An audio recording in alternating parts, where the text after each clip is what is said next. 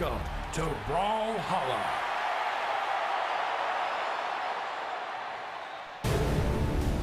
Ladies and gentlemen, welcome to the Championship Sunday inside the Cobb Galleria in Atlanta, Georgia. Wow, we're finally here. We started with 600 plus competitors, and now we're down to only top 32 remaining in the singles tournament and top 4 remaining in the doubles tournament. We're in for a wild day of intense matches. Welcome back to BCX 2022. I'm your host, Win Ann, better known as White Sheepy, and I'm joined by Duke X Fam, Sparky 878, and of course, TWK Smash. How are you guys doing today? This weekend has been an absolute dream. 2 years in the making of not being able to see friends and family in competition of this level. And everything that has been happening so far it's beyond what the script could have written. It has been absolutely insane. I don't think there's a big enough thesaurus to describe just the sheer amount of amazingness that has happened this weekend. There hasn't been a boring part for virtually anybody here at any level. That means the mainstream has been lights out. The side stream over on twitch.tv/ProBrawlhalla has been lights out. The pools stations have had crowds around them because we have so many strong players, so many incredible players that are here that you can't fit everything on this stream or that stream or even another stream or even probably 10 more streams. Yeah, I just love the diversity of support that we've been getting here. You know, this is one of the few times this year that we've been able to have competitors from different regions fighting against each other. So you get that community just clashing together, everyone cheering for their own region, their own favorites, maybe outside their region. I know I was screaming pretty hard for a lot of the South American matches, but man, it is just electrifying. It really is wonderful to see everyone here and the communities, the countries represented, everything, and everyone's been giving it their all. Okay, so we've wrapped up 2 days so far, but we've still got plenty of matches to go on this Championship Sunday. But before we go into too much, let's take a look back at the first 2 days. It has been over 2 long years, 1,000+ days, $500,000 on the line. Champions will be crowned all weekend long. Everyone, welcome back to Brawlhalla World Championships.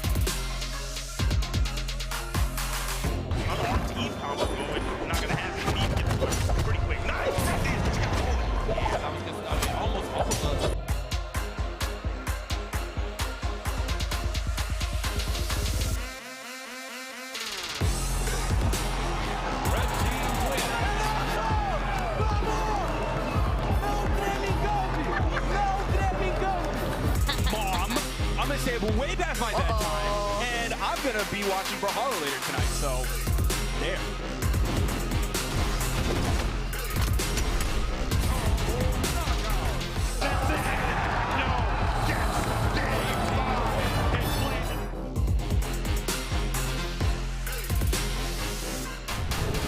And now let's take a look here at day 2, because we just saw day 1, and that was so incredible and exciting. But day 2 had so many different matches, singles matches happening here that were just electrifying. Duke, tell me some of the things that you remember from day 2. I mean, we started off with a bunch of best of 3s where they can only get so intense because there's so little time inside of those matches. But then when we got into the best of 5s, we started seeing that condensation of skill. We saw so many amazing matches and so many heartbreakers, so many people getting knocked down in surprising fashion. Oh my goodness, I'm just enthralled by the clips here. Sparky, tell me really quick, what was day 2 like for you? we really saw how brutal competition is. We saw everybody here hugging, having fun, seeing their friends. But when it really comes down to it, players like Simple started off at top 32 on the lower side. Asmodi on the lower side in top 32. Machete, Zyder, the Ninja, Delta.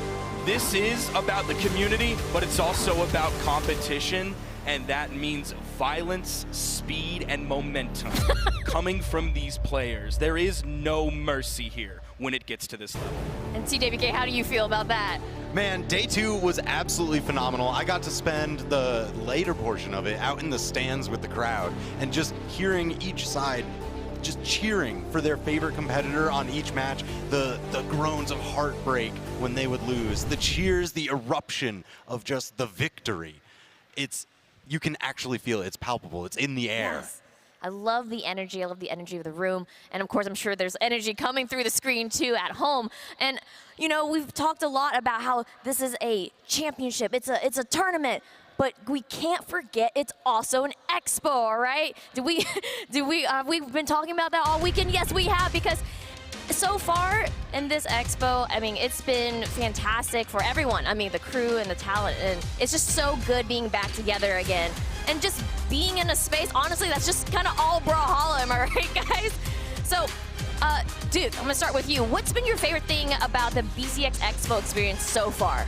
I mean, it's definitely been about meeting people. I mean, we got to see the Jae-Yun cosplayer. There was also a Nyx cosplayer as well. The fact that people care so much about this thing, that they want to get dressed up for it, that they want to have people were asking for our photos, and I'm just like, I'm a guy. I just say words into a camera, and people like it sometimes. But it's just like, it's just been an insane experience. So many people have come up and told me the story of like, I've been playing since 2016. This is like one of the few games that have really stuck with me. And it's just like, it's so heartwarming, all of that just like conversation with people and just like humanization of these faces that I've just only known as a screen name on Twitter. It's that, like, that's something you can't get anywhere else. I absolutely agree with that. Sparky, I want to hear your experience too. I said it earlier, it truly is a celebration of the community, the entire community. That means me getting to sit down on the desk and do this with my best friends in the world. It means everybody out there, the fans, getting able to watch their favorite players, the people they've been watching for years and years on the main screen, the players getting to finally come together and test their might against one another,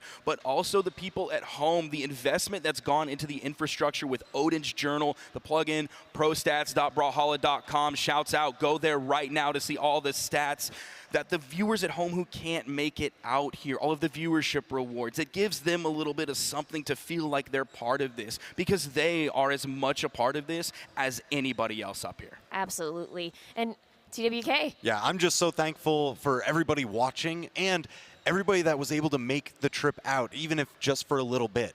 You know, asking for photos, being excited to see me. No, I'm excited to see you. I'm like, thank you so much for coming here, for being part of the community, playing, making friends within the community. I saw some people getting ridiculously hype over games of like Connect 4 and, you know, the beanbag toss and everything. That's called cornhole. I didn't want to say that on dad camera. hole. I was trying Yeah, to. or regionally, You know, dad hole as well. I'll let you do that. That's more your brand. It's okay.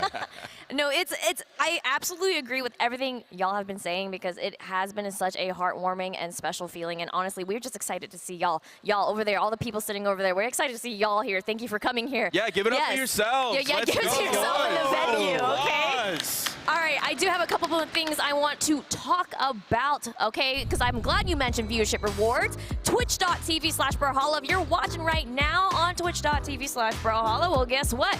You can claim and earn some free exclusive items that you can unlock in Brawlhalla. And of course, if you're here at the venue or if you're online watching too, you can actually get some merch, official BCX merch here from spiff.space/SpiffXBrawlhalla. You see the link right there. Use BCX free for free shipping this weekend. And not only do we have Spiff stuff, we got some Yeti stuff. The Yeti.com/Brawlhalla. They got some new stuff that you can pre-order, and they have a restock of the previous t-shirts and pins that they had last time too. You don't want to miss it. This is official BCX merch, because I know you guys here and at home always asking, where can we get some Brawlhalla merch? Now's the time to do it. Don't miss out.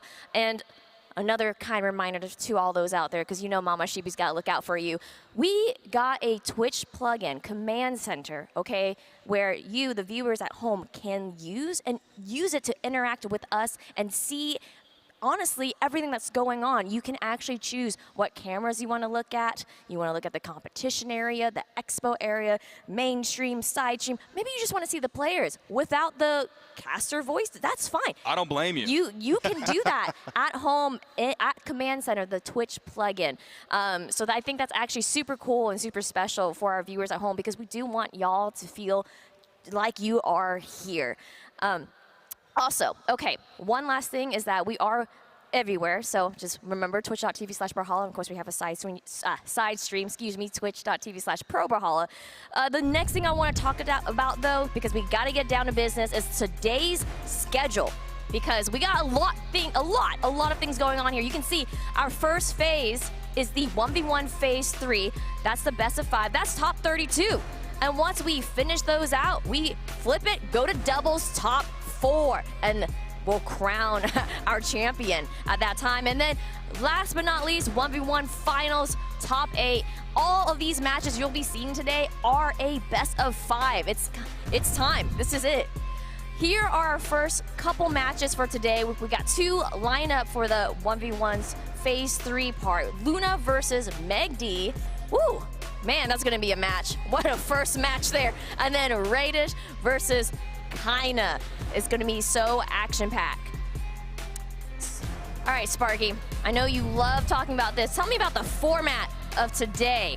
We already saw phase 1. It was a double elimination best of 3. Then we moved on to phase 2 in our top 128 for a double elimination best of 5. And now today we are in phase 3. It's a top 32 for 1v1s and the top 4 for 2v2s. Now there's been a lot happening on the side stream and even on some of the pool stations so far. But the matches you mentioned, that Luna versus megd match, that is going to be a top 8 qualifier match. But of course, with that tournament format, you know, comes that big money, that big glory, $250,000, not total, that's per game mode, ladies and gentlemen. Woo! This is life-changing money, a life-changing experience. I'm having a life-changing day, and I know that's going to extend to us, the community, and especially the players. Yeah, that is a big chunk of change, if I can say so myself here. And I want to also clarify that, yes, what you said, double elimination, best of 5. All the matches you will be seeing today are all best of 5.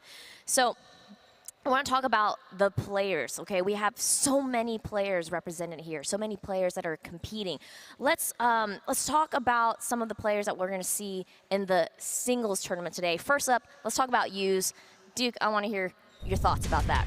The South American, he kind of surprised a lot of people coming in yesterday with that Ada. He's been taking names. He's been looking so good. He's, again, we talked about this yesterday, he's one of those people who flies under a lot of radars. He's not on people's top South Americans to watch, but after his performance yesterday in the 1v1s, he's definitely earned his spot in the top 32 of things today and shown why people should be keeping an eye on this South American.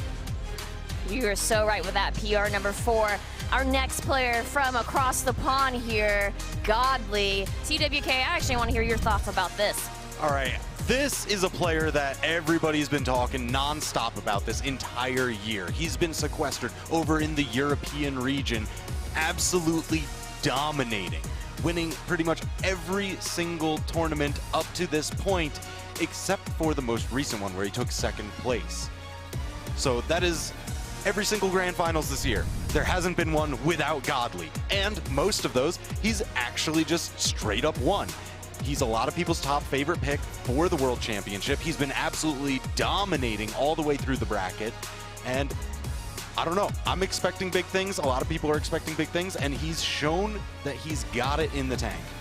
Well, there's a lot of other people expecting big things from this next player here. Luna. Sparky, I want to hear your thoughts about Luna. A lot of people think going into this one that Luna is going to be the 1v1 champion. Of course, hailing from North America, was your 1v1 mid-season champion. Did have some interesting sets, though. Game 5 situation against Klim in Phase 2 of pools. Even a 3-1 against Blue Guys. But the big one I'm looking at is a 3-1 against Boomy. That means Boomy's in the elimination bracket, and Luna is still on the top side. Yeah, for sure. And you know what? Speaking about Luna, we can't forget a classic, a legend himself, Boomy.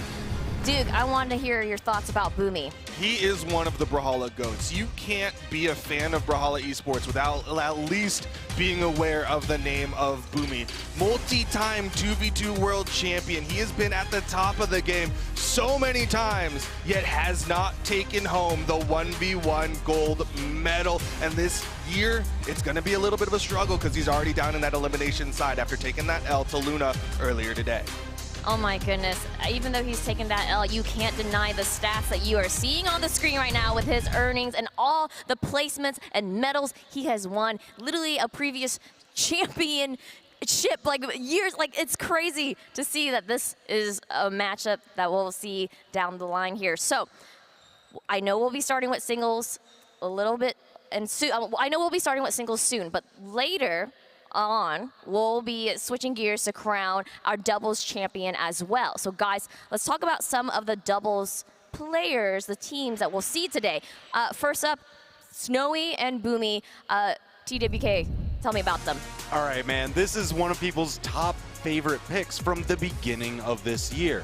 You know, Boomy, he took a little bit of a break leading up into the World Championship, but prior to that, Snowy and Boomy, constant predictions of top 3. Every caster, every player, every fantasy bracket was just looking at, okay, where is Snowy and Boomy gonna fall? Do I have them in my bracket path? Because I'm quaking in my boots. They are absolutely crazy. This Cross and Onyx composition is a lot of people's favorite. It has immense power, crazy space control, and if you get caught out, you could lose your stock in 2 seconds flat.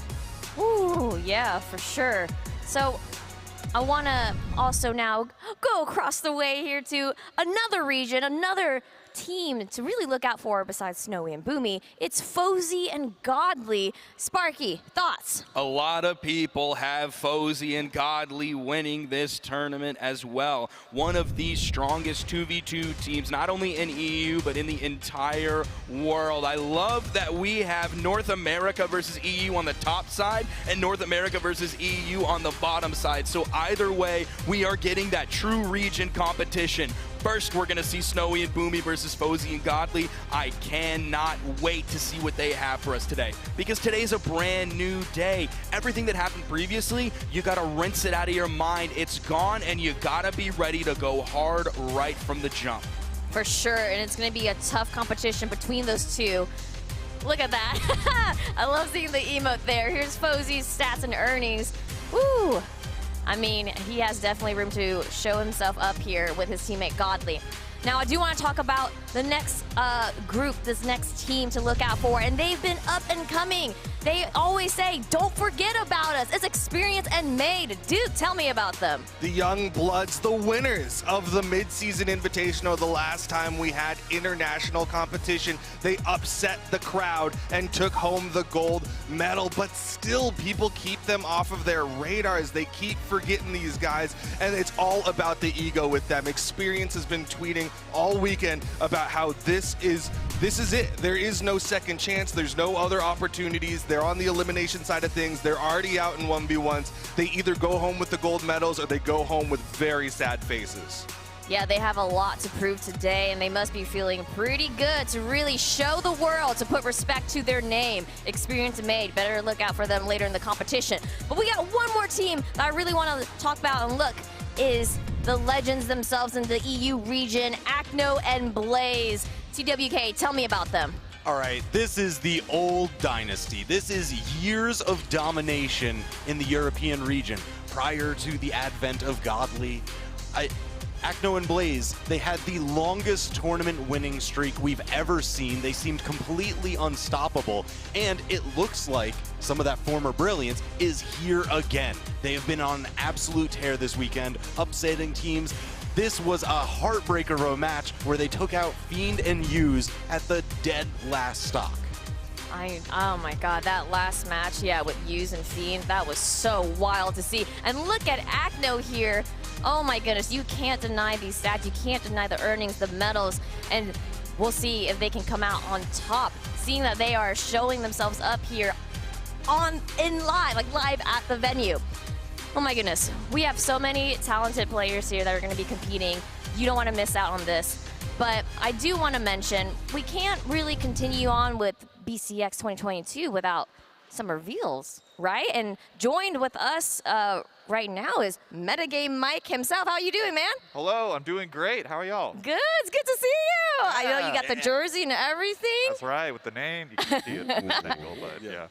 Well, I hope you've been enjoying the expo and the competition, but of course, like I mentioned, we can't really continue on without reveals, right? I mean, it wouldn't really be the same. Yeah? Yeah. Yeah, chat at home. I know you're probably asking what's going on. What's Sheepy saying? Well, I am happy to show you guys maybe what's upcoming and next.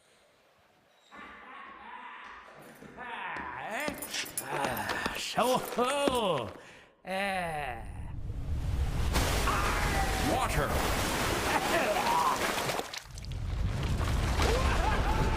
Earth. Fire. Air.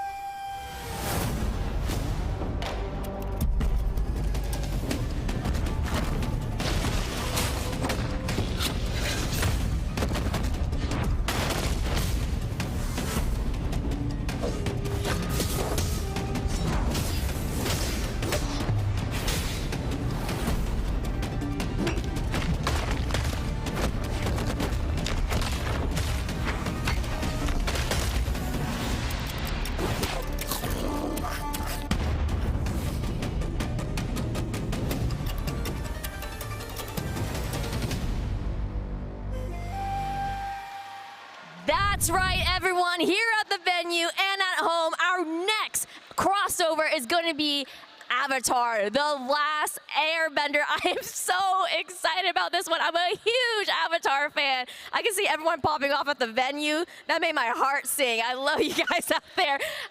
Oh my goodness, thank you. You can hear let's them go! screaming. Let's talk about this though, because we've got 3 epic crossovers coming.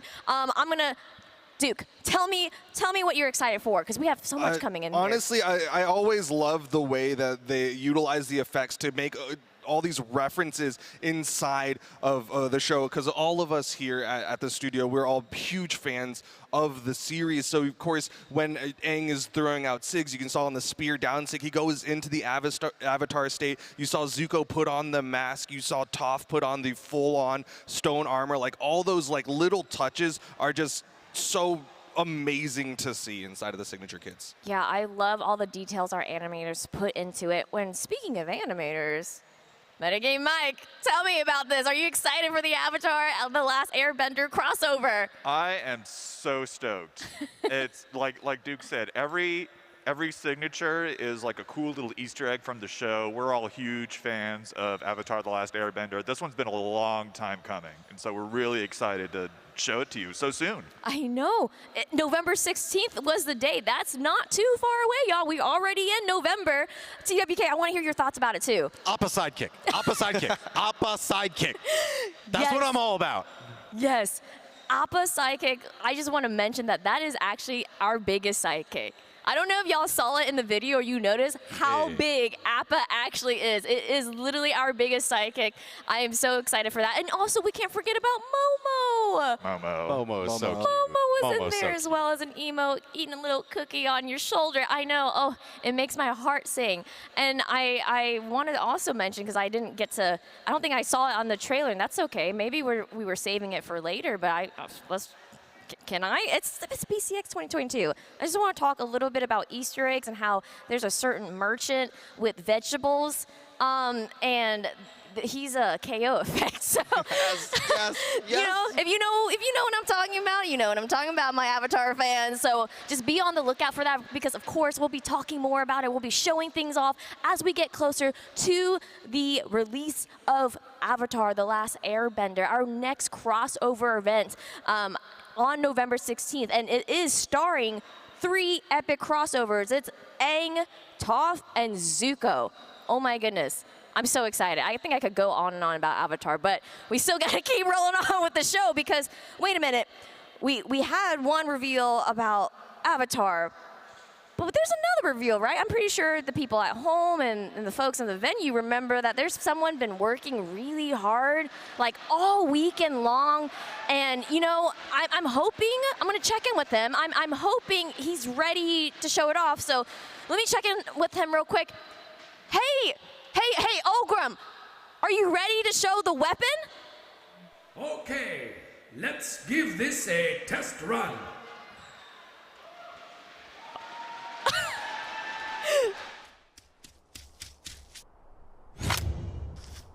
How do they fit?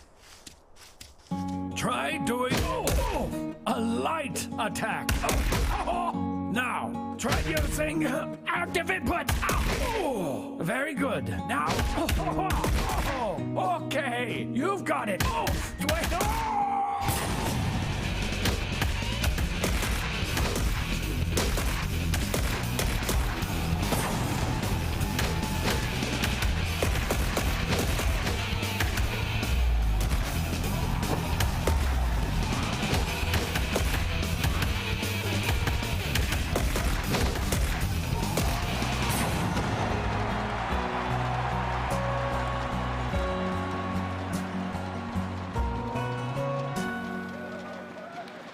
That's right, y'all saw it here first. The next weapon is our battle boots. Oh my goodness, the crowd just now, you guys are making my heart sing. Oh my goodness, I was like wanting to cry and everything. I'm so excited that you guys are excited for it. But yes, you guys have heard it here first. Our next weapon is battle boots. And for those who are here attending the event, yes, those all of you sitting all over there, you guys will get a first look, an early demo of it too, and play it for yourselves.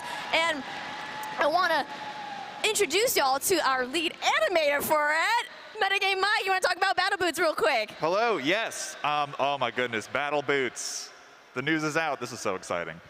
Yeah, it's been a really fun weapon to work on. Now, I don't want to give too much away. Ooh, okay. A lot of the fun is discovering how it works. But it's a really fun, fast, fluid, fun to play, fun to watch. I think it's going to have a lot of fans. Yeah, TWK, you also worked alongside Metagame Mike about this too. So TWK, thoughts? Tell us, battle boots. Yes. Oh, this is like probably my new personal favorite weapon. Like, it is just an absolute blast to play. And I know, like, when we were kind of like dreaming this up, the main keyword was, okay, yeah, active input, flow, crazy fun.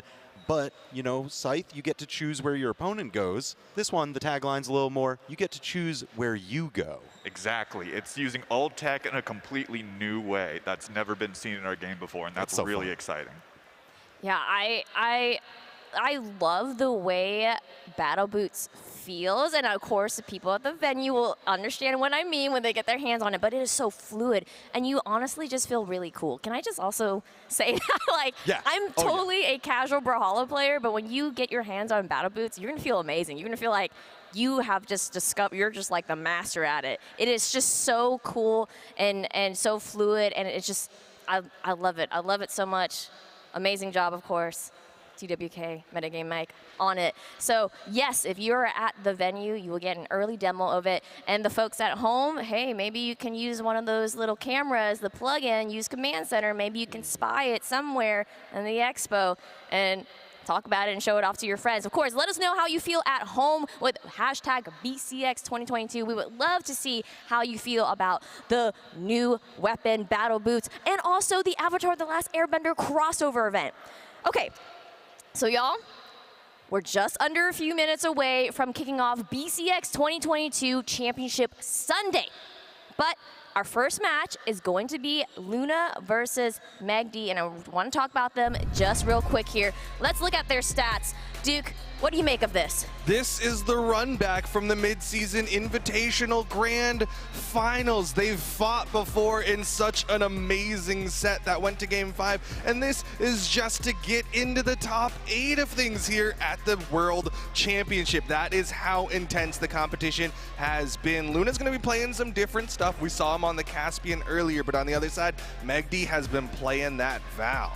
Oh my goodness, I honestly don't even know who to root for, because this is rough. This is hard. This is going to be a heated battle for sure. Now, I do want to go over and have some very, very quick predictions. I'm going to go backwards here. I'm going to go this way. Oh. So, Luna versus megd, TBDK. Who do you think is going to come out on top? Man, you know me. I'm a numbers, I'm a stats guy.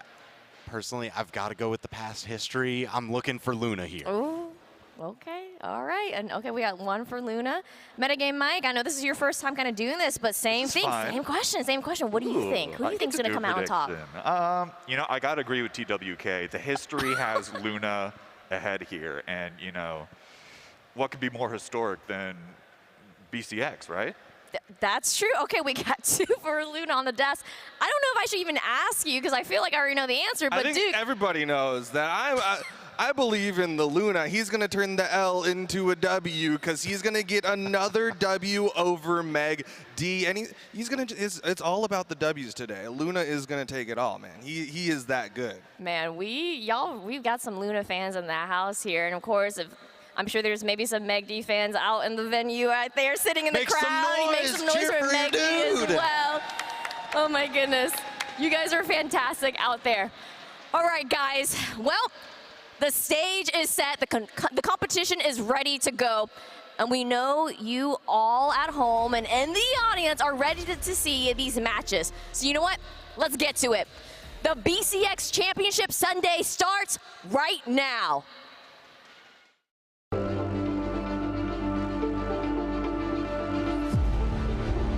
Everyone, welcome back to Brawlhalla World Championships. 3, 2, 1, brawl! $500,000 on the line. Champions will be crowned all weekend long. Miss Bodie, lots of tools in her toolkit. 3 for 3! That's a perfect scale! Game 5. Can he make it back through the Stingray edge guards, or is it over for JD? Can you believe it?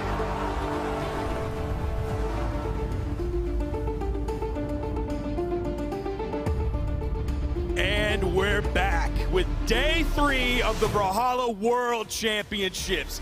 Day 1 was fun. Day 2 was fun. Day 3, it's serious time here. We're in the top 32 of 1v1s, even getting into the top 16 of 1v1s. I'm Sparky, and I'm joined with TK Breezy. And as you guys said, I mean, as you heard, 500,000 on the line. So we're ready to play for the big bucks. We're ready to hand out the cash. But how much cash are you getting? That's what we're trying to figure out right now. And also, just real quick before we get into this, I guess those rocket boots, bro. I'm sorry. Yeah. I said 2 weapons. I said it was either Morningstar or some boots. And the first legend has to be boots and gauntlets so I can fully throw hands. That's all I want. The most disrespectful weapon that I think I've ever seen in Brawlhalla now. If you get a victory with that, like you're just stomping all over your opponents, okay? 100%. But yeah, man, as I said, we're gonna get into some good matches, man. It's gonna be a wonderful time. I have enjoyed pretty much everything that I've seen so far, but we gotta start crowning some champions. Top 16 right now. We will get to doubles after that, and then top 8 after that. But we got to see who's even making that top 8 as we go through this top 16. On the screen, we have Luna and we have megd, and I'm ready. I'm pretty much, I'm excited for this match. Now, the people at home saw the stats on the screen, and Duke talked about it as well. This camera angle, though the fits have changed, actually probably not very much on megd's side. We've seen this camera angle before. This is exactly what we saw at the mid-season invitational. You saw the record was 5-3 TK. Those 5 victories for Luna all in 2022. This year between these two players has been the year of Luna. This year in 1v1s for North America has been the year of Luna. He wants to continue that. He wants to further prove himself, not only against North America, but against EU, South America, Australia, SEA, the rest of the world. That's exactly what you're going to get here at BCX with so many competitors from so many countries showing up.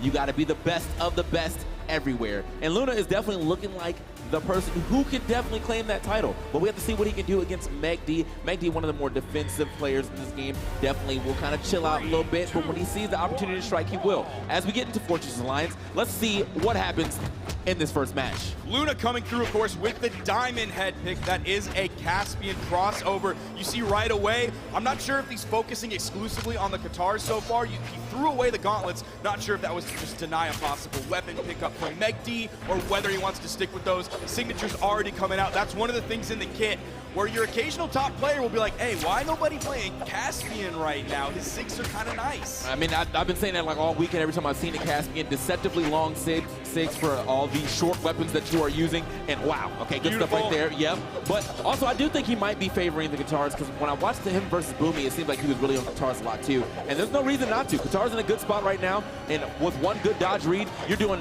max damage, so let's get it.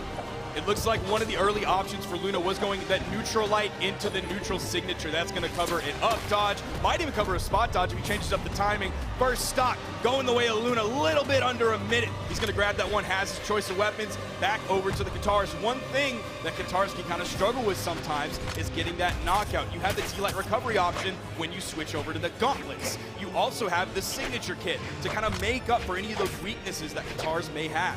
I mean, you can see Luna just kind of chasing down Meg right now. Meg playing pretty elusive, was trying to get a weapon, actually, threw that away immediately, but back onto the sword. Hopefully he's able to make something happen. That's going to be a weapon toss that misses for Luna as well. Now, unarmed, trying to get past Meg. Meg looking for the jump, not going to get it, but is almost, not even enough right there on the recovery from the ground.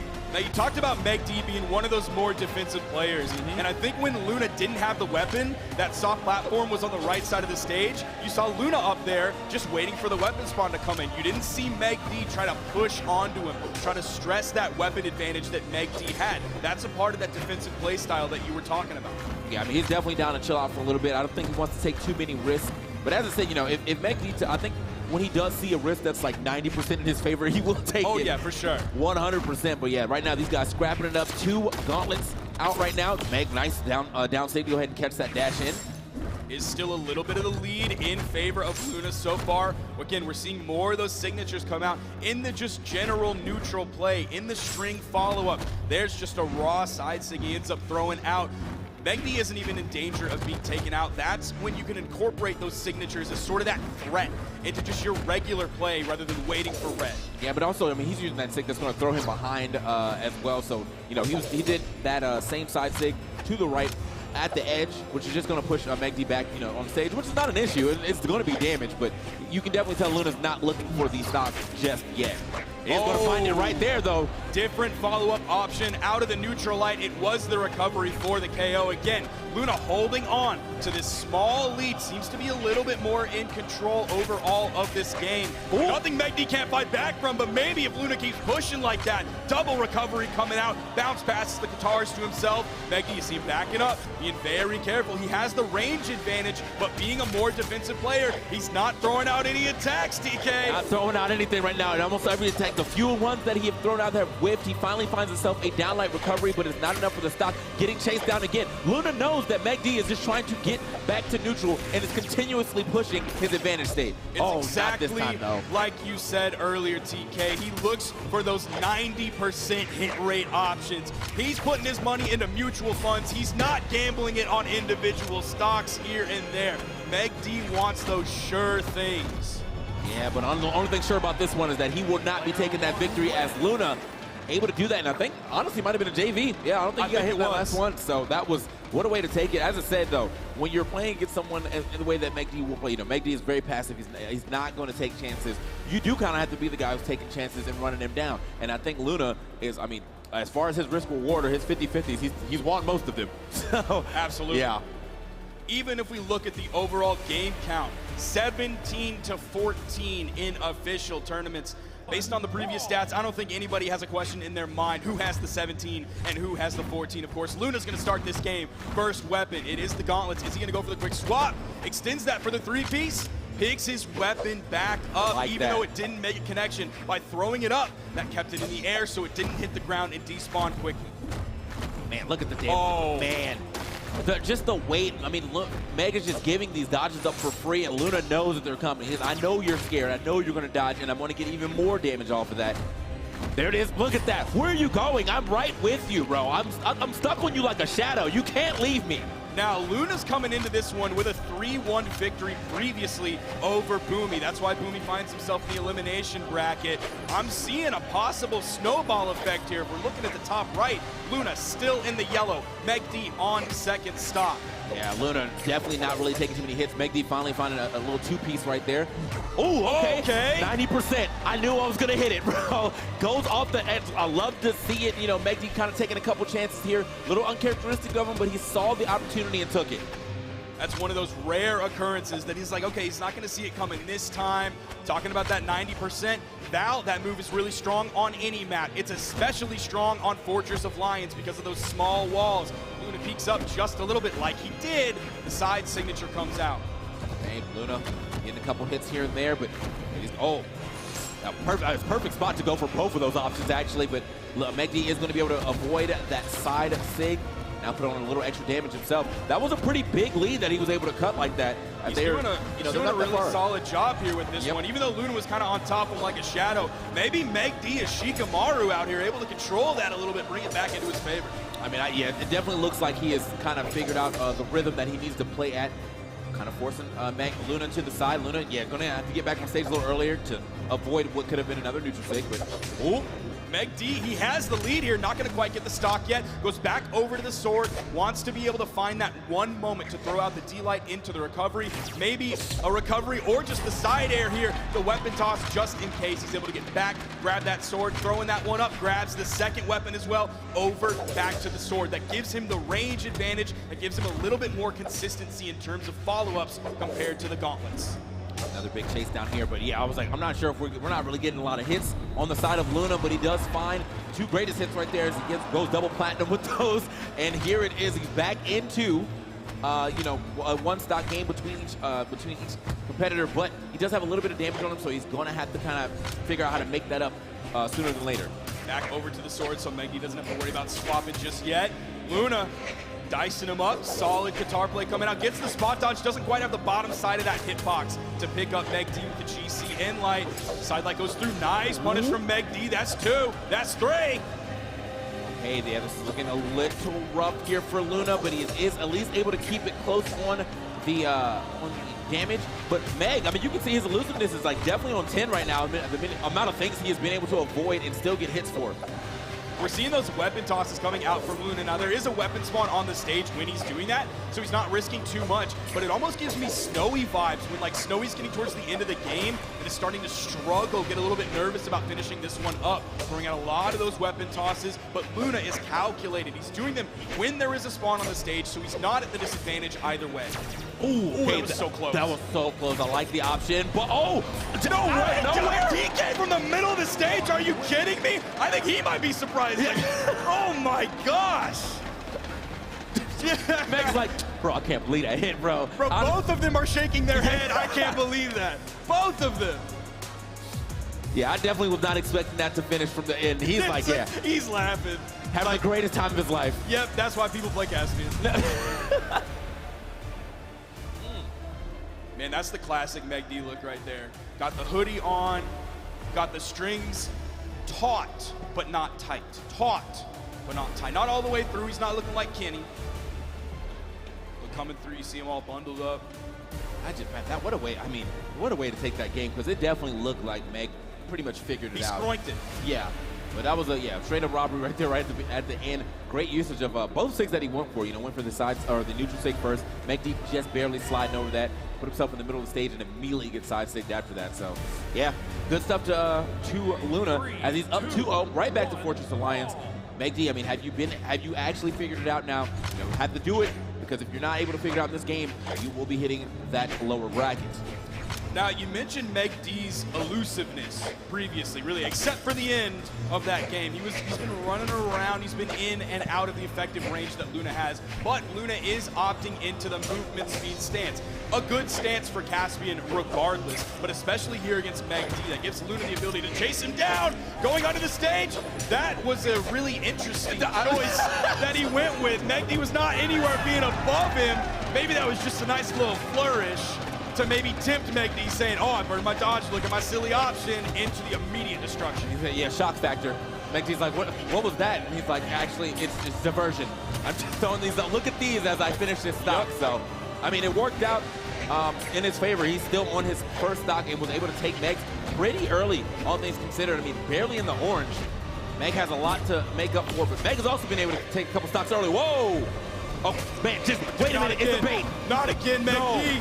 Not again, megd does have the gauntlets, reaching up, takes the stock. And I was looking at the top right thinking, all right, this is a good start for Luna, but then I remember last game, and the lead was taken yet back again from Luna by megd, but then think a little bit further towards last game, and it ultimately didn't matter. Yeah, I mean, I think that's good that megd is not allowing these leads to, like, fully rack up on him, but at the same time, you know, still has to find that last stock first, and that has escaped him twice now, potentially 3 times if he's not able to take this game, but Luna now pushing him off the... Okay, man, he's been wanting that side stick for a bit, but in that exact position, that would have been super scary for megd.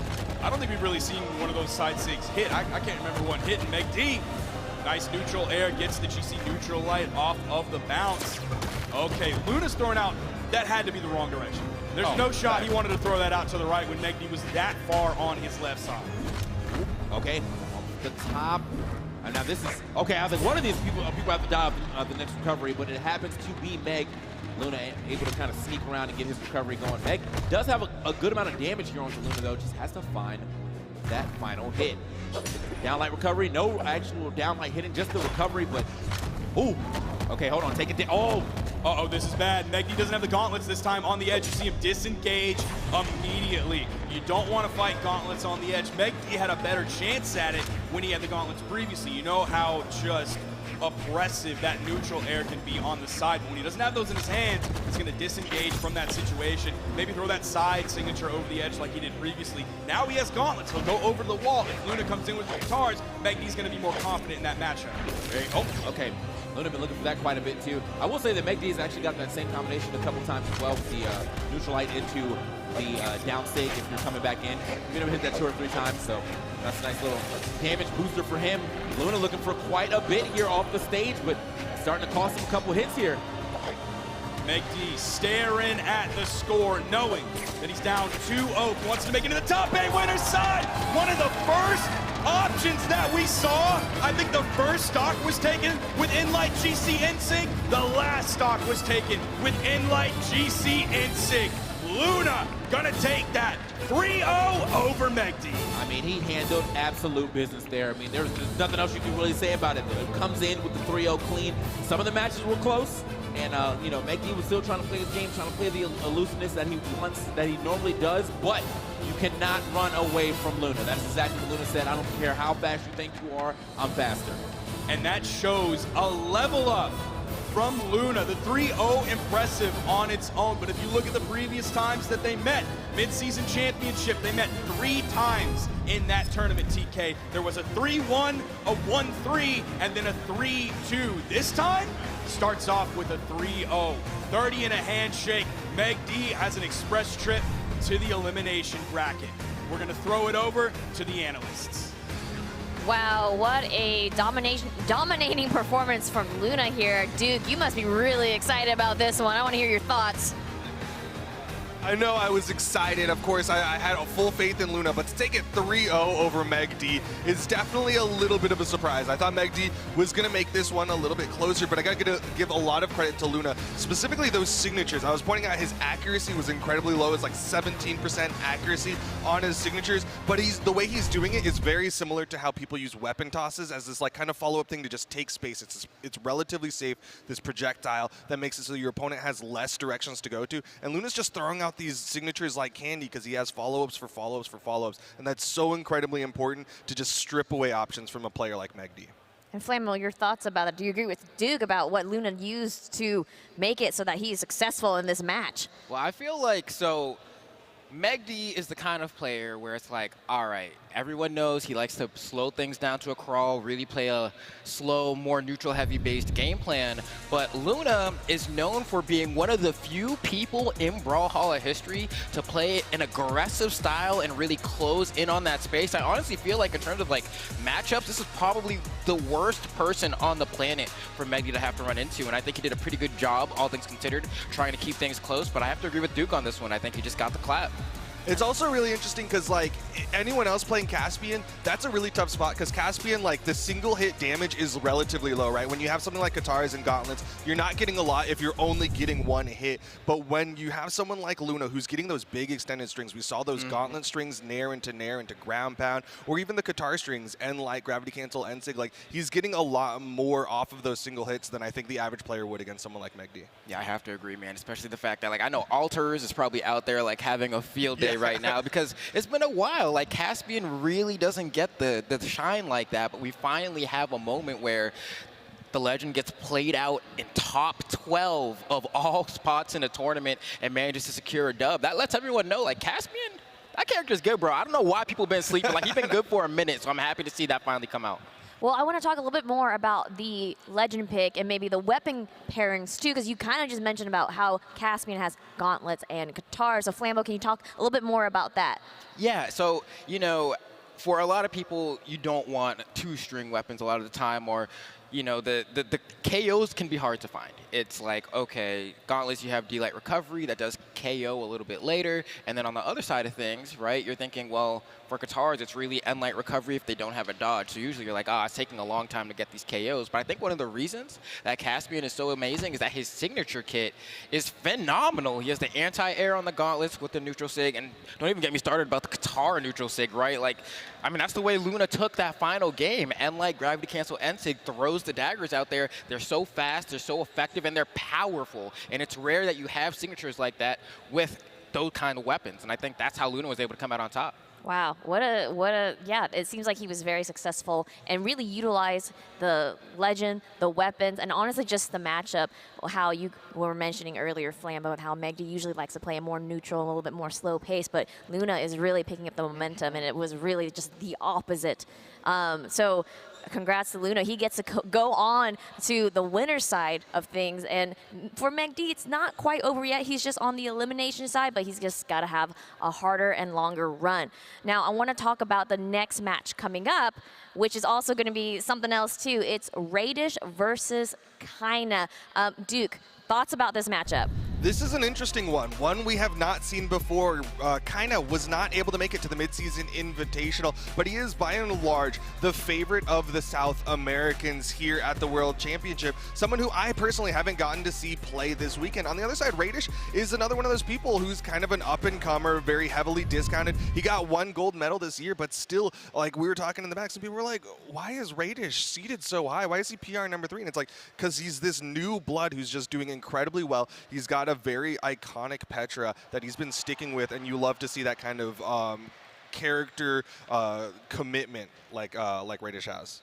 No, I have to agree. I feel like there was a moment in time where Radish did like flirt with Rayman for a little while, and then Petra is like the spirit animal. He was like, okay, this is the legend for me. And so with Radish coming into this match, I'm extremely excited because Kaina, we've all been waiting to see what Kaina can do. Everyone knows Kaina's a force. Kaina's kind of nice, haha, right? But it's like, what is it going to be when you have 2 players who have never played before, but we know are both destructive within their own regions? And South America has been the favorite this weekend for a lot of people here. They want to see South America take it all. And normally, I've been pretty NA biased this weekend, but I kind of want to, I don't know. I'm like, I love Radish. I really do love Radish, but kind of, I don't know. But let's look at what Twitch chat wants to say, too, because they are also thinking Kaina, you know what I mean? Like, 67% here are rooting for Kaina. And I want to talk a little bit more about Kaina, too, because, yes, Kaina is PR1 for the South American region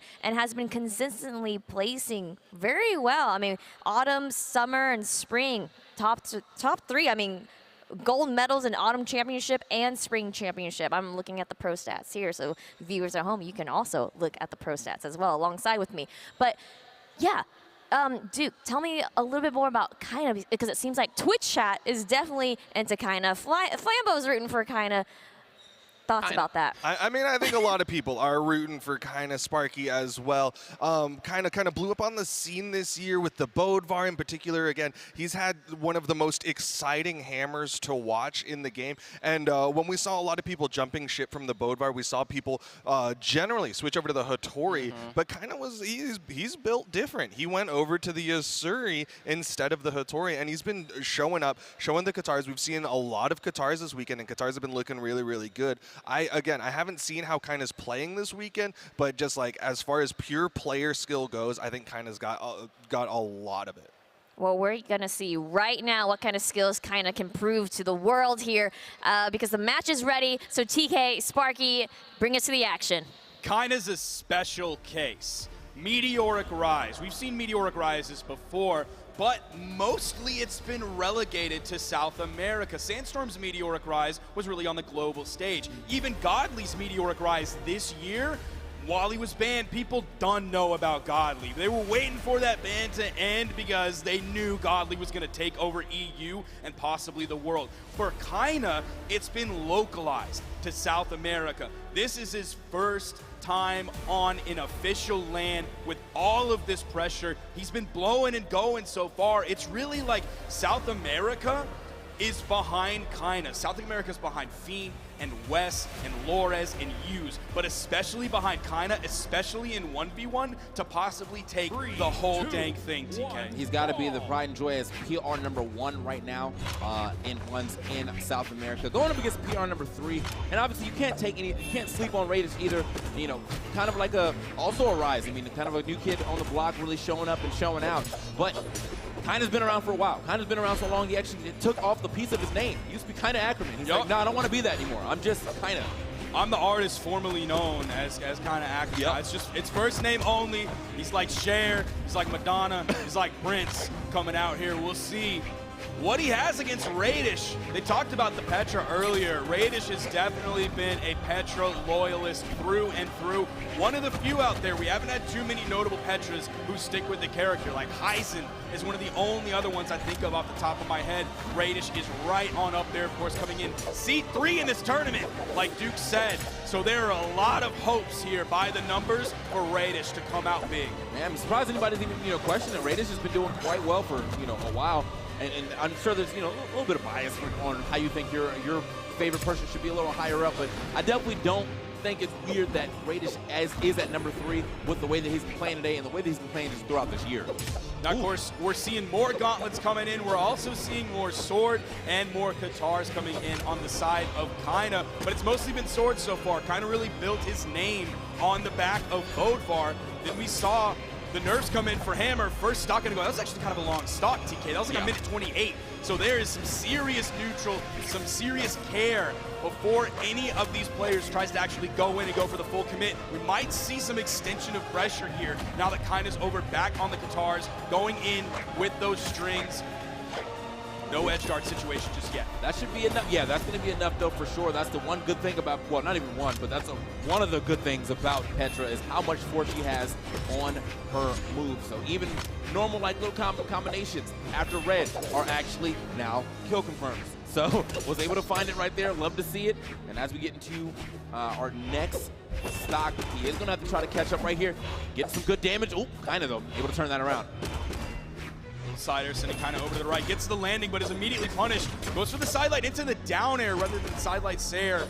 That's the regular option, but maybe wanted to set him into an edge guard, sending kind of over onto the wall. Maybe attempt to dunk, maybe a big down signature. Neutral signature, the active frames make connection.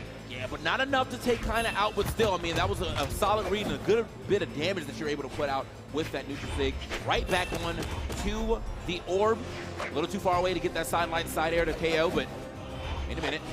This time, is going to be enough, even from the middle of the stage. I mean, just so much damage being added up off that sidelight side air, but then on top of that, he was already getting sent pretty far off the first one, so it was only a matter of time so that I was going to take out. Radish actually catching a little bit of a lead here. Does have to avoid most likely. I was going to say recovery with the side air works as well. We got white stocks, we got white skins here, we got these two legends of their own regions coming in. Radish coming off a 3-2 victory against Sneeze, Kinda coming off a 3-1 victory against Jet Bean. D-Light recoveries coming out from Kinda here. The damage trading between these two. Side air sending Radish to the left. That's gonna be an easy punish for Kinda. Yeah, he was just rolling across the ground right there with that recovery. Kinda was already in position. So I am seeing a lot more of that, what you were talking about earlier. You know, we're seeing the sidelight to the down air. He's going for reads more than the actual just guaranteed damage of the sidelight side air, which, I mean, if it's off stage, 100% understandable. Wow, the Shoryuken, but not enough. Way high up, though. That means Kinda is, I mean, he's hurting. He flew pretty far. I think the next SIG should be able to do it, assuming he finds the right spot, or the next sidelight side air. Wow. Destruct right at the end of that game, man. Radish went on an absolute tear. The end of that game was completely in Radish's control, especially off of that weapon control. He wanted to make sure Kinda didn't have the option to pick up the sword, to pick up the guitars, and bring the game back in his favor. It's going to be game one going the way of Radish. It's going to favor the higher seed here, at least so far. Yes, sir. And so Kinda, I mean, obviously putting up a really, really good fight. And, you know, clearly, that could have went either way. I think there was a decent amount of damage there on Radish where if Kinda was able to force him off stage, he could have got a clean edge guard and taken the game as well. But Radish not allowing that to happen. Radish looking about stoic as possible, as this is a very serious moment in this tournament. We are in top 16 trying to break into some top 8 action. And, I mean, whoever gets there has got to be sitting pretty. I mean, sitting on the winner's side of top 8, it always feels good. That's a nice start. You saw him waiting. He wanted to extend that string as long as he possibly could. Got nice 2 strings in there, 2 little mini strings. Didn't get the third one that he wanted. See, being a little bit careful here. Not throwing out hardly any attacks, and Radish doesn't mind whatsoever. Gonna even up that damage, even though Kinda started this one off strong. Swapping back over to the sword. More of the cover weapon. That's the dunk we were expecting earlier. Kinda running out of jumps. Radish, huge lead. I mean, yeah, phenomenal lead right there. And also the threat of that second one coming out didn't even put any extra charge on it, and it was still super close to hitting Kinda. And, well, in this game, there's no such thing as a sour spot, so if you get hit, you get hit. Okay. Not in the area whatsoever to punish that one from Radish's neutral SIG. Kinda looking for his way in. He's just getting outranged. That orb dare is so scary. Get a good angle and attacks that, also kind of keeping you pretty far away because you are kicking it. So always like to see that. You don't got to try it every now and then. Go ahead and put that over the edge. Try to catch someone maybe standing a little too close, or at least force them to think about how close they are allowed to stand. The movement right here from Radish. Moving around kind of quite well. Kinda definitely has to find this stock. Radish reaching a little too hard there, and he is going to lose that stock for it. Now we're seeing a little bit with the guitars in hand what Flambeau was talking about earlier. The struggle to find those KOs. Like we saw the neutral light into the turnaround neutral light and then the follow-up recovery. The reason that happened is because the dodge was caught.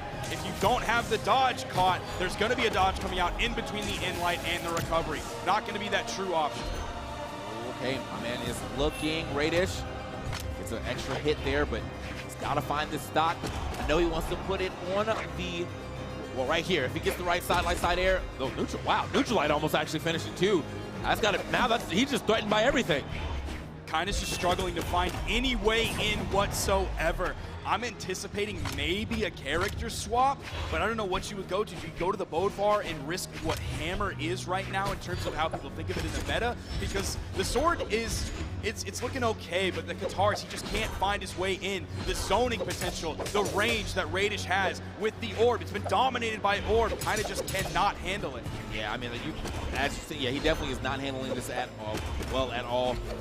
We are now about to lap Kinda in percentage, or in damage, but Kinda, man, has to do something to get back into this match. I am starting to see a couple more hits connecting here. Almost got almost got a 4-piece if he was able to hit that second side down light, because he would have went right into the recovery. And I don't know if that would have taken the stock, but definitely would have been a good amount of damage. That should be able to take the stock clean with it too. Love it. I was a little bit sad there because we only saw the neutral light as the beginning punish, and it was like, man, I wish Radish was on the ground because then we can hit the D light and then go after it. But Radish might be cleaning this one up here. Does not have a weapon, but kinda does not have any jumps. Game 2 goes the way of Radish. Not a JV2, but close. And kinda has to find something different. He has to switch it up here. The Yasuri is not working. Okay, I think we... It's the Koji. Okay. It's the Koji. Yeah, got a little swap here. I was wondering, you know, because, yeah, again, you said the Katars were not looking that great, so he does manage to keep the sword here while also threatening a little more range with the bow. See if this works out for him. This is his, you know, last-ditch effort, potentially, if he's not able to take this game. But, you know, you need the game. You need to get a game to start rolling, you know, or otherwise you're hitting that losers bracket relatively soon. Radish has been looking, you know, he's been playing out of his mind, to be completely honest. Now, other than the range, I'm wondering if Kinda just has major matchup inexperience against Orb. I mean, a lot of people have matchup inexperience against Orb because, I mean, who's really playing Orb Legends that we've had in FCO this tournament, and then we've had a couple Petras, and that's mostly it. So a little bit of matchup inexperience. The range was really punishing him earlier. He does have a level 64 Koji on the side of Kinda. This is his 6th highest leveled legend. I think that's actually a pretty good point that you make there too, because, like, you know, when the hammer was still good, there was a lot of Thor. So obviously you got a lot of Orb right there, but that was a while back. So you might have actually forgot what Orb is doing. And this is a good start though for Kinda. I mean, he is one good hit away from taking this first. Okay, that felt disrespectful for some reason, but point blank, yeah. But just bounce, grab it back up. And we're seeing this sword play. This is the sword that Kinda fans wanted coming out. Even being on Koji means you're going to be a little bit harder to punish with all that high dexterity, D-light recovery. Kinda bringing this one back. Had the option to go to the bow. No siree. He just feels better on the Koji sword. His sword is so much better than the Asuri was doing previously. Yeah, I mean, I think one of the things too, I think I noticed, Kinda really didn't throw out that many SIGs. And I think Koji has a couple more SIGs that he's able to throw out in a better fashion. Oh, no. Damn. He just never has the jumps for this. But that's Radish. That's because Radish continues to just push him down and down until, like, the jumps just don't even matter anymore. That is probably like the 5th stock he's lost like that. The edge guard pressure that comes out from Radish is unparalleled. He's just stopping Kinda in his tracks. Kinda's so afraid of getting hit that Radish doesn't even have to find the hit. Okay, looking like Kinda, oh man, another recovery, might have been able to do it there. Didn't pull the trigger on it. Didn't even get the soft platform landing, so everything was set. But he had just maybe not expected Radish to come straight down like that. Nice. What a two-piece. All right, down air into the side air. Drifts over there and finishes that stock.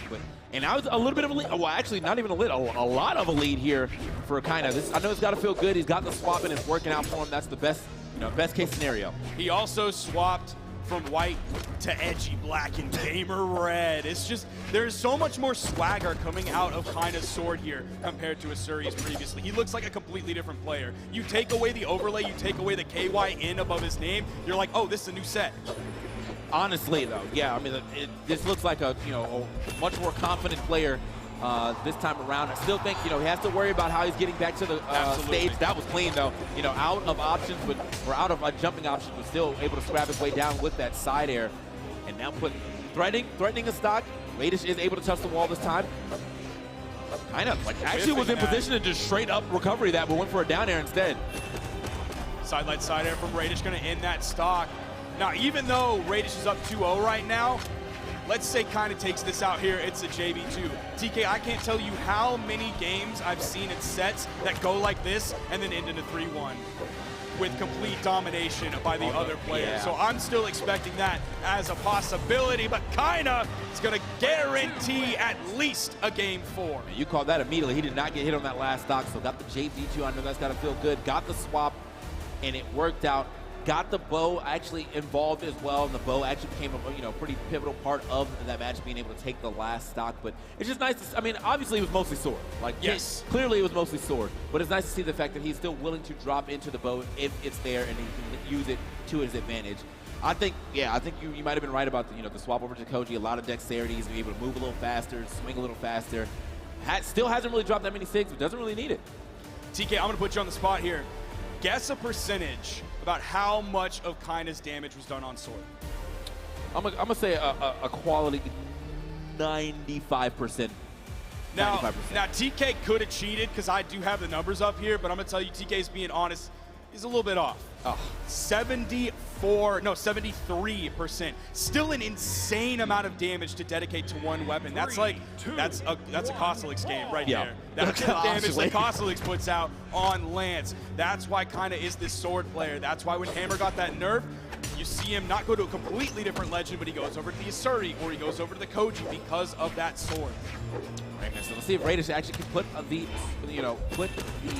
hands onto Kaina this time around. As you said, you've seen a lot of these situations where it looked like someone's going to rally back, and then the player who was already at 2 just figures it out. I was like, actually, no, you're just playing a different character. I remember how to play again. I'm back in it. Not looking like that just yet, but no one's really got a solid lead until that little moment. Kaina now pushing Radish off the stage. Radish, great evasion to get back to the stage, though. Now turned into his own edge guard, but this is going back and forth. Both players are on their comfort weapon here. Kaina did start this one out with the bow, swapping it over to the sword. Radish was charging that, hoping Kaina was going to fall into it. He did not, and he got a nice punish. Didn't get the stock quite yet, though. There's a weapon spawn, but it's favoring the side that Kaina is in. Radish gets through, but it's not the orb, it's the gauntlets. We'll see if he can get some damage added up before he falls. Next spawn comes in, it's a sword for Kaina. So Kaina's on his strongest weapon. Radish is going to fall, but if he had orb in his hand when he fell, that means that the next weapon he would grab here is the gauntlet. So that's actually sort of the best case scenario, because now he's going to have an orb in his hands.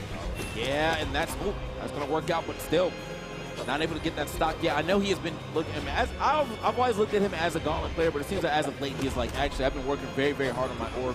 And, as you had said earlier, a lot of people may have not been super familiar with the orb as of late. Does get that stock by the drop down Sair. And he didn't take too much damage. Going to be right back onto the orb, see if he can get some good pressure and damage started early. Oh, ooh, nice. Coming out from Radish there. Got the dodge initially, the back-to-back neutralites. There's yet another neutralite.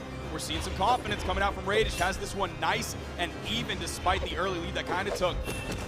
Sidelight side air, goes back, attempts the reset, sees Kaina in the air, the recovery comes out. Radish has to, yeah, I mean, this is, I like the way that Kaina's playing this too, just patrolling a lot of the ground here. Radish, struggling to get down and find some footing with Kaina just being so close to him all the time. Now, you've jokingly said in the past, intense neutral.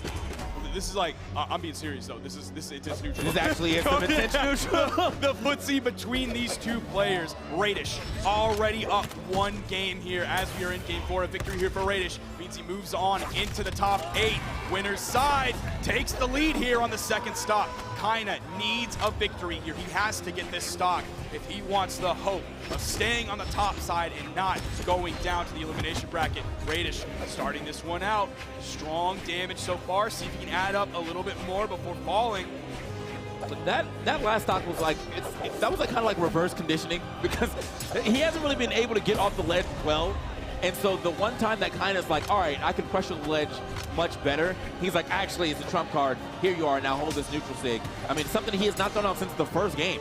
And I mean, obviously, probably kind of forgot about it, but it got him the stock. But I mean, we're going to keep it pretty even as we get into the last stock.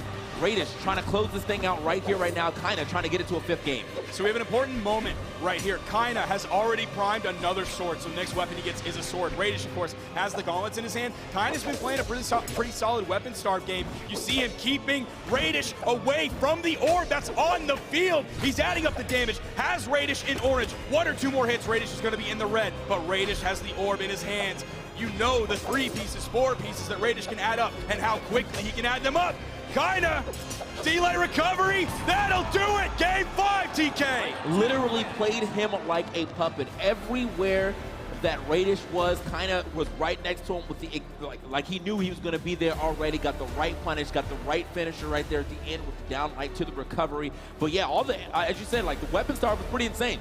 You saw Radish just kind of trying to swing his way back in here the entire time. Was not able to do it because of the way that Kaina just continually outspaced him. Got extra damage. By the time he got the orb, it was too late. It was too late. You saw Radish Wiping a little bit of sweat from his brow there, feeling the stress on this one. This swap over to the Koji. Radish was up 2-0. The pressure is on. Both of these players extremely young, extremely inexperienced on land. This is a tough situation for both players. Radish starting this one off with the gauntlets, but already has the strings coming out. Kinda on the bow. Both players on their off weapons. Yeah, I mean, I think right now, Radish too, though, like, you can tell that I think Kinda is just so comfortable fighting against the gauntlets that he does have to kind of stay more onto the orb. I mean, Radish was getting absolutely outspaced. Again, still kind of getting outspaced as he's trying to find his way in with that gauntlet. He's just not able to do it. Back onto the orb, though. Good recovery. Okay, look for a lot right there with that neutral stick, though, or side stick. Now, this is such an interesting matchup. I mean, we've been talking about Kinda's sword and Radish's orb, but the fact that we have two players who are pretty loyal to their characters, but specifically really loyal to their weapons. We don't usually have two of those players going up against one another. Like, we'll have a set with Koslix, or we'll have a set with Tiffany's Katars, but rarely do we have two kings of their weapons, King Kinda and King Radish here. I mean, you can definitely tell, like, this will be their favorite weapon. This will be the matchup you'll probably see for the rest of this set. That is going to be a quick pick up there for Kinda. Kinda, though, really kind of borrowing a page from the EU book. He is continuously just kind of playing the intention neutral, letting his opponent come to him, and then getting the correct punish after that to get the stock. Wasn't able to do it right there, as obviously he already got the, the stock. Wasn't able to add too much damage, and now Radish is back into the match. I think the movement game is definitely going towards Kinda here. So comfortable on this Koji, so clean on this Koji. And we've had a lot of clean Koji players in Brawlhalla's history. Kinda ranks among the best of them. Again, we're seeing that weapon spawn on the field. Normally players would care. These two do not care. They do not. I mean, like, they're like, hey, we have what I need, okay? Don't need to window shop for this. I'm just gonna go ahead and keep my orb in my hand. I'm gonna keep my my sword in my hand. Not even looking at the other weapon. And by the time they do, there's just a weapon cycle, so. Kinda with just a little bit of a lead here. Radish, bit by bit, he's bringing this one back. A couple whiffs here and there, but no major punishes from Kinda just yet. Kinda feeling the stress as well. The neutral air, not quite enough. Gets a side air that disarms. Next weapon for Radish is going to be the gauntlet. Oh! Nice punish, and you talked about the rare signatures earlier. That's one of them, one of the very few that we've seen. Okay, the neutral light almost finishing right there, but the neutral air actually will be the one to do it. Kinda might actually hit the reverse 3-0. Oh, and he's able to grab the sword there over the bow. Radish floating in the air, hoping for the weapon spawn to come back in. He's able to grab it very quickly. Okay, John's going for the reverse. That hurts. That hurts so bad. That hurts so bad, kind of falling out of that one. Some damage was done, but he didn't get the dump of force onto it to push Kinda away, giving him some more breathing room. Off to his off weapon yet again. I mean, it seems like he might be trying to favor the gauntlets a little more, maybe trying to mix up what he's been doing, because Kinda actually has been doing a good job against the orb. The issue is, though, everyone has been fighting against gauntlets. Everyone knows what to do against gauntlets right now. Okay, good turnaround. This might be a good enough point. Oh, no. Oh, my God. Oh, okay, he was able to make it back. That was actually a super scary position, but he does end up finding the down ground pound regardless. But can he get the damage up? He's already starting to hit the red. He's in that deep orange. And now in the red. Sending Radish closer and closer to KO damage. Radish on his off weapon. Getting juggled just a little bit, kind of giving him plenty of space, controlling the center of this stage. Recovery comes out in air, side air, edge guard setup, kind of disengages, but the landing is punished. Okay, Radish, get back down to the ground one more time. Radish really actually believing here in the gauntlets. It's not trying to swap weapons yet, but I do think, that's probably the better option. I do think that, like, right now in this match, the orb kind of got figured out, so he does have to scrap it up with the gauntlets. It's not going to be enough, though. The side air is going to take the set. My man kind of actually coming back. Put the last name back on him. He deserves it. Kind of coming back with the Koji only. I was seeing the gauntlet damage that Radish was adding up. He was obviously nervous to pick up that weapon because Kinda was right there. Radish was so damaged. Yes, the orb would feel like a bed of cool water when the walls are on fire, but he knew how dangerous that would be. So you saw him step up on those gauntlets. It wasn't quite enough. He did, was it 27 damage on the gauntlets? No, I'm seeing incorrect numbers. I'm lying. I'm just lying on the internet for fun. And wow, Radish, what a performance, but kinda takes it. The young legend hailing from Brazil. BCX is so special because we have the old guys coming back and a lot of them actually doing really well, but we also have the young players showing how diverse this scene is, TK. Yeah, and I mean, look, I'm just so, like, taken aback by the way that this turned out. You know, kinda was not looking that great in the first 2 games. Comes back with the Koji, mad hard in the last 3. Obviously, the analysts will tell you exactly how this broke down. Analysts, take it away. Thank you so much, TK. Yes, kinda with the switch to Koji, really, it was a close game until that Koji switch, and then they, wow, like I'm still kind of mind blown about how kinda just took that over. Flambeau, tell me about this. This one's a heartbreaker. Like, I mean, kind of like good stuff to you, obviously, but like for Radish, there's nothing worse than being at this part of bracket, being this close to moving on further into the upper echelon of the final. These are thousands of dollars we're talking about now, right? And to get reverse 3-0 there, that's where it hurts. But I think Radish got iced out. I'm gonna be honest. I think he got iced out.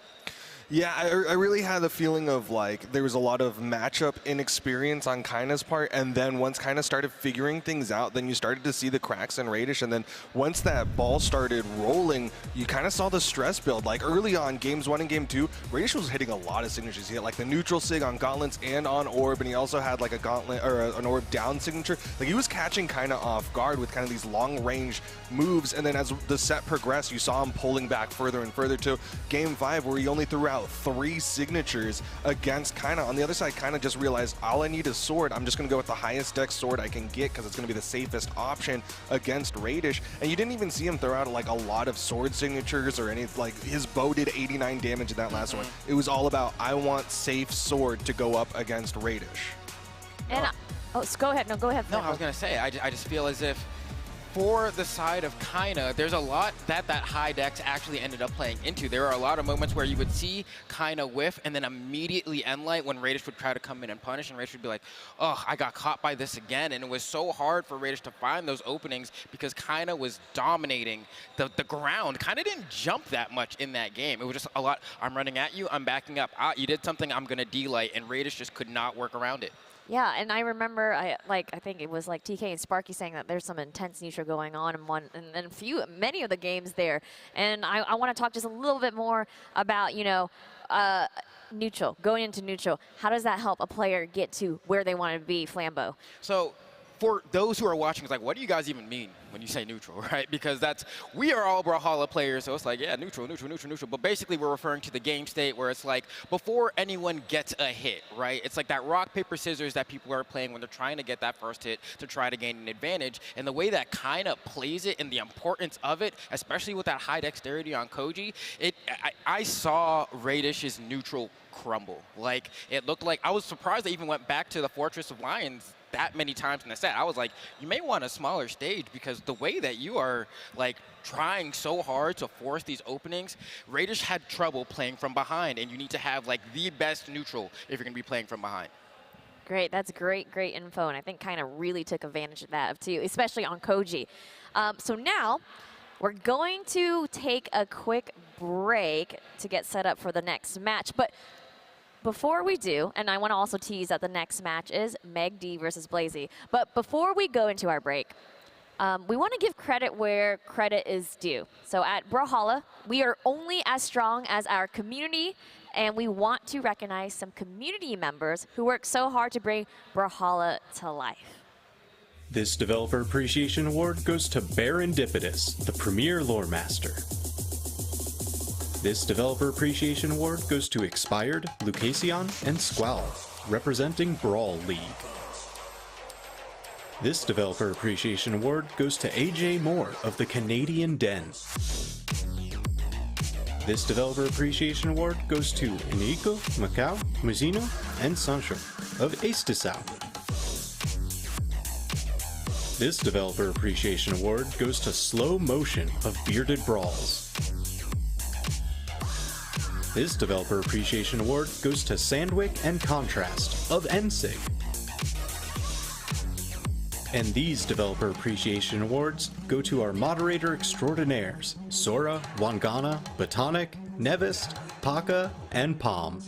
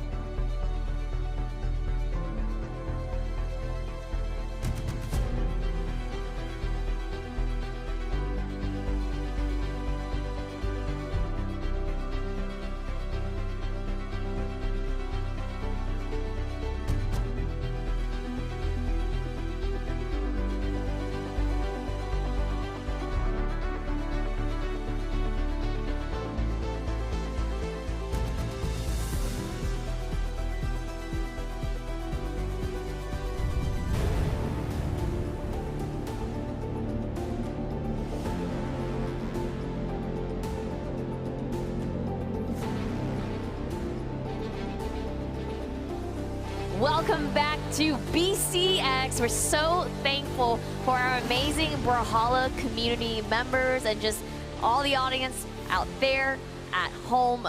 Really, without you guys, none of this would be possible. So honestly, from the bottom of my heart, thank you so much. And I'm pretty sure all of us here, we really appreciate you. Thank you. So now, guys, we're on our way to finding out who our singles top 8 will be. Our next matchup is megd versus Blazy. I want to know what you guys are thinking. Flambeau. So we watched megd go down a little bit earlier to what I said was probably the worst matchup possible, right? Luna, someone who's very, very just like eruptive on the scene in terms of both the way he came into his own, but also his gameplay style, right? Like very aggressive, does not give you space to breathe.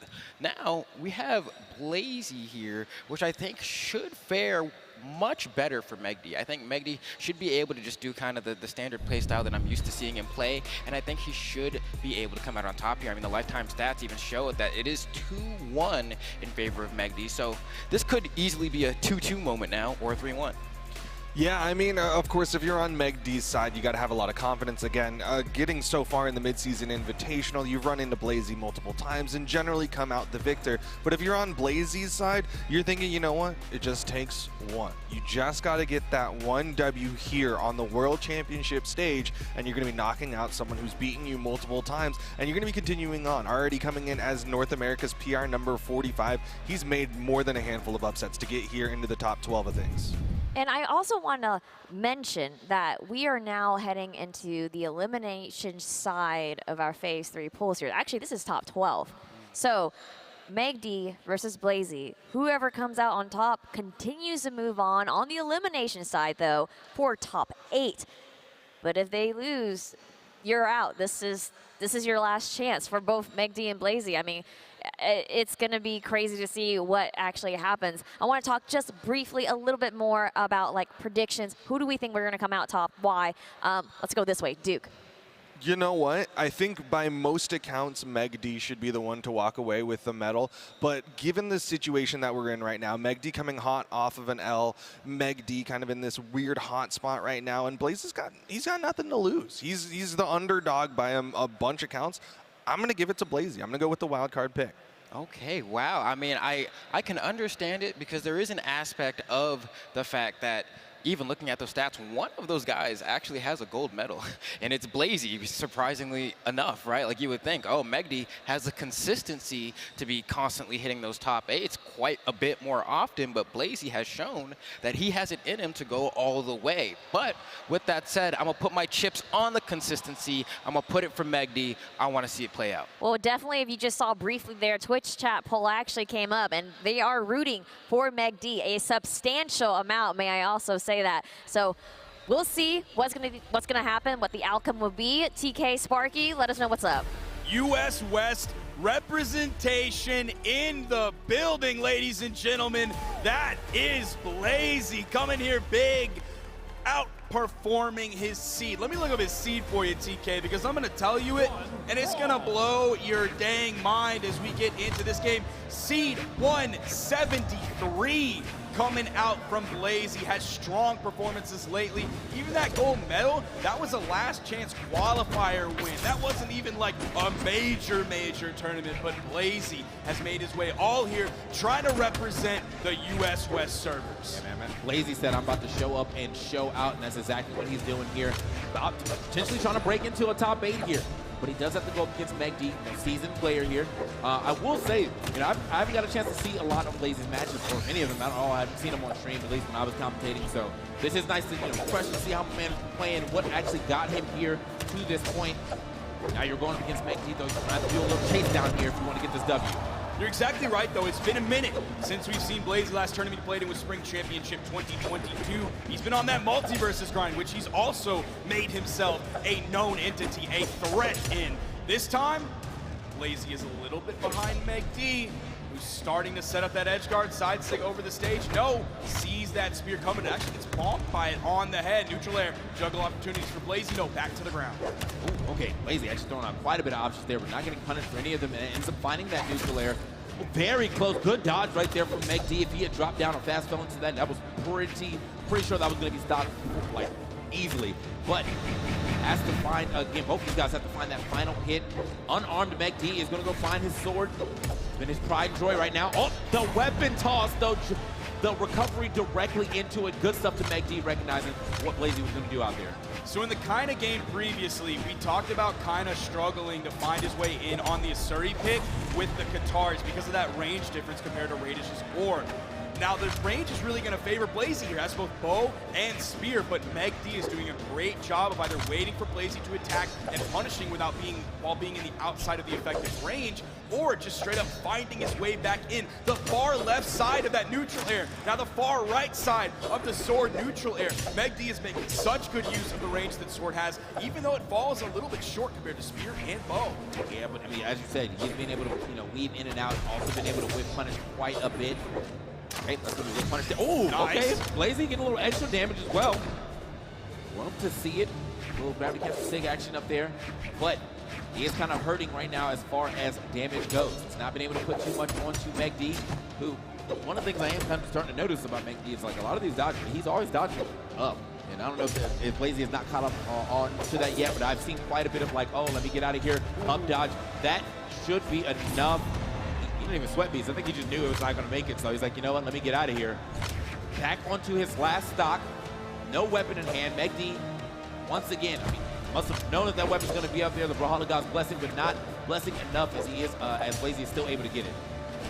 Yeah, since you're talking about megd jumping around a lot, if we're thinking about, yo, nice one there, Blazy picks it up. But if we're talking about the vertical threat, I feel like Spear's vertical threat, like, is the recovery, but there's a lot of time to punish that one. Right. So it's not the strongest in the straight up region where megd's spending a lot of time. Even in the 45-degree range, if we're talking about Spear D-Light can be a risky move.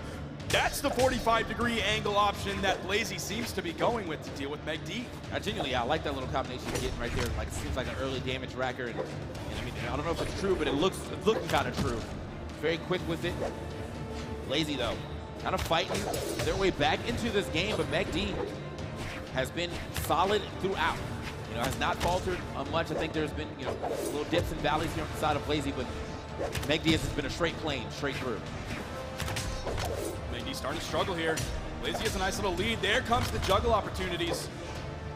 Doesn't find a punish after that neutral air. Again, megd is not able to punish these neutral airs from Blazy. Back-to-back in-lights. The punish game from megd is not there. It's not happening at all. megd, again, you can see the thought process. You can see the wheels turning off of the side lights, just not actually pulling the trigger or anything after that. Back into the sword, though, and just does it. The side six, I know you're not going to expect the amount of reach that I'm about to cover right here, and that's exactly what happened. megd is going to go ahead and take it. Again, one of those situations where I feel like megd, you know, he's not taking a lot of chances or a lot of risk, but when he does take it, 90% in his favor. megd is definitely a risk-averse player going into this one, and I mean, the Brawlhalla speaks for itself. Playstyle speaks for itself. megd, between these two, even though Blazy does have that gold medal from the last chance qualifier, the experience at this level, even though megd doesn't have a ton of it in terms of like BCX World Championship, the experience here in high stakes tournaments is going to favor megd 100% compared to Blazy. Blazy, you know, as you said though, this season player in multiple games is looking pretty good here. They look great in multiverses. And I mean, side note on all things considered, I always say that when it comes to other games, the Brawlhalla players will always be at top at some point in time, so that has been held true. But I'm trying to see who's going to be the top of this set right now, as megd was able to take that first one over to the Fortress Alliance. But I don't know if Blazy's going to figure out what he needs to do. Blazy wasn't too far behind, to be completely honest. I was expecting that instant to come out a lot earlier than it did. Yeah. That's usually what the Kaya player goes for, is they're just going to rip that one off the top. That's going to be a neutral light punish. megd turning that one around. It's the three-piece. Doesn't find the fourth. Man, these side airs, Blazy's spacing just isn't quite up to par compared to megd's. Yeah, no, I mean, megd has definitely been dancing around Blazy a little better than Blazy has been able to dance around meg, but there is still some, whoa, okay. That was interesting, and it worked out though, but like normally when you see something like that, you expect to see, the neutral or the recovery. But no, he goes for the down there, and it actually does work out, probably throwing megd off a little bit too. You know, it's like, wait, you went for that, and it worked out. Yeah. Because the neutral heavy G-Seed and the recovery are both true options. Right. So no one's ready to press a dodge there until they get hit by that second hit to try and dodge away from the blast zone. Right. So he just completely called that out. I don't know if a recovery would have KO'd. I don't know if a GC in heavy would have KO'd either. So yeah, that was definitely great awareness there from Blazy to find that stock, but I mean, even greater gameplay from megd to not allow that stock to turn into a lead. Only taking a little bit there, and now back onto, oh, never mind, actually going to keep the gauntlets this time around. Oh, you got to pick up that weapon though first, but standing by a little longer than expected, does manage to get it though. And now megd having to deal with the shorter range of the gauntlets against this bow. I'm sure if another sword comes in, he probably would swap out. Blazy finding almost no connections here, gets a nice punish. He almost got hit by that D-Sig from megd, but no, he's keeping it coming. I'd have been watching the last game. That was something that megd did in his last set with Luna a bit, and to success too. I mean, I think he did it 4 times, and they might have hit 3. So definitely not a bad option to go for. I think Blazy, just out of the range to punish that good stuff off the, oh man, almost off of the ground and into the blast zone. It was so close to being that dunk that would have possibly taken the stock, would have most likely taken the stock. Did get that bounce. Oh, he goes back into it. Blazy in the lead. That's how you, Blazy doing the dash up, I think that's down sig, and then that caught megd as he tried to moonwalk his way back and moonwalk right into that and out of that stock. However, gonna even it up again. megd not allowing a lead to ever exist. Has the weapon advantage here. Blazy spawning back in, immediately throws out the neutral light. That's going to end his iframes early as he's spawning back in. Bro, Blazy's weapon pickups are so strange. He had the delayed one there earlier, then he throws out the neutral light, hits megd away, waits a second, maybe attempting to try the dodge in reaction, and then he picks up the spear. At least he has it in his hand. I will give that up for sure, but right back to the hands of megd is the sword, which, I mean, to me has been more of his pride and joy. He's been doing a lot more gauntlets this time around. That would have been big if he was able to get all the damage off of that, but megd, one more time, setting up this situation that you see just millions of times by him. Put you off stage and just controlling all that area next to the edge. Uh-oh. Eli side air setting up for the edge guard. Disarmed as well, does manage to slide past him, but just getting chased down again. megd obviously knowing that Blazy wanted that weapon, is just gonna let him get it and then immediately punish him for it. That is a 2-0 right now for megd.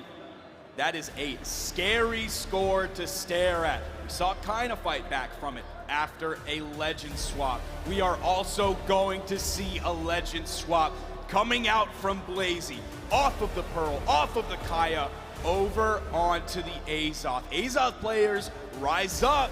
We've had some representation in this tournament. We've had some Pappy out there. That's one of my favorite Azoth players. We've had some Wubs this tournament as well. Now, it's Blazy's turn. Okay, let's see what Blazy can do here on the Azoth. Blazy gonna drop the spear, but keep the bow. And I do think the spear actually got him, I think, more KO, so it's going to be interesting how he decides to play this one out. Obviously, Azoth has some very good sigs, covering a lot of space, allowed to kind of just throw him out whenever he wants to sometimes. Bro, just like that. I swear, they swapped to another legend with the same weapon, and they're like, oh yeah, I remember how to play this now. Yep. And then they start going off, kind of did it with the sword. Blazy's Azoth bow is looking so much better than Pearl. Of course, he has the signatures he's incorporating into this. Now, this is going to be Blazy's highest level legend. Has the level 68 Azoth. Okay, I mean, I'm surprised you didn't want to try to start off with this first, but hey, sometimes he's probably feeling a Pearl. It's probably what he got a lot of his victories with this weekend. So, feeling that or feeling the combination here. But this time around, it's been all bow. I mean, the axe came out for one hit, but so far it's been mostly bow, and he is absolutely destroying. As you said, swap characters, remember how to play. Just jogged his memory somehow. It's probably the raid that we just got from twitch.tv/Pro Brawlhalla. He's like, oh, we added all those viewers that were watching Sandstorm earlier. Oh yeah, it's time to show up. All eyes are on me. Blazy coming out here on the dome with this Azoth, almost a full stock lead. The bow is controlling the ground, controlling the air. Yeah, this is actually kind of surprising. I mean, I understand the pick of Miami Dome from megd. He's going to want that space, but Blazy is doing a good job of allowing him, denying him the space that he really wants. That's not going to send him anywhere just yet. megd actually going out for a chance, but not the craziest chance right there. I think if he was able to hit that, that would have been stopped for sure. Okay. Man, even that didn't send Blazy very far, barely off stage. megd's going to have to find some major damage or a really cheeky pickup if he's hoping for this stock anytime soon. I don't know where Azoth got all this weight being just bones. I'm telling you, he got really dense, but he's been drinking his milk. Oh yeah, for sure. Oh, he don't need some milk. Okay. Oh, okay. Very nice. Very nice, megd. That's how you punish that for sure. I mean, I was saying, you can throw in a lot of these sigs. I was thinking more on the bow side of things, but yeah, I mean, Blazy, I guess he tried to catch him by surprise. That did not work out. megd with the immediate spot dodge into the great punish there. And one of these situations, again, where Blazy got a stock very early and just was not able to make much of that second stock. This is some decent damage for sure, but not like a hard lead that he probably could have had, seeing that he took that first stock off of megd quite some time ago. It's another slow developing game, but it took about a minute between them to get stocks. And again, we're still seeing megd go for that neutral air into the gravity cancel, neutral light pickup off the bounce. Bounce passing Blazy, dribbling him to himself before getting that second hit. He's been picking that up in orange quite a bit. Nice. Okay, not able to get the stock off that just yet, but did beat out a recovery at the very least, so keeps himself from taking any damage. Looking for a lot of these neutral airs of the bow. Makes sense though, very strong move for the bow as far as getting vertical KOs. Might not matter though, he's starting to get kind of overwhelmed by megd, setting up the same position he's been known for pretty much this entire tournament and probably his whole career. Just being able to really just be a good edge guarder, slow, methodical edge guarder. Not going to be able to get past that neutral light though, is going to lose that stock. Talking about methodical, we're also seeing those neutral sigs start to come out a little bit more from megd's sword. They haven't made a connection yet, but he also hasn't really been punished. Like, we know how aerially Blazy is playing. He's not afraid to go over to those soft platforms, give himself some breathing room. Right now, he's in control of the main stage, but it can easily swap places, especially now that megd got that stock, has main stage control, but no, megd's actually going to stay over on those soft platforms. He's going to jump like he's waiting for the weapon, but it's Blazy who's actually at the weapon disadvantage. If it throws his axe away, bow comes right to him. That cave, I'm telling you, that's one of the luckiest weapon spawns I've seen. Check him PC. Check him PC right now. Really just gave it to him. He's like, hey, I like that you got that hit, man. Here's your reward. Here's a bow. And now, back onto the weapon that's really been giving him a lot of success in this game in particular. It's that bow. But I will say, I don't think megd has kind of been just resilient. As I said, he's been a plane. He has not really faltered yet. He may take a couple hits here and there, but it doesn't seem like it's shaking his momentum at all. There's the side light. Is he able to get any reset? No, he ends up taking a hit. It's the neutral light, but again, he's not able to push any of these positions after megd breaks neutral. megd, living by a hair there. I don't think he's able to take another one. He somehow is. How high is this blast zone? Like, I thought that man was for sure gone, but no, he's still living. Should be gone off this one, yes. He doesn't even go for the recovery. Yeah, he goes for the neutral air, which honestly, at that point, it might not even take out. Yeah, you know the recovery will, but he's like, nah, I'm gonna go for the neutral air, take it straight off the top of Miami Dome. And Blazy's gonna be feeling good about this legend pick. We're gonna go right on into this next one as Blazy fights his way back, guaranteeing at least a game 4 here against megd in this elimination qualifier for top 8. Over to Apocalypse here. I'm a little surprised, to be completely honest. I feel like Blazy really benefited from the amount of space that he had there. It felt like that's the thing for megd, right? But he was the one who got that W there, got a lot more places to play, and I think that helps him out as far as not getting edge guarded as hard as he has been getting edge guarded. It doesn't matter. But look at this start off right here for megd though. And this is what I was talking about, the possibility from the kind of Radish set of Blazy was in control in game 3, and we've seen so many times that it doesn't matter in the long run. It did in the kind of set. It might not here with the way megd is playing. Absolutely clean. Doesn't even need the downline. He already knew he did the damage, gets the recovery from the ground, takes the stock. My man Blazy needing to get another weapon here, but megd not hearing that, not allowing that at all. Okay. Swap side. That was a great swap. Side swap there from megd. Got the weapon on the left, got the weapon on the right too. Weapon coming back to the left, and Blazy is gonna not pick it up. Oh my gosh, and megd's gonna grab it. He extended the string with 2 hits from the sword, retreated back over to the weapon spawn. Blazy finally getting this bow, hoping he's gonna get a fresh drink of water, but I don't think so. It seems like it's poison. Yeah, man, Blazy definitely took a little more damage than he needed to so far to get this weapon, but hopefully now that he's got it in his hand, he's able to make something happen. He's got to get something going for him because he's already hurt on this second stock. megd not even really threatened to get off this stock yet unless he finds a good sig somewhere. Look at these neutral airs, sending absolutely nowhere.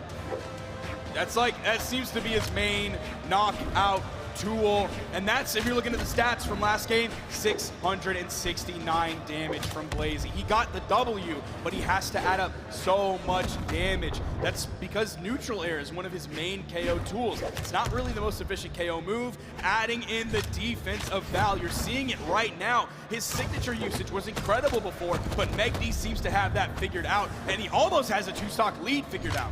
Yeah, I think her base defense is 6, right? So I feel as though even with that being said, if he decided to go 7, cool, whatever, right? But 6 is still a pretty high defense for and you can definitely see how it's really benefiting megd here. Meg finally losing that stock and almost coming back in immediately to go ahead and say, like, let me get that lead back. Now, Blazy has to do what Meg has been doing the entire time and denying a solid lead here. But I don't know if he's going to be able to do such. Throws his weapon away, back onto the axe. Sure that he wants his bow back, but because the axe really has not been benefiting him too much. Yeah. Instantly punished. Man. Oh my gosh. megd keeping almost a full stock lead here. The potential for the 3-1 from megd, ending this US West player time here in the BCX World Championship 1v1 bracket. megd looking to move on, looking to close out this final stock. Yes, megd once again. I mean, just like he's pretty much, you know, back and forth, rubber banding, if you will. With the brother! The damage is racking up. The pressure is definitely racking up on Blazy. He has to make something happen right here, right now. It has taken a little bit of time for him to find any type of damage. We're not getting that though. megd says, "You got to go." The swap, I thought that was going to be it. He was looking so good on the dome. He was doing everything that successful Azoth players do. The bow pressure was strong. The axe, I mean, it was fine. It was there. He just wasn't really focusing on it because the bow was too nasty. It was too good. The signatures were so good. Everything that makes Azoth Azoth, all of a sudden, did not matter. Look at the damage split.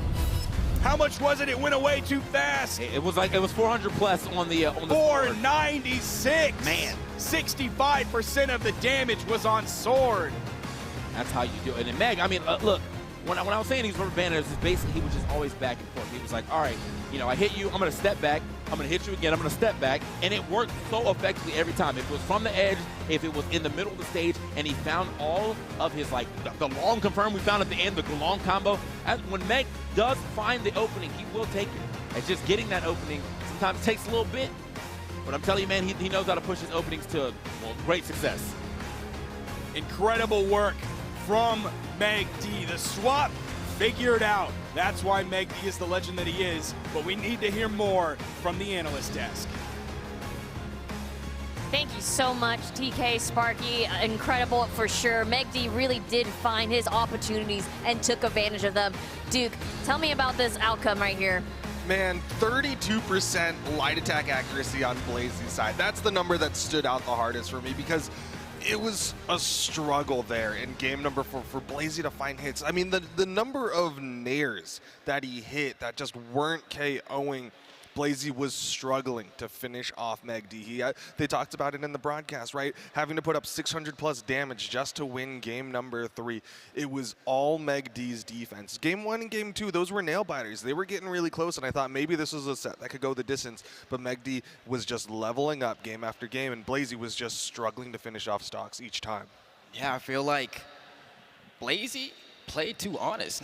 That's how I feel. Like when I saw him swap over to the Great Houdini, I was like, okay, so we got some Azoth action. That means we're going to be seeing signatures galore, right? That's normally what people think when you see Azoth. And I don't know if you guys caught that, but in that last game, he had 0 signature attacks. Yeah, it was NA. Right? Like, on Azoth? Like, it kind of blew my mind, especially you were mentioning before, having struggles KOing off the top. I was like, you got to be banning out some of these stages with these high KO boxes off the ceiling, or you got to start going for D-Light Sayer instead of Nair, because you keep sending him up there and you're making it more difficult for yourself to find the KO. Yeah, I was thinking the exact same thing. Is like, I even asked you in like game number 4, like, did he forget about D-Light recovery? He went for 1, but did the recovery the other direction. But at the same time, like you said, like the signature kit, it's kind of like what we said with Luna with like the Caspian, where it's like, if you're struggling to finish off your KOs, then try some of those signatures. They got some high force behind them, so throw those out, and at the very least, you're taking up some space. I would have thought, oh, sorry. No, I was just going to say, I feel like I would have thought maybe a Koji. You know, I would have thought maybe sense, a Koji. Yeah. well, speaking of swords and things, let's go to the next matchup here with Radish versus Fiend here. You can see that Asuri with her sword and a Petra. Now, once again, this is another elimination round 4 in the bracket. This is top 12. Whoever comes out on top gets to go to top 8. It will be on an elimination side, but it is top 8. Flambo, tell me about this matchup. Okay, so Radish, we saw have that set earlier where it was a little bit tough. Kiner Ackerman, I mentioned before, like kind of iced them out a little bit, but Fiend is not that kind of player. I'm not worried about Radish having to try to hit Fiend. I'm worried about Radish trying to stop getting hit by Fiend because I feel like Fiend is gonna do his absolute best to just rush him down, and I don't know if Radish will have the defense to offset that onslaught. Yeah, for me, it really is going to come down to the mental of Radish. I mean, coming hot off of that reverse 3-0 that kind of brought back on him, he's got to reset that mental and go into Fiend. And then also, keep in mind, like, yes, they're both South Americans, but like you said, completely different play styles. You cannot get away with the same things. But if you play your game to perfection, I think there's a chance here to stop another South American from getting to the top 8. I know there's a lot of fans out there that do want to see Fiend go and keep rising and grinding and going through this elimination side. I want to just quickly talk about their PRs, and then we'll do some quick predictions. But we can't forget Radish is PR3 of North America. That's got to say something, while Fiend is currently sitting at 7 PR for the South American regions. Any thoughts about that? I feel like for Radish, the thing that's really going to help here is that because Fiend is someone that is going to rush you down, is going to consistently be running at you, one of the struggles that Radish had before is that if he wasn't playing with the lead, he was suffering because kind of would just stop throwing out attacks. But Fiend likely isn't going to do that. So in that scenario, it means if Radish ends up behind, I think it'll be a lot easier for him to get back into the game, and hopefully that'll be enough to keep things relatively close. I think on a similar note, though, I would be worried about the weapon tosses from Fiend, right? Kind of halting that momentum, really stutter-stepping the way that Radish wants to play. Because Radish, I think he really likes having his flow, really likes having kind of his own rhythm to it. And the way that Fiend is throwing out weapons, like there was a set, I think, yesterday where he threw out like 29 weapon tosses. Like he definitely likes to kind of blend these weapon tosses into his things, and it's really going to shake up the way that Radish can keep that flow going. Well, I can tell you that Fiend is still the fan favorite here with our Twitch chat poll, with sitting on 75% right now. Fiend coming out on top. Now, I do want to hear what y'all's predictions are going to be. We heard Twitch chat. Flambeau, who you think's coming out? So this one's gonna be unpopular. I know y'all have been saying I've been NA biased, like, but like I think Radish got it. I do think Radish got it. I know Fiend is Fiend, you know, but I think Radish, that last set, it was close. I think he got it. He reset. I could see the frustration at the end. We saw it in the camera. He was like, ah. But I think took a moment. Tranquilo. I'm on the other end. I think it keeps coming down to that mental, and it is a big question mark on whether or not Radish has been able to shake off that tough loss against Kaina. And Fiend, I think with the way that he comes out of the gate swinging, he might have the potential to kind of knock Radish off of his high horse before he can really get on. You know what I mean? Like before he can really settle himself into his new comfort spot. I think Fiend can really throw a wrench in that one. So I'm going to give it to Fiend for this one. Okay. All right, all right. Well, we'll see what the final outcome's going to be, because TK Sparky, let us know the action. Thank you very much, Winan. We have a different player on the screen this time against Radish, but we're going to see a similar legend, at least to start off with. The interesting thing here, like they mentioned, is Fiend, even though most players in South America at least learned something or another from Fiend, given that he's been a titan of South America for so long, he plays differently than Kaina. This is going to be a huge change-up for Radish, but it's still going to be the Asuri. Will Fiend's playstyle be able to get in on top of Radish like Kaina was unsuccessful to do with this legend? I mean, that's definitely something we're going to have to look out for. Look at the stance that they decided to go for, too. Radish knows he wants to like continuously outspeed his opponent. Goes into speed stance. Here on the other side of things, though, Asuri wants to make sure that every hit actually matters a little more, going into the force. It's going to be kind of scary, man. I think, you know, there's a lot of obviously South American love here in the chat, in the venue. I mean, people are going to be looking at in the commentary booth right now. Yeah, it's like, hey, I'm looking at Radish, but I do like me some Fiend. So like, it's going to be a little rough. It's going to be a little slobber knocker here. I think as we get into this first game, most of the damage already racking up on the Radish. Wait a minute, Fiend really playing like one right now, because that is all damage on his side. Might get this stock in record time. And we're also, so close. TK, how did he not get hit by that? That was incredible from Fiend. He does get hit by that side signature. Oh, he almost picks that one off the top. Radish putting pedal to the metal. Fiend gonna avoid that one. Somehow he's able to spot dodge through that as well. I can't even get to the point I was trying to say. These two are going so fast. Fiend gets the first stock. Before, with Kaina, we were on Fortress of Lions. Now, of course, Fiend's unrelenting play style. Where else would we go but Brawlhalla? Absolutely. He's like, I'm trying to get these stocks fast, quick, fast, and in a hurry. But like, you saw the way that he was able to like kind of turn this thing around. Radish actually was kind of getting bodied right there at the very beginning, the amount of damage he took, and then he delivered it right back. Wasn't able to get the stock yet, but he's right at the door of one with the neutral light. Doesn't matter where you're at on this stage. It's small Brawlhalla. We're getting some stocks. That was a little bit bold for Fiend to attempt the landing with the side air. Landing on the ground, hitting that side air right before, rather than trying to land with a weapon toss or anything like that. That was really an easy punish for Radish because Qatar's side air really doesn't have that much range on it. You're really only using that in the air. It's not like landing with a Blaster's side air or a Lance side air or anything like that in terms of range. You're saying he put himself like right into punish range right there for dropping that side air. Oh, okay. Also, man, I have to say, Fiend's dodges right now definitely on point. I might have to check his coding, man. I feel like he has just a little extra frames on his dodges right now, so on his invincibility, but he's looking good. Not looking so great right now. Oh, does avoid the weapon toss. Oh, can't avoid it all. The Shoryuken coming through. I mean, he already forced the air dodge too, so therefore, yeah, that was pretty much calculated. That's Radish taking the lead on second stock, a solid lead on second stock, finishing that one off with the gauntlets and guaranteeing himself an orb. This sequence from the damage that he added on second stock to where we are right now, this game is looking like Radish's. What happened? Radish turned all the way up. He was on like 8 and now somehow he's on 15. Like he's broken the dial. He's looking absolutely great here at the end of this game. Can't get the second recovery, but had he got it, it would have been it. Fiend can't even touch the ground right now. Finally gets down, but okay, there we go. That's how you get a stock. Let's Radish swing at him. I know he was looking a little scared right in the corner, but he knew, Radish wasn't going to pull the trigger on like a dash in. So that was a way to get back into the game. Is it too little, too late though? He's already into the red, and we're on small Brawlhalla. Almost anything should take a stock. Wait, Fiend has to be so careful, even with the bounce. That sent him flying. Even a neutral light here might be the KO. Just like the first stock. Oh, it's orb time. Yeah, I mean, a lot of things going to KO with the orb here. The neutral light actually KO with the orb. You know, always expecting to see a sideline side air in the situations, or just maybe a straight side air.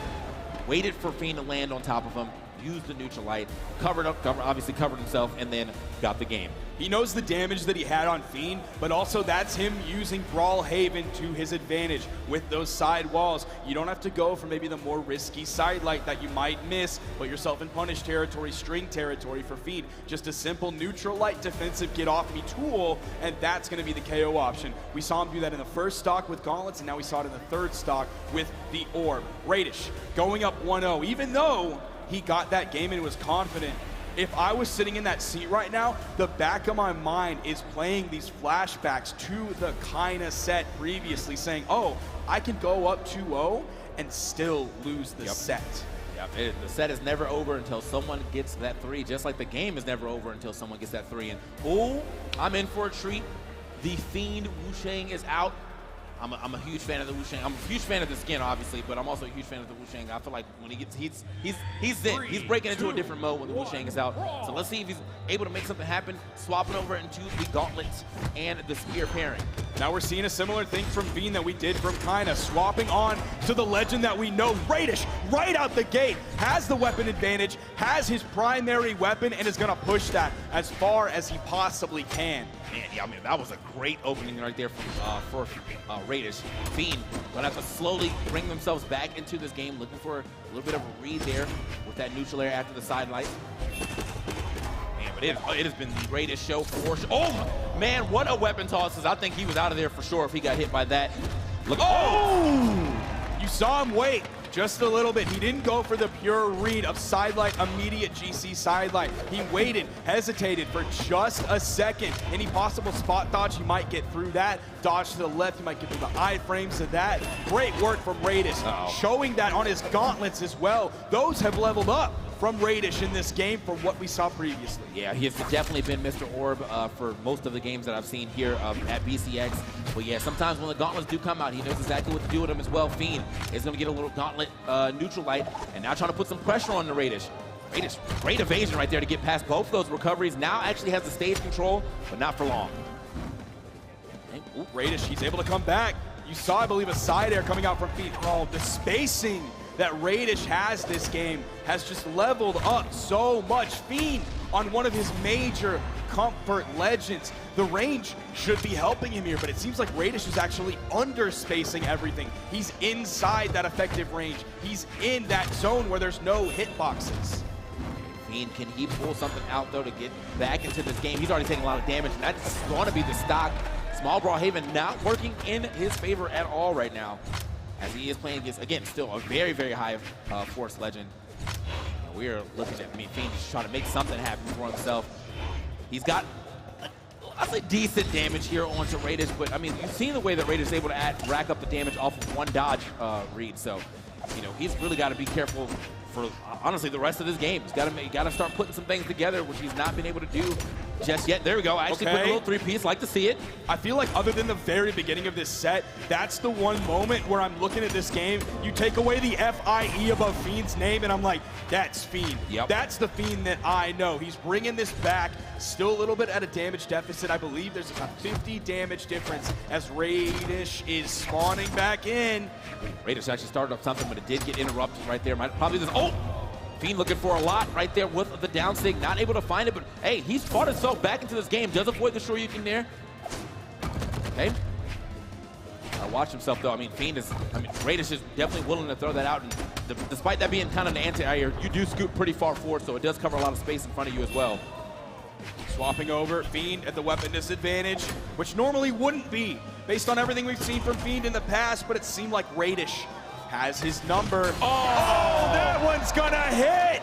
I believe that's the third one he's thrown out, and you know that they say the third time is the charm. Radish with a finish to that game. But again, the back of his mind, TK, I've already gone up 2-0 and lost the set. Yep. You're against a legend of South America, but not just South America, the entire Brawlhalla history. Yeah, man, dog. And honestly, the walls on Small Brawlhalla are not that small, but they're small enough that, he literally covered, a good 55, 60% of that just with that alone. But it's just the threat of everything else he can do. Jump off, reverse dare, jump off, ground pound. It's like there's so many things that he can do right there that you have to be aware of each option. And because of that, end up running directly into that sig. And that was it. So we find ourselves, TK, in an interesting spot here. I was expecting a swap over to the Hattori. Last game was close, so I'm not saying this is a misstep from Fiend. I'm saying I just expected a swap over to the Hattori, but no, you can see it right on your screen in, I don't even know how many pixels are on that screen. That thing is big, ladies and gentlemen. Coming in with the Reno Wushang. Shouts out to Rivals of Aether, and we're on Apocalypse. It feels like the Apocalypse for Fiend right now. Yeah, because, look, he's definitely the Doombringer. I will say that. Radish right now has definitely been the Doombringer in this set. He has been able to shrink so many things together. Both of his weapons looking good. My man is still sweating. He's dead. He's dead. My goodness. And that wasn't on, TK. That was the gauntlets. That's his supposedly weaker weapon. How did you... Wow, legitimately carried him from the left side of the stage to the right side in full sweat beats that you are not allowed to actually touch the stage with the way to reset. I'm just going to go ahead and keep bouncing you off of it and getting my combo going. That is a wonderful stock for Radish. Getting dodges right into it. Nothing is going in the way of Fiend. The 0 to knockout on Lance in South America is called the Caratada. I swear that was essentially a gauntlet version of Caratada, and he did it to Fiend. On the Fiend, look, as a player myself, sometimes that would have put me on maximum tilt. I'm tilted off the face of the earth right now, but he's gonna have to pull this thing back together. Hasn't been able to find the stock yet. Ooh, and Radish. That's bad. That's it. Again, another stock sneaks under him, gets the drag down of the neutral air, and no stocks taken yet from Radish. Not even really threatened stocks yet. He's only in like the deep orange. Fiend trying to make something happen there. The neutral stick not gonna hit. Recovery will, but not enough. Not even close. Still not doing it, TK. He's trying, he's begging to find this KO onto Radish, but Radish is not going to give it to him. The weapon toss down, he's able to pick it up before it despawns. It's the gauntlets coming out from Radish, the neutral light. Fiend in the yellow, just no connections from Fiend. Side air, but it's from the wrong side of the stage. Radish gets around it. Fiend looking hopeless right now, finally getting the stock. I mean, look how much he had to take, guys. He lost 2 stocks. He's already in the yellow before he's even able to take 1. He's got a lot to make up for. He's got the spears in hands, trying to really make the spear work for him. But Radish, fighting out of disadvantage, fighting out of hits, he doesn't care. Side light, side air. It's not going to take too much more. That right there, putting Fiend in the red. Radish, getting cheeky with it over on the edge. The unarmed attempt against Fiend going back onto the stage. Plenty of room between them. Has the weapon. Is he going to finish this one? No, he tossed. Radish, brother, what are you doing? There's the orb. Side light, side air. Is this going to be it? Not quite. There's only one. I feel like he can only eat one of those. Radish is feeling himself way too much right now. This is making me so nervous. Well, the amount of things he's throwing, the amount of weapons he's just throwing away, he's like, it's fine. Oh, okay, Radish, you're trying to stop a little too hard. End him, dog. Neutral light from the middle of the stage. Radish takes out Fiend. Radish, man, literally the doom bringer on that one, as you say. You know, we took it to Apocalypse, but the only person that got raptured right there happened to be Fiend. That was not, I mean, that last game started off too great for Radish to lose. And as you said earlier, man, Radish had that in the back of his head. I am not going to get reverse 3-0. He said, actually, don't even worry about it. I'm just going to 3-0. I'm not losing no games, and the last game's going to be so dominant. I'm going to be able to style. What a performance from Radish. He really showed us something there. The orb, of course, immaculate. But the gauntlets were incredible. I want to hear from Winan. I want to hear from Duke. I want to hear from Flambeau on this one. Oh my goodness. Oh my goodness. Talk about that W for Radish here. Flambeau, you must be feeling pretty good about your prediction about who was coming out on top. Tell me your thoughts. I didn't expect it to be a 3-0. Maybe a 3-1, maybe a 3-2, but that was dominance from Radish. I don't know what else to call it.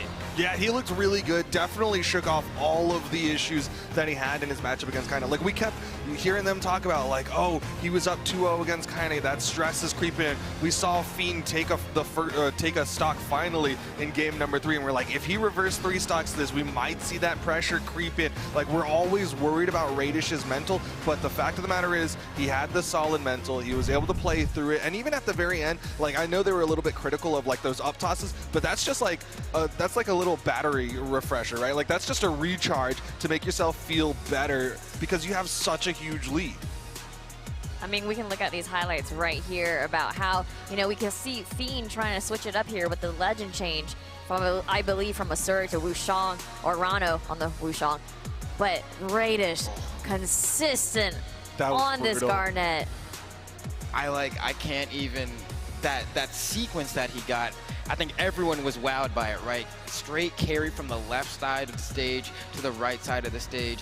And we were talking even during the match that, like, that's not a true combo. Normally when you get hit by the same move twice in a sequence, you're able to DI. Yeah. But because of the fact that that wasn't a true sequence, but he was out of jump, so he couldn't escape it, meant that all the trajectories were predetermined and Fiend actually couldn't do anything about it. Yeah, he went left to right, full sweat beads, had no options there, and ended up just falling at the very end in a real heartbreaker situation. I know a bunch of Qatar players are mauling right now because they're like, you know, if I was on Qatar's, they would have touched the ground, they would have gotten their jumps, they would have gotten their dodges back. But no, Radish, really good move select to make sure that he didn't give that opportunity to Fiend as well. And I want to just continue talking about Radish and just like the consistency he showed. I mean, he did not switch off of the Garnet, which is a Petra epic crossover. We saw Fiend trying to figure something out, right? And so let's talk a little bit more about Radish and just his consistent Garnet Petra play. Duke. I love that he got better at the gauntlets. In games, in his set against Kaina, it was definitely looking like a big orb play. And every now and then he'd have those gauntlets that came in. But when he got the double sidelight read on Fiend's dodge down into a recovery, I was like, okay, you remembered that you still have this other weapon and you remembered how to play it. And you started to see it come alive. You started to see him kind of remember that there's more to the kit than just being good with the orb and going for that sidelight down air setup for the down sig, anything like that. And you just love to see that. When you have that character loyalty, you can kind of dig deeper every single time. I actually think it's a good thing that Radish lost when he did. Because now, watching him play, I feel as if, I don't want to be so bold as to say that I think he's going to make it all the way, but I think if he ends up getting the run back versus Kaina, I think Radish is going to win the second time around. Yeah, I think that fired him up a lot. Yeah, for sure. And like I said, that was like a top 12 elimination side match. So Radish must be feeling good that he can get moving onto top 8. So with that, singles is wrapping up phase 3. So now we're going to shift gears to our doubles competition where we will ultimately find out which duo has what it takes. A quick refresher for everyone here to look at what our doubles teams are competing for. So the prize for first place is $60,000. You can see the rest of the breakdown here for everyone who's placing. And we will be watching the top 4. So, I mean, you can see 4th place still getting a nice chunk of change there. 22,000 ain't nothing to complain about. Let me just say that. I'm like, I need to get nice, bro. I need to get nice like that. You're on the wrong side of the desk, is what you're thinking. Okay, furthermore, of course, our doubles format for those just now joining us. Dude, can you tell us and break this down? Of course, we're in all best of 5s, $250,000 prize pool for the 2v2s, and again, the double elimination. We've got 2 teams on the top side, 2 on the elimination side of things, and if they want to get those wins, they gotta make sure they eliminate their opponents. Yeah, it's a best of 5, which we've talked about, you know, yesterday about how a best of 5 can really change things around. All right, y'all. So we're just about, let's see, a few minutes away. Actually, 4. We're about, what, 4? For the top 4. For the top 4, yeah. We're That's top cute. 4. Yeah, we're 4 best of 5s away from crowning our doubles BCX 2022 champion. But first, I want to, I guess, get a little quick preview or hint of like the matches that are going to be coming up here. So we got Fozy Godly, right? And Experience and Made. Hold on, I'm going to pull up the bracket. I'm going to just be like super sure that I'm saying this correctly here. And everyone at home, folks, you can also pull up the bracket and pro stats and things like that. Exclamation my bracket in chat. Yeah. Start.gg/Brawlhalla. It's Fozy Godly versus Boomy Snowy, if that is correct. And then we got Experience Made versus Acno and Blaze coming up. That is a heated top 4 for y'all. Oh my goodness, now that I'm looking at the bracket here. Okay.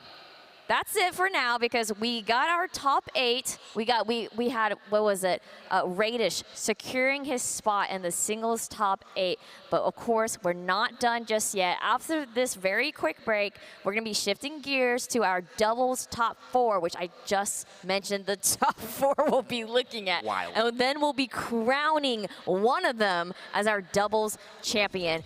Stick with us. Don't go anywhere. We'll be right back.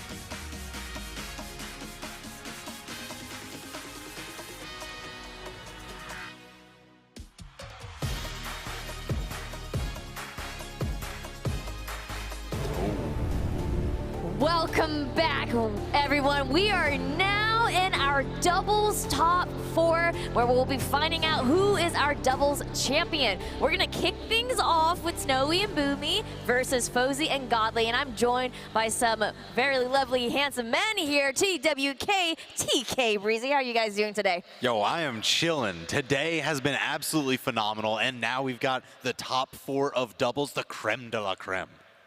TK, how you All feeling? right, man. I'm having a great time, obviously, man. With I just got finished commentating. Now I'm here on the desk, ready to see some great doubles action. A lot of teams that are left that I want to see. So, I mean, Fozy and Godly, they've been impressing me. I'm a big Boomy fan, so just we got a lot left. Yeah, let's talk about this matchup because TWK, you were mentioning literally right before we came back to live about Snowy and Boomy and how Boomy may be winning a championship with a different partner. He's the kingmaker. I don't know what else to say. Like, he's won doubles with Remy. He's won doubles with Sandstorm. He's looking to do it again with yet another player. It's like one of those that you see just taking championship rings no matter what team they're on. And what about Fozy and Godly here, TK? Look, Fozy and Godly, I mean, I've been a fan of Godly's for a bit. I'm mostly for the gauntlets, but he's been on a different tear today, and also like even off of that though, he has been playing quite well on weapons that I'm not so used to seeing him play. But you have to shout out Fozy when he brought out the Zaryo. The Zaryo went absolutely insane, and I'm hoping to see it again on that side of things. So this is like, you know, a little bit of a heartbreaker for me. These are 2 teams that I'm like, I want you guys to win, but like someone has to go down. You know what I mean? So we're gonna be seeing that relatively soon. But hey, y'all in the crowd, man, if you didn't know, we are in top 4. We are about to crown a champion right now. Okay, so if you're in the venue and you want to see some hot Brawlhalla action, the top 4 doubles, you gotta come over here, grab yourself a seat, and hang out with us. Yes, and of course, folks at home, tune in. And also, you can use the command center to look at the expo and the players and all those things and make it customized to you, so you feel that you are literally here at the venue as well. But I really wanted to talk quickly about those stats that came up. I mean, their PRs are actually very close. I know they're different regions. We got North America, we got Europe, but their PRs are very close. I'm going to name them here real quick. We have, let's see, I have Snowy at PR 4 and Boomy PR 3, and then Fozy PR 5 for Europe, and then Godly PR 4 for Europe. I mean, what do you make of these stats here?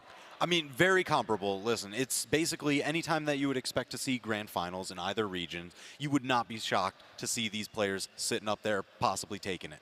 It's really just the best of NA versus the best of EU clashing together here in the winners final. Yeah, and we got that on the loser side of things too, right? Oh yeah. We also got that on the elimination so side we'll be for talking sure. about that for sure. It's a big NA versus EU rivalry happening yet again here at BCX. But yeah, we got to see who's going to be sitting pretty in grand finals as we get into this match relatively soon, man.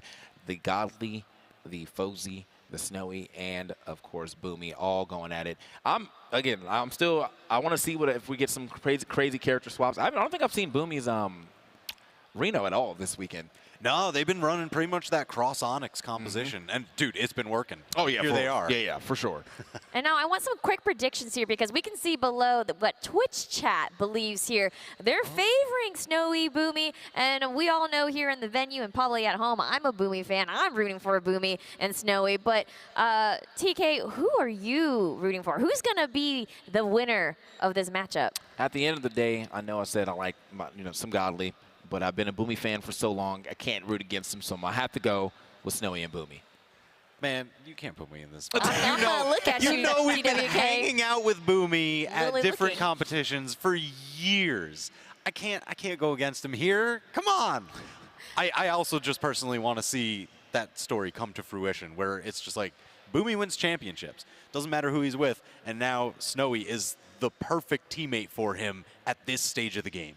Yeah, it seems like the whole desk here is a North American favorite to Snowy and Boomy. And I like seeing Twitch chats. It shifted a little bit. You know, sometimes when we talk about the players, you know, chat decides to change their mind just a little bit, but it's still definitely Snowy, Boomy being favorite here. And honestly, I really want to see and hear what the crowd thinks. Who you guys voting for, Boomy or Snowy? Can I hear some screams? Who's rooting for Boomy and Snowy out here?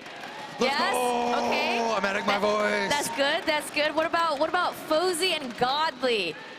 Also, let's go. Okay, we hear some. We hear some too. So it's gonna be split here.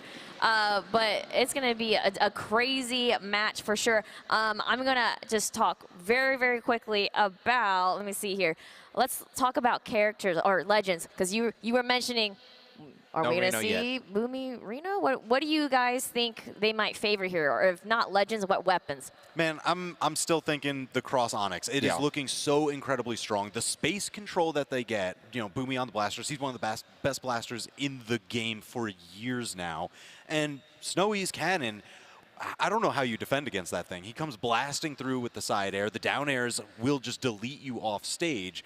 And any team combo with that high of a strength, ending it with Cross's signatures, you will lose your stock in 2 seconds flat. Right, and then on the other side of things, obviously, Godly, you know, he's known for the gauntlets, not playing the gauntlets today, so it really feels like, you know, whatever he wants. But on the side of Fozy, I really want to see that, like, I want to see that Zaryo again. I mean, it came out in reverse 3-0, and it looked literally unstoppable. No one was able to, like, figure out how to get past anything he was doing. I mean, like, on both sides of the weapons, the side saves were looking good, the down saves were looking good. He was just doing it all. So definitely trying to see that one more time as we, you know, eventually get into this match. And because it seems like a lot of people are favoring Snowy and Boomy, I mean, I know we're talking about legends and weapons. Is there anything Fozy and Godly should be looking out for so that they can succeed and move on? I'm really thinking just interrupt the handoffs, interrupt the team combos. Do not leave your teammate exposed for too long. I know sometimes it can kind of separate into the 2 separate 1v1s, and that's where you got to be Johnny on the spot for, hey, my opponent rotated, I need to rotate with them so that way they don't get the quick 1, 2, 3 on my teammate. Do you think that them forcing the quick, the 2 1v1s is probably a better strategy than them actually trying to do the 2v2? I don't know, man. Whenever it's a swarm, I see Godly and Fozy just absolutely dominate. Boomy and Snowy both dominate. I think it's a toss-up in those situations. It's really just going to be about who gets caught out solo. All right. All right, well, we'll see if anyone gets caught off solo here, because we're ready to see this winner's final doubles match for the start of our top 4. Ajax, Zipmaster Flex, take it away. It's that storied rivalry everybody loves to see. North America versus EU, not in just one match, but 2. We're getting into the first one here with a bit of a difference. It's not Luna Pugsy in this position. It's Snowy Boomy. It's not Acno Blaze in this position. It's Godly Fozy. We're looking at a big lineup of incredible champions, but even on the lower side of it, I just gotta say it. We gotta throw it out there. We have to stop doubting Experience Made. They have made it all the way up to this point. They were able to get into top 4. I can't wait to see that one come up. But Zip, we're looking at Godly and Fozy, who don't have the storied history necessarily that Boomy has, but I think that they're going to be a massive threat for what has been an insane run from Snowy and Boomy so far. How are you feeling? So they were talking about Boomy and how it doesn't matter who he's with. He wins championships. And that makes me think of Robert Horry. Big shot Robert Horry. That man won rings with the Lakers. He won rings with the Rockets. He won rings with the San Antonio Spurs. That's the same caliber of player. You put him on a team and you're about to take home the gold. But Boomy's going to have to show that here today against a great team of Fozy and Godly. Whenever TK was talking about the Zariel pick, that's what I want to see also. I talked about how hard it is to punish that character, even though those moves have a lot of animation, a lot of time where he's free to be punished. The movement and the placement that it puts you in when he lands those signatures and team combos, it's hard to find where he's going to go. Even if you know where he's going to go, it's hard to land the punish. And something you were just alluding to is the gold. Boomy has so much of that. He has been here before. He knows how to succeed in this position.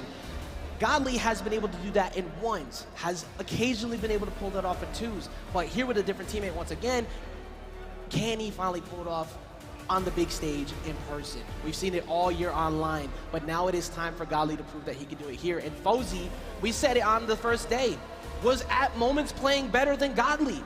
Fozy was allowing Godly to do exactly what he wanted at all times by just existing, smacking people away, and letting Godly do exactly what you want. They were mentioning it at the analyst desk, and I think that this is what it's going to come down to. If Godly is allowed to 1v1 people repeatedly, they win. Because if you're putting Godly 1-to-1 against anyone, that is most likely going to come out in his favor, except maybe off stage, because Boomy is the hardest person to edgeguard, period, in this game in so many aspects. So I think it's going to be Boomy and Snowy looking to crowd them as much as possible, force power plays, constantly 2v1 Zip, so they can possibly get the W. You know what's wild about how you just laid that out for that team? Yesterday, I was constantly talking about, no, this was on Friday, I was constantly talking about how Boomy and Snowy were operating the same way. You would think that Boomy would be the front man because Boomy is that championship caliber guy, that guy that's been up here multiple times. But Snowy is the one playing front. And if you can't stop him and you're allowing Boomy to play the back row and get his punishes and play freely, that's where you're in trouble. So both teams have the same win condition. Who is going to be the one that starts the control and stops the front man? And when you let Cannon go crazy up front and you're enabling blasters in the back to line up combos, you are asking for a loss. You are asking for trouble. But on the other side of things, of course, we have the consistency factor of Lance and twos. We have the Axe, we have Dulcim, and we have game number 1. Winners Finals is now beginning of 2v2 Championships. Crowd, let them know what you feel right now as we get in the very beginning of this. Let the roars come out. I know you guys are excited for this. We are underway. I love the character picks. We got the Orion, we've got the Dawson, and then we've got another Street Fighter character over here, and then we got the Onyx. This is gonna be big time. We already have a big time scrap in the middle of the stage to start this. And look at the way Boomy's trying to grab center stage control, constantly staring away, trying to enable Snowy to play that front line like you were just alluding to a little while ago. And that's a big punish right there. He tried to go for a neutral light and instantly doubled up as they get the first stock. What was so clean about that? Snowy hovered right over Boomy's head, gave him the coverage. That is what you call teamwork at its finest. And they were able to get a coordinated strike on the Godly shortly afterwards, and you said it perfectly. Teammates at its finest. They have been working so well, and their damage continuing to rack up. They haven't been able to safely approach like one time, and that's with the weapon lineup they have with the spear here and with the gauntlets, but Godly is gonna go, Godly's gonna go ahead and find Boomy, but Boomy refusing to let that one go. Boomy would not let it go, but gonna get caught by the Yoga Flame. This match is already fire. I'm loving what I'm seeing from both teams, but look at Godly. He's definitely damaged pretty tough right now on his second stock, so they're really gonna have to look for the KO. Oh my gosh, he almost got taken out. They're gonna have to look for the KO on Snowy and try to even this thing out before he loses that one. You're exactly right, because Godly is so deep in the red, and Snowy only just finally losing that one there, playing right in the center of everyone and refusing to get hit over and over, and there goes Godly, Zip. There it goes, there it goes. This is a lead for the red team. They're doing exactly what they want to do, and they're holding down the stocks, and they're putting on damage. Look at this, putting on more damage on the Godly. They're gonna chase him off on the side. No, okay, teamwork. Godly getting protected by Fozy. And I was about to say, Snowy doing the same thing. Fozy and Snowy have been there to constantly break up combos, and that dare actually helped because it kind of keeps Boomy from approaching, bounces him out, reduces the knockback, allows him to do what he wants. But Boomy has now fallen to the last one. All parties involved are basically even because Snowy is going to potentially fall soon. That weapon toss down. Are they going to find Godly? Godly's not going to find the wall. And the American team already moving up here with 3 stocks, comboing Fozy to oblivion already, Zip. I'm telling you right now, don't go out on the side of the stage with Snowy. He's been doing it all weekend. He's been taking people out. Oh my gosh, the breakdance. Caught him on the down like the weapon toss. Game number 1 for the red team. Snowy and Boomy having dominant control, constantly separating, getting in there, using a dare to break things up. Fozy was doing a very similar thing, but in a rather curious fashion. Godly was the one who was constantly falling first because they kept getting to him.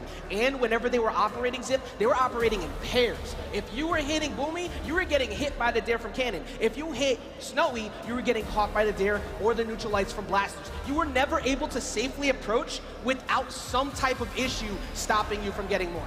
I'm starting to understand their team comp more and more the more we're seeing it. Boomy plays the ground, covers with those large active hitboxes with the blasters, and then Snowy is floating around over him, and you don't know what to do, because if you come in and you get past those blasters, then he's gonna clip you. Well, you asked, TK asked, and you shall receive, because the Zariel is now coming out. We're gonna drop the the Orion, we're gonna bring up the Zariel. Zip, let him know exactly why it works so well. I'm gonna tell you right now, I'm glad he didn't wait. to bring this pick out, because he's been bringing it out on final games, and he's knowing that this is big-time pressure. They want to get into that grand final side, but the reason this is going to work is because the capitalization on these team combos, if they can get something started, the way Zariel pushes you out of position and down low onto the lower sides of the blast zone, that is a scary position, and then they can play off of it with the double gauntlets. And something they have to figure out, too, is that damage output, because last game, both Fozy and Godly were sub 400. Godly only did 289 by comparison to the 465 and 506 by Boomy. They have already started off the match immediately by getting to Godly once again. Somebody stop Snowy. He's so accurate. He is the one getting the efficient KO blows every time somebody gets to high damage. Here he comes. He's got Godly on the side. Ooh. Oh my gosh, if that cannon would have hit that recovery. That was so well placed, but he wasn't able to close it out. There's Fozy, though, closing that one out on Boomy, and now they have a power play. But look at the defense from Snowy. Finally gets caught by the Sarah, though, when they were able to deal with it, and Fozy still holding on to the first one. He is still holding on to that stock. He is on red, but I love the way they're playing right now. He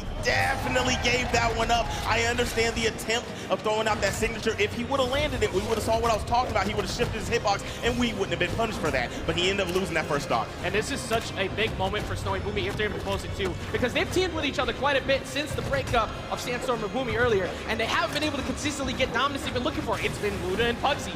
But here today, it feels like that moment, the World Championship on the line, has brought everything out. But this is a very close game. Yoga Flame's going to go ahead, find Snowy on the bottom, and they're going to go ahead and try to capitalize, but they have an accidental miscue on teams, and it's going to be Fozy who knocks out Godly. Boomy actually pushed Godly into the way of that. I don't know if it was on purpose, but it definitely worked out for the red team. Finally, they get that stock off of Boomy. They got to make something shake here. Get Snowy out of there, but don't party with them on the bottom of the stage right there. That's not what you want to do. You got to be very careful in those situations. Take a lot of damage for no reason, but that's going to be one.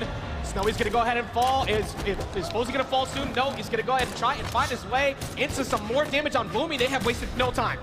Not at all. These guys are on time, and here we go. Fozy's on the side of the stage, but they're not even going to attempt to approach him. Godly came over, snuck in just in time, and took their attention away. I love what I'm seeing from both teams. Look at this. The more the signatures are starting to land from Fozy, that's where the pressure's getting turned up. Exactly. But look, if Godly loses this stock, he's going to be in a 2v1, and that's a rough situation.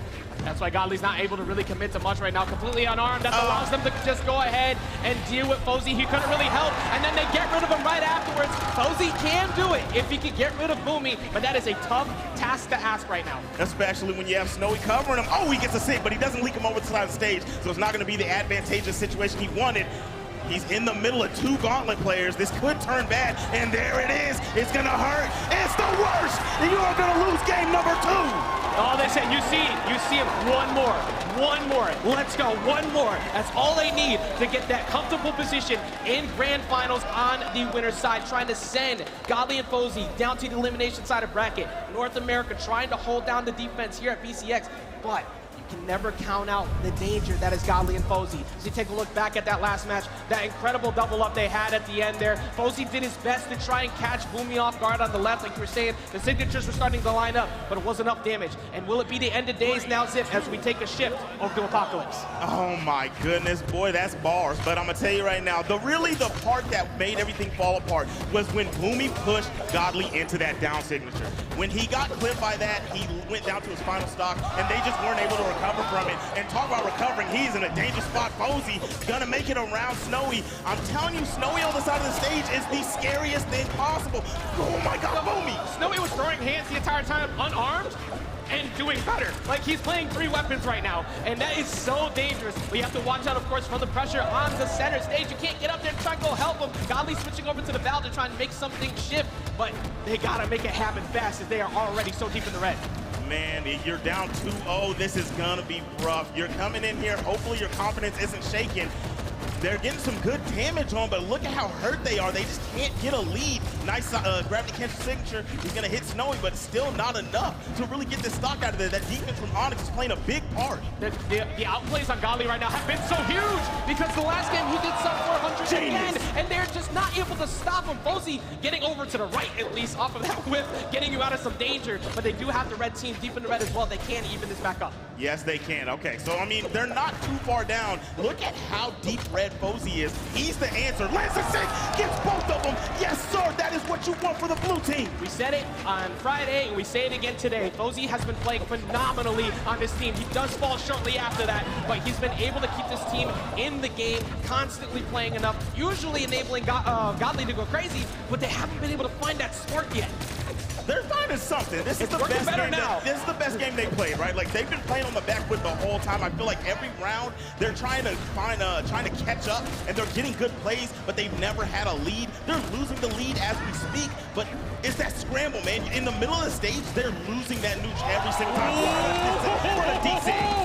That was so good because he put him in a position where it looked like Snowy might go try to punish him. So he figured he could just dodge or stay there in that spot. Absolutely not. Boomy's playing phenomenally, but they have Godly deep in the red. Snowy, pretty damaged as well. It's not that far off. Will we see a 3-0? It's looking like it could possibly happen as Godly falls.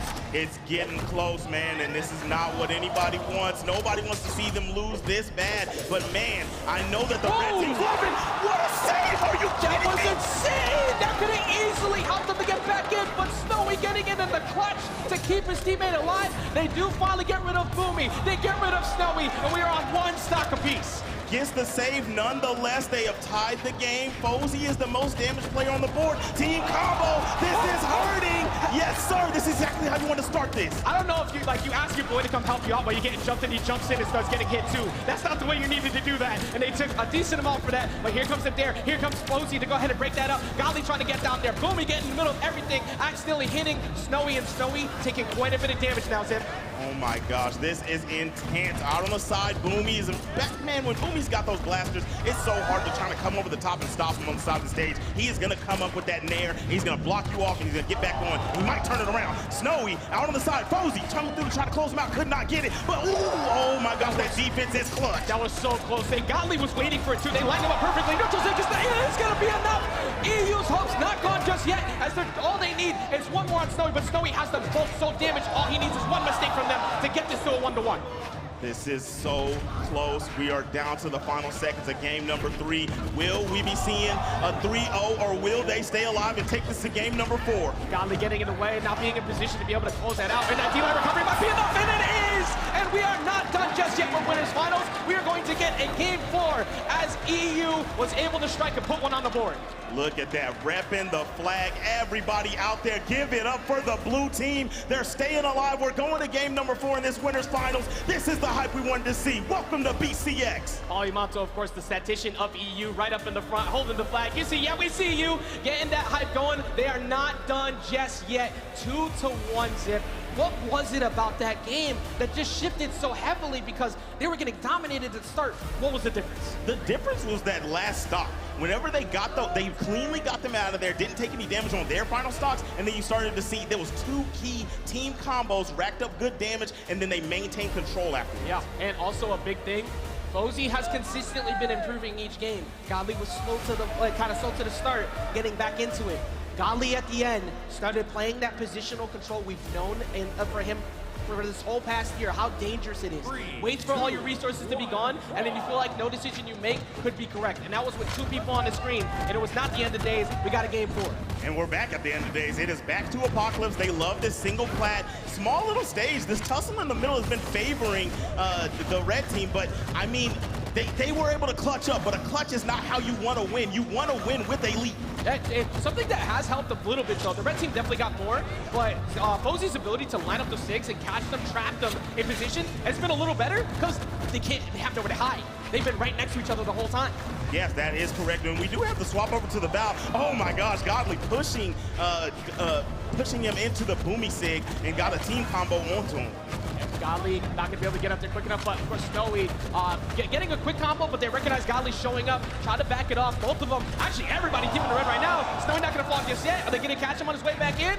No, they had to, Boomy right in the way, and that is going to be Godly falling first. Boomy was so ready with that ground pound. That wasn't even his teammate. He said, thanks for the assist, my boy. and you got to capitalize wherever the moments come, especially against the second lineup. But it's going to be Boomy falling, and that's shortly following is Snowy. Once again, Fozy starting another game, having the most after the first start. We got the Val, we got the Zariel. I think they have found themselves. They're playing better than they did in game number 1 and game number 2. They are here. They are alive now. I like how that weapon toss came in and they still kept swinging. It's like, that's cute. What you think I'm going to do? We're gonna keep, they kept fighting, and still Fozy refusing to give this first one away until I talk about it right there as Recovery takes it out off the top. All right, and out on the side, Godly trying to get back on there. Had 2 exclamation marks, but they backed off of him. Fozy came back in. He was going to be able to stop him, so I understand the situation. Very smart play. Here he goes, go in, break everything up. Even if you hit your teammates, okay, you got that reduced knockback. You don't want to let them continue. Snowy getting caught a bit more on his way down, though. I'm noticing Snowy hasn't been able to consistently land in the middle of a fray and get away with it as much as he was the first 2 games. I'm telling you right now, they're taking control of the scrambles. I said the red team was leading the scrambles. Now that the blue team has taken that away from them, they're not getting that double layered offense. Ooh. Very good job to take those 2 stocks out consecutively, and the blue team with the first hefty lead of the set. Exactly. A pretty solid lead right now. Not nearly as damaged. Usually when this moment happens, everybody's pretty close, and they're able to answer back. Godly, of course, has a decent amount, so he's waiting. Go ahead, get that nair, break up the combo, but that did put Fozy into the deep orange. Yep, he is pretty hurt right now, but look here, I'm looking at Snowy. This is what I want to watch. I like how Fozy is going for him. He almost got taken off over the top, but he did come over and interrupt. Look at Snowy. He's moving around, and he hasn't been able to get something shaken like he normally has. Got the cannon. Let's see what he can do. I feel like that was the call from Boomy. It's like, hey, recoordinate, regroup. We need to stay near each other because that's what's always worked. And Godly's going to fall because of that slowdown. Because of that slowdown on 2 pieces, they're able to even everything back up. This is what we saw in game number 2, but it was on the blue team side. Cleaned them up, didn't take too much damage, and here we are, an opportunity for either team to take this. And they finish it. Blue Flight's coming through for Godly. They got Snowy in this guy's Boomy trying to chase. Boomy's going to go ahead and have to find his way back down to the ground. Using that Sear to just make sure nobody jumps up towards them. But a very stressful situation for the red team. The neutral stick will take them out, but they have only so many mistakes they can still make. The ground control is going to the blue team right now. Ground control to Major Tom. Oh my gosh, Godly! He got the dodge. Boomy almost sent him to the deep depths. That was so close to Boomy capitalizing on a huge moment. Recovery won't take him off the top though. Boomy gonna get himself back down to the ground. Gets caught in the air. Snowy breaking everything up. Right now, Boomy trying to catch him. Snowy just missing, and Snowy falls. And we're getting close to a game 5, but now we have a 1-1. 1v1. Who is gonna get it done? Fozy gonna close him out, and we're going to game number 5. You could not have asked for better to start this off. It is not the 3-0s we want to see. We want to see people make adjustments, and that adjustment coming in big time for Godly and Fozy. Coordinating well, not overextending, not getting caught in a big thing. Godly is now finally playing the game. He's definitely playing the game because they were taking him out early, but that was that double-layered offense that was doing it. Boomy and Snowy were controlling everything. They were not allowing them to get anything going. But here we go. We're going into game number 5. This is going to be the closeout. Who's going to grand finals? I honestly can't even guess at this point. This is reverse 3-0 potential right now. Snowy and Boomy have been doing so well all day, but Godly and Fozy have finally waking up, running it right back to Apocalypse. Do they finally stop it? Do they shut this down? Big team combo already for the red team. Snowy's back. Snowy's back. He hasn't been doing stuff like this in 2 games. He's getting his hits. He's capitalizing off of Boomy. A good break. Oh, actually, they got a little bit too close to each other. Snowy getting away from that. Of course, that could have been a whole lot more damage, but Godly already a decent amount. Godly's been able to kind of mitigate this position before as if. Let's see if he can find a way to rebound. The answer for the red team is definitely stop Fozy. If Fozy can't throw out signatures willy-nilly like that, I love it. I love it. Talk about prime-time positioning. Snowy on the side with the gravity cancel, or was that a pivot neutral signature? He was so ready off the neutral lights, like, I got you. We're sealing the deal. You set me up. I'm going to go ahead and dunk it in. And right now, Snowy just trying to make sure that Boomy can land safely. Godly, of course, completely undamaged, so he can afford to rush in, but you were so right. They have to find a way to deal with Fozy, who's always had the most stocks at the start of the game. Yep, he's been holding it down, POP, but what he's also doing is holding down that ground space, throwing out the signatures. But as the set has gone on, look at Boomy. He has stopped his signatures mid-track, I think 3 times. That's exactly what you need, but Boomy is going to fall. This should be one right here. They miss it, though, and Snowy gets to hold on a little longer. He's going to hold on to that life a little bit more. I really thought he was done. Went for the recovery. I feel like a ground pound could have got it. Either way it goes, this is still really, really close, but they have got to take him out quick or at least start putting some damage on the Boomy. He gets to stay around a longer too because Boomy did get that save with the dare before and then refusing to fall pretty much after. Go for a big chase. Recovery will take him out though as everybody's at 2 apiece. Godly going up there and getting him. That was what he needed to do. The blue team trying to stay alive, but they are pretty damaged. And if anything big hits, it can spell trouble for these guys. 100%. You have to be so careful about where you're positioning right now. Godly trying to control that soft platform. Posey accidentally setting him up, but it's okay. Nothing led to a knockout in that position. There's that Sarah to back them up. Here's an attempt to try to get Boomy. Boomy gets the dare though, and now they have taken the lead. I talked about it at the beginning. Don't challenge Snowy on the side. Boomy said, hey, I got some of those too. Hit him with the downlight with the guns, and then, man, I'm scared, guys. This is two stocks apiece for the red team, and look at how damaged Godly is. If he gets caught slipping, this can be trouble. Oh my gosh, can they clutch this out? They're gonna need big plays right now, Zip. That's a good lead that the red team has, and you said it at the beginning of the game. Snowy came back. Snowy is back in business. After those last two, we was getting shut down. It's been all Snowy this game. But Boomy in a very uncomfortable position. Gets in there. Is he gonna go out there after him again? Godly needs to get back on stage. Posey getting in the way. Snowy stopping it. Boomy getting sent to the skies, but still not getting knocked out. That's great for them, for Godly to get back onto the stage, but he did eat a good bit of damage doing that, and they still haven't taken these second stocks off. I like the approach from Posey right there. He tried to get him, not able to get it. Oh, look at how hurt Posey is. Yeah. If he loses this stock, this is going to be an insurmountable lead. Yeah, like you said, they haven't been able to get rid of those two just yet. That is enormous because Posey, even there on that recovery, still not enough to get rid of Snowy. Boomy keeping himself safe. Posey constantly getting sent off. He can only take so many more. Oh, didn't land the last hit of the recovery, but the Sarah from Snowy will do it. Here it is, the last hope for the blue team are diminished. The red team is going to grand finals. Snowy and Boomy getting the best spot you can ask for here at BCX. Winner side of France, NA popping off. Everybody, so just, you can see the crowd passion. Boomy believers are thriving. I know Win over there is probably popping off. I'm excited because as much as I love watching Godly, Boomy is just it. He's him. But Snowy coming up here, the two of them have been working so hard to get to this spot, and they finally look like they can have their championship. Boomy is definitely doing his thing, but I'm telling you, this championship run is on Snowy's back. His cannon play, being in the right spot and making sure that he capitalizes, that's the answer. Look at even that right there, when he almost had that recovery, and Snowy was there to make sure the stock was close, that's what you need. But Sheepy, you guys, talk to us. We believers, let's go! I am so excited. I was literally popping off right here at the desk. TWK, TK, tell me what you guys think about the outcome of this match. Man, this was absolutely crazy. The adaptation throughout the set, it was the well-oiled machine of Boomy and Snowy for that early lead. It seemed completely unstoppable. But I know I was talking to TK about this, that Posey and Godly kind of used that strength against them a little bit, putting out a lot of baits, knowing, hey, you're going to play close to the vest, you're going to have start of team combos, and then my partner's going to be able to come in and hit you both. We're getting 2-for-1s all day. Yeah, we're getting a lot of that near the end of that set. Just in general, to go over the entire set, man, I think the first game was almost like the end. It was almost all Snowy. Like at the very end of the first game, he absolutely popped off there. I think Snowy and Boomy had great coverage as a team altogether. I think there was a lot of times that Posey was actually hitting Godly in the earlier parts of the game, of the set, but he did kind of clean it up near the end.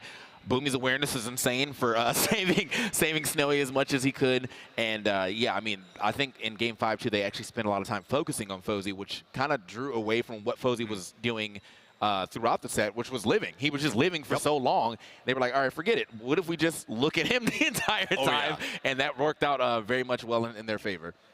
I definitely agree that both Snowy and Boomy had such great coverage as teammates. I mean, we can look at the highlights here. Oh my goodness. Yeah, you're probably going to see in a lot of these. My eyes were on Snowy this entire set. He has the best rotations in the world. He is always right there for the handoff or to set one up. And it's crazy because he's not playing a very high-speed legend, but he gets to use that cannon to kind of zip around the stage. and he'll take the wide path. You'll see him swoop these crazy angles, and you're like, where is he going? Oh, it's the exact perfect spot for the perfect next play. Gotta give it up to him, man. That's just what a solid team. What solid team play all together? Because in game 4 and 5 or 3 and 4, Fozy and Golly stepped it all the way up. I feel like as the set went on, they got more and more of their team comp. They kind of got more and more rhythm. I saw them actually like. Oh, I saw Golly stepping behind Fozy quite a bit, so that way Fozy wouldn't hit him with his six. Because Fozy was, obviously a little stick heavy, and that's what got him the W earlier when he was playing Zario. But Golly was getting hit by a decent amount of them, so he would get his hit and then dash back behind Fozy to let Fozy do his thing. Yeah, and I just want to quickly mention that yes, technically yes, Fozy and Godly, they did such a good job at kind of gaining their own momentum by interrupting what Boomy and Snowy were trying to do with all this coverage. But man, you cannot stop Snowy and Boomy. They just won, got the W. It was such a crazy match. Okay, we're just getting started though, everyone.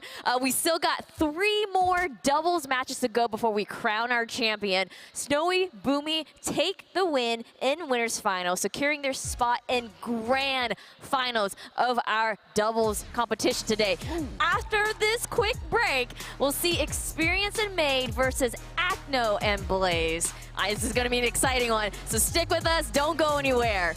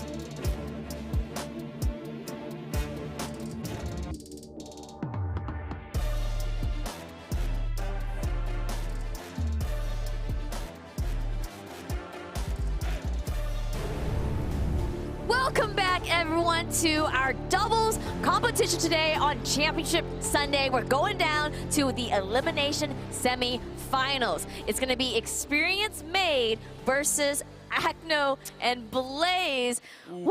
We're going to be in for a great match. Will we see another Game 5? I mean, guys, what do you think? TWK. Man, honestly, I think so. I think this one can go the distance, all right, because it is the old dynasty versus the new, right? Acno and Blaze, they had their multi-year winning streak back when we were separated into our own separate regions, weren't able to meet together. But when we did meet together, it was Experience and Made that ended up coming out on top. I mean, listen, for LANs this year, they've got a 100% trophy rate. 100%. Oh, you're not 100%. wrong. You know what? We had the midseason. They slapped it midseason. They're in top 4 right now. Again, as you said though, Acno and Blaze have been around for quite some time. I mean, I think they might have been at the first BCX I was at, which was back in 2016, 2017. So, but Experience Made. You know, I'd say New Guard. They're doing quite well, and I think obviously when I was talking about it earlier, I think Experience is a much better doubles player than on the single side of things, and so I'm not expecting to see a 3-0 at all, for sure. I'm just not exactly sure who's going to win this match, but in my head, and probably off the vengeance that he wants from the singles performance, I'm thinking Experience.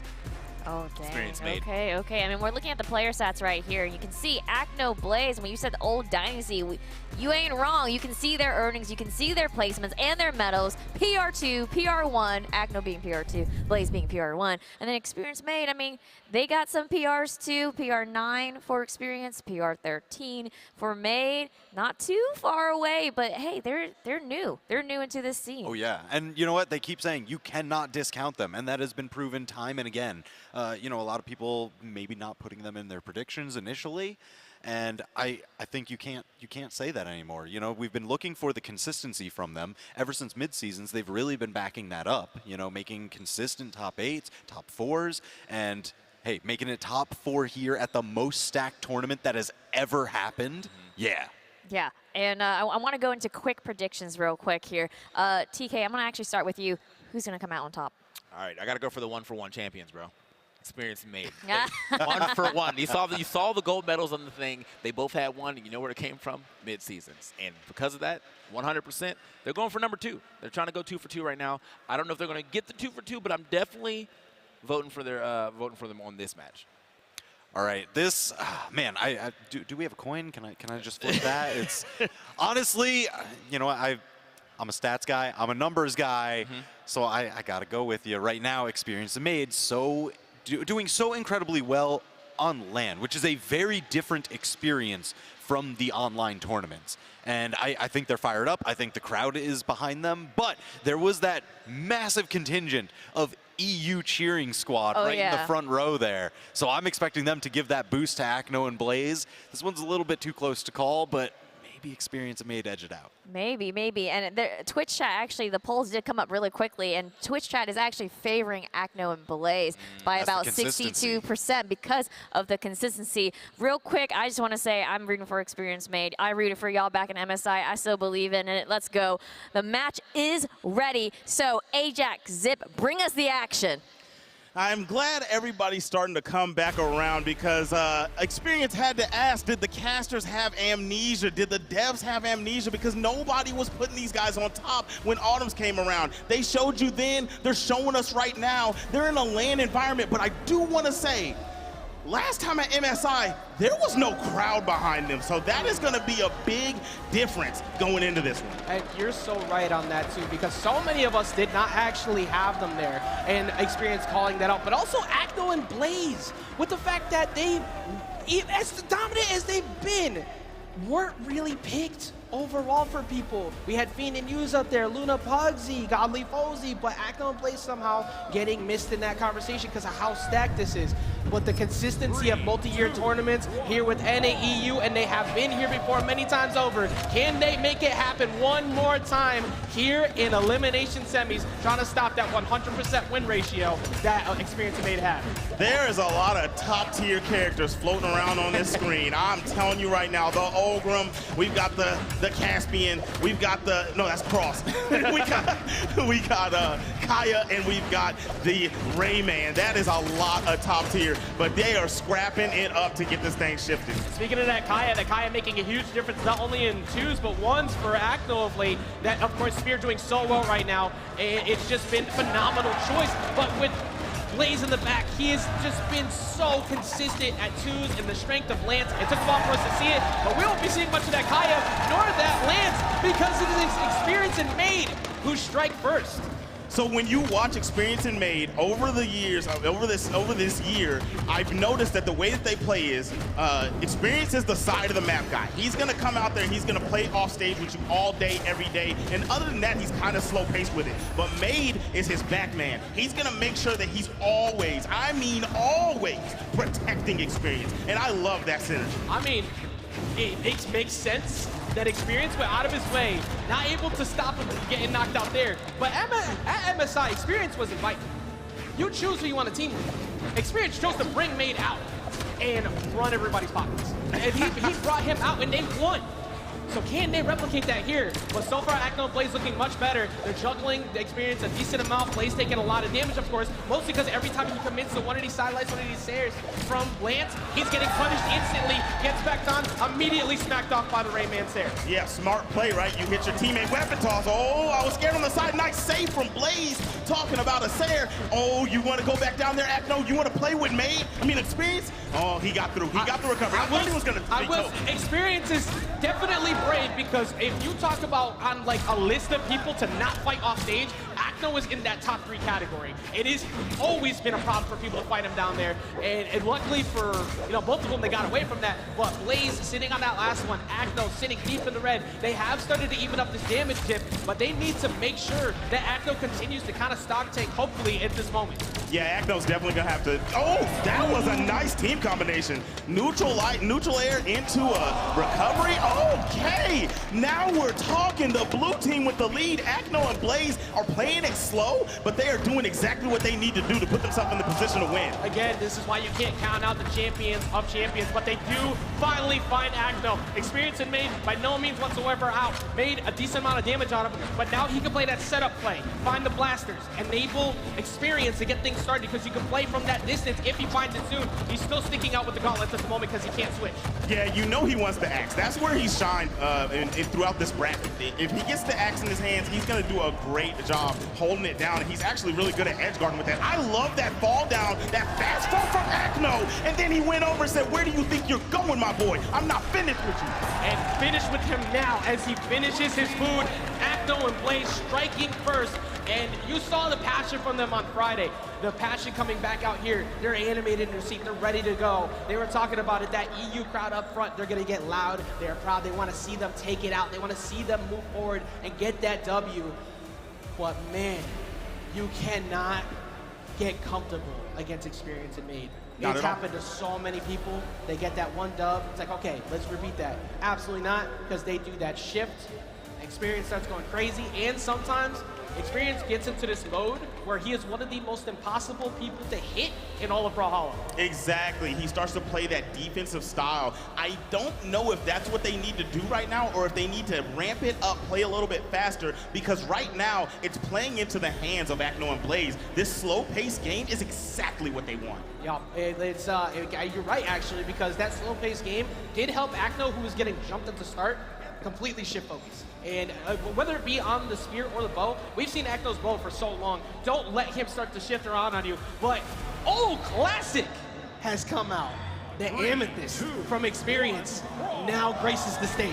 He went with the Amethyst. He said he wants big boy damage, so these stocks won't be lingering this time around. He's already got Acno out on the side of the stage, and we can see what he's ready to do this game. And also, your eyes must be everywhere on screen, because once those signatures start finding their way out, like right there, if he committed early, he would have been caught. But Acno's stalling properly. However, Acno might not be able to get back, because he's going to get caught. Blaze trying to go up him out, and Acno falls instantly. Do not play with that young man on the side of the stage. That is his hometown. Almost got Blaze up on the top of the stage. You know what I mean? He visits there a little bit, but his vacation home is over there on the side. You said it at the beginning of game one. Experience so good in those positions, and you can't can't do that without Megd having good stage control. He's been able to control so much of the pace of this game because he just hovers around that soft platform. You can't get it, and shortly afterwards, they find that Blaze knockout. They're doing so good. Look at Megd's damage. They're not even, Experience is doing so much and harassing them with this cannon. He's moving across the screen, controlling so much space that they haven't even really been able to do much with Megd. And Megd's doing a great job on his own with the defense of the blasters, but sneaking in there, catching the punish. We lose the stock of experience. Megd's out on the side after getting hit with a signature, and they don't even do anything. They let him fuck up. That was instant coordination from the blue team, too. It's like, okay, separate, jump. Instantly got him, wasting no time whatsoever. And Megd, never mind, Megd not holding on, but Acno also falling in the midst of all of that, so you did get a knockout, but Acno falling along with that keeps the red team in a solid lead. That's what I call coverage, volume 4. He went up there, caught him when he was getting his teammate out there and said, hey man, I got something to talk to you about. Gave him a little whisper in the ear, cleared that stock, and now the cannon has been the answer. I thought he was gonna play more axe this game. I mean, they're gonna need to find a way to make both of them work. But honestly, that doesn't matter. Why does he need it? Because he gets the volleys off the bottom. Don't fight experience down there, as you said at the very beginning. I don't think that I've seen that kind of trajectory on a hit in this game ever. The way that he bounced around at the bottom of that stage was insane. And I mean, that's the power of the cannon, baby. Slide cancel off the side of the stage. I'm gonna catch experience slipping. Megd didn't do as much damage last game necessarily, but he's done much better, at least this game, of kind of playing in a way that enables experience. He's not getting hit nearly as much. He's doing well. He does have that big lead, and if experience does fall soon, like what could happen right now, he gets the touch, but Megd will at least have a lot of damage. Where he gets the reversal, the recovery comes through, and what was experience possibly going down? Acno now falls. I love what Acno was trying there. It was something. You needed to make a big play to get your team back in the game, and unfortunately, just the power of the recovery of the axe ended up clipping him. You know, experience didn't even have to do that on purpose. It was gonna hit. Wide area range. But the good closeout, red team equaling the score 1-1. Like we said, that range coverage from the signature kit is so wide. It's so hard to avoid sometimes. And if you're constantly forced to stay down at the bottom, trying to avoid that, eventually exclamation points start popping up, and you gotta make a move, and you do not want to make that move directly in front of Cross and in front of Amethyst. It's going to be a bad time. We get into game number 3 though, 1 game apiece. This is beautiful. I was not expecting this swap at all, but I'm glad we got it. Now, I want to see what the adjustment is. I think I was correct when I said they need to ramp it up, because they turned it up a notch in that game, and it made it where the blue team just couldn't figure out how to hold it down against these guys. Yeah, he ramped it up 10 levels. It's like, all right, we are speed, we're going fast. And he's continuing to do that, trying to catch Acno slipping in the skies. Once again, that's like the 4th time he's made an attempt at that play and never backs off it. Oh yeah, once he gets you, he's going to hound you. And that's one of my favorite parts about his play. Right now, Acno in Blaze is trying to regain control. Acno finally getting access to the bow, so it's an opportunity to line up a combo. Blaze just trying to separate them with the axe, separates everyone, but he also separates himself from one more stock because he accidentally takes out Acno. Acno lost that stock to his own man. You know that one's gotta hurt. And we got 2 axes out here on the board, and Acno's kind of just running away. He hasn't really done anything. Finally lands a sidelight. He's got the spear. Down, Sig, and experience is still living. They're gonna have to find a way to get better coordination too, because there was literally no one next to them, and they hit each other 3 times. So you have to find a way to shut that down. But they do shut down experience. That snare comes through. They put themselves in the lead. It's the disruption of game plan, man. They're not able to play the game that they want to play, and they're just having to make things happen at the speed that experience and Megd let them. And I mean, they have a lead right now, but if they don't make something happen right now, look, they have ground control right now. But if they can't maintain that, I'm worried for them. Yeah, like you said, ground control being such a key factor for pretty much what the blue team did to win game 1. They constantly get one hit, coordinate, Blaze separates them, jump, instant coverage. Now they're kind of crowding on top of each other to do exactly that. There they go, but Acno getting a save to kind of prevent them from getting a punish on Blaze. Nair recovery won't be enough yet. Experience was having so much trouble getting a hit on the Blaze, but nice job with the recovery coming out from Megd, gonna get that one out of there. But look at the damage on the red team. Both of them are super high red. One good hit. Boom, there it goes, experience, almost goes Megd. Megd shortly follow after. Blaze hovering over on the side, the experience getting in, trying to separate them, of course. Acno trying to get in, they hit each other a little bit. They keep hitting each other. That's quite a bit of a theme so far that the blue team has had, but they do finally find their true target and getting rid of Megd. They got that stock out of there, experience on the side of the stage. What a pogo from Acno. Putting some damage on, and nice, I like it. Megd came through, disrupting what was going on. Ground pound hits, weapon toss hit.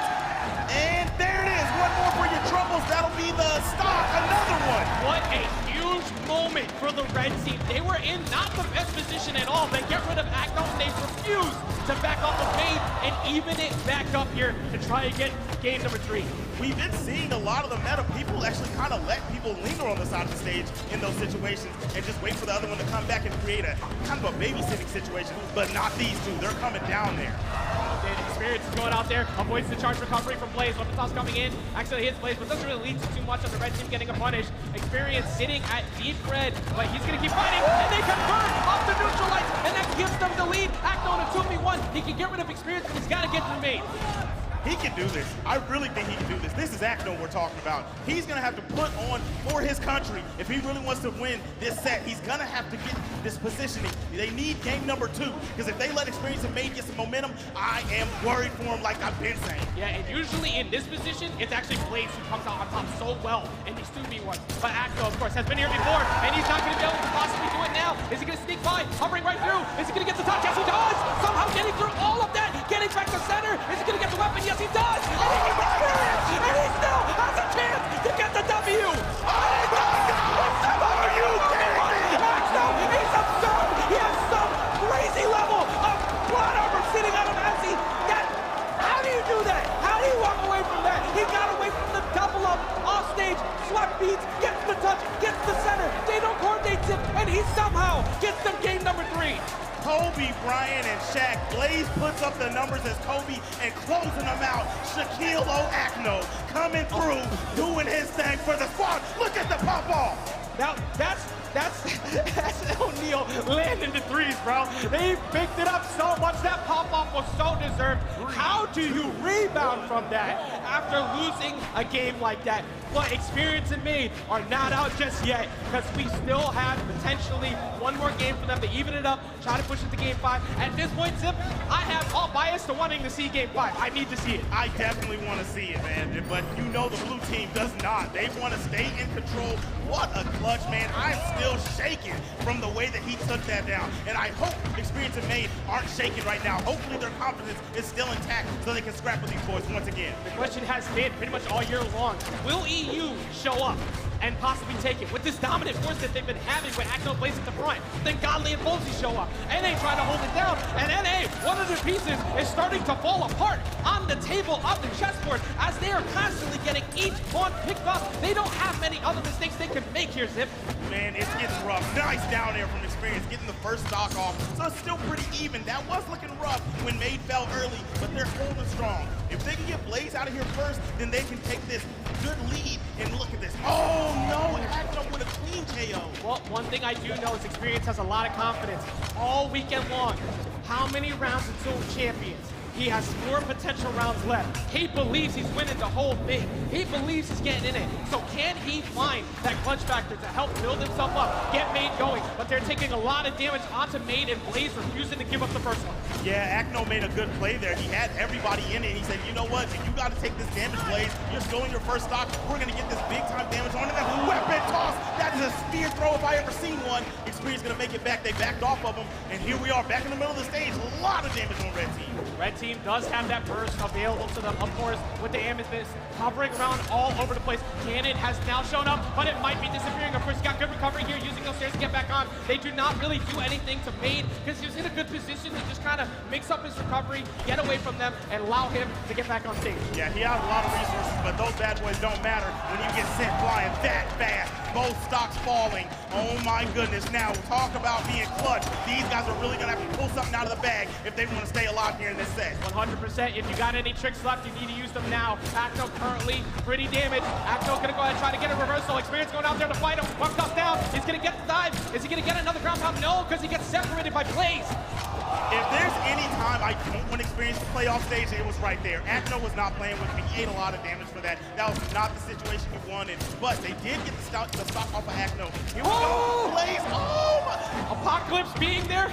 If this was small brawl even, we might have been looking at a 2v1. But Experience very damaged right now. They have to play so careful. They can't afford to get caught. Experience deep off stage, dunking under the weapon toss. Megd separating him, allowing them to get back on. But Blaze going out there to fight Experience, and he gets reversed. I can't believe it. Here we go. This is still in the favor of the blue team pretty heavily. Oh no, you cannot hit your teammate at a time like this. No, he hit him once again. He needed to get back to the stage, but oh, you're gonna fall after putting more damage on the maid. Can he still clutch this? No, he cannot.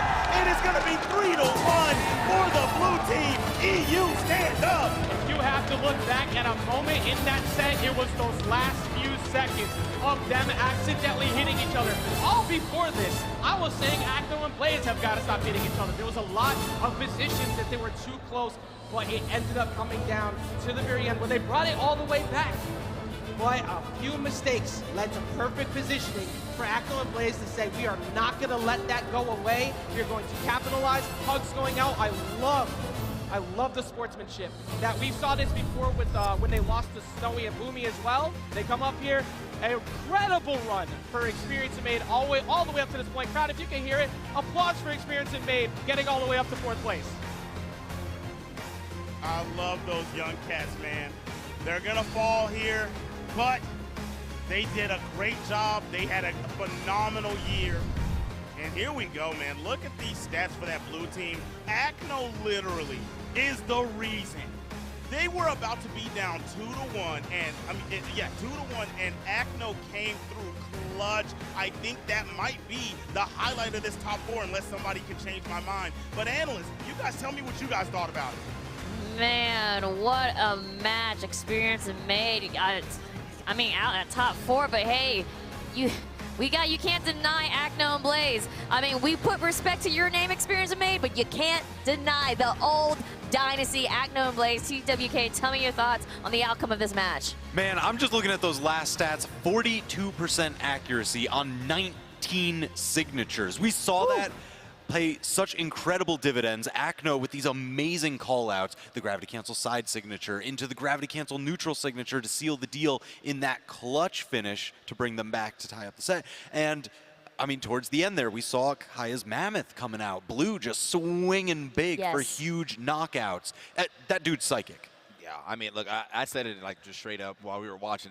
Acno don't even need no teammate. He was handling so many 2v1 situations by himself, but his teammate, on the other hand, living all the time. I mean, Blaze is just so hard to hit, so hard to take out, and then that happened in the first game, that happened in the last game. He was just very, and I think that actually helps out quite a bit, because like you're starting to get nervous. You're seeing this guy, he's in red, I can't hit him. You guys are just whiffing the entire time. That's giving Acno free reign to whiff punish you all the time. It just was not going well in the side of Made Experience. I do like the swap to Zol, that was great, but it just only got them one game. Yeah, I know we were talking about this a little bit during the set, but Blaze, definitely the best support player in my mind in the game, because anytime that Acno gets in a spot of trouble, Blaze is there to rotate over. You know, even if Acno's like taking a couple beats to tap against the wall, as soon as he actually decides to crest the corner, Blaze is already heading there, collapsing in to give that pressure relief. And this, I mean, this right here, dude, like, it's just the communication off that first edge guard is what allowed Acno to get back. That should have been a done game when they were all down there. And he just knows, man. He just knows. He's either saying, let's go, or I know. So, yeah, man, into like just it was just a great set, all things. Because I mean, I know it only went to game 4, but just the way that they were able to ramp that all the way back up, and then Acno, his whip punishing, insane. It's like, I know you're coming back here. Here I am. You're not going to be able to get past me. I got the Mammoth coming through, the Ice Mammoth coming through. You got to go. Yeah, I mean, Acno is solid on those reads there and just punishing all those whiffs. And it's just incredible to see Acno and Blaze and their teamwork. You literally cannot deny how solid their teamwork is, the momentum they build to really secure the W. Now, Acno and Blaze, because they won, they are moving forward on the elimination side against Godly and Fozy now, who are sitting in elimination finals. Y'all, we head into top 3. It's getting crazy here, okay? So we got 2 down, 2 to go, okay? I want to talk about Acno Blaze versus Fozy and Godly. What can we expect out of this matchup, EU versus EU? All right, once again, it is the old dynasty Acno Blaze versus the newer blood Godly Fozy. Fozy's been around a very long time, but, you know, this new construction of Godly and Fozy as the 2v2 team. I know it's heartbreaking. once you boil down, you can't help but getting nation, like, region team kills, you know?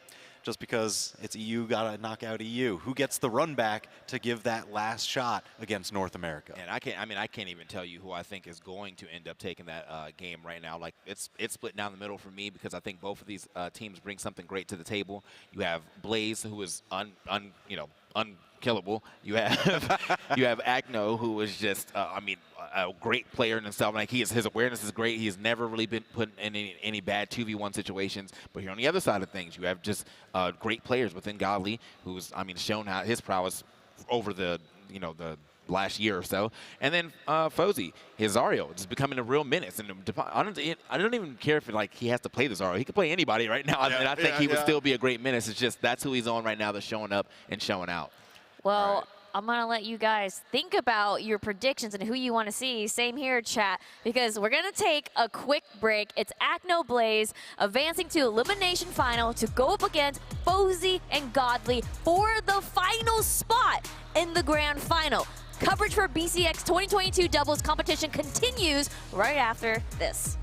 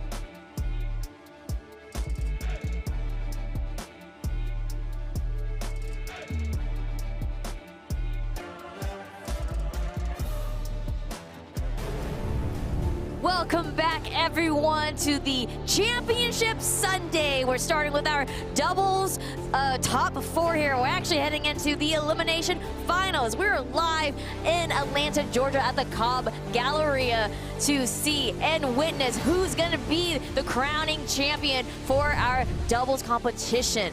Oh my goodness, literally the matches have been insane. Ooh. And now this next one, the elimination finals, top 3, Akno, Blaze versus Fozy and Godly, EU versus EU. I want to know your thoughts on the outcome of this, and of course, predictions and things like that. Like you got, we had some time to think about it, right, chat? Right? Okay. So, TWK, tell me about it. All right. Honestly, going into this weekend, I probably would have made a slightly different call here, but I do really like Akno and Blaze. They looked absolutely phenomenal in that last set. The signature reads are absolutely unbelievable. The support completely phenomenal, and I think Godly and Fozy have had a couple missteps in that department, so it's all going to depend on what they've been able to kind of hash out and talk through in this offset that they had, where they were able to kind of watch, maybe take in a little bit of Akno and Blaze, form a counter strategy. Yeah, I think I'm also on the side of Akno and Blaze right now, on the sole fact that I think Akno is looking absolutely unstoppable.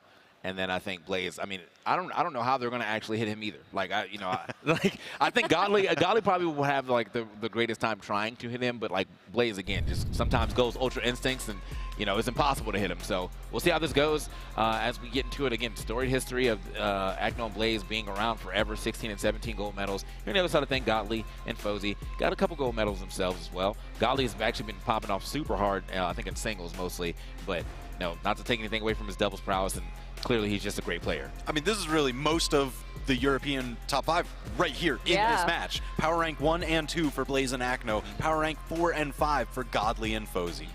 I mean, Fozy and Godly are the upcoming rising stars here for the EU, and what a hard choice to pick here on who might be coming out on top. I know we quickly have mentioned about the players and predictions. I want y'all to just kind of go further into your predictions. I'm going to start with you, TWK. You were saying that you're kind of feeling Akno and Blaze just based on what you just saw from their last match. Yeah, I'm expecting them to run the same exact composition. It has worked phenomenally well.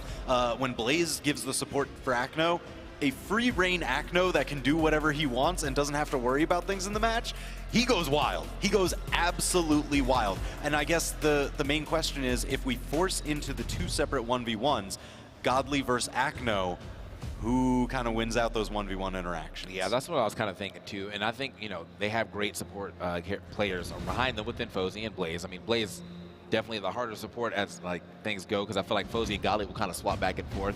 It always feels like the game plan is the same for Akno and Blaze, where hey, I'm going to live and you're going to do man damage. But even sometimes Blaze, I mean, that last game, I think he did like 600. Yeah.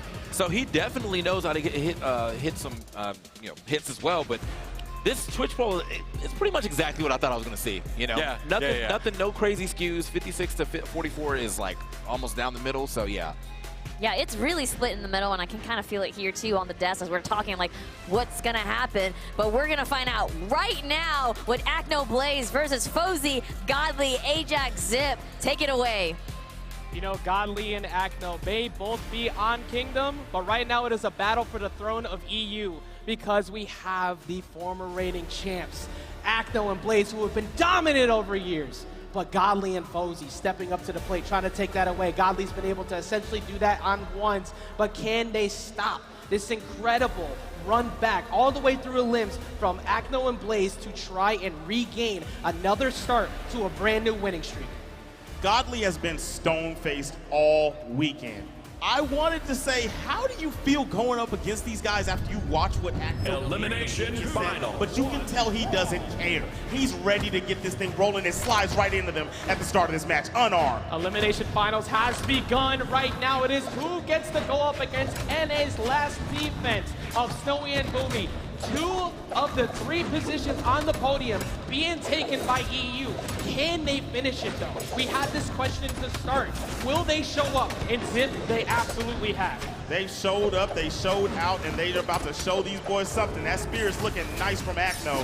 Godly has been getting pieced up a little bit there. I know that TK was talking about Blaze not being able to get hit, but he doesn't have that middle stage control that he has had. It's because he doesn't have the lance. He's really been dancing in that center stage, and I think he's about to get it right now. Maybe the tides will turn. I think you're 100% right with that one. Majority of the time when Blaze is able to kind of operate at full steam is when he has the lance in hand. The nairs break things up. The side airs create danger, but he put himself in danger right there, going for a recovery, getting punished. And look at the coordination Godly and Fozy have this time. I feel like they were too separated before, but that time being too close to each other, it's going to be Fozy who catches Blaze slipping in the skies.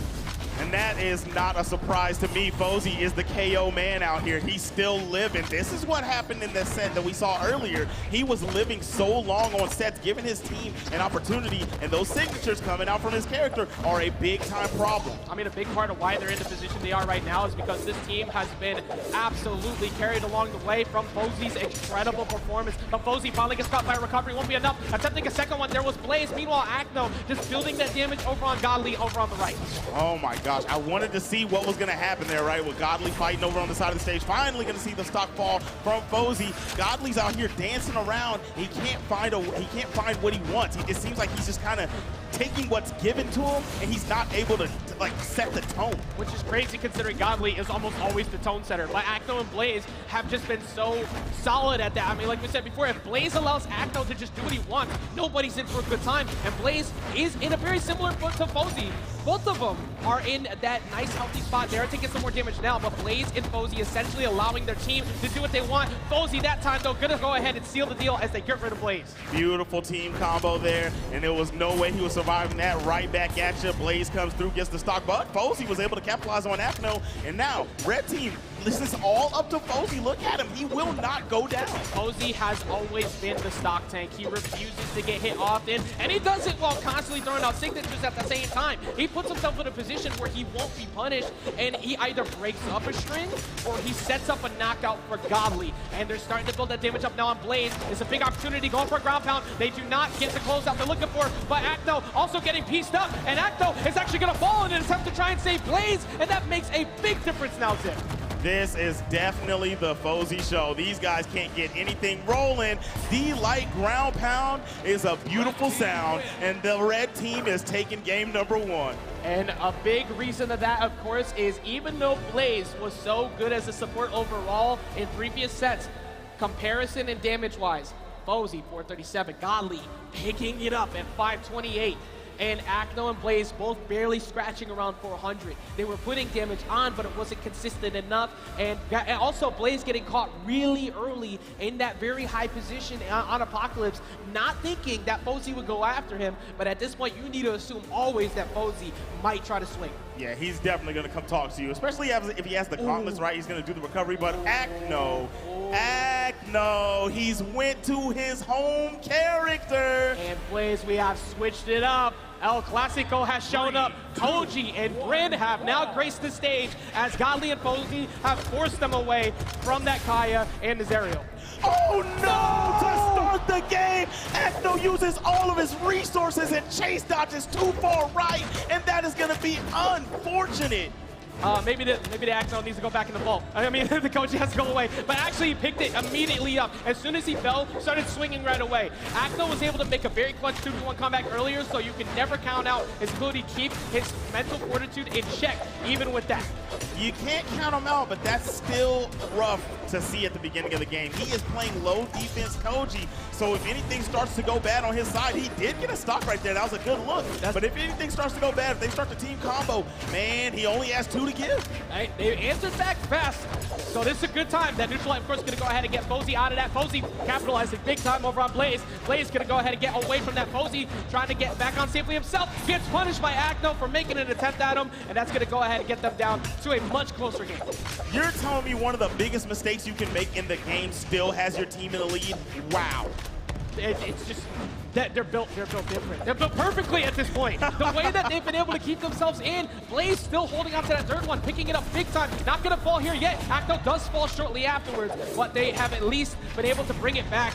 in a much better way because Godly's sitting up there, decently damaged. They can even it up pretty soon. That was not what you wanted. Did you see the team combo? He is so hurt now. And off on the side. No!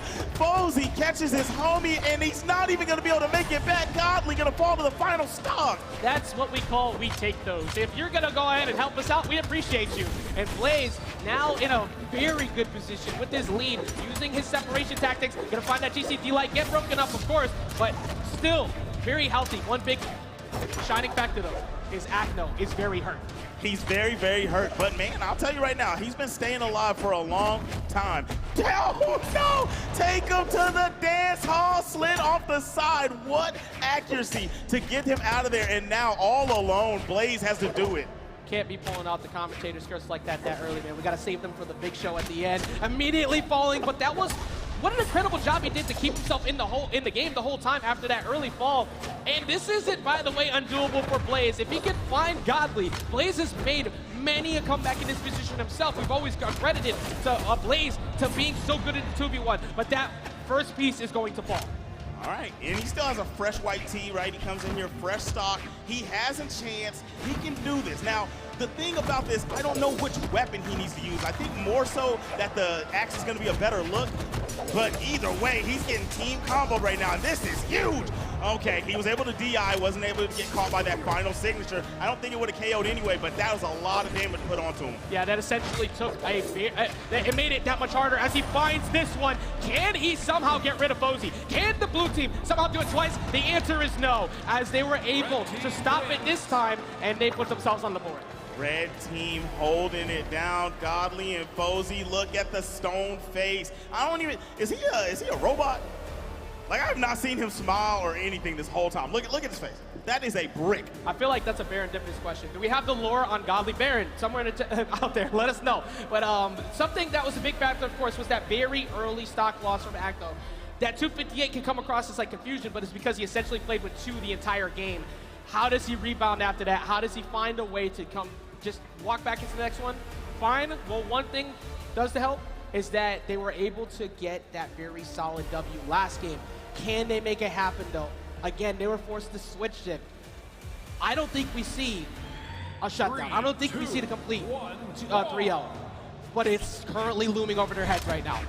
I definitely don't think we do, because even with that fallen stock of Acno, they were in an opportunity. They gave themselves an opportunity to win. So I'm looking for them to show up this game and really make something shake. Now, we got the bow in hand, we got the axe in hand, and they're trying to sandwich these guys, but I like how Fozy and Godly are like trying to move along with each other and break this up and take the control over in the middle.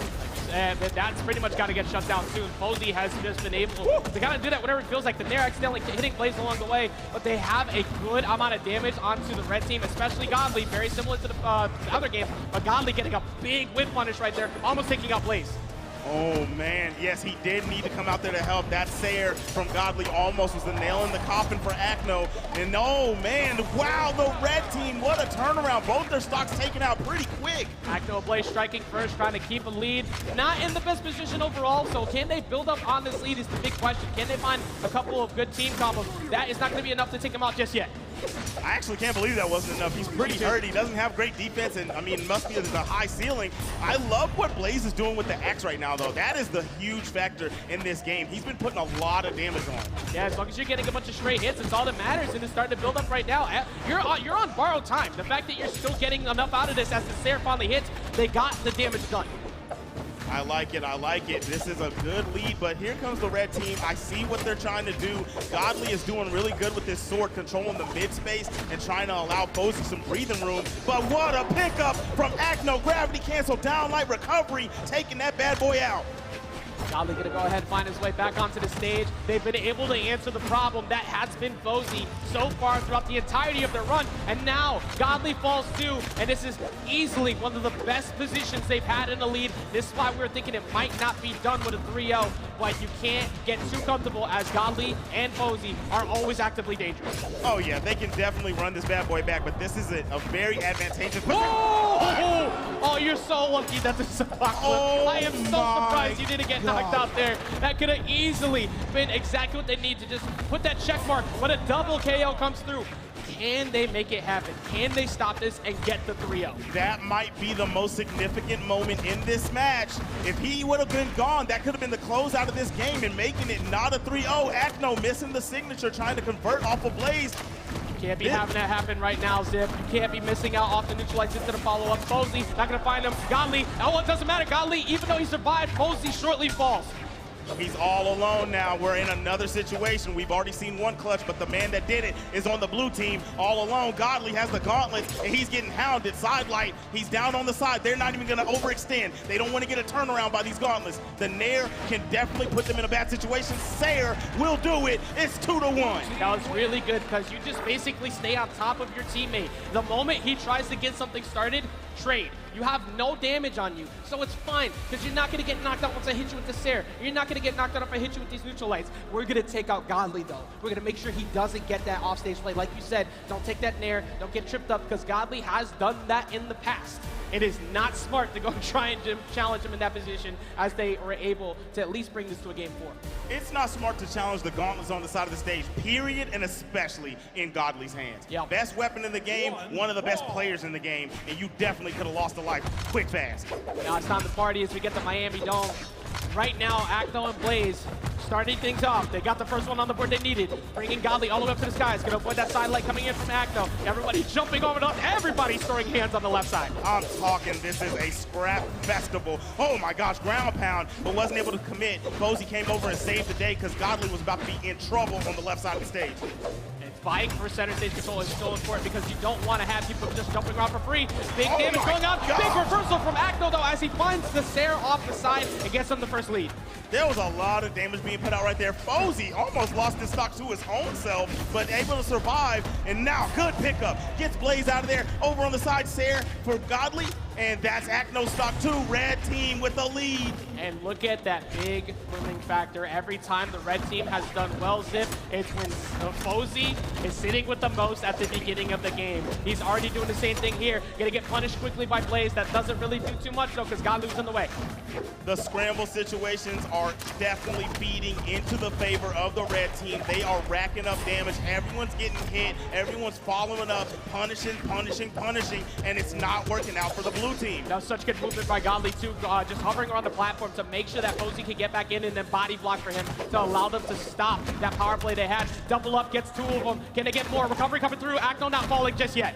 He's out on the side, though. I'm worried for him. Nope, nobody goes over to find him. They almost had Blaze over the top. Nice save. He did a gravity cancel. What was that, in light? And he pushed his teammate away after he got hit by the Raging Demon. That save constantly coming through for both teams. However, Godly in a bad spot. Gets the wall touch. Gets sneak around the recovery. Posey getting the punish. Here comes Acno, though. They try and finish it up. Avoids the weapon toss. Posey gonna go ahead and get the wall. Recovery comes through. And somehow, some way, Blaze is the one who falls throughout all that. What a great job on the right side of the stage from Posey. He was dipping, dodging, and no one could touch him. Here we go. We got the gauntlets, and we got Godly on the side of the stage. Acno trying to overextend, trying to get him out of there. Not going to happen. Nice recovery to get back up. And now lands the neutral light. Both players out on the sides. Godly's going to fall, but Acno's going to fall also. The down light from Posey. Posey trying to get a punish over there on Blaze, but Blaze a little bit too far away. Not really much that can happen with that. Posey, once again, the historic piece of consistency, refusing to get knocked out often. Gonna go ahead and get away from Acno. Acno jumping back on up there with Blaze to try and get Godly Zip, but this has been ridiculous on how good Posey's defense has been so far to avoid losing the second stock. You ain't lying, my boy. His defense has been amazing. On the sides in the worst situations possible, and then when he's at the top of the stage, Godly's always there for him. Nationwide has got your side. Coming down, he's got the bow. He tried to get Acno, not able to get it. Both players out on the side early with the signature, couldn't get the closeout. Try to catch him slipping, but it won't be enough. Recovery not going to be enough either on Blaze. Acno and Blaze looking at what could be the end of their bracket run. They have to get rid of Godly to at least try to force a 2v1, hopefully on Posey, because Posey refusing once again to relinquish this stock, and that is the big piece as they almost get Blaze. Yo, Fozy weapon toss, and then he caught the Sayer. He ends up falling, but he still has a whole fresh another stock. Godly out here along with Blaze. Blaze is gone. The red team stands strong. They're going to grand final. Godly and Fozy refusing to let Acno and Blaze get that new win streak started. Refusing to let them continue, and they get that rematch against Snowy and Boomy in grand finals of BCX 2022. That was an amazing performance, breaking off the wristbands. I don't know, what are they gonna do? Throw it into the crowd? They got fans now. They've been fans of us all year long. If you were predicting Godly and Fozy to be in this position, you were definitely in a right call. Acno and Blaze, of course, like we said before, that team that has been always there, but a lot of people kind of forgot about because of the recent performances of Godly and Fozy. Also at Autumn, TM and Delta coming out. Fransman putting themselves completely in front of everyone. But Godly and Fozy, the last remaining hope for EU to try and defeat the current looming presence of Snowy and Boomy sitting on winner's side of Grants. Snowy and Boomy are going to be the final boss. I am scared for Godly and Fozy. They've already faced them once, and it was a rough uphill battle. And I can't wait, man. That was such a good Game 5 we saw from them in that previous set. We saw the switch-ups come in, and we saw almost a solid W coming in from them. But bringing it all the way back, before we get into Grands, I want to hear Sheepy, TWK, what are you thinking? This incredible match between these two teams, but Fozy, Godly literally coming out on top here. I mean, wow, Fozy, I just feel like he's just the KO man. He really knows how to extend his stocks and just go for the gold, you know what I mean? TK, how are you feeling about the outcome of this? Yeah, I mean, I think that Godly and Fozy did exactly what they needed to do to dismantle the gameplay that we saw from the last game. Blaze was not allowed to be unhittable. Acno was not allowed to go off, and therefore just end up being some very, very hard games for them, all things considered. Yeah, a fully operational Fozy is one of the scariest things you can imagine. I mean, they had a 47% accuracy on 19 signatures. And I mean, we saw you getting caught in those runes every time. Fozy just spiking you down, punching you to the side. He did so much damage, so many different setups. And, you know, this time it wasn't really the friendly fire. They figured out the pacing, and he got all the setups he wanted. Yeah, I mean, I think he threw out so many SIGs, too. It was like, you have to be ready for that because, like, he was off stage throwing out SIGs. He was on stage throwing out SIGs, dude, covering so much space with it. Like, you just don't want to be landing them all. You don't want to be clipped by that, and you have to be able to avoid that. And that's what they were doing for a little bit, but, like, once Fozy started rolling, he just couldn't stop. Yeah, for sure. And I mean, I gotta give credit to Acno and Blaze too, because for a little bit there, they were trying to figure out. You know, Blaze was trying to split up the team members, right? Like, you gotta give some credit to Acno and Blaze were trying to figure out what's going on. 2WK. Yeah, I think that's really where the game that we saw Acno and Blaze take down, that game number 3, to put something on the board. That's where Blaze was really able to take that early double knockout, and then he was splitting the enemy team wide. And I think a lot of eyes were on Acno, and Blaze capitalized on a lot of those situations. I know towards the end of one of those games, Godly was really worried about the edge guard from Acno more so, and that's where Blaze got to dash in with the Axe neutral light to seal the deal. So, I don't know, he flexed well into the spots that he needed to. It's just they couldn't make it a consistent enough thing in such a short set. Yeah, and I think, I mean, again, Fozy both and Godly doing great at picking up each other's combos. You saw, like, I think it was in the second or third game where Acno came down and immediately got into orange. Oh yeah, oh yeah. Like, oh man, I was like, what did he hit? Like, what was he doing? But either way, that's just going to be great teamwork, all things considered, from Fozy and Godly. They thought they were their way back to a rematch here with Boomy and Snowy, and I'm sure that, you know, they might come through with a different game plan. I think it's still going to be a hard-fought battle, but I mean, this is looking like a way better team than what we originally saw today. Yeah, I'm ready for this run back.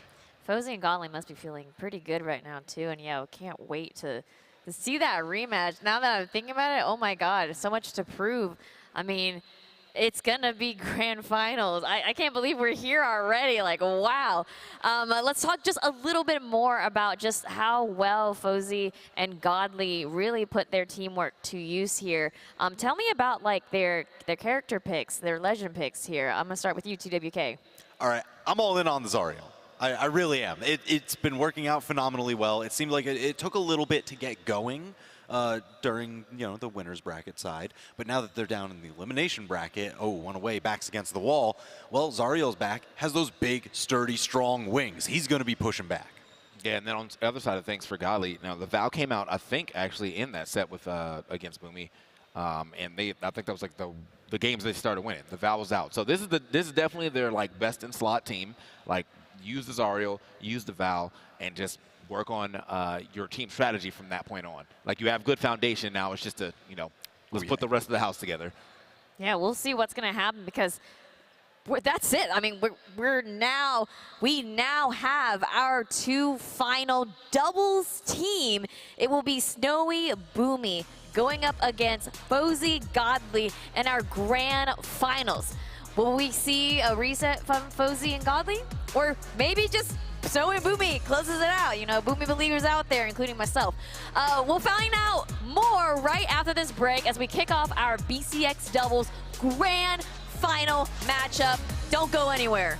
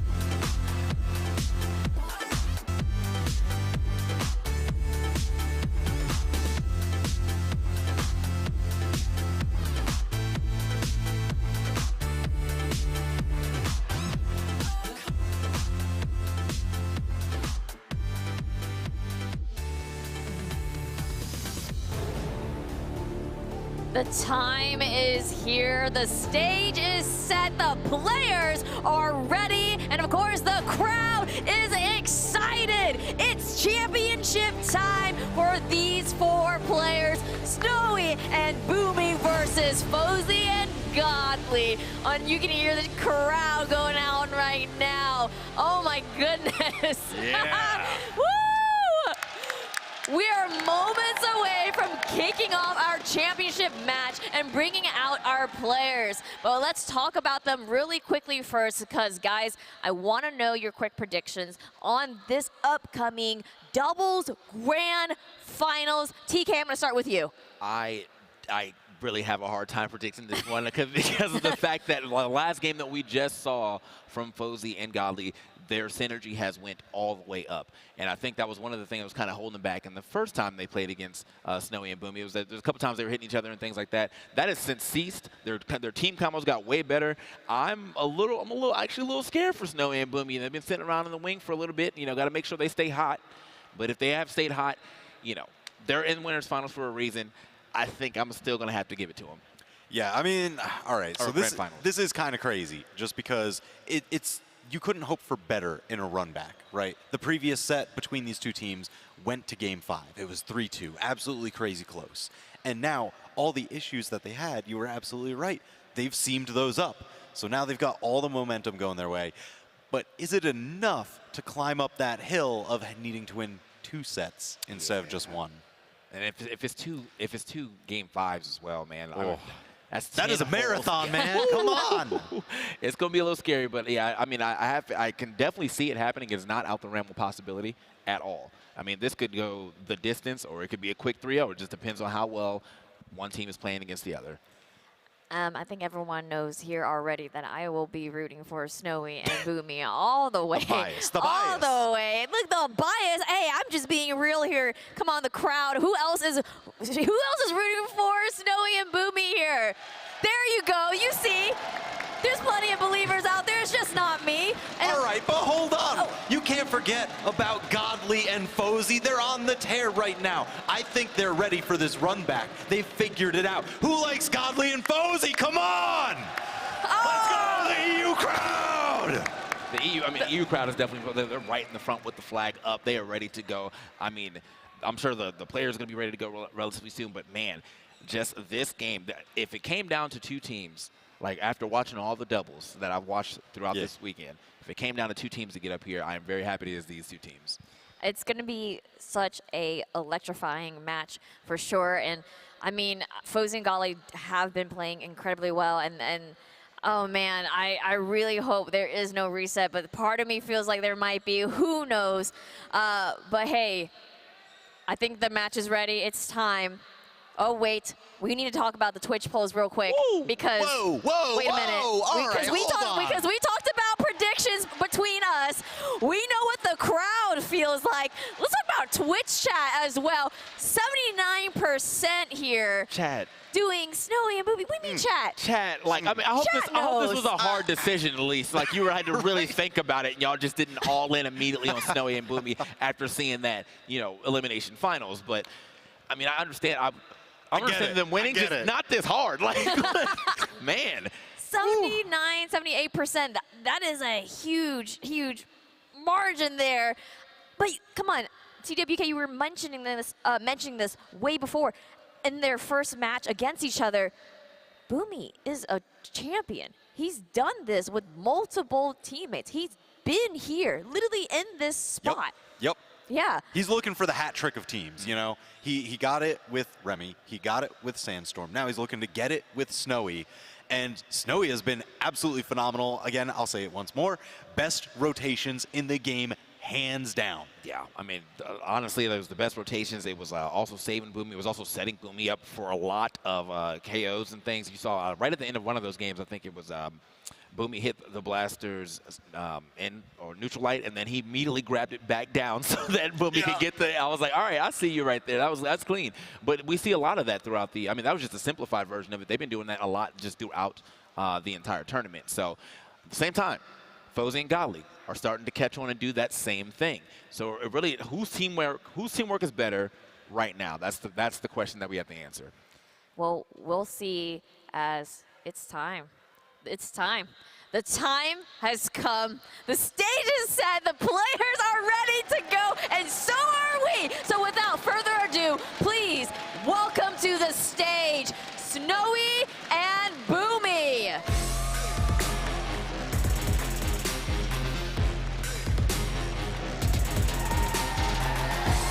Woo, look at these players come out. Look how confident they're feeling, Oh, they're feeling good. I love it. I love that confidence in that pose Just right there. sauntering on. Boomy taking those steps 2 at a time. That's how we do doubles. Oh, I love it. I double everything.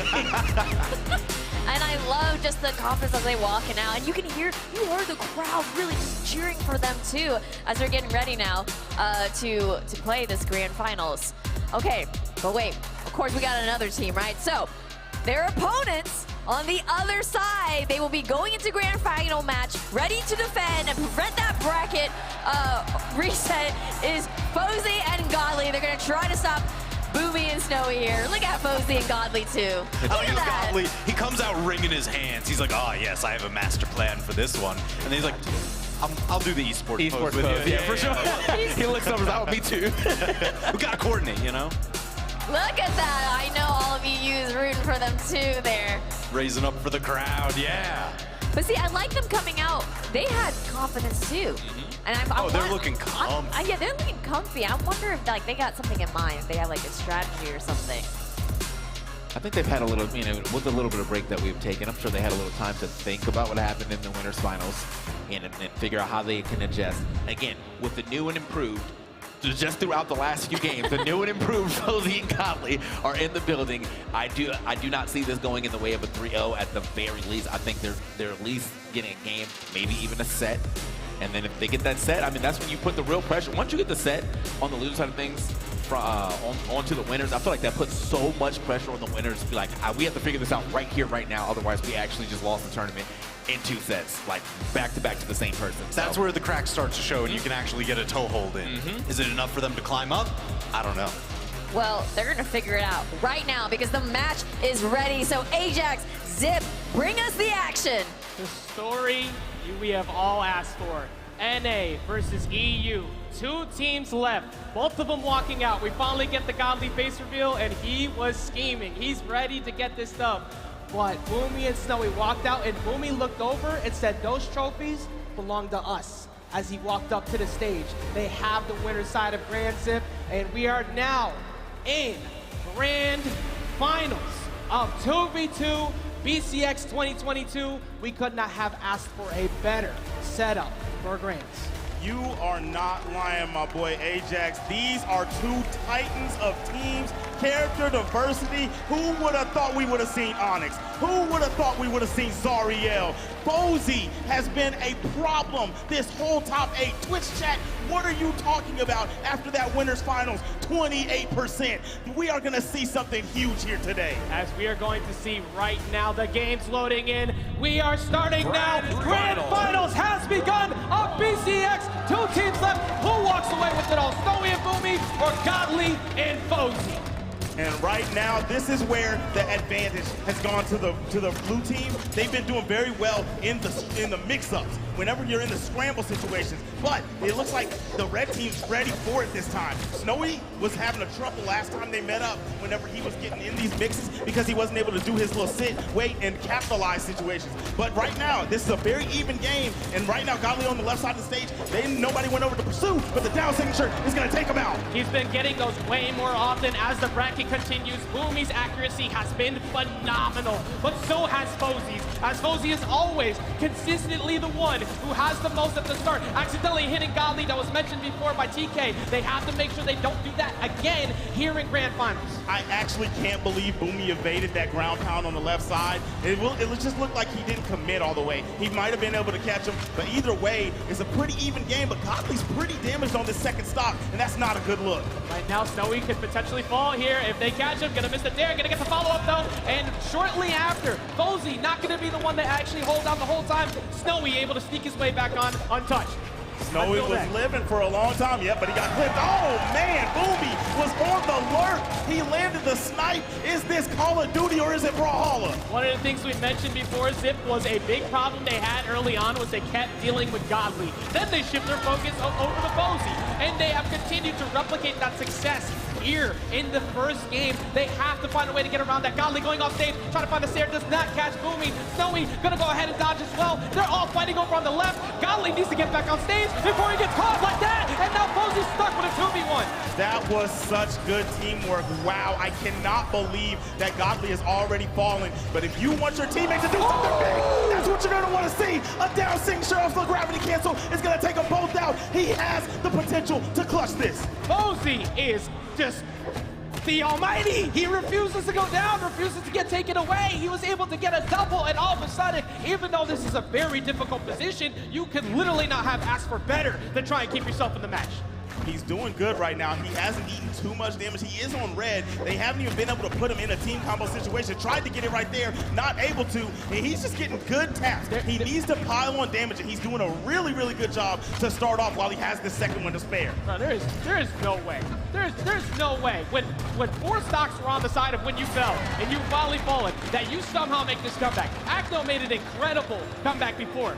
Can Bozy have an even better one somehow to start off this grand? Boomy's confident, man. You see he keeps doing that little stutter step. He's like, bro, you're not clutching on us. But off to the side, Snowy almost was taken out. Boomy almost got reversed. And talk about getting reversed, Bozy. Oh my gosh, he's the down right. He caught him. The chase dodge is there, but the ground pound save from Snowy. Snowy with the most important save he could have asked for, getting in the way, not allowing him a position on stage to try and keep pushing. Bozy keeps dipping around, trying to catch him. No, it's not going to land. Here comes the D-Light. Not able to get much off of it. Bozy still somehow keeping himself in this match as the red team, by the way, are both at KO windows. He is doing so good. I like how he chose to go for Snowy right there instead of Boomy ground pound. He's going to come back. Nobody went out to pursue. He lands a sig. No punish from Snowy. This time he's up to the top of the stage, weaponless. He's still not gone just yet. They need a weapon start. Gonna get that movement coming through. Snowy and Boomy both going for recovery. He gets the weapon, but they finally shut it down in what was the most ridiculous attempt at a 2v1 comeback we have seen in such a long time. I can't believe Bozy kept himself in that game for so long. I thought he was going to do it. I really thought he was going to do it. And that has got to make you feel good. Godly's sitting right there beside him. You are going to take an L in that first game, but when you look over at your teammate, you got to be proud. Hey, look, Boomy and Snowy too, as soon as he yelled, looked immediately at Snowy and said 2 more. Thinking back to the beginning of the weekend too, everybody's predictions kind of got bodied by the way things went. Early on, we were talking about if you could predict where people go. Godly and Bozy was where I had at my second place. I would be not surprised to see that run back and get all the way back after something like what Bozy just did. But that level of confidence from Boomy has been stressing all weekend on that stage. Every time camera hits him, he is breathing deep. Boomy looks like he is a champion right now with the way he popped off. I don't think that I've seen anyone with the level of passion besides the South American players that he's had. Maybe Acno with the pop-offs, but you can see the fierceness in him. When he turned, he said, only 2 more. The way that he believes that they're about to do this, and you can tell Snowy's not even smirking anymore, and Snowy is one smiley young cat. Yes, he is. He is very animated, and he lets you know exactly how good he feels at that time. Boomy taking a point at those 2 trophies. Can they keep it going? Can they find a way to get the dub? But there's a lot of matches still to go as Godly and Bozy can still, very much so, bring it all the way back. As it's developing, it looks like get Godly out of there is the plan. You saw at the start of the match, Boomy almost took him over to the top of the stage, and I don't think that was by coincidence. And Bozy, once again, doing a very solid job. Godly switching, of course, back over to the Dulcim, which I kind of like the idea. He wasn't really getting much done with the Val that game, so you might as well, the Akuma getting kind of put into the back pocket. Gonna bring down a greater damage potential with this axe, and they're going to find Boomy to start it off. Snowy snatched straight out of the ground pound attempt by the Nair of the gauntlets, and then D-like ground pound. Bozy with a prolific play. Here we go, out of the side of the stage. Okay, he's putting Boomy in a bad situation. No, he just wanted to save Godly. And Godly is at least surviving. Usually Godly's the first one to get knocked out immediately, Zip. That's been pretty much the big key factor we've talked about with the blue team having trouble. Last game, Bozy was literally forced to fight like 2 minutes by himself, but Godly looking way better to start things off.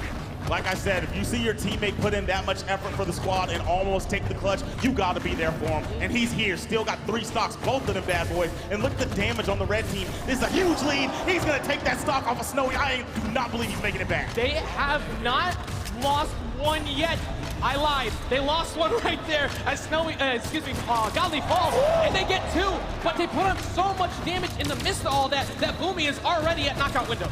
Reach out and touch somebody. He came all the way down to the bottom of the stage to take that stock. He said, I cannot allow you to have that third anymore. And I love the save he just gave Snowy up there at the top. Even though he's the more damaged one, he's still there for his teammate. Exactly. They're always there together, but that is going to be a neutral light. It's going to send them packing. And right now, they're making an attempt to get some damage on with Snowy, always in the fray, but not able to get too much. But a rare change is Fozy is the one a little bit more damage than Godly right now. If you start seeing that, that's a bad moment for you because Godly is starting to wake up.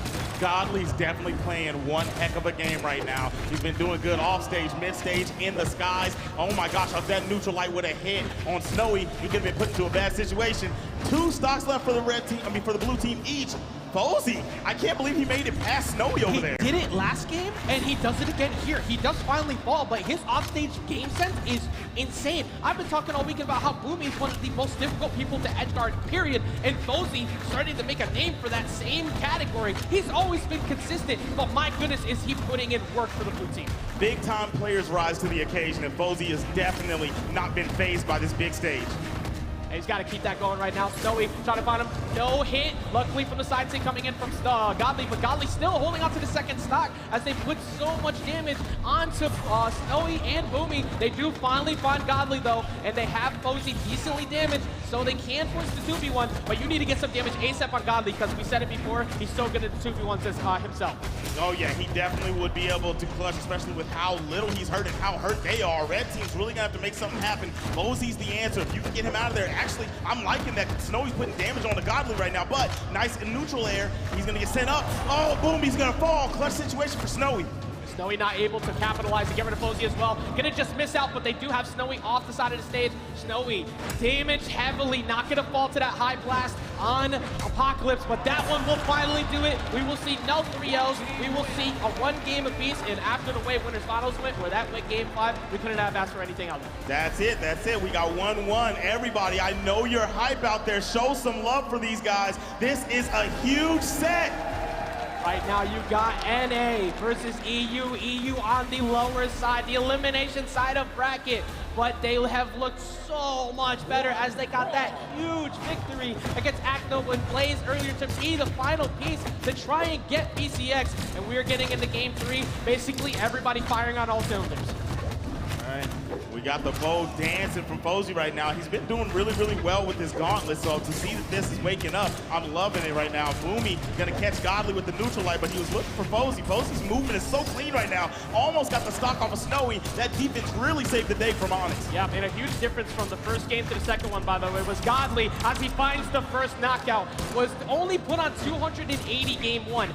Game 2, 552. Everybody was at, actually, almost everybody was at 552, but they were able to actually put damage on, not letting Fozy have to do it by himself. They have a lot of damage on him now, and they are going to not capitalize that. There won't be enough just yet, Zip.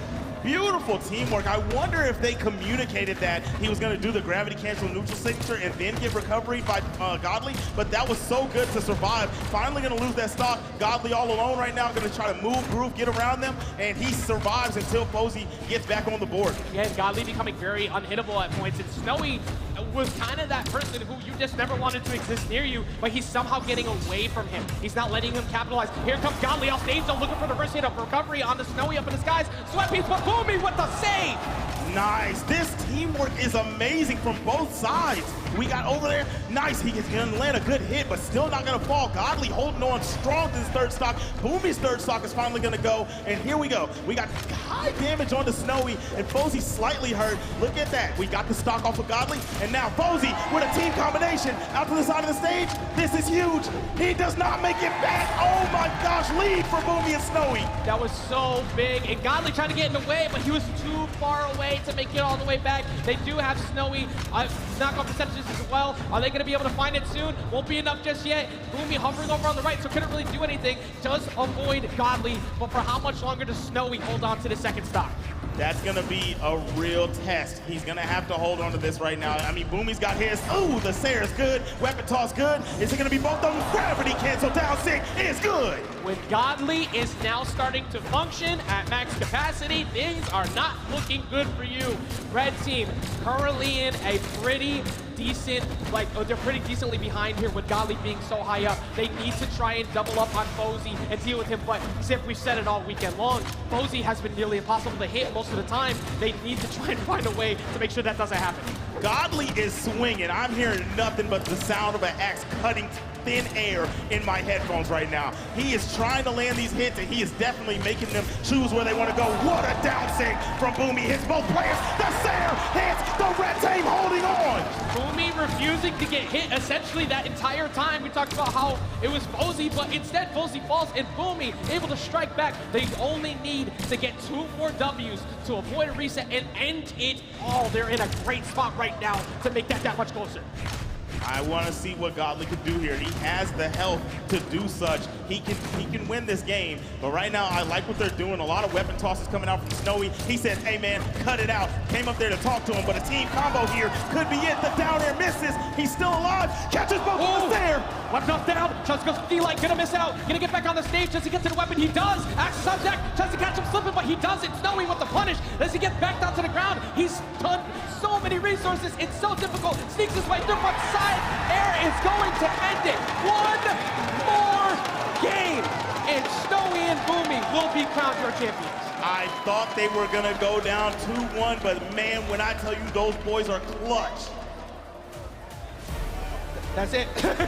When it's clutch, that's it, man. There ain't nothing else to do with them boys is clutch. End statement. They have been able to consistently do it time and time again. Snowy and Boomy have been phenomenal. I can't believe how consistent they have been this whole time. And building up to this throughout the year. Remember what we said before, the shift away from the normalcy we've seen, but the hat trick, attempting a triple crown at this point to try and get yet another W with another teammate is Boomy.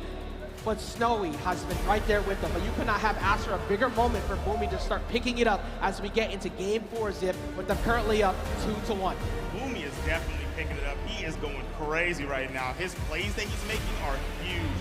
You won't say that like in the middle of the game he's like the biggest factor, but whenever it's time to make something shake, he's the one. And then you see Snowy was finally smiling again. He can feel the victory. It's one more, and they'll be able to go into the middle of that stage and grab that trophy. Like you said, playmaker. He's been able to do exactly what you needed at the right time. Snowy was always the one to do it. Now it's Boomy. Boomy setting up for Snowy is going to be that much better. Fozy was always the one enabling Godly. Godly is now taking a whole bunch of damage and looking very similar to what happened in Game 1.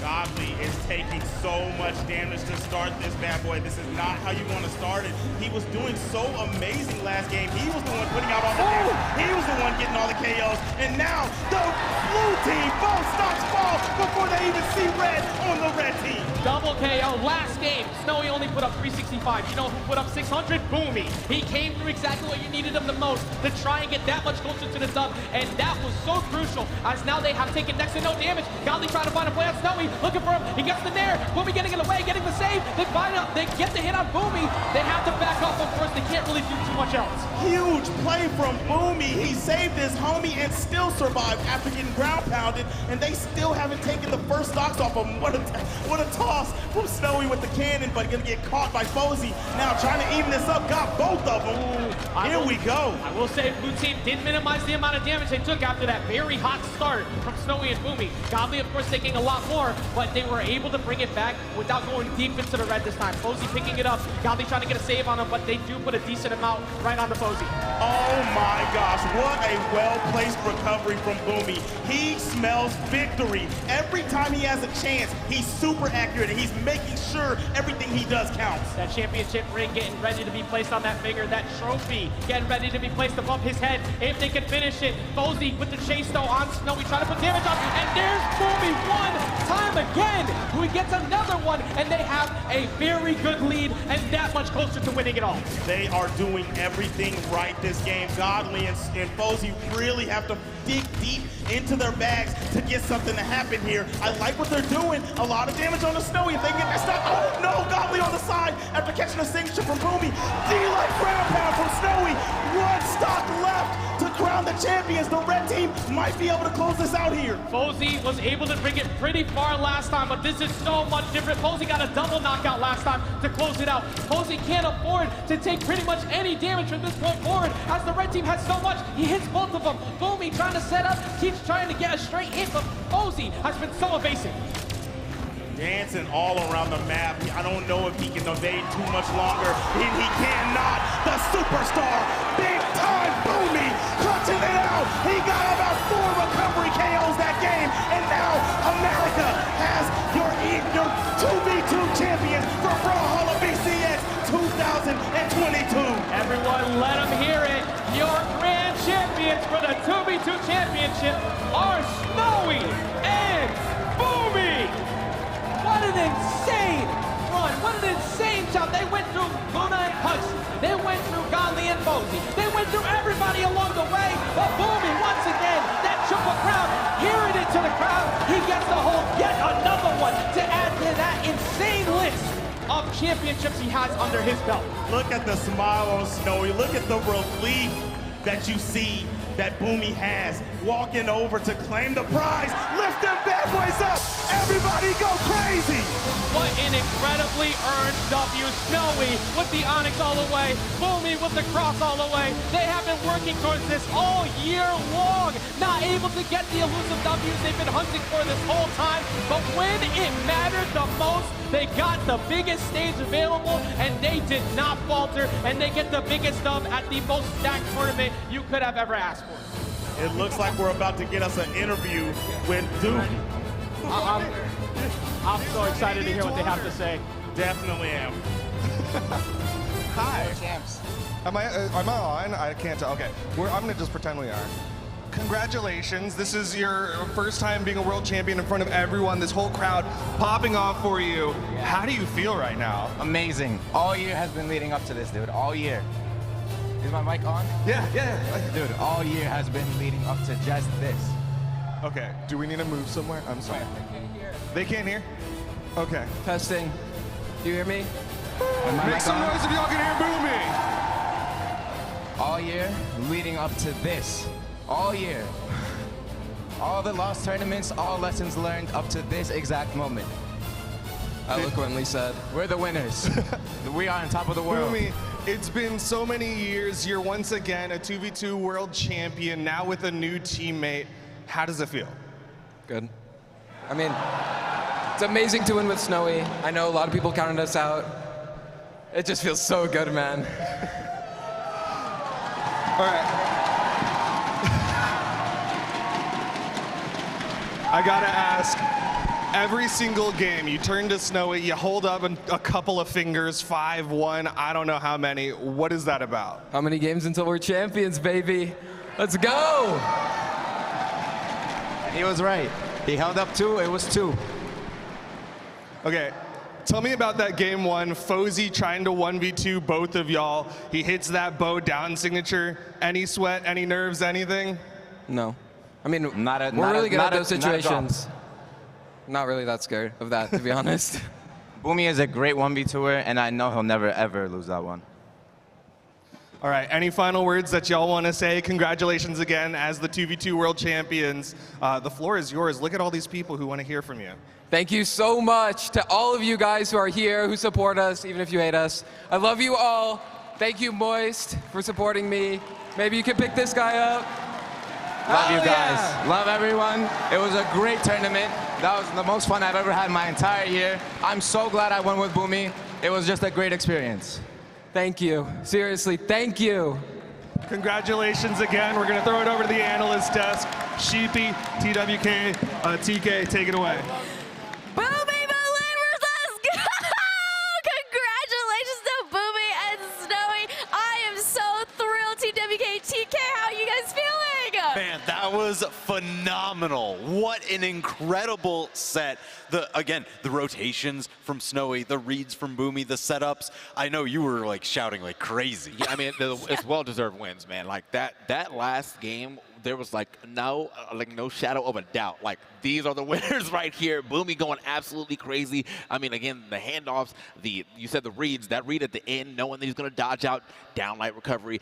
Every stock, it was a recovery. Like, he was on point with the recoveries at the very end, but I mean, just wonderful teamwork from Snowy and Boomy. Definitely well-deserved win. That was like the biggest thing, and I just want to touch on this because Fozzy, he is like the slipperiest player in the world. I couldn't believe those earlier games when he was in the 2v1 situations. I mean, surviving for so incredibly long. What an absolute nail-biter to kick off the set.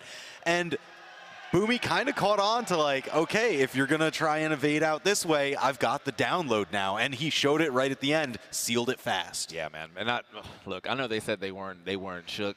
Nah. I don't want to hear that. I don't want to hear that, bro. It was way too close on that 2v1 for y'all to be like, yeah, it was nothing. It was light work. Nah, bro. I'm going to give it up to Fozzy for that for sure, man. He was like literally 2 hits away from potentially taking 4 stocks by himself, so. I mean, it's that confidence, dude. Like, you just said at TWK about how Fozzy was he was schmoving, man. He was schmoving in game 1. But that didn't matter because Boomy and Snowy, they got it. You can see it right here. Oh my goodness. Let's talk about some of these highlights.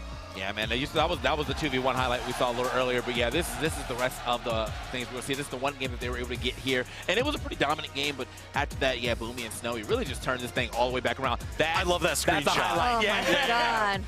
Perfect usage of the Blasters down signature. Oh, send one this way and the other away. So good, man. And yeah, Boomy, I'm hoping we get to see that last stock. Just look at the teamwork. All that damage. He's like, where are you going? I actually have another one for you, too. Here we go. Oh, He's like, where are you? Quick reload. Yeah. So this is the readout thing I was talking about here. He's like, he knew. Boom, turn that around, and then that's the finisher. He's never going to miss those. He's never going to miss those. I love the scoop and recovery. You can see him pop so excited. Off. And the crowd, too, going wild for them, right behind them. Oh, well-deserved for sure, yes. Oh, my goodness, the happiness. So well-deserved. I mean, Boomy, a champion. Once again, Snowy, now a champion. Oh, my goodness. What a game. I was sitting here, like, screaming. Yeah. And I'm like, you can see right here from the last stats, man. 10-17 to 6-16. Definitely a very hard-won game right there, and well-deserved win. There was no, as I said, no shadow of doubt right there who was supposed to win this year Grand Finals with Boomy and Snowy playing like that. Yeah, I mean, 2-stock victory all around. 4 stocks for the team. I mean, you could see it on the graphs. It's just Boomy and Snowy. Yeah, we're only going 2 steps. Fozzy and Godly, much shorter. Absolutely phenomenal. Man, brilliant. 593 on blasters only, man. Boomy went absolutely insane on those blasters. And he was shooting. He was shooting as well, man. Like, sometimes blasters, those animations lock you up for a long time. True. But for somehow he is just always in the right spot to avoid being hit, for being locked up, and then finding double damage. He hit them twice, or at the same time a lot as well, too, so that helps out. Man, he was just on it. Yeah, extremely on it. And let's talk a little bit more, just a little bit more about their success and their teamwork, and about how, yes, Boomy kept scooping them up, kept picking up those recoveries. Hey, it's like classic at this point. TWK, tell me about that. Man, I always get so flabbergasted that he's able to land so many of those, even when he's like scooping down below the stage. It feels like you have no way to get away from him. And at Blaster's recovery, it lasts a pretty long time. Usually you can get punished for it if you're like missing them, but he just doesn't miss. He doesn't miss. I mean, and you can oversteer it sometimes too. He didn't do any of that. He was never really hit out of it, and almost all the times, like I feel like literally every single one of his recoveries felt like they landed. Like even if it didn't take a stock, it just still felt like it landed. So he was on point. Snowy played a perfect support. He didn't do that much damage there, but I feel like the damage he did was impactful, and where he put his opponent to like kind of throw it over to Boomy was actually super huge as well, man. And I feel like they after the first 2v1, they did quite well in the rest of their 2v1s. But yeah, they figured it out. Yeah. And I'm glad that you mentioned Snowy, TK, because that's your teammate. Yep. And he was playing a fantastic support. And I want to kind of go into that support role that he was playing, the Onyx pick that he played. TWK, I'm going to start with you again. All right, so something that I think in the winners final set allowed Godly and Fozzy to kind of bring that back to a Game 5 that we didn't see in this set is Fozzy. The best way to say it is he used to live inside the dead zones of Boomy's blasters. They would play very, very close together, and that let them get these crazy leapfrog combos and made them very difficult to pinpoint away. But with Fozzy's gigantic signatures, they were able to do that and get a ton of damage. This time, they played way more separate. They kept the elbow room. So Snowy was rotating around, taking a little bit more of the scenic route to do so. TK, any final thoughts about this amazing Grand Finals? I mean, have to give it up to Snowy as well, as you said. I mean, I think that Snowy put his opponent in the places that they needed to be. I think he lived very long a lot of the times. I think that like he actually had pretty good follow-ups most of. I mean, Boom was handling so much himself, he didn't need the follow-ups. But when there was time for follow-ups, he was there. And I feel like, I mean, they played. Synergy was like one brain, basically. One brain up there, and they definitely did that thing up. So very happy to see them as the victors here. Boomy and Snowy are going to be our 2v2 champions at BCX 2022, and well-deserved. Yes, so well-deserved, and I'm just so thrilled. I mean, there you have it, guys. We have our doubles champion. They fought long and hard. They've battled it out all year long, not to mention all weekend long, going through 600-plus competitors. And in the end, they have come up victorious against their opponents. Congratulations to Snowy and Boomy on their victory and being crowned the BCX 2022 doubles champions.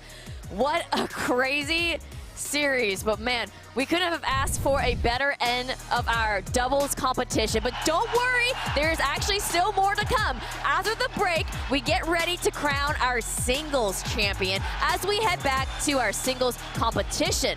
Okay, don't go anywhere, stick with us because we're just getting started.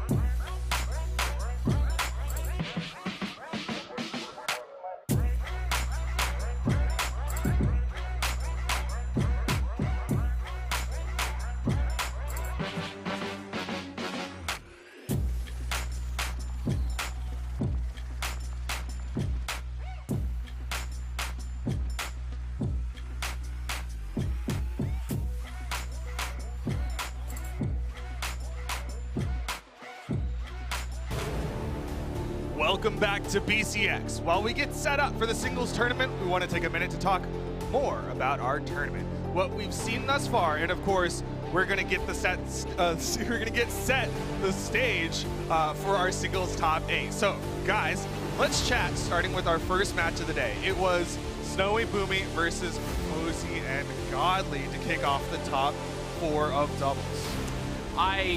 I can't believe what we just saw. Like being able to come up here and see that incredible performance not too long ago was just phenomenal. And you can see it, the championship build was there. Boomy was refusing to let up. Boomy was literally refusing to let go of that W. And now that we're moving towards the single-sided things, Godly, after taking that tough loss in second, will he be able to keep that steam going? Because he's one of the people we looked at all weekend to potentially take all of once. Zip, how'd you feel about that first match? That first match, man, it was absolutely insane. Like, both teams brought everything they possibly could to the table. And I just want to shine a light. Even though they ended up getting second, I want to shine a light on Fozy, guys. Fozy is absolutely nuts, playing a character that literally nobody else plays. Zariel is such a problem, and he played it perfectly. He literally refused to get hit. Like, there was point in times where he had the most stock count consistently over Godly. That is not a sentence that we have repeated all year long. Everybody has been kept playing catch-up to Godly instead, but it was Fozy who was enabling him to just do what he wanted. But actually, most of the reason why that team lost is because they kind of got around Fozy. Boomy and Snowy targeted Godly to the point where it wasn't enough to keep him away, and they just never relented. Well, of course, we did see Snowy and Boomy challenge Fozy and Godly in the winners finals, but of course, after that, we went down to the elimination side of things, where we got to see Made in Experience go up against Acno and Blaze. Zip, how'd you feel about that match? Oh my goodness, Acno and Blaze, those guys were on one, and when I tell you, they definitely 100 with 1,000 would have lost to Experience and Made if Acno did not clutch that game. Yep. I'm telling you right now, that was the moment they definitely would have lost that. And he picked it up, put the team on his back, and did his thing. I echo the same statement. The 2v1 was the biggest play. If the Acno doesn't have that happen, you probably go down. Experience and Made. Experience is extremely confident. He was putting out the tweets all weekend. 4 rounds left until World Champions. It didn't end up happening because of a big part of what Acno did. And also Blaze, very similar to what we just mentioned with Fozy back in Winners Finals, refused to get hit. He was refusing to actually get caught most of the time. And if Blaze is allowing Acno to constantly go in, there's a big reason why they were champs for so many years, Duke. And that kind of played out there in that elimination semis. Let's talk about the character picks for that match a little bit. We saw Experience make the swap over to the Zol, the Amethyst at one point, and I do believe Acno and Blaze also made a little bit of swapping with Blaze going over to the Bryn. How do you think that played into things, Ajax? So, I mean, we've been seeing a less Lance than we expected, I think, in 2s overall. I was kind of expecting to see a ton of it this weekend, but the Bryn was also kind of elusive for a long time until it came to top 4. Finally showing up, it's kind of what they've done in the past in You know, with Kaya on Acno, Spear's been so strong right now. I liked the idea of trying to switch to have something that has better punish game. Whenever Acno creates a combo, Axe is there to close it out. And then, of course, the Spear enables Acno to go off, too. So I did like that switch. It did help a ton as they're able to kind of figure out that explosive gameplay from Experience switching over to the Zolt. Okay, and then after Acno and Blaze were able to take that W over Experience and Megd, they go into the elimination finals to re-challenge Fozy and Godly, the team that knocked them down into the lower side of the bracket. Zip, how'd you feel about it? It was, man, I don't know, man. I was torn because I didn't know who I wanted to win, and I still don't, right? But I'm definitely happy for the winning team, Boomy and Snowy. Man, I'm so proud of those guys because when you take a look at the top 4 run that they had, Snowy, you did it, my man. I'm telling you, it was all Snowy through the first parts, and then the championship caliber Boomy came through at the end and sealed the deal for them. That was teamwork and knowing how to play your role. Boomy showed up and he said, this is my time. He made sure that they got that trophy. And on that losers finals question you were mentioning, the throne belongs to another. Did I talk about the wrong match? Yeah, it was, no, it was wrong. I know you're so excited. We're still coming off the high. It's fine. Hey, look, Boomy believers, we're thriving right now. Like, we're actually thriving. But in that losers finals, you know, we were mentioning it before, Acno and Blaze had that multi-year streak, which is very impossible to replicate as not just one, but 2 players. Having to bounce back and forth between 2 to be that successful. And then after that dub in elimination semis, I assume they might actually get it. I assume they might actually take them out. And they did it so well coordinated in the elimination semis, but one thing that did happen was Godly and Fozy forced them back onto the Koji and the Bryn. It took them away from what has worked this whole time, the Kaya and the Olgrim, completely shifting their game plan. But one thing was for certain is that Godly and Fozy kind of have figured them out. We've seen them take a couple dubs over them. Of course, they have last in Autumn's going to Delta and TM, but they haven't been as consistent as they were in the past, and they weren't able to keep going here. That being said, they did bring it all the way back to 3rd when a lot of people kind of forgot about them along the way. But Godly and Fozy, especially Godly, just kind of bouncing around with whoever he feels like, but Fozy's also done a very similar thing where he'll team with whoever and find success, and that's kind of what happened there in that elimination finals. And then we moved into the grand finals where we saw Snowy and Boomy, of course, take it over Fozy and Godly and Zip. You were so excited about that. I mean, I was standing in the back watching them hug it out. You could hear them, like, the mics weren't hot for when they were saying it, but they were like, I love you, man. This is, like, so great. It was so endearing seeing them hug it out and just, like, the shaking of Snowy, just that sheer adrenaline being crowned the champion. Zip, you did get to say your piece, but I want to let you talk some more if you have more you want to say. You know what? All I have to say is Moist Esports. Hey, go and put the camera on me. Come on, switch it on. I'm looking at you. Moist Esports. Pick up Snowy. That's all there is to it. Pick him up. You actually, funny enough, took the words right out of my mouth. Because I was, like, the thing I was going to point out was that at the end, when they were talking about each other, you know, kind of talk about the trials they went through all year long. The amount of times that we had them in our predictions for top 3 and they just fell short, and we were wondering, like, is this team going to work? Is it going to happen? Is this new look going to be the thing? Well, when they needed it the most, they performed at the championship stage. Boomy getting so much support from Moist and Charlie and all them. I think anybody, like, even if it's not Moist, pay attention to the success Snowy had at the beginning of last year, where he was able to do it in ones, and now with Boomy looking like this could be a new dynasty being built with the way that they just performed. This is a team that is going to be taking championships for the long term. I hope somebody pays close attention, like he said, and puts an extra few letters in front of Snowy's name. Well, that was some of the best 2v2 competition, of course, we've seen in a very long time, of course, being here on the World Championship stage. So many highlight moments that can't even fit into this highlight reel. But Zip, tell me about some of the stuff you're seeing on the screen right now. Oh my gosh, Boomy with those recoveries. That last game, talk to him. Yes, sir. He popped off so crazy, man. And you can look at the joy, man. I wish that ever in my days I could feel what he's feeling right now. And you know what? Winning never gets old because he's done it so many times and it still felt that good. That, before we talk about the match schedule moving up, it feels so good to see the crowd popping off with it too. Yes. It feels so good to see that excitement happen and see the excitement behind it. We're back. We're back. We just witnessed an incredible grand finals that happened with Boomy's passion. Boomy, I know we mentioned it before, but he was actively stressed all weekend. The deepest breaths after every single match, but that was the most confident we've seen Boomy in quite some time because he knew that there was another championship being put to his name. TWK said it before with the hat trick, and we kind of alluded to it a little bit during the match. He's essentially got a triple crown amongst playing with different teammates. Remy in the past, Sandstorm, and now adding to that is Snowy. Well, of course, again, congratulations to Boomy and Snowy. They are your 2v2 world champions for Brawlhalla here at BCX 2022. But now we shift gears into the top 8 of 1v1s. We still have one more world champion to crown. Zip, what's going on with top 8? How's it feeling? How do the people who don't know what is happening, explain it to them? I mean, I could go through everybody, right? I could go through all. But how about let's start with format? Like, are we doing like best of fives? Oh yeah, it's definitely best of fives. Definitely best of fives. Yeah.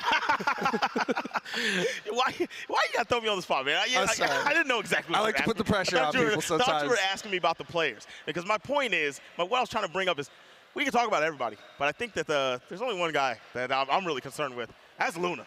Every one of you guys that's in top 8 and you have to run into him on your way and try to get this trophy, you better be prepared because he is not about to play around with none of y'all. Because there is a lot of money on the line. That format, that best of 5, $250,000 amongst that split for the $500,000 total prize pool. And this is our MSI champion, and he wants to continue towards that $50,000 for first place. Every single match from this point forward is separated by so much. That puts so much more pressure on you to succeed. It puts on so much more like confidence you need to have to be able to stay composed. And this is an extremely stacked top 8. We have representation from all parties involved and some surprises in there too. Of course, we have NA, EU, and South America all here trying to fight for that top 3 position, continue to move forward. But there's a couple of names in there that might be a bit of a surprise to people as we talk about the character picks later on. One of them in particular kind of jumping out at me, who will be going up against Luna later. Yeah, Impala, kind of that surprise pick to get into that top 8 winners side. Of course, all playing for that, the other half of that $500,000 prize pool. We've already given out $250,000, literally just a moment ago, basically, and we still got $250,000 more to go. But I want to hear a little bit about your predictions. You already mentioned Luna. What else should people be looking out for, Ajax? So, besides Luna, of course, I'm going to lean into Impala as well. A big part of Impala, for one, this big run, we saw it recently getting into top 8, Kaya. Kaya has been starting to get picked way more often. We saw it from Acno, who was able to actually get a W against Godly recently, finally, at the end of Autumn's. But Kaya with the Spear and Bow has such a good utility. The signature kit covers so much range. It's so dangerous. And I think that's a big part of why Impala, I don't think, if anybody actually gets Impala to be top 8, incredible job because of how stacked this was. He might actually make a bit of a surprise going up against Luna for the first round. I agree. But Luna is not playing around. When he's got that cross out, man, the Katars, the gauntlets, when he's on top of you and he's making these plays, he's carrying you, he's making beautiful dodgeries. That's actually his aggression and the way that he can read what you want to do and capitalize and get you out of there. He is relentless. He stays on top of you. That's going to be the problem whenever you have to deal with him. But hopefully that spear can keep him at bay. All right, Zip, of course, I did kind of put you on the hot spot, but now we get to talk about the format again one more time. We are in, of course, a double elimination tournament. We've got players on the top side and the elimination side of things here in the top 8 of 1v1s, all best of 5. But what else do they need to know besides that big old number at the bottom right? Well, they need to know that if you lose on that top side, you're going to go down to the elimination side. There's already 4 players down there, and you don't want to be one of them. So you want to keep on winning, try to get the winner side of grand finals. You know how grand finals go. Same thing we just saw in 2v2s. If somebody gets over there to see you, you're going to have to beat them 2 times to win. You have to knock the winner side person down to to the elimination bracket, and then you have to beat them again in 2 sets to become the champion. Well, of course, we are going to get into our top 8 of things. Here are our first 4 matches of the day. Ajax, break it down for me. Well, we got that Luna and Paula match we talked about a second ago, and then we have defensive number 1s right after that with Godly and Kinda. Godly, that big question mark of everybody saying, is he the best? Is he the number 1 overall? But Kinda at number 1, the way at South America, the way they've been able to play, they are so aggressive, they are so dominant, and kind of getting all the way to here. I'm so excited to see it. But right after that, one of my favorite players to watch, period. This kid's rise has been incredible with Radish.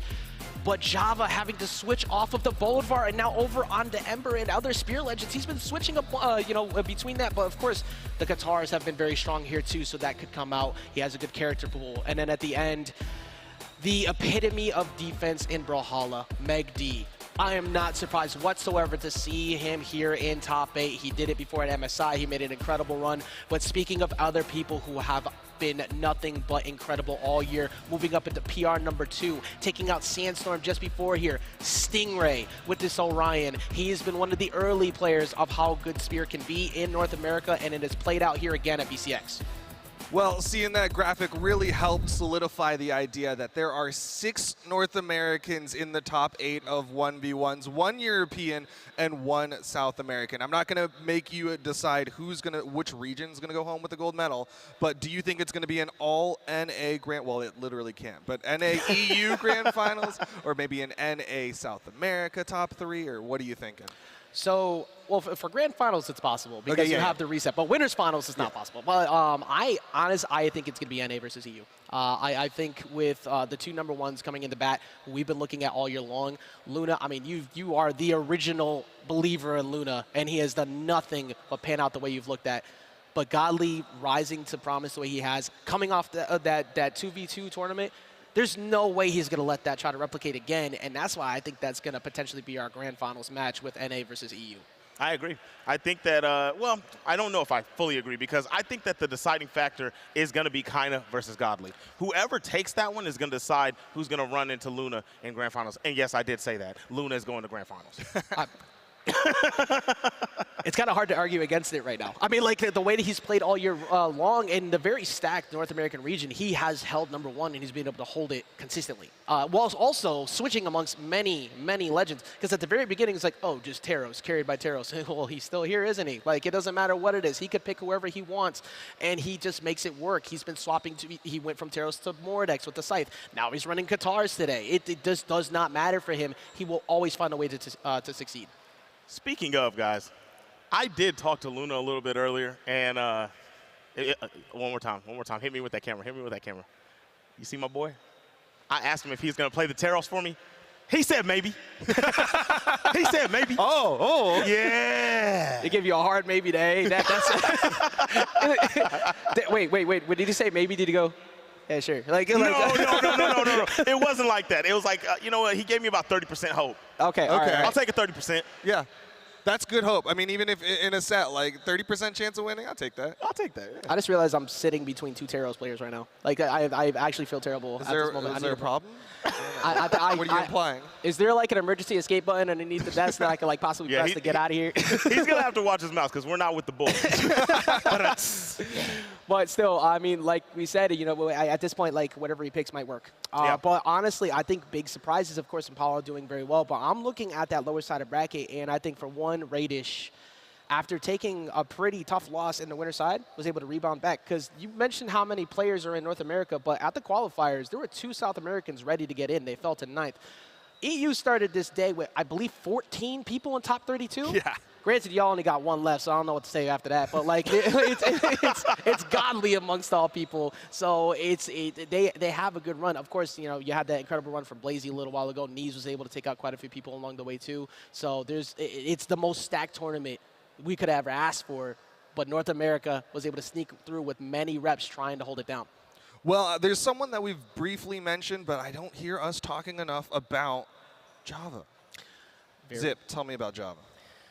Java with the character swap, playing this Satori, that could be a problem for people. I mean, you're on the lower side of the bracket. There are the ones that I think are the truest of the true goons at the top, right? But you can't sleep on him, right? I mean, he's playing one of the best characters in the game. Like, that's the new, like, household pick. And he's potentially the best with the character right now. So people are definitely going to have to look out for him. You can't sleep on him, right? You got to keep both eyes open. But, I mean, I'm still sticking with what I said, but definitely. Every one of these players in this bracket are going to be a problem.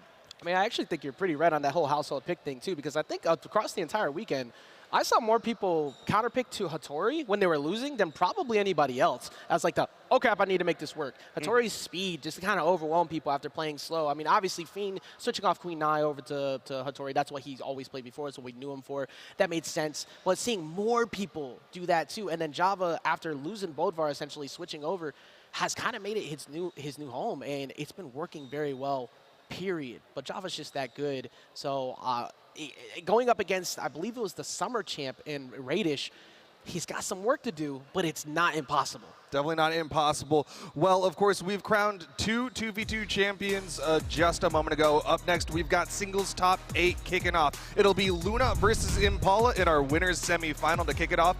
If you're in the venue or watching at home, let's get hyped, because this is where it all goes down. We'll see you in just a few minutes.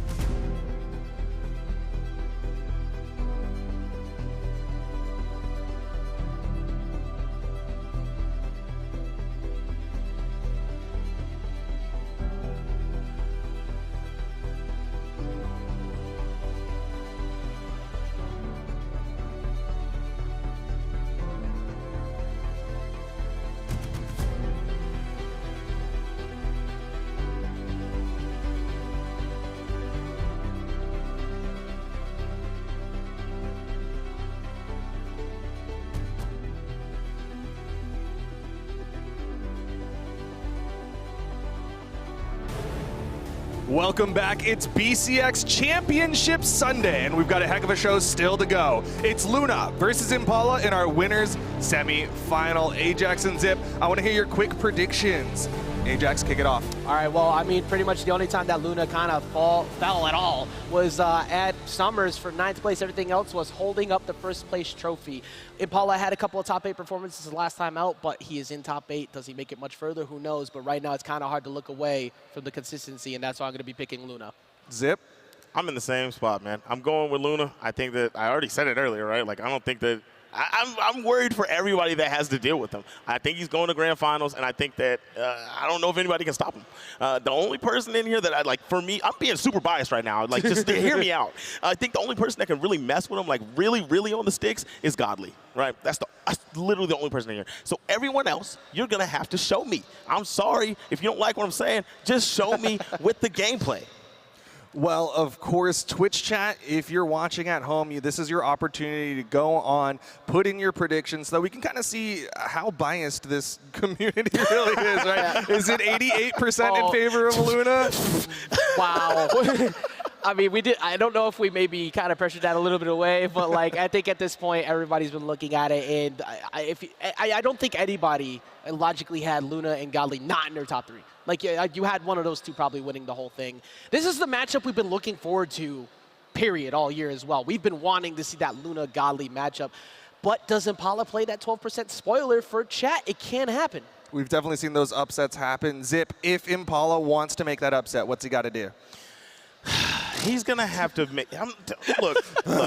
It keeps putting a big target on you saying, make it work. No. Okay, no, seriously, on a serious note, Impala can definitely do this, right? All these guys are here for a reason. But Impala, if he really wants to win, he is going to have to make his dodge reads count. Right? I mean that in all senses, on defense and offense. When he's getting pressed, that's where Luna beats you, because you get so flustered because he won't get off of you, and he's got to be able to make his dodges count and get out of situations and reestablish himself. Luna doesn't let many people do that, but that's your answer. That's your win condition. Well, we'll see if Impala can do that as Impala and Luna are ready to play Flambeau. Taza, take it away. Thank you for the pass over, Duke. I am so excited, and I'm sure everyone in the crowd is as well, as we finally get to the very end of BCX 2022 singles. Taza, how you feeling? I'm feeling great, Flambeau, and to have this matchup coming up, I mean, they were really hyping up Luna, right? Because we've got PR1 from North America, we've got PR1 from EU, and PR1 from South America, the best single players, all in top 4, but Impala at that 10th spot in NA got that 3-0 upset over Stingray, and guess what? Stingray is PR number 2, right? And the only person that gets better than that is Luna, which is his opponent here in top 8, winner's side. And it's going to be Kaya versus Caspian. Diamond Head, epic crossover Caspian, as we've got these two North American players fighting for that Grand Finals winner spot. We're going into game number 1, and Luna on the guitars, Impala on the spear, 2 of the favorite weapons in the meta here in 2022. Going head-to-head as Impala has been on Kaya long before other players have been picking it up, and Luna, preparing that Caspian just for today, is now getting comboed off the right side of the stage as Impala takes a small lead. Oh man, this is the thing though, like Impala has been in this position many times before, where it's like Impala's seated lower than most people would think, and then suddenly decides that one day I'm going to make the run of my life, and what better of a day to pick than now? Oh, and look at that. Luna going for that edge guard with the weapon throw towards the top of the stage, and Impala just getting right underneath him, hits the nair, forces him over onto the gauntlet to continue juggling Luna as the first stock, and he has him off the side of the stage. Edge guard situation could cause him to come up here, and he avoids that side stick. Great punish. And you can see that we're going to find out who can get that first stock. Luna already throwing out 2 different signatures, neither a third, and that's just going to be a confirm. And you see right there, Impala knew the Sarah was going to KO. Didn't even go for the guaranteed D-Light there. He said, I'm trying to speed run you, Luna. Everyone's talking about, oh, you're going to Grand Finals. I got something to say about that. That's right, and the outcome of this is going to be North America in the Grand Finals regardless, but who's it going to be, Impala or Luna? And Impala's making a great case for himself. That's there and an air, connects, catching Luna, trying to get right on top of this person. He's playing right far back, stopping Luna from getting any of those guitar strings that we've seen him have so much success with throughout the day. Oh man, and Luna just struggling to be able to find an opening. That neutral light's going to hit, but that defense from Kaya is going to keep Impala alive a little bit longer here, and that D-Light recovery will be enough to secure the KO as Luna is answering back just a little bit here. We'll see how long it takes for Impala to find a weapon. Yeah, Luna doing a great job there with guarding those weapons. One comes over to the spawn, Impala with 2 quick uppercuts, picks up the spear, takes the guitar neutral light for his efforts. But now both players on either side of the stage fighting for center. Luna dives in with the dare, but the pogo into nair tacks on even more damage as Luna goes into orange. And Luna trying to get back to center. Impala still having control, and these sidelight mix-ups are working so well for Impala in game 1 that Luna may go down and stock again unless he can figure something out. And one of the things I love about Impala's gameplay is I think he is one of few beautiful ground pound, the stage spike there to go ahead and secure that second stock. But as I was saying, he's one of the few players I think that does certain things with Spear. I think him and Stingray use Spear neutral air in a way to get all this extra damage that I don't see other players go for. A lot of the time they just go for the D-Light Sarah and call it a day. But these guys, no.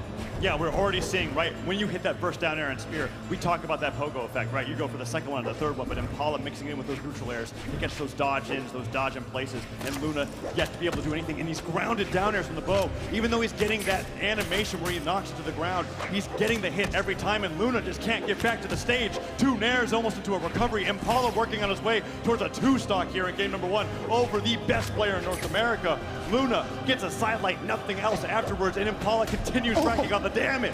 Oh my gosh, he went for the tricky weapon throw there. Luna definitely not expecting that. And this Caspian has been working on everyone all day, but Impala is not fazed by it. Finally, a side stick to be able to take that stock. But at this point, we already have light red on Luna. Impala's probably looking for 1, 2, maybe nairs, and then a D-Light recovery will close this match out. Or if he picks up a spear, you know that D6 coming. He's got to pick up any weapon at this point because Luna's been keeping him starved and he's keeping the combos coming. We finally got to see that side stick, the highlight of Caspian's kit there, get that knockout. Knocks out so early because of the high force, but you got to hit it. Luna falling down, trying to get the double nair spike, and Impala back to the stage. A risky down sig. Luna doesn't get the punishment. Impala is starting to crumble here under the pressure of Luna in game number 1 as the side stick hits. And there it is, the highlight of that kit coming out strong there as he catches him midair and sends him flying off the side of the stage. And honestly, Taza, I think you and I and the crowd watching this all kind of feel like, man, that really felt as if it should have been Impala's game, right? But the moment it came to that last stock scenario and Impala had to close it out, you could see the jitters hit immediately. The entire game, Impala was doing such a great job having that keep away game, and every time Luna went in for something to get started, whether it be a side light or a down air or a falling nair, it was the bow neutral air that was stopping him from getting down. And then once that first neutral air hit, 3, 4, many came afterwards because Luna could just not get back to the stage. But in that last stock scenario, everything changed. The pressure started to get to him, and I'm glad I was able to talk about that side sig after that second stock because that is really the reason Luna is going in on this character, because despite playing as well as you could just do it all with the guitars and the gauntlets alone. That diamond head side sig on guitars is going to eliminate you at orange even if you have 10 defense. And Kaya, sitting at 7, still pretty beefy, went down really early on that last stock, giving Luna that game 1 win. And granted, we're going to go ahead and have the same legend picks, and we're going to small Brawlhaven for game number 2. And I hope in this game, Impala doesn't crumble under the pressure. We've already seen, yes, Impala can hang. So just go ahead and close it out and make Luna earn it. That's right, and here we go. Impala hitting that neutral and the nair, and the nair juggles here will kill off the top of the stage a lot sooner, but at the same time, Luna is already at a point where a side sig could delete this stock coming out from Impala, and with that neutral sig hitting, Impala has to be careful about that, and there it is! Flambo, the side sig on the gauntlets, blasting them away, and taking that first stock in under 30 seconds. Yeah, just able to shoot that beam out with the gauntlet down sig, just saying, hey, you know what, you better watch yourself, because otherwise, I'm going to go ahead and close this stock out. And just like that, I mean, take a look at Impala, so far behind, was so close to winning game 1, and I get scared in scenarios like this where it's like, is the train just gonna crash?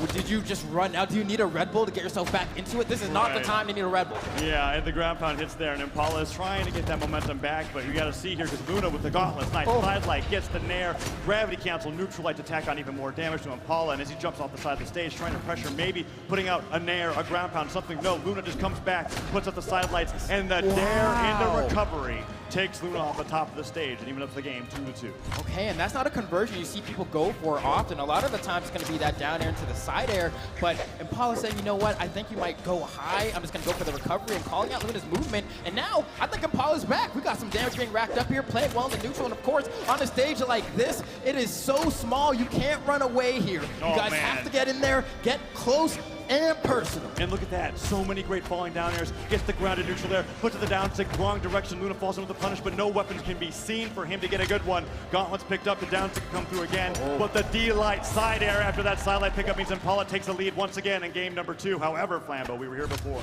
the guitar side stick came in, and then Luna just destroyed Impala's defense in that final moments of that game. And we're close to maybe having a repeat of that scenario. Nice job jumping out of the way of that neutral signature, and Impala puts in the pressure with the neutral light, but he hasn't gotten too much damage yet, and this could go back to an even game in just a matter of seconds. And Impala has to watch out for the weapon throw. That's essentially what got Luna the stock, forcing Impala into the corner. He wasn't privy to spot dodge in time and was able to use his superior positioning to close that stock out with a Qatar Sayer. And now we have a final stock scenario. Those Qatars, if Luna gets one good dodge read, could lead to disaster for Impala. So he has to be careful. Don't go off stage versus him unless you're extremely confident, because he'll turn it around on you and you don't want to be here. Somehow, Impala makes it back, but the down sig from Diamond Head. They are fighting in this corner. Impala finally makes it back to the stage. Oh, the neutral light gets him. Chase dodges up, falls to the nair, weapon throw, picks up a fresh pair of guitars. The side stick can come through, but Impala stops the pressure with the side light. Neutral light boxes him out, and Impala really trying to get the win. That side stage catches Luna right as he was about to duck beneath the stage, takes him off the top, and brings it to a game 3 with an even set count.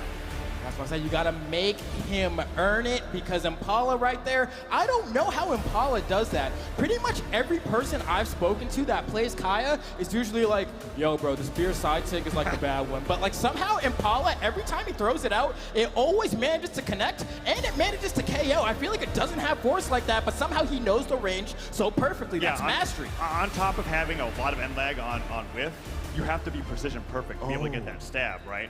And I reacted to that, but just to finish that thought on the side stick, the one few cases where I thought, okay, this is a really great signature, was watching Acno and 2s use it to punish Blasters players for using neutral and downlight a lot. But in 1s, you don't exactly have that thing where you're punishing somebody on that whiff. But here Impala, like you said, still making it work, and Luna over to the Tai Lung, bringing out the Mordex in game number 3, as the sight is just popping off here at the very beginning of the game.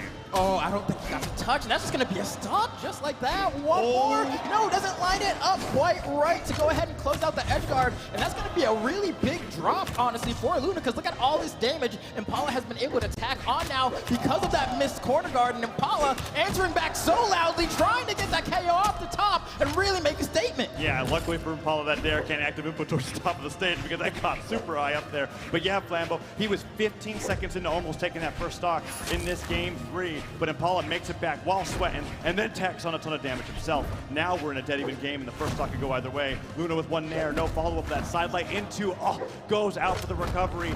Can't get that recovery to connect after all these combo starters, and Impala's still surviving here on this first stock. Okay, they're just trying to see if they can find that KO confirm. A Sayer from the site is not going to be enough from Luna. Tries to go off stage and find a down air, but can't get that one to connect. But what was that conversion? Hello? Goes for the weapon throw, the immediate gravity cancel, picks up the site and sends him packing. What an amazing knockout there. Impala getting hit by that weapon throw, but just too late for Luna. Sidelight hits, puts him off the side of the stage, and the weapon guard here is pretty clever. If that nair didn't hit, he could have starved Impala of the weapon a little bit longer. Impala trying to get Luna to do a reaction there with that weapon throw into the ground. Picks it right back up, though, and Luna doesn't take the bait, and the damage continues to rack on to Luna's favor. Oh man, and Luna caught the recovery with that one, but an exhausted recovery from Impala as a very aggressive fight back to the stage is actually going to secure the first stock on the side of Luna. And here we go, Luna with the side. Really focusing on this weapon after that switch off from Diamond Head. Sidelight comes through with punish, gets the dare. Now Luna looking for that opening there with that neutral light. But Impala, even when Impala's missing these openings, he's staying stacked on top of Luna, and Luna can't get those neutral lights to connect. And while off stage, avoiding everything that Luna's putting out, Impala is taking this game back to his favor. Oh my goodness, Impala, beautiful down sig, not quite enough. The weapon throw's gonna connect, but not enough juice to secure the KO, and won't be able to find the final pogo instead. Oh, that almost combo, that would've been wild. He's still trying to combo the other weapon throws as well. The nair comes through, and Impala in the process of starving Luna from the weapon. Oh, perfect. He's continuing the combos. Every weapon that gets thrown off the side of the stage, Luna just has to struggle back towards it, and the nair hits him one more of those. Impala gets it, takes the lead in game number 3, and is one stock away from bringing this to match point.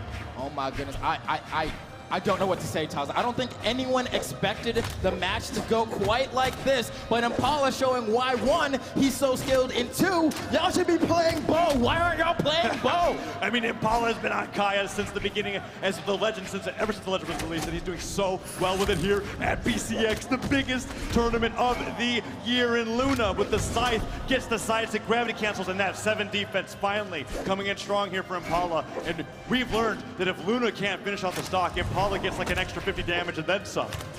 Okay, and another Sayer, and Scythe can struggle to find the KOs if you're not getting those early stocks off the side of the map. Now it's going to be another Sayer after the first one wasn't able to KO to go ahead and bring Impala down to the final stock. But if Impala can find a weapon, he's going to be fine to go ahead and try to go ahead and collect this game. But the map is so small that he takes so much damage just to get this first weapon. Luna's essentially brought it back already. He's brought it back, and that side air hitting there is huge. Impala dash jumps back, goes to the ground, puts up the nairs. We're talking about how well is known. Luna's adapting. Sarah hits from the side of the stage. One down, everybody huge, but Impala with the recovery takes Luna off the top of the stage.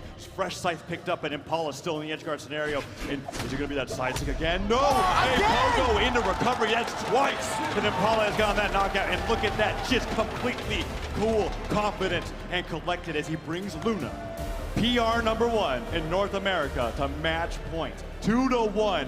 What's Luna gonna pick here? The Diamond Head went away. The Tylone came out, and it looked honestly just as difficult. And then just think, Flambeau, in the beginning of that game, game #3, 15 seconds in, that was almost a 0 to knockout. Impala barely survived, sweating to touch the stage, and somehow takes the lead after that, playing phenomenally.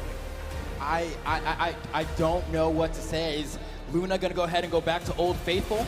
Is it gonna be a Taros kind of day? Is Zip gonna get what he wanted? Or is he gonna stick true to his game plan, maybe go to Caspian, say, you know what, we're gonna keep going with what I was doing and play a little bit better? You think the break glass in case of emergency pick is the other bit of Taros? Yes, I think it's been some time. I mean, it's what Luna made his name on in the game. And he's thinking long and hard about this pick here, because if he goes down to the elimination bracket, that is going to be a tough road to go through, right? Impala got through Stingray, PR #2, 3-0 to get here, and it's looking like it's going to be Tai Lung for the match point. And Impala patiently waiting, saying, all right, let's go on to the next game, because once I win this, I will be representing North America in the grand finals.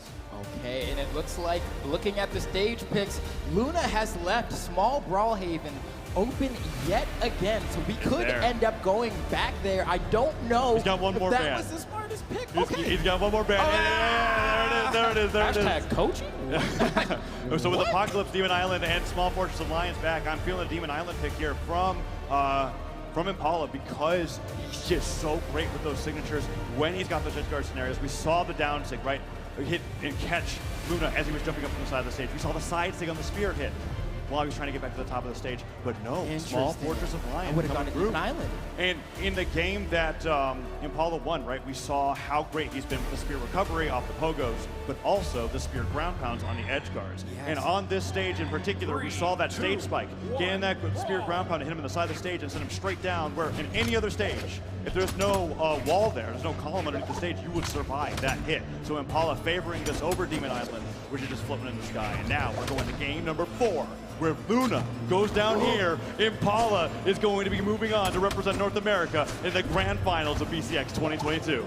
Okay, Luna has to win this game in order to stay relevant on the winner's side of bracket. Impala just needs one more to take out North America's best player right now, and it's looking like he may be able to do it right now. Has a slight damage lead. Luna trying to get some damage here, goes for a read, unable to get anything to connect there. In terms of Luna's accuracy with these signatures, has not had the best time getting KOs early with the Scythe.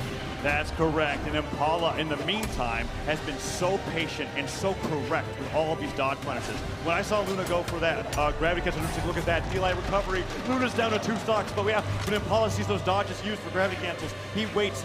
He knows he's got those 3 seconds, and he gets the most optimal punish so that he can continue juggling Luna, because the where Impala has been succeeding is when he gets these neutral airs after these downlights, when he gets Luna into the sky, and he punishes those landings. And now Impala, edge guard scenario once again, dash jumps off the side of the stage, forces Luna back onto center, and he's continuing to take control of the Fortress Alliance.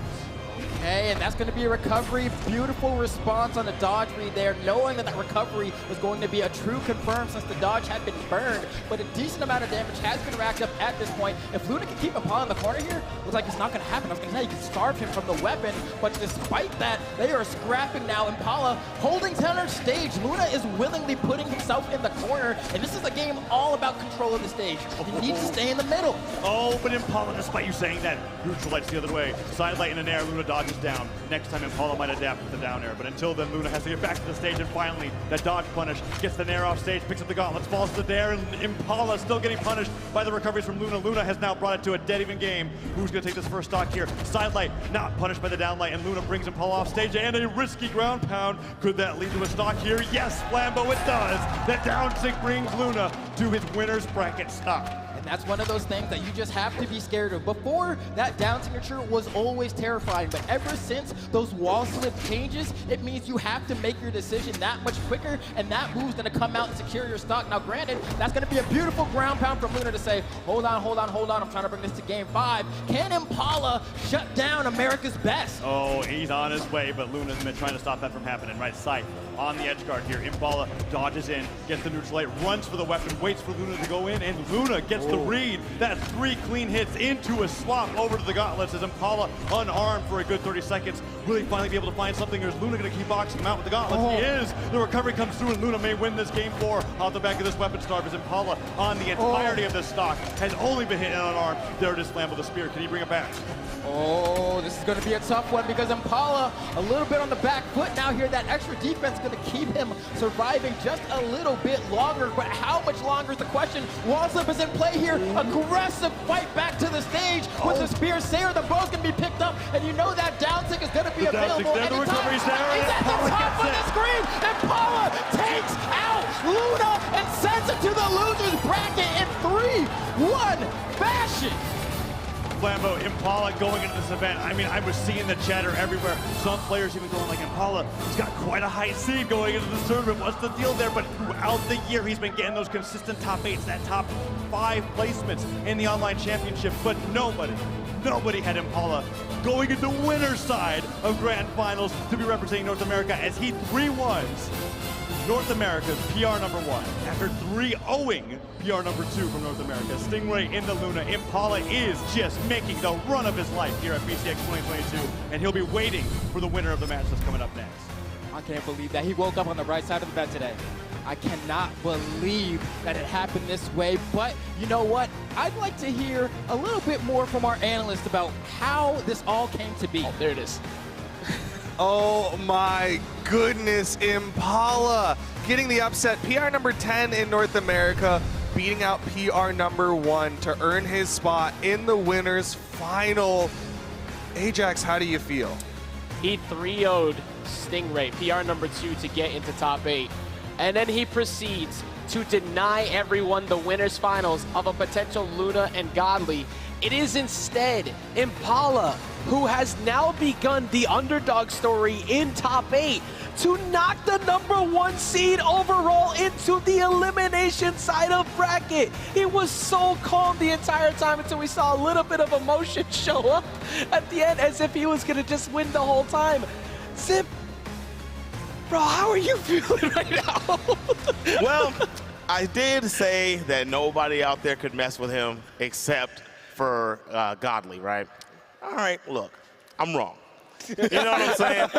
But one thing that I was correct on, I said that his win condition, Duke, you asked me, what is it going to take for him to win? It was going to take that spear for space control, and he was going to have to make sure that his defensive dodges were on point. Sometimes it wasn't even about his dodges. I wish we had the highlights, but one of the times when Luna had a scythe edge guard on him, all he did was get clipped, and he hit a fast fall that made him dodge a down air that really would have put him in a bad situation. And it was little stuff like that, being able to move perfectly on the defensive end allowed him to control the game. Yeah, Impala's movement was impeccable. Ajax, anything else you want to say about how Impala played in that? I think the level of confidence that he had, the way that he was up, for one, the bow went crazy, but he just never relented in advantage state. He never let Luna feel comfortable, and this is Luna we're talking about, who made that incredible comeback game 1. Mind you, that was also a comeback game 1 where Impala had the lead the entire time. If he was able to just do that to Luna, what happens with who he fights up against next? Well, Luna did play the Caspian. He also played the Mordex Zip. I know you were itching for a Teros. Do you think that might have been enough, or do you think it was just... I ain't gonna lie, man. Like, no matter how much I want him to play Teros, yeah, that Teros going into that spear wasn't gonna be a good look. I don't think that was the answer at all. So, you know, respectable picks. The Mordex was looking really, really good. I think that was the choice. It's, like, seriously, though, he just couldn't what Luna does to people is he breaks you down, puts the mental stack on you, and you don't know what to do anymore, and Luna could not condition him. That was the answer to the match. Well, Impala has earned his spot in the winner's final. He now awaits the winner of our next match, Godly versus Kaina. The last two non-North Americans are going to be challenging each other for that spot in the winner's final. And of course, on the elimination side of things, we've still got Java and Radish, megd and Stingray. But Godly and Kaina are up next. Ajax, tell me about this matchup. I mean, we're looking at the person who everybody has had that question mark all year long. Is Godly the real deal? Is he going to be the one to end it all? And honestly, the way that it's been looking, it might be that way. But that being said, Kaina, another king of consistency. These are two PR #1s going to bat. The only representative left of South America and the only representative left of EU here fighting on the semis. I think Kaina's performance at Autumn's has a big, magnifying glass attached to it. He was pretty dominant. He was also one of the people who we looked at, it's like, wow, guitars are kind of going crazy. But Godly today has been doing the same, this week has been doing the same thing with the Asuri.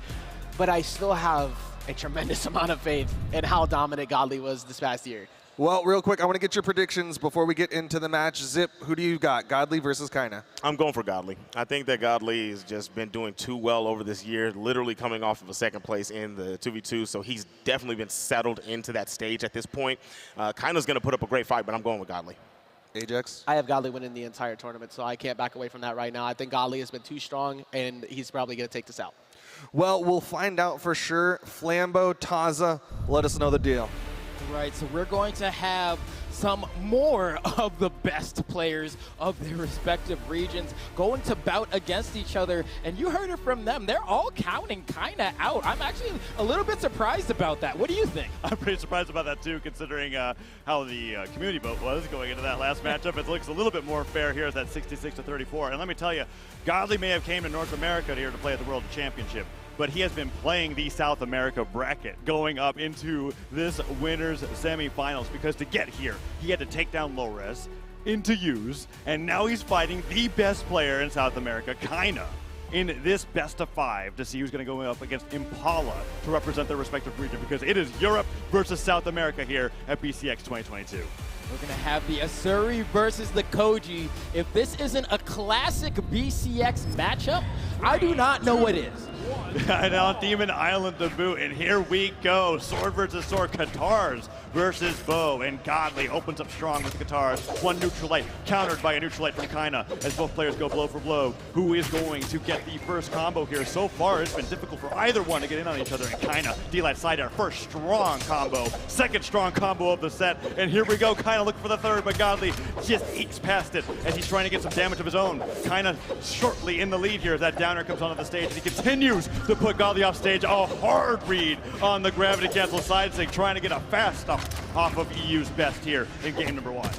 Okay, and you know that Koji's out with the bow, so that means a down sig is going to be sent flying any moment now. So we're going to see if Godly can go ahead and avoid that. But kind of saying maybe if I get the D-Light instead. Doesn't go for the recovery. I don't think it may have KO there. Was like, I don't think so. I'm going to get a little bit of extra damage. The next one for sure, though, will lead to a KO. Oh, but he's got to hit those hits. And Godly with the sword over here is kind of unarmed. Nice job with the sword. Picked up these D-Lights from the edge. Have been catching Godly's head here. And if he doesn't jump, he can get the side air afterwards. And he's looking for it, but Godly makes it back to the stage without also being a risk there. No, doesn't matter. Neutral light comes through, Kaina going off stage. The babies at the edge guard here, and the side air into the stage gets the stage spike, and Kaina takes the lead here in game #1. All right, Kaina looking pretty solid right now, if I do have to say. I don't know, man. Ajax, Zip, y'all. We can reliably expect the votes to, well, not be as close as you think it's going to be, because Kaina is so dominant here. He's catching Godly on all these recoveries. Okay, that's a good sider there. Kaina just barely missed the stage, and Godly's capitalizing, goes in for the D-Light. Okay, Kaina gets the D-Light sider. No recovery from Godly. No recovery. He has to dodge to the stage, goes to the nair, and Godly dodges away, then touches the wall. Kaina didn't get the right read, but the damage is still in his favor, and Godly's almost in deep orange Flambeau. Okay, there's the recovery to stop some of the pressure, but so far it's been all Kaina. And that's the thing about Kaina as a player. It's that, like, most people pick a legend, and then they say, which character has the sword, and I'll play that character. There's a lot of people that do that. But for Kaina, it's like sword is the primary, and then whatever the other weapon is the secondary. Yeah, he has a bow in hand right now, but it's not going to be for that long. Most of the damage is on the sword, the edge guards are on the sword, the plays are on the sword. Oh, and I'm waiting for that down stick. You and I are both talking about it, but Kaina doesn't want to show his cards too soon, but it could be a great edge guard here, but he wants to go over the sword. Those downlines have been fantastic, and look at the spacing there, kind of whipping that and realizing that if he moved at all, Godly might be able to get that hit, stand still, and then gets the punish. Swan back to stage, dive kick just barely catches Godly off guard. Bo picked up a neutral air, could take Godly off the top, but Godly dodges the down air, goes to the delay, and kind of with the pickup does not get the follow-up, but still the first stock is looking like it's going to go over his way unless Godly with this weapon pickup, no, flies right off the bottom left of Demon Island, and Kaina's one stock away from going up to the lead in this game number 1 of this best of 5. And one thing I love about the way Kaina plays the sword is that he, more than any other player I've seen, will go for either these dash jump, turnaround, fastball neutral airs, or he'll get the reverse chase dodge neutral air, and always tacking on a little bit of extra damage where most players are unable to. Yeah, the thought to have the gravity cancel neutral air, oh, the D-light into the down air ground pound, even it's a 4-hit combo coming up from the sword, and Kaina is on the verge of 2-stocking Godly in game number 1 here at BCX 2022. I mean, my goodness, the Nair comes through, and Godly finally gets a side air, can kind of make it back. Weapon throw dodge out of the way, and the gravity cancel neutral sync was the most brilliant idea that he had there. If Godly did anything other than bait out that attack with a spot dodge in the air, kind of would have interrupted that unarmed air, that unarmed ground pound, and gotten the knockout. But still, Godly has to get a 0 to death here on the side of the stage if he wants to win this game.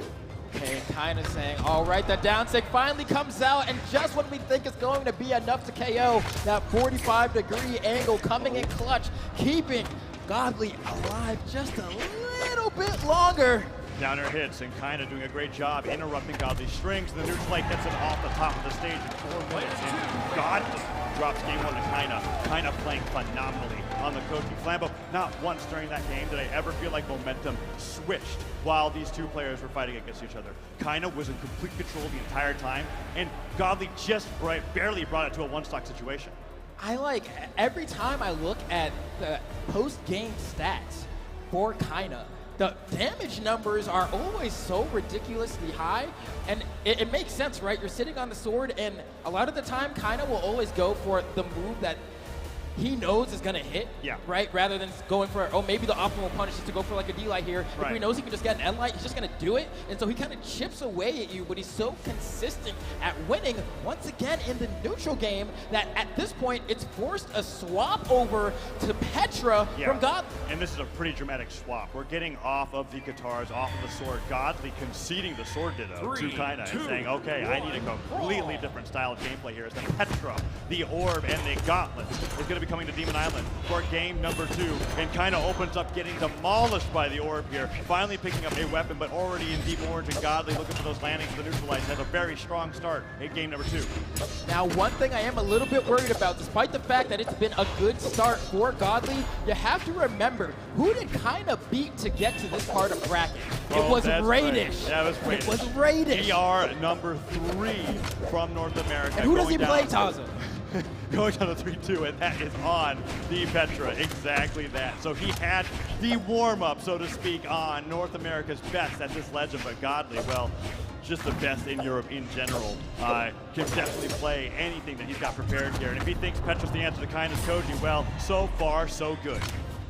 Okay, now can he keep this momentum going in the red? Kaina looking for a weapon. There it is. It summons to the middle of the stage, and potentially we'll see a conversion, but Godly is doing so amazingly with these juggles, keeping Kaina in the air every time he gets a side light. Might even opt to go for a side light D-light to try to set up the juggle rather than just going for the side air outright. Ooh, and the Nair hits. It's going to take a few more of those on Demon Island, but the side air on the landing goes all the way out there with the recovery. Godly, nice fastball at the very end to avoid any falling side air from Kaina, and he makes it back, gets the gauntlets. The pickup, okay, that recovery just nearly catches Godly's spot dodge, but the side air will do it and kind of evens up the game 2-2. And isn't that wild? Like, it's just a stray side air that's getting the KO there, and that's kind of the way that we were talking about just a little bit earlier, that it's chips away, chips away, chips away. Eventually it'll lead to a knockout, but Godly is getting so much damage per engagement, and that's definitely a missed input coming out on the side of Kinda there, putting a full stock lead in the favor of Godly. Yeah, that gravity cancel side stick coming out there was basically sealing the deal on that recovery. Needed the momentum from that dodge, didn't get it, falls down. So you can get back to the stage fast with the weapon.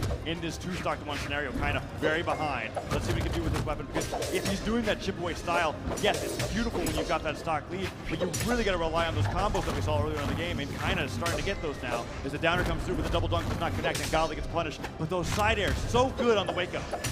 Okay, and Kinda seeing if maybe this stock can be taken, but Godly doing such a good job of whiff punishing every single attack that Kinda has thrown out. And I was talking about this a little bit earlier in the Radish set, that Kinda is a player that plays so much better, I think, with a lead, so that when you're behind and you have to swing, Godly now is putting the shoe on the other foot. Ooh, and a side stick whip. So Godly gets a full 3-hit combo there. Recovery just barely not knocking out, and while Kinda can get him off the side of the stage here, gravity cancel slightly does not connect, and Godly waits on the recovery. Neutral light whiffs, and the side air forces Kinda to dip down low. Gauntlets coming through here, and that could be the stock. No, Dare. Almost too far to the left, so the recoveries are not connecting, but that will be able to pummel, and a celebratory neutral against Godly returns the favor to 2-stock in game number 2. Let's see what Kinda's got, because you were telling me about Kinda. Basically, as long as the Legends got sword, it's on the table. Man, I am surprised by how brave Kinda was in those last few exchanges. Like the there. gravity cancel side yeah, light. The gravity cancel side light. Also, just like doing nairs on like the very last pixel of the stage to land on it. Like, it's like, man, your spacing is so immaculate, but Godly is just one step ahead of you here. And now, I mean, this Petra swap made the matchup look night and day, right? Like before, Sword Ditto, you said it before, I'll concede there is essentially what Godly was saying, but now with this Petra, it's been looking like a different story.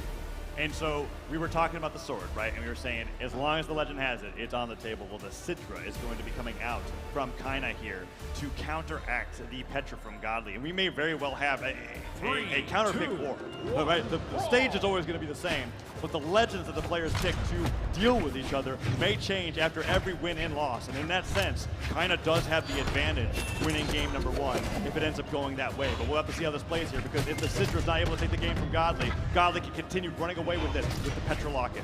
Okay, and it's interesting because I think Kinda was realizing it's taking me a little bit too long to get these KOs. I need to swap over to a weapon where if I guess right, I can do a whole lot of damage per engagement, because that's where Godly has been lapping him over and over. But will this cannon be good enough? So far, it's able to hang, but he has been on the back foot just by a little bit the entire time. Oh, nice dash away from that side light, gets the punish, but the recovery just barely does not knock out. Kinda with the sword, yeah, with the dodge punishes, Kinda's been doing a great job, but as we were talking about, he's really just getting, you know, a side air here, a down air there, although that might just be enough, Flambeau. He got the stuff recovery as well, but no, Godly, so good at recovery. Oh, and immediately goes for the weapon starve here. Kinda trying to put some pressure unarmed here, but doesn't really want to deal with the disjoint of the orb. And wow, what an amazing conversion! Gets the gravity cancel D-Light, picks up the weapon, goes immediately into the neutral air. That was a true conversion. I cannot believe what I just saw, and he made that decision on the fly. He saw the weapon manifest, and the idea manifested at the same time. Gets that D-Light in there and keeps the game even for what was looking like a Godly weapon starve. Kinda takes the lead, but Godly fighting real back, not phased by the creativity of Kinda's cannon.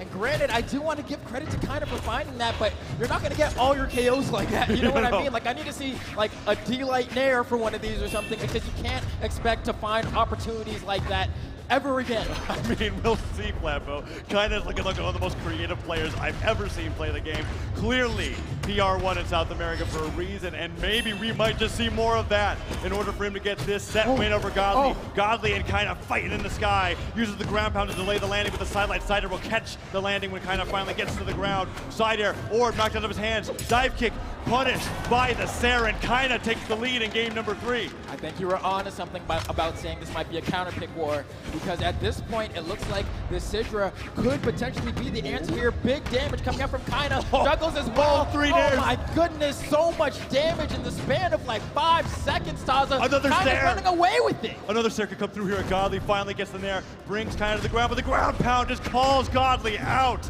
Sidelight not followed up by a recovery. Recovery whiff. Cider comes through and Kaina bets it all. They're both sweating. The blast just barely avoids Godly, and the sidelight Cider will catch Kaina on the ground. It's 1-1, but it's also looking like game 1, where Godly's 1 hit away from being put to match point. Okay, and this is where it gets stressful, right? You need to get that weapon. Godly's not trying to let that happen. Throwing out these stairs, trying to control the corner, but now Kaina has a weapon here. Cross the class is in session, but the Be Humble does not connect. And Godly. Okay, he makes it back, but the Nairs are catching him. Finally, the Cider comes through. I was surprised I kind of put the anchor out at that junction, but here he comes through. Sidelight hits Godly with the gauntlet. Looking for the tentacle does not connect. Can't get the crack and hit him. And then Pommel, Godly bringing it back. He sent the Cider to do it. He has a dodge and a recovery. That's all. And Godly goes to the read. And we didn't expect to see the downlight. And the recovery comes through. And Kaina could lose the game off of that drop. Sidelight Sair. Kaina has one more chance to recover. Did Kaina throw that D-Light Sair would have for certain led to the victory there, but now Kaina, how did he dodge that? He dodged the explosion. What? Dodged into it.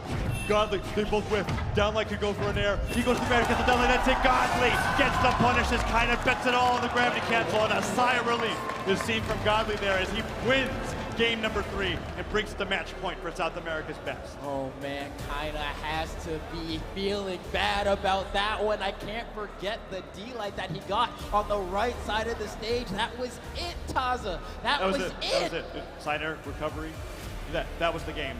And hitting that there, you see him just taking some time, getting ready for that game number 4, realizing that this is match point. He is so close to being able to take out Godly, what many consider to be the best player in the world. Let's see if we can do it. We're on Apocalypse here. It's Sidra versus Petra. And that game 3 was so close. It kind of wants to bring it to a game 5. I want to see a game 5. Here we go into game number 4. Godly versus Kaina. Cannon versus Orb. And Kaina with the cannon is looking fantastic going to the beginning of this one as Adair connects and blasts Godly in a deep orb.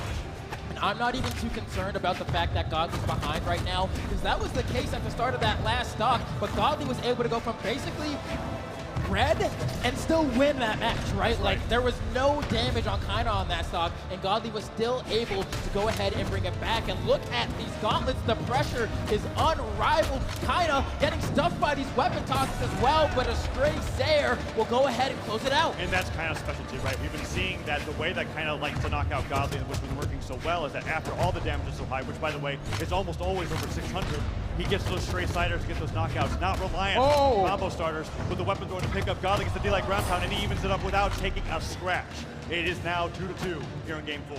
Oh my goodness, this is one of the best sets of Brawlhalla I have seen ever, Taza. The action is not slowing down by any means, and we're watching as these two titans are fighting each other, but who will come out on top? We were saying we want to see a game 5. Kaina has to get some sort of aggression to make that happen, but these gauntlets from Godly have been the answer this game. Oh, Kaina goes to the dodge up read. Tries to get that side stick. Godly does not give it to him. He was so low on jumps that I think it was a good idea. Where Kaina gets the recovery for the dare, comes through the Cider, catches the jump. Kaina uses the anger to just jump right over Godly, get back to the stage, and the edge guard scenario is reversed. Weapon throw, pick up, neutral light, punished by the dare. Both players going blow for blow. Kaina now with the cannon. This is where he's been getting Godly off guard with the dodges, and you look for it there, just barely missed that read, and Godly now running away with it. And Godly looking for the weapon spawn, but it spawns over the platform, which is the perfect spot for Kaina to be able to push the advantage. And there's the D-Light there. I was saying we're going to need to see at some point if we want Kaina to go ahead and take the set. Yeah, which is a rarity for Kaina. I was expecting another 80 damage into a side air, but finally we see one of those combo starters connect, and Kaina connects it with the Nair, and Godly goes off the top. But Kaina goes down shortly afterwards. Gravity cancel sidelining towards the blast zone, just trying to get back sooner as Godly is keeping this as close as humanly possible. He is one stock away from getting into grand finals, and Kaina on the Sidra is so close to bringing it to a game 5. Here we go. Looks like Godly. I mean, these gauntlets have been so impeccable. The pressure has been so strong. Got the dodge there, but a beautiful fastball out of hit stun from Kaina spares him a little bit of extra damage. But how long can he keep that going? Kaina's retaliating. Godly is also swinging back. It is not stopping here. The sidelight comes through. He's not finding anything off of it, but the damage is still good. Nair catches him on the ground. Gravity catches the sidelight. No recovery afterwards, and he's sweating back to the stage. Kaina with the sword. Dashed up Nair. Dashed up pivot side air. He's getting the damage through, but Godly with the gauntlets is shown that he's gotten more damage per engagement than Kaina, but does that matter? Slider to the side of the stage, Anger could come through. He's weighing out all the jumps, but Godly, sidelight, Nair, waiting on the stage, second sidelight, Godly, one recovery away from the win, and it's so close. Can Kaina bring this to a game 5, or will Godly close the game out right here? He needs a D-light, he can't get it, the recovery's not enough. He's going all the way. Deep. He's going going there. deep. The down like to come through here, but if he gravity cancels it, that's the whip, and he gets the sidelight. Sarah, can he make it back? He's got one more chance, Flambeau. Oh, and he weaves right around the recovery from the orb, but gets caught by a sidelight on the landing, and Godly closes out the set. 3-1 over Kaina. Wow. What a nail-biter, Flambeau, and it came so close to having Kaina in the lead there, and it's just so incredible how closely matched all these regions are, with Europe going against South America and Godly being brought into a situation where he was forced on the Petra just to be able to deal with the style of swordplay coming out from Kaina. And Kaina on the cannon was looking so good, but it was just these landings that Godly covered with those sidelight stairs that really made it count and what gave him the dub in the end. Oh man, even taking a look at some of these damage numbers, 609 over to the 545 from Kaina. As we were saying, was an incredibly close match. I'm looking at all the stats here, and it's like, yeah, I mean, look at the signature attack accuracy on both sides, right? Yeah. Like, they were not finding it. Yeah, and while I was thinking the average damage engagement was widely in Godly's favor, it was actually a difference of 2. That was so incredible. I loved this match, and I'm so excited to hear what the analysts have to say about it. Let's take it over to them. EU going into the winners final, Godly proving a lot of people right and believing in him. Zip, I know that you were one of the people that believed in him, but maybe had a little doubts after game number 1. How'd you feel about that set? Oh, you're not lying, man. Game number 1 had me terrified because that was some amazing swordplay coming out of Kaina. Kaina was playing so well, and then swapping over and getting that cannon out. Oh my gosh, I was loving every second of the gameplay, but I will say, man, Godly has been the only person this whole weekend when I've been asked, well, who do you think is going to win? If I say Godly, he does it. Everybody else letting me down. Thank you, Godly. Well, Ajax, tell me about these character swaps that happened. We saw Godly go from the Asuri over to the Petra, and then on the other side, Kaina went from the Koji over to the Sidra. How'd you feel about those? I mean, he alluded into it. The sword v sword matchup in the beginning was not working, and then switching over to the Petra, the orb went off for a few games in a row. But the switch over to the Sidra actually helped a ton with mitigating that. It actually made Godly play more on gauntlets, but then Godly just became Godly again. Like, the counter pick definitely helped. I like the pressure that kind of had off stage. It kind of helped him with recovery too, because you mentioned while we were watching that he has a pretty big habit of using the GC neutral sig to kind of stall at ledge. He didn't have to do that as much with the cannons here, so it helped him, but it wasn't enough. Well, we've got some highlights coming in from that matchup that we just got to watch. Zip, we saw Godly versus Kaina. Tell me about some of the things that happened in that. So, I mean, we have this match right here. We already know what happened here. There was a lot of spectacular bow play going on. And now, this swap right here, this was huge because Godly needed to get this swap over, and the orb was the answer. I think that was the best thing he could do to go into that bow. But then, this is where it changed. I said before, whenever this happened, that the cannon was the answer to the gauntlets, to the orb. But the gauntlets were the answer to the cannon, and that is what ended up riding into the victory of Godly. Yeah, I think you're right on the money with that. Every single time the switch off happened, you were immediately saying, like, he's got to get to the sword. The gauntlets are out. He can't stay where he is. He has to get to the sword. And that's actually what started evening it up towards the end. But in these positions, both of them were scrambling, but the consistency of side light, side air, Godly is so good at making you use all of your defensive resources before you make it back, and he reads you so hard, and that's exactly how it went down.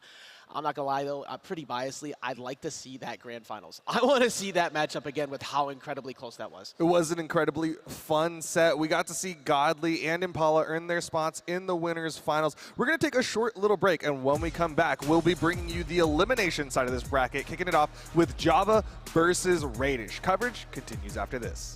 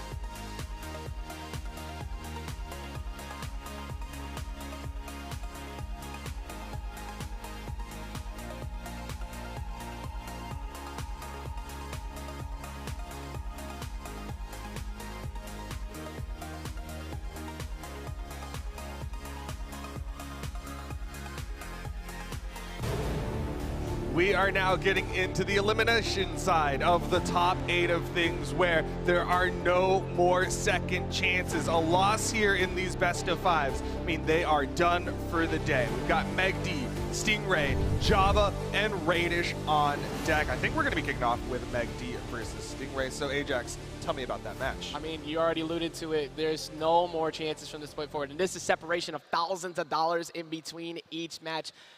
Stingray, of course, being PR number 2, but one of the people you don't want to fight in a long match where things are stressed is megd. He has some of the best defense in all of Brawlhalla. He proved that he can make it all the way through a lower side run at MSI. It could happen again here today. One of the things that I love about megd is we keep talking about his defense, and I think over the past year, like about the last like 6 months or so, he started to get way more aggressive. When you watch that match from him and Luna earlier, there was a lot of aggression that came into play. He was doing really good with that same patented defense that we saw, but he was going tit for tat, matching blow for blow with him, and it was huge. Well, I got to apologize because we're starting off with Java and Radish. I jumped the gun. That's my bad. This is why they put Sheepy in this spot. I'm just here filling for a little bit. You did the best used car salesman you could to make us believe in you. I really, you know, this car, it's basically unused. But we've got Java versus Radish, actually in favor of Radish. I want to hear your predictions. Zip, who you thinking? Java and Radish, man. Look, I mean, this is what did Taza do the other day where he like kind of set up he said, oh, if he goes up 2-0, then right, like I kind of wanted to do a stipulation type thing. It's literally about the momentum. If it starts off in the favor of Java, I think Java carries the rest of the match on and wins. But if that orb gets turned up at the beginning of the match, I mean, I don't know, man. Radish, when Radish is going, when controlling neutral, that's the best thing about Radish. The neutral with that orb, it's rough. So I'm going to go ahead and go with Radish. Okay, Radish it is. Ajax, who you got? I just do something else. He did the best run around he could possibly there, but I mean, for me, he was like, Twitch poll, come on, give me the answer, give me the answer. Somebody build it up. But for me, I mean, it started back at Steel Series and it hasn't stopped. I'm a huge Radish fan, and I think that Summer Championship was a huge thing that he needed to start to solidify that he is one of the best around here. Getting PR number 3 is no fluke, and I don't think it's going to be a fluke that he's going to continue this run at BCX, and that's why I think Radish is going to take it over. Well, I got to tell y'all, Twitch chat does not agree with you. 60-40 in favor of Java. Java, a little bit of the more popular pick, but we're going to find out who ultimately is the victor. Flambeau, Taza, take it away. Java, a fan favorite in North America, is going to be coming up next, going up against Radish and Flambeau. We were talking a little bit about it in that kind of match earlier. If you were worried that you weren't going to see more Petra on the screen, well, don't worry about it now, because Petra is going to be locked in for Radish here. We just saw that with Godly versus Kaina. We're going to be seeing it again here, going up against Java. And Java going to be locking in Daryl, that epic crossover for Ember, something that he's been having huge success with on the weekend, getting really amazing upsets throughout the year, and just on his way here, getting that having that 3-0 over Zyder, having that 3-1 over Boomy, knocking Boomy out at 13th, and now, after getting that 3-1 on Hughes, is going to be going up against Radish to move on here in this top 8. And I'm super excited to see how this is going to play out, because he's been doing stuff with Ember that I really haven't seen anybody else do on the Legends. Wow, okay, so Java is always a weird one for me, because I never know. He's kind of like Impala. I don't know how good he's going to do on any given day. Like, Java could make it to grand finals, or Java could get 13th some days, right? You know, and it's like the variance is always around. I feel like as of late, Java has been more consistently in the kind of like top 8, if not just shy of it range. But Radish has been playing impeccably today. Did end up losing the Kaina Ackerman. I saw a little bit of nerves there, but then once I saw him come back again in the loser side of bracket, I was like, if he keeps playing like that, I think he might take the entire thing. So I don't know. Yeah, and despite that loss to Kaina, it did go to a Game 5, and we saw how close Kaina kept it against Godly. So Kaina definitely the best of the best here at BCX. But here we go in a game number 1 between Java and Radish. We've got Ember versus Petra, and opening up here with the guitars. Let's see what Java's able to do. And one thing I do like about Java's playstyle, as opposed to anybody else that I watch while playing Brawlhalla, is that the legend that he decides to commit to for the tournament, I guarantee you he's got something that is specific to that legend that he's going to be bringing out. And what I've been seeing earlier today, both in pools and on the side stream, is that down signature on the bow, getting those spikes for players that like to hold on to the side of the stage. And we'll see if Java's able to get that against Radish here in this best of 5. Well, we saw Java actually get that side light there, and then no fall follow-up. Could have gotten a D-Light, true, but tries to go for a mix-up there, maybe read a spot dodge and get a little bit of extra damage. But despite that, is getting a good string of blows here as Radish pretty much leaving him unanswered. Another recovery, finally fights his way out the corner. Yeah, great job with that landing. Radish falls to the stage, gets the side light into side air. Java, however, pushes Radish off the side of the stage, and the neutral sig comes out instead of the down sig, which is what I was expecting there. But the Nair sends Radish flying, gets the disarm from that orb, and Radish picking up the gauntlets has an opportunity for an edge guard here with that side sig. Goes punished, and Java looking for the down air, the side air, anything. No, Radish fights his way back, gets the recovery, and could potentially take the first stock away from what was a huge lead for Java in game 1. Okay, and Java looking for that D-Light recovery, but Radish jumping over it, gets sent off stage yet again with a Sayer, and what? He just ran off stage, fastballed low and recovered into him, and it's like, I know you're not going to do anything. You're not even going to press the dodge button. You're going to think I'm faking something, so I'm actually just going to let it rip. Dare side air weapon throw does not hit. Radish barely avoids getting what could have been a 0 to knock out there, and Java continues with a fresh pair of guitars. Neutral lane and Nair, second Nair, weapon throw, Nair, a Java special, something that he innovated on the hammer and has taken to every single weapon that he's played since. He loves getting those weapon throws in to pick up immediate attacks, just like we saw kind of with earlier, but now here in this game 1, Radish evens it up 2-2.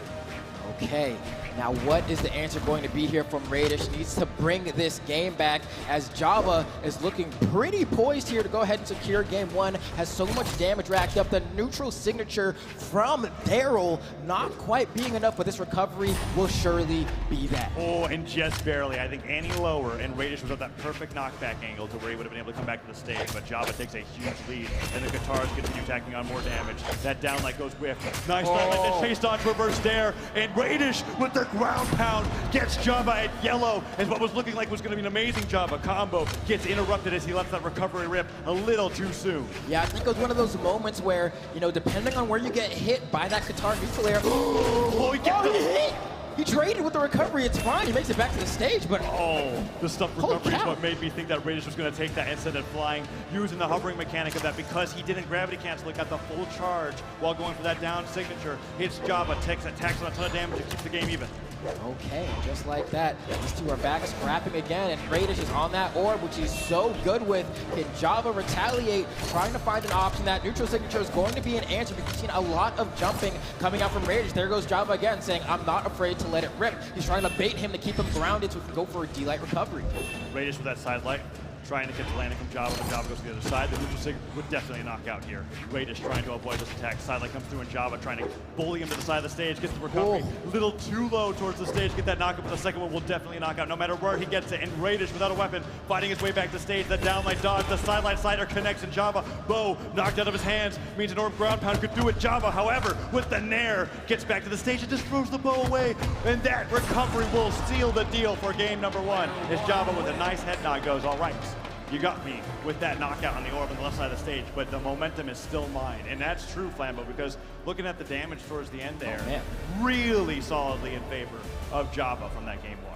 And it's kind of stressful on the side of Java, I think, in terms of, completely lapped them in damage. And how close was that game? Extremely so, I'd say, in terms of just like the way it looked toward the end, right? We're both in the deep red here. This is a close game, but then you got to remember that, like, it's Ember defense. Yeah, and you take that replay back to stock if you wanted to, and you would see that orb getting the stuff recovery effects while Java was at yellow and just losing that stock there. And that was the huge swing because up until that point, Java was getting maybe 20 more damage per engagement with the guitars. He kept getting Radish off the side of the stage and doing a chase dodge pivot down air that led to even more damage with the guitars. So we're going back to Apocalypse and seeing how Radish is going to be able to adapt to the guitar play from Java because so far he's looking very strong in this best of 5. And going right back into it, we can see Java on this bow, trying to get those extended punishes, but Radish on the orb is so good at playing the neutral game grounded, right? He's so good at picking up those side lights, and then once you start approaching on the ground, like he ran all the way to the other side of the stage there. He knew that D-Light was coming. Oh man, and Java now on the side of the stage, so much damage coming through. The hits does send him flying. Bow with very damaged in his hands. Another hit could send him being unarmed. Will he switch over to it? Is he full onto this one? Falling Nair. He has a chance to switch, but Radish with that side air gets it down there. Java recovery is then sent early on. Down sig dodge on the way. Picks up the bow on the way back and gets a Nair for it. Java somehow turning that disadvantaged state into an advantage state as he gets more damage on the Radish and could be close to taking the stock there. Finally, the bow gets sent out of his hands. And it's plays like that that get Java this far. Like, there's no one else doing wacky recoveries like that and getting away with it as often as he does, but he manages to take these very precarious situations and flip the script on his opponent and secure a lead for himself in that manner. Weapon throw forward does hit Radish. Pickup gets the nair. Radish dodges one neutral light, but the weapon throw to pickup means he has an edge guard here. Does he go for the down? No, he just waits without the sweat beads, and look at that. Weapon throw forward into the weapon spawn means Java. Perfect denial. No, I cannot believe he has survived that unarmed recovery. That orb Sarah definitely will not be coming back from that as Radish takes the first strike in game 2. And the toughest thing, I think, is trying to maintain a lead against a character like Ember here, right? You got the stock, you want to get a little bit of extra damage before. Poor one out for Java there, yeah. dude. Pivots the recovery with no jumps left, and Radish looking at that and being like, okay, if you want to give it to me, I'll take it. He is up 3-2-1 here in game number 2, and it's looking like it's going to be a game for Radish on the board after this. But let's see, Java, if he can get this knockout without taking any damage, we've seen how well he can do in the guitars with one good dodge read. Radish could still be at risk of losing this game, but so far, Radish so good with the orb. Oh man, and Java has to do something here to go ahead and bring this game back. That neutral is going to be the first step in a very long recovery process here, as I don't know if there's any amount of physical therapy that can bring him back into this game, but we're gonna see.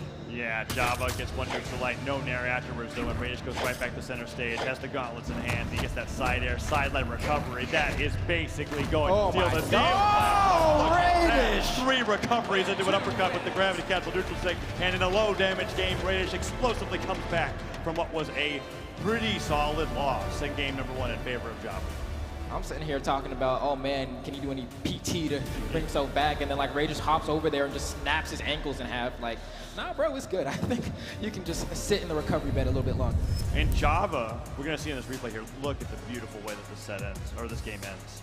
Side light recovery, and I think the recoveries just catch each landing. He goes back to the stage, by the way. So that the big thing in that replay was that in order to make that happen, he fast falls to the platform in the midst of the combo so that he can have the jumps necessary to get high enough for that neutral to connect and catch Java off guard. Java, despite having a spear, which we've talked so much about on the analyst desk, is going to be holding on to the Ember, which he's been battling with into this top 8, going into game number 3. Maybe he switches over to the Tori if it goes really poorly, but I think that Java, with his experience, is looking at that game and going like, okay, Radish, you got me. I had that self-destruct on the left side of the stage. Let's go back to game number 3 and I'll show you what I'm made of. Okay, and will it be enough? Java, like, it's always so sad to see something like that happen in a, like a top 8 situation. But despite that, I've seen it happen to players of Java's caliber, and they've been able to bring it back. I mean, check out this play. He said, go to sleep, boy. Oh, how did that hit? The very tip back-end hit of the orb recovery managed to clip Java's toe as he went for the unarmed down air. Yeah, the orb literally orbiting Radish there as he comes back to the stage, and Java looking for that dive kick, just times it wrong, gets hit by on the way back, and the ground pound released, just like frames away from connecting with Radish and taking that first stock, with the neutral sig will do it as he gets sent flying to the top right, and Java takes the lead in game 3. Okay, now can Java maintain the lead here as Radish is looking for that weapon spawn? Is Java going to starve him? The answer is yes. It switches right back to those guitars, tries to get a bit of extra damage here. And actually, that was a beautiful extension there. He did it after he started sweating too. Yeah, the gravity cancel down light came when it looked like he had nothing left, and he just tacks on more and more damage here. And this is a lot more like the Java we were seeing in game number 1. Coming out in game 3, side light gets, tries to go for that pivot dare, does not connect with the Sair back to the stage, means that Java continues running away with this lead. Okay, and Java looking so good on these guitars right now. Almost gets clipped by that neutral stick. We've seen Radish hit people with that all day, including Java even earlier in this very same set. You know, I love that we finally got to see that, because that was like a Radish classic that has been like ironed out as he has just gotten more consistently into top 3s in North America. But the gravity cancel neutral stick off the side of the stage is something that he loves to let rip, and Java wasn't able to punish it, and we could see it here again. He's waiting out for those exclamation points. Here it comes. He's got to get back to the stage, and the side stick goes through, and Radish jumps up above it, avoids the threatening hitbox there, but Java, one neutral stick from the bow, could take Radish down. Does he just try to do it unarmed? He tries, he gets the nair, bow picked up, will the neutral sig rip? Let's see, downlight recovery doesn't need it, he gets that stock off the top, and he is one stock away from bringing it to match points. Clean one stock, by the way, like taking no damage whatsoever, has such a healthy lead here, should be able to make up for some pretty hefty damage from the last game. We'll see. Don't let this happen to you twice. Don't let it be you. Last time we saw this situation, he literally got hit by an orb ground pound and was gone with guitars at yellow. That time he gets through the down stick, and a ton of damage comes out from Java as he gets the backspin of that Nair. Lands back on the center stage and starts Nair juggling Radish into the sky. Goes for gravity cancel down line, and he just continues hitting him up with the guitars. There's the sideline side air Radish trying to break some of that pressure, but damage is even, while stocks are double to Java's favor. Okay, and just like that, Java saying, I think I want to take this game because the last one was swagged away from me. But despite that, Radish does have these gauntlets, tries to go for the ground pound, and Java says, bro, come on, man. That's exactly what he said. He sees that ground pound coming through, and he's like, you really expect me to jump through this? He dodges up, immediately buffers that ground pound, gets a punish of his own, and gets a 2-stock in game number 3, bringing it to match point. And if he wins this next game, Radish will be out at 7th, and Java will be moving on here in BCX 2022. And you got to remember, this is a match that is worth several thousands of dollars, right? This isn't, oh, you know, if I win this, I lose like a couple $100 even. No, it is thousands. So you want to make sure you're going as far as you possibly can, but that dream could be shattered here for Radish if Java plays this game the way he played the last one. Yeah, games 1 and 3 have been fantastic. It's the first time that we've seen the bite come out here with the size. The neutral comes through as well, and Java's like, okay, I'm only hitting you with signatures this game. He goes for that dodge through. Radish goes at the ground pound, and that time Java not ready to punish, but Radish keeps going, has to recover to the other side of the stage. Is it time? No. Ground pound comes through. I thought he was going to let the down stick come out there, but Radish gets back to the stage, gets the pummel, and Java, despite all the pressure, is only barely ahead in damage here. One of the most terrifying things, I think, for Radish here is that you have gauntlets. You want to go off stage. You want to get those early KOs by yeeting your opponent into the bottom KO box, but Java is one of the best players in the world at playing off stage. Remember it from the Bovar Hammer, and it's not like that doesn't translate to other weapons. That's right, and they're off stage, over the stage. He gets that recovery in less than a minute, and Radish is down to 2 stocks here. Winner of this looking to move on in the bracket to fight against Luna, who was upset by Impala, but they got to get through each other first. That ground pound real quick, gets the dash jump pivot, and stops Java from dancing on the edge any longer than he should be. Finally manages to land one up, and that's the thing, right? We kind of jested a little bit about the way that last game ended, but when you're playing Gauntlet, sometimes you just have to go for it because you will catch your opponent sleeping, especially if you do a dash jump over the corner of the lip of the stage like that. It works so often. Yeah, Java there waiting for Radish to go for something, and Radish saying, like, I'm going to calmly wait out those exclamation points to come out because I know that you can't hold on to the wall forever. Side air coming out from the bow, no sidelight afterwards, and Radish holding out the edge of the stage, puts up the orb dares, trying to box Java out, and Java gets that recovery. And now Radish in orange, that D-light came so close to connecting the nairs, they're still hitting. He jumps over one dare, but the neutral stick hits. One more of those will take him down. Can Java get the edge guard with the Sair here? He has Radish. There's that first of the many down sticks that I'm expecting to see from a weapon throw, pick up Nair. Radish, one strong hit away from going down. That neutral sig will just barely not take him down. Yeah, it goes from coast to coast, and that's exactly what he needed there, because otherwise it would have been simply a one-way trip into the KO box. But that means Radish has a chance here to tack on some extra damage and even potentially bring this back. That's 2 sidelight Sairs he's found now because that conversion did not KO, and maybe, just maybe, he might be able to get more. Yeah, despite Radish being so behind in damage, it feels like he is completely ahead with the momentum. The downlight finally breaks the pressure that Radish was applying from center stage, gets the recovery, and here, if Java can get those guitars, we can really see him run away with it, but I think he accidentally throws that weapon away. No, he's like, I'm ready to go unarmed. Okay, and that's going to be a toss off stage, a weapon throw to close out that stock, and that actually, I feel like, was a little bit of an early loss of that stock for Java. I think got a little bit overzealous, going off stage unarmed and then paying the price for it. Yeah, Radish got a really nice weapon spawn there. Java with the guitar avoids the down stick the second time, but the side stick comes through as a mix-up. D-light recovery, Radish waiting for that landing. He's been so good with the sideline side airs. Just a Sair there that time. Second Sair, really playing well with the orb here. And Java, after losing that stock, has yet to get anything started. Sideline Sair disarms him from the guitars. The down stick barely dodges out of the way. Another sideline Sair and one more of those, and Java will be going to game 5. That was the slickest movement that I have ever seen, and that's why that down sig on the gauntlets is just, and on the orb especially, right? The giant rocket fist. right? It's so terrifying. You don't want to get hit by it. You can see that he does this dash forward toward the lip of the stage to threaten that he's going to go for that, and then he just slides right back onto the stage, jumps backwards inside airs because he's like, yep, I got you. Yeah, and that was after, I mean, we saw repeat down sigs into the sides. It gets the downlight to make him afraid of recovering high, and like you said, those fadeaway Sairs came out so handedly, and then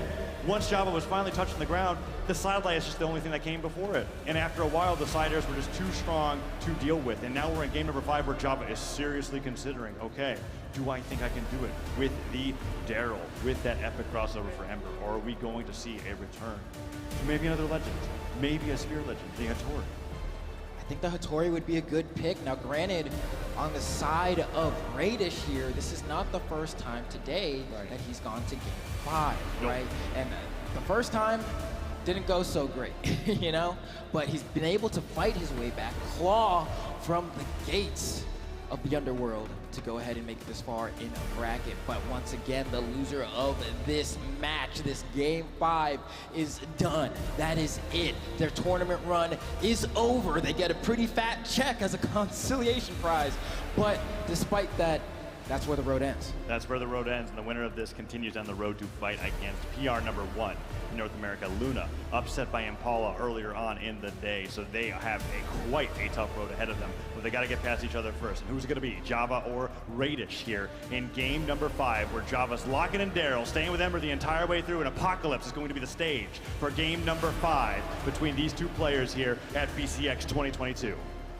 Okay, Daryl, Garnet, Human Man versus Crystal Gem, right? This is what Brawlhalla is all about, baby. We're going ahead and starting this one off on Apocalypse, and we have Radish already coming out the gate swinging with this Garnet, gets a sidelight side air, pushing Java into the corner. They both understand how much this game means for their bracket run, their PR, their everything, and they're going to come out guns blazing. Radish starts off so strong with the orb. I feel like whenever Radish gets that orb and that first weapon and gets center stage, it's so hard for his opponents to be able to get anything started because he's just so great at finding the neutral lights, the down lights, the recoveries. He goes for the 4th after Java is already from white to orange at the beginning of the game and begins to stop the pressure there. Goes up for the neutral sig and he gets sided, and I thought Radish was ready to combo it, but he chase dodges back to the stage instead and opts to go for the edge guard with the dares. At this point, I don't know if sidelight side air will KO from the middle, but it will from the side of the stage. And now that extra bit of damage from the side is going to set him up. Almost catches Java with the down signature, but still has him in the corner. Radish in an excellent spot to close this one out. You can get one more blow, and it's going to be a fade back side air. Still not enough juice, and he doesn't put the down sig in the right spot. Yeah, the down sig just too close to the stage, ends up connecting with the ground. Java was able to get one unarmed Sarah before the first strike inevitably goes over to Radish. Radish barely damaged here at the beginning of game number 5, and Java struggling to get anything started. The bow looked okay, but it's Radish's orb that looks fully warmed up here in this game 5. And Flambo, you were saying Radish, plenty of game 5 sets today, and most of the time he comes out on top. The only player being able to stop him so far being Kaina. Oh man, you can see it's becoming a pretty neutral heavy game now. They're scared to throw out attacks because they don't want to get whiff punished. They want to make sure that if they're pressing that light attack button or that signature button, that is going to connect with the opponent like it did there for Java, perfectly lining up that neutral signature. Yeah, it doesn't leave the knockout though, and Java dodged directly upwards, hoping that Radish would spot dodge to get the punish. But Radish makes it back to the stage, and these bow side airs are going to need a lot more. There's that side, some great coverage in Java, despite such a great start from Radish.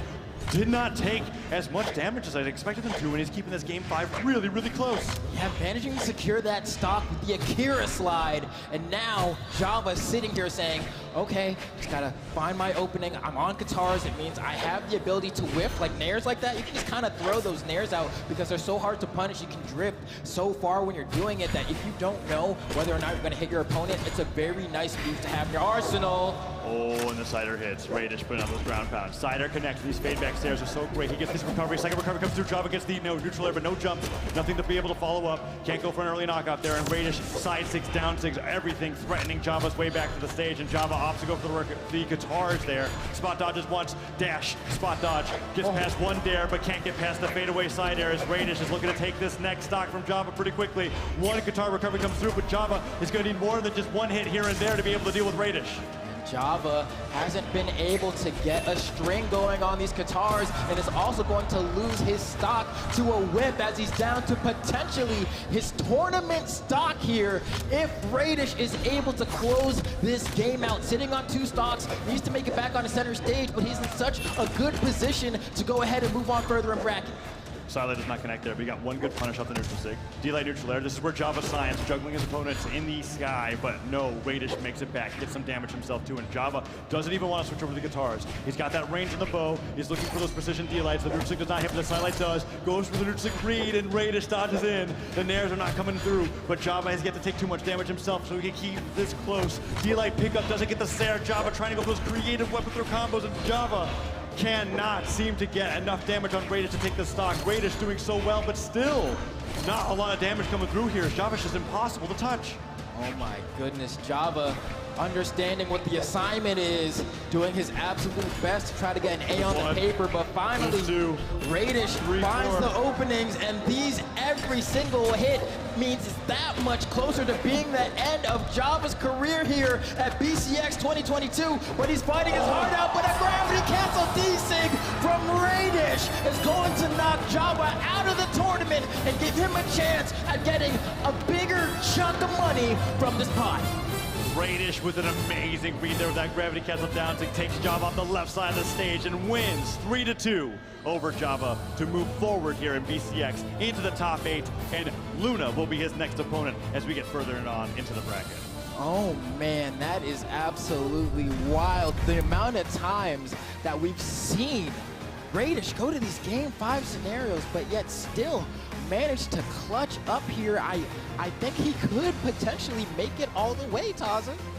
He very well could. And that's why it's like when we were talking about that Game 5 coming on earlier on against Kaina, going all the way there, Radish has been doing so well in North America this year. I can't wait to see how he's been going up against Luna, because we now know that Luna is no longer indestructible after that loss to Impala. But I gotta hear what the analysts have to say about that Game 5 set.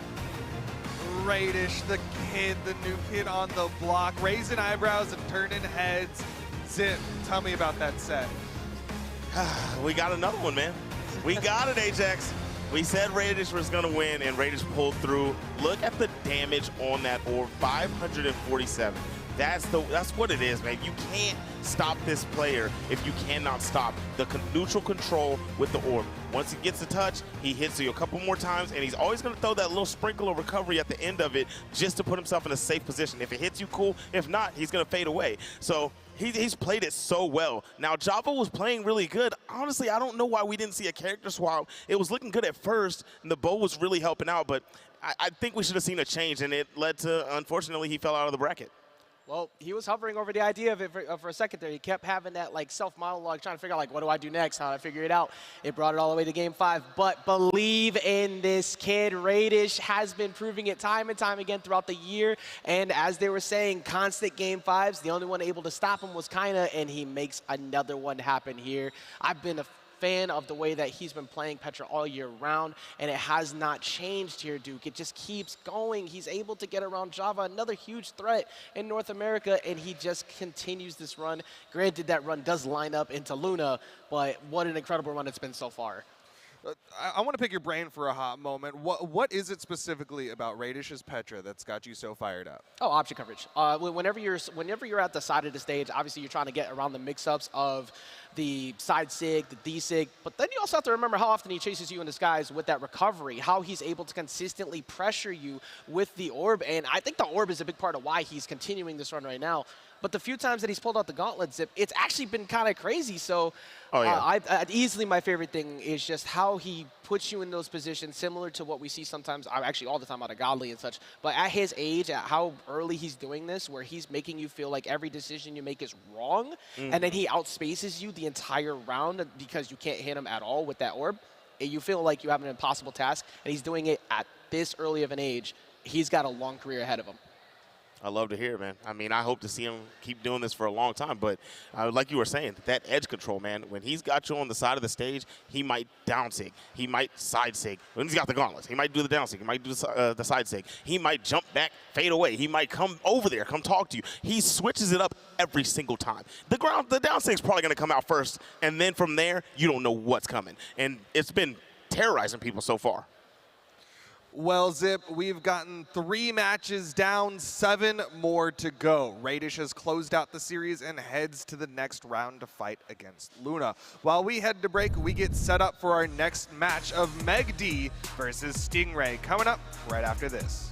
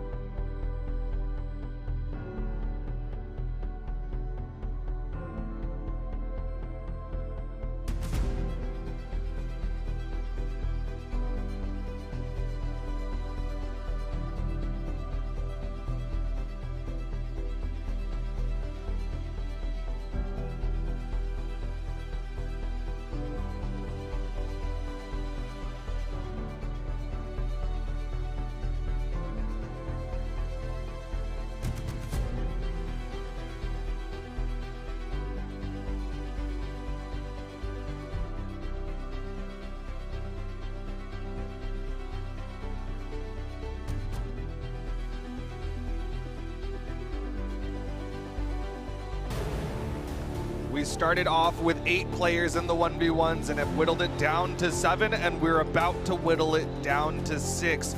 megd and Stingray are getting on deck for the next match, winner of which goes on to fight Kaina. Zip, tell me about this matchup. So, I mean, this is going to be another big one. We got megd. I was talking about earlier how everyone just focuses and talks about the defense of megd and the slow-paced play, and I don't think that's the same player that we see anymore.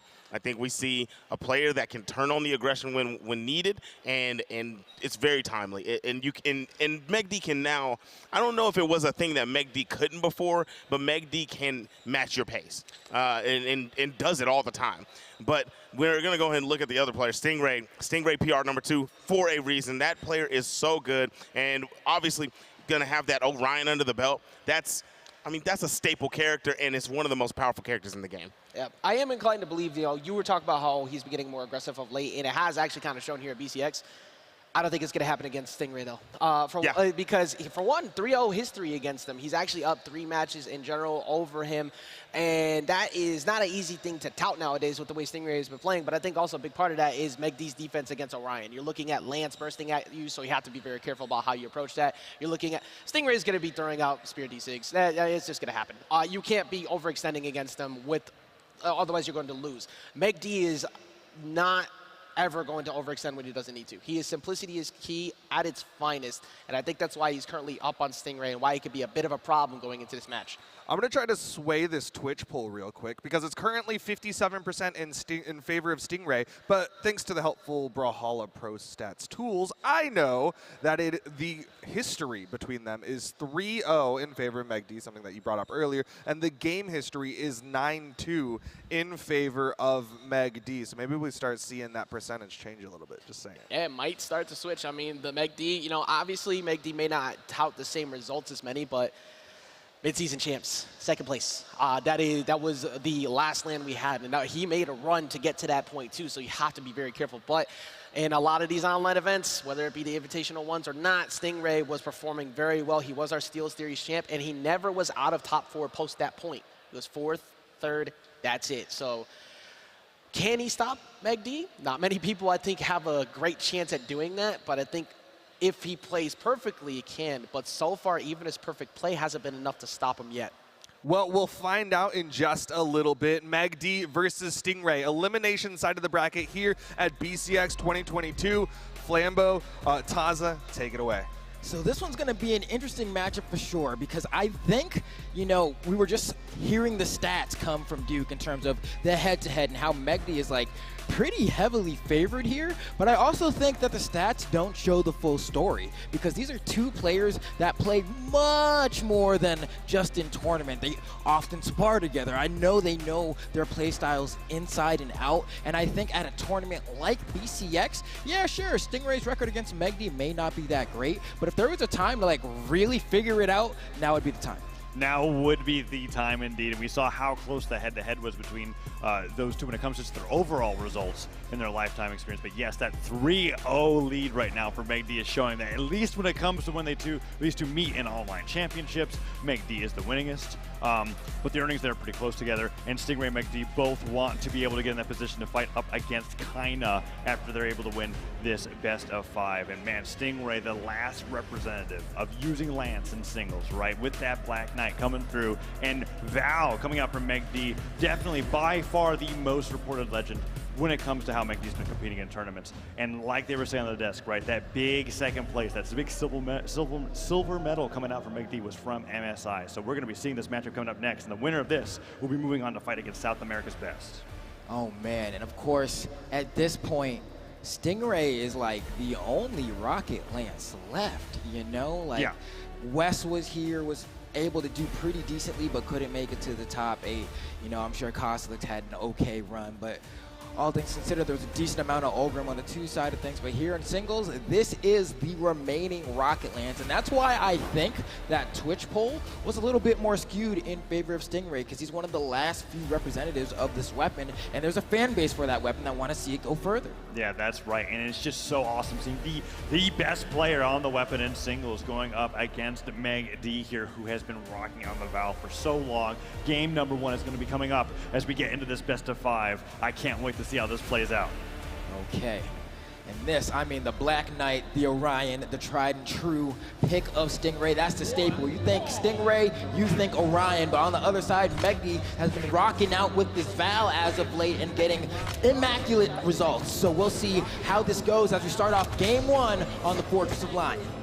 All right, and Stingray with the Lance going in with that down air. Has the Lance picked up. D-Light comes through and megd with the pummel down. Sig comes through with the Shuriken, and Stingray reverses the reversal with an air, recovery nair, side air. megd sweating, just barely avoids getting hit with that recovery. The down tick from Stingray is already going in and certainly bringing the pressure onto megd here in game number 1. Oh man, the way that Stingray exerts pressure, he just jumps at you and then immediately falls back down to go ahead and refresh his jumps. But in that time, he's really trying to bait you to see if you do an option. And megd has already been caught on that a few times, gets caught by the reverse nair into the recovery. And now that he has a spear in hand, you know that down sig that we were hearing the analysts talk about before is going to come out any moment now. But he actually swaps back over to the rocket lance. Yeah, Stingray so fantastic. The down sig, the weapon going, recovery comes through, and megd was just constantly on the run from the pressure that Stingray was able to do. And those combos, he was switching weapons in the middle of them and still non-stop attacking, non-stop either forcing a dodge or getting tons of damage on the megd, but megd tons of damage in return. Let's see if he can get the stock pretty quickly before Stingray is able to run away with a huge lead. Oh man, and this is the terrifying thing, right? When you're playing against Orion, something that you have to deal with that you may not have to deal with as heavily in other matchups is weapon throws. Like, yes, everyone has access to it, but with weapons that large, it's really, really tough to work your way around them. Even if you manage to spot dodge or dodge through them, you may still find yourself getting hit by a follow-up attack. So we'll see how megd deals with that. Yeah, and they're so wide. Orion is one of a kind when it comes to those weapon throws covering as much area as he does, and Stingray has those setups prepared. We saw him already getting one knockout with them already, and megd not being able to take the stock from Stingray. Only sword sidelines connecting here, and it will be a long. Actually, I just don't think you can ever knock out with them, but with a sword side air, even if it bounces off the stage, that will do it, and megd brings it to a 2-2 stock situation. Okay, and Stingray looking for that weapon spot, manages to pick up another rocket lance, and megd is trying to go ahead and make up for some of this damage deficit. But one sword endlight versus the 3 different attacks from Stingray that have now connected is not going to be enough if megd wants to bring himself back into this game. Nair comes through, trying to land onto the stage, falls down with that. No, okay, goes for the side air instead, and megd goes for the neutral air, wrong direction, gets punished, gets hit by the recovery, sent flying, and that recovery comes through, and Stingray takes a huge lead here in game number 1, throws that spear off to the side, and the lance comes out as he continues to put on the pressure from megd, who picks up a sword. Let's see what megd can do. And this is so rare because one of the issues that megd is running into is that he's trading too much with Stingray. A lot of the times, he'll hit Stingray maybe one time, then Stingray immediately answers back with 1, 2, sometimes 3 different attacks, and when you're behind, that cannot happen. Man, I love the pressure coming up from Stingray's lance. The downlight and the neutral light, stutter step forward, trying to find another downlight starter, and megd only getting 1 hit at a time, is now equal in damage despite being down in stocks, and Stingray with the spear falls to the nair, tries to get another one as he ladders megd up towards the top of the stage, and we might be seeing that down to come through for the finish here that Stingray has so much made a name for himself with, but no, double D-Light recovery will get the 2 stock in game number 1 as those stuff recovery effects come out, and megd has no dodge in sight to avoid losing that stock, and Stingray super handedly takes game number 1. This is what I was talking about, Taza. Like, yes, the game count, the set history, all say that megd should be the one coming out on top here, but Stingray has proven, at least in this game 1, that he is very easily able to secure confident victories over megd. And here we go into game number 2. Stingray on the Black Knight, megd staying with the battle. We're on Demon Island here, and the down 6 that we saw megd connect in game number 1, this time ready for. Stingray is now doing so well here with the spear. Dashes and gets the D-Light, but doesn't get the side air afterwards. Really trying to go for a hard bleed there, and megd is able to escape it. Yeah, I mean, sometimes, because that's one of the things that Stingray likes to go for. Most people go for that side light, or rather D-Light Nair, but Stingray likes to go for the D-Light Nair because depending on what part of that circular hitbox of the Nair he gets, sometimes he's able to get an extended follow-up. But that time, just missing the jump input, but that's going to be okay as megd saying, all right, yeah, I know that last game didn't look so great for me, but in this game number 2, I think I'll be able to answer back. Nice recovery there towards the top. Does not get the knockout there, but Stingray falls in with that down signature. Pogo comes through, and he's looking for the signature knockout. Recovery, not going to do it just yet, but Stingray is 1 lance or spear recovery away, and you can see that as he's letting them all rip. Stingray looking for that 1 attack, and now megd falls down. Does not get hit by the down signature, but that silent recovery will hit the stock, and megd, despite all of those hits coming out from Stingray, gets that stock there. Okay, and now Stingray saying, all right, I need to go ahead and find myself something here to go ahead and bring myself back. And it's going to be the ground pound, the desperation ground pound. It doesn't matter how good at the game you are, it's going to work on you no matter what. How good And now Stingray falling down with that down light. megd goes in for the neutral light, and he's trying to get a bigger lead here going into game number 2. Stingray falls with an air, gets the weapon throw forward in the down air, into double down air, does not catch megd unaware, and he gets that silent recovery in the air. Gravity cancel, neutral light brings Stingray up to the left side of the stage, and the neutral sig just barely stopped by the quick recovery from Stingray. And with that down sig, Stingray starts to come back on the second stock situation. Okay, now Stingray sitting on the side, going ahead to go ahead and pick up that rocket lance. Is going to see if maybe goes for the read there. Doesn't do the end sig on the right side though. Oh, hold on, does megd get the punish here? Beautiful back step to go ahead and get the spacing correct, and wanted to down air him off the stage, I think, but just got in a little bit too close and ended up bouncing off the base platform of Demon Island, but finds the recovery anyway. Yeah, nicely done with the recovery there, and megd is not at a point on this stock yet where a recovery could come through and knock him off the top. Stingray now picks up the lance, falls with that side air. Edgeguard here could be huge, weapon throw and pick up, no, down sig dodged up and through. Neutral sig does not jump into it, and megd gets a nice neutral light into side air to get some more extra credit here on this stock before that side air. No, doesn't take him down. megd coming down, uses all of his recovery options, and Stingray, instead of going for the edgeguard, swaps over to the spear, gets the jump, and makes the game even 1-1. Okay, and here we go. Stingray, of course. I mean, this would be a great return to form for him. Not to say that like he's ever fallen off. I mean, he's PR2, but I mean, just like to make it this far at the World Championship, someone who kind of exploded onto the scene around the same time as megd and Java, this could be a big one for him. And megd with that D-Light side air catches Stingray before he lands on the stage, has to dash forward or dodge forward into recovery to be able to stay alive. And look at that throw into recovery. We saw him get a great stock in game number 1 with that, and he's brought back game number 2 doing just the same thing, but he still has to close this out, and megd has a slight advantage. Side light stuck by one dare. D-Light into the down signature. He waits, like you said, Flambo, what a read off of that side light. Waits in place, kind of stutters forward, gets the reaction, and that down sig takes him off the right side, which is just absolutely classic Stingray when it comes to finishing off last stock situations. I saw that on the side stream earlier on today. We went to game number 5 against Sandstorm. Looked like he was going to lose it, and clutches it with just the same move there. And while behind, does it again here against megd, and now he's 1 game away from moving on to fight Kaina here at BCX. I'm actually really happy that you mentioned that, because I did end up talking to Sandstorm a little bit earlier. I was like, what happened? And he was like, bro, I should have won, but I dodged down twice versus Stingray, and it cost me the entire set. And I mean, look, he gets it again. That's right, dodge down versus Stingray is definitely, well, when you're going to do it, you got to make sure that you're absolutely in his head, because Stingray loves to punish that with the down sig on either weapon, and the lance and the spear are both fantastic at it. As we saw with that dodge down right there, that down sig does a ton of damage to megd here in game number 3, and the neutral sig just barely avoided as Stingray's continuing to run away with the lead. Okay, it's Stingray with the gravity cancel D-Light, barely off the ground, but enough to give just a little bit extra bit of verticality to go ahead and set up for that side signature that was more than enough to secure the KO. And just like that, Stingray is looking so dominant here. Now in that game 2, it did look like megd was potentially going to be able to get that game, but now it's looking like this might just be a clean Stingray sweep. And you know when Stingray is really feeling it, when he gets those side signatures on those landings, just surfing across the stage, but megd definitely not one to be out of the game just because of a simple side sig knockout. But look at that, D-Light and the ground pound after a super extended edge guard brings it back 2-2, and just like you were saying, Flambeau, looked like a huge lead for Stingray, and megd just evens it up right away. And I love the fact that megd was able to clean that up, because we saw Stingray charging that recovery on the rocket lance, and megd went for a weapon throw but didn't line it up proper, and I was like, you botched the edge guard. But no, megd persisted and found that unarmed D-Light ground pound, and that's how this game is as close as it is right now. Oh, and 2 recoveries from the sword, just catching Stingray out of position in the air. That time Stingray does not get a good read off of the side light, and the neutral light catches megd actually dashing backwards. Recovery in the air, goes to the weapon throw, pick up downer on the lance. Nair does not get the jump read, and megd stays grounded, holds his form, and gets the neutral light afterwards, as he's not letting Stingray pressure him into going into the air against his lance.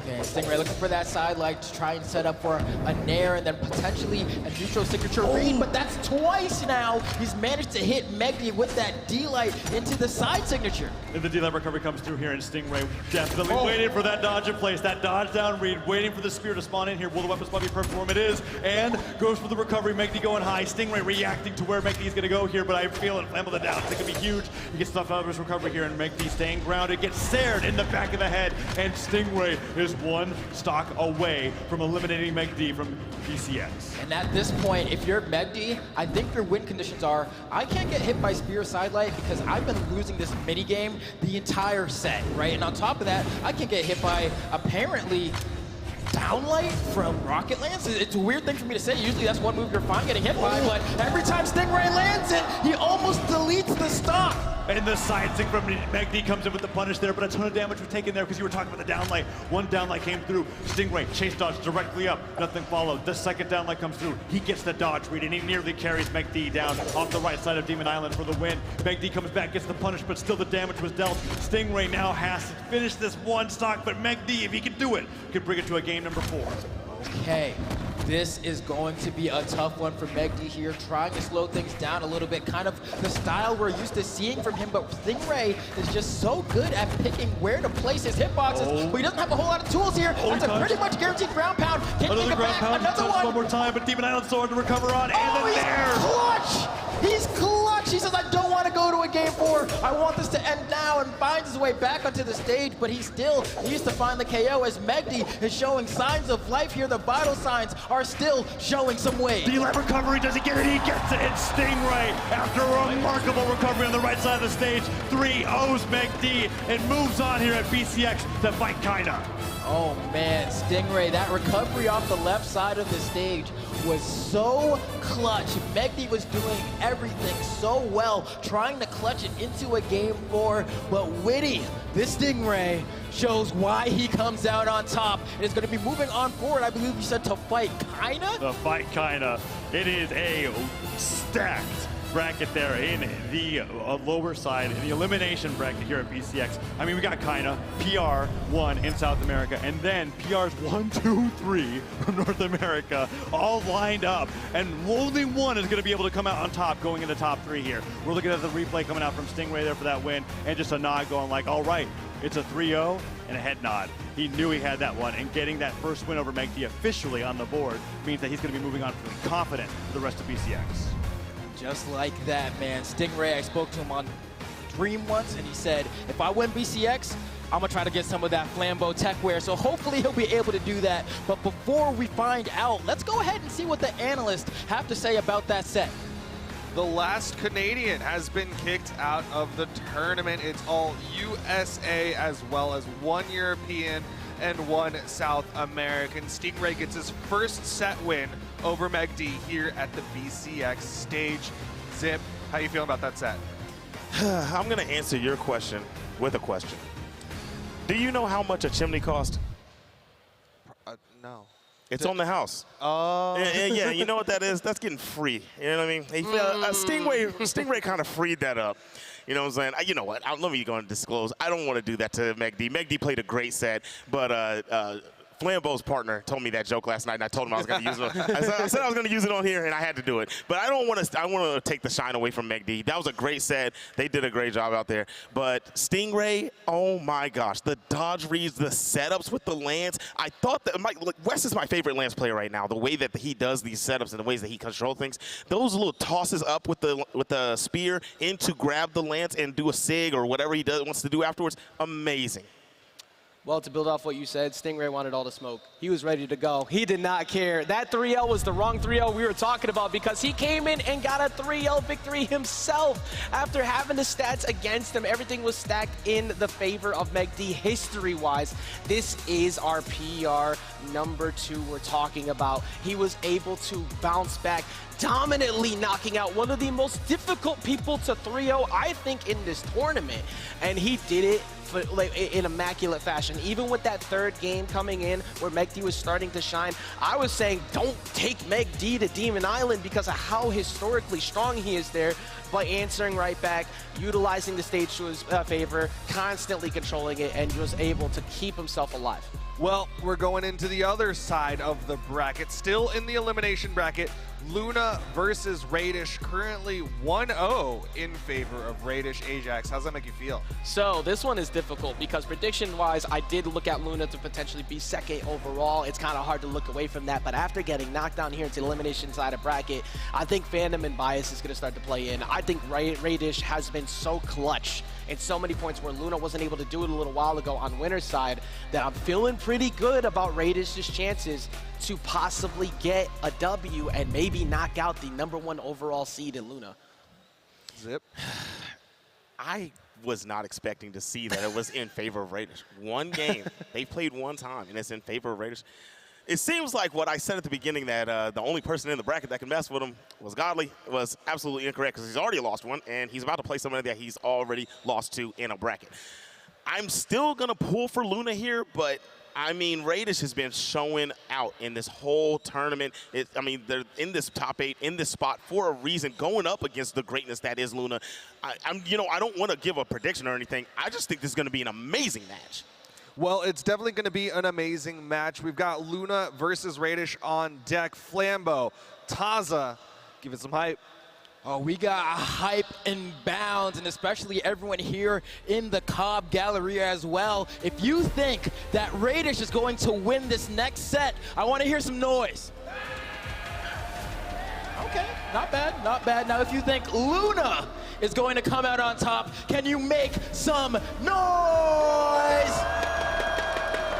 That sounded kind of even. Not even coming up here with Luna versus Radish. I mean, it's a tough call to make, right? Because Luna definitely a favorite here in North America with that PR1, but Radish, as we were looking at, right, as we got into 2022, definitely skyrocketed in the power rankings after that amazing tournament one, where that one gold medal where he basically knocked out everybody in North America to be able to make the win, is here going up against Luna, who just had an incredibly tough set against Impala, and now they're going to be facing off against each other to get in a top 4 at BCX 2022, and Luna opening up with Diamond Head just like he's done in every other set to go up against Radish on the Gardens. And this is very bizarre, right? Like, it's weird that you think Luna, PR number 1, would end up losing to 1, Impala, but 2, getting knocked to losers and then having to immediately fight probably the one person that has a winning record on him? Yeah, that is a tough bracket for sure. And Luna already opening with that fastball there. It means Radish could have taken advantage of it. We haven't seen any of those down 6 just yet. Maybe too early into the set, but both players with gauntlets in hand are fighting against each other. The gravity cancel silent recovery nair means Radish takes a ton of damage at the beginning of game number 1.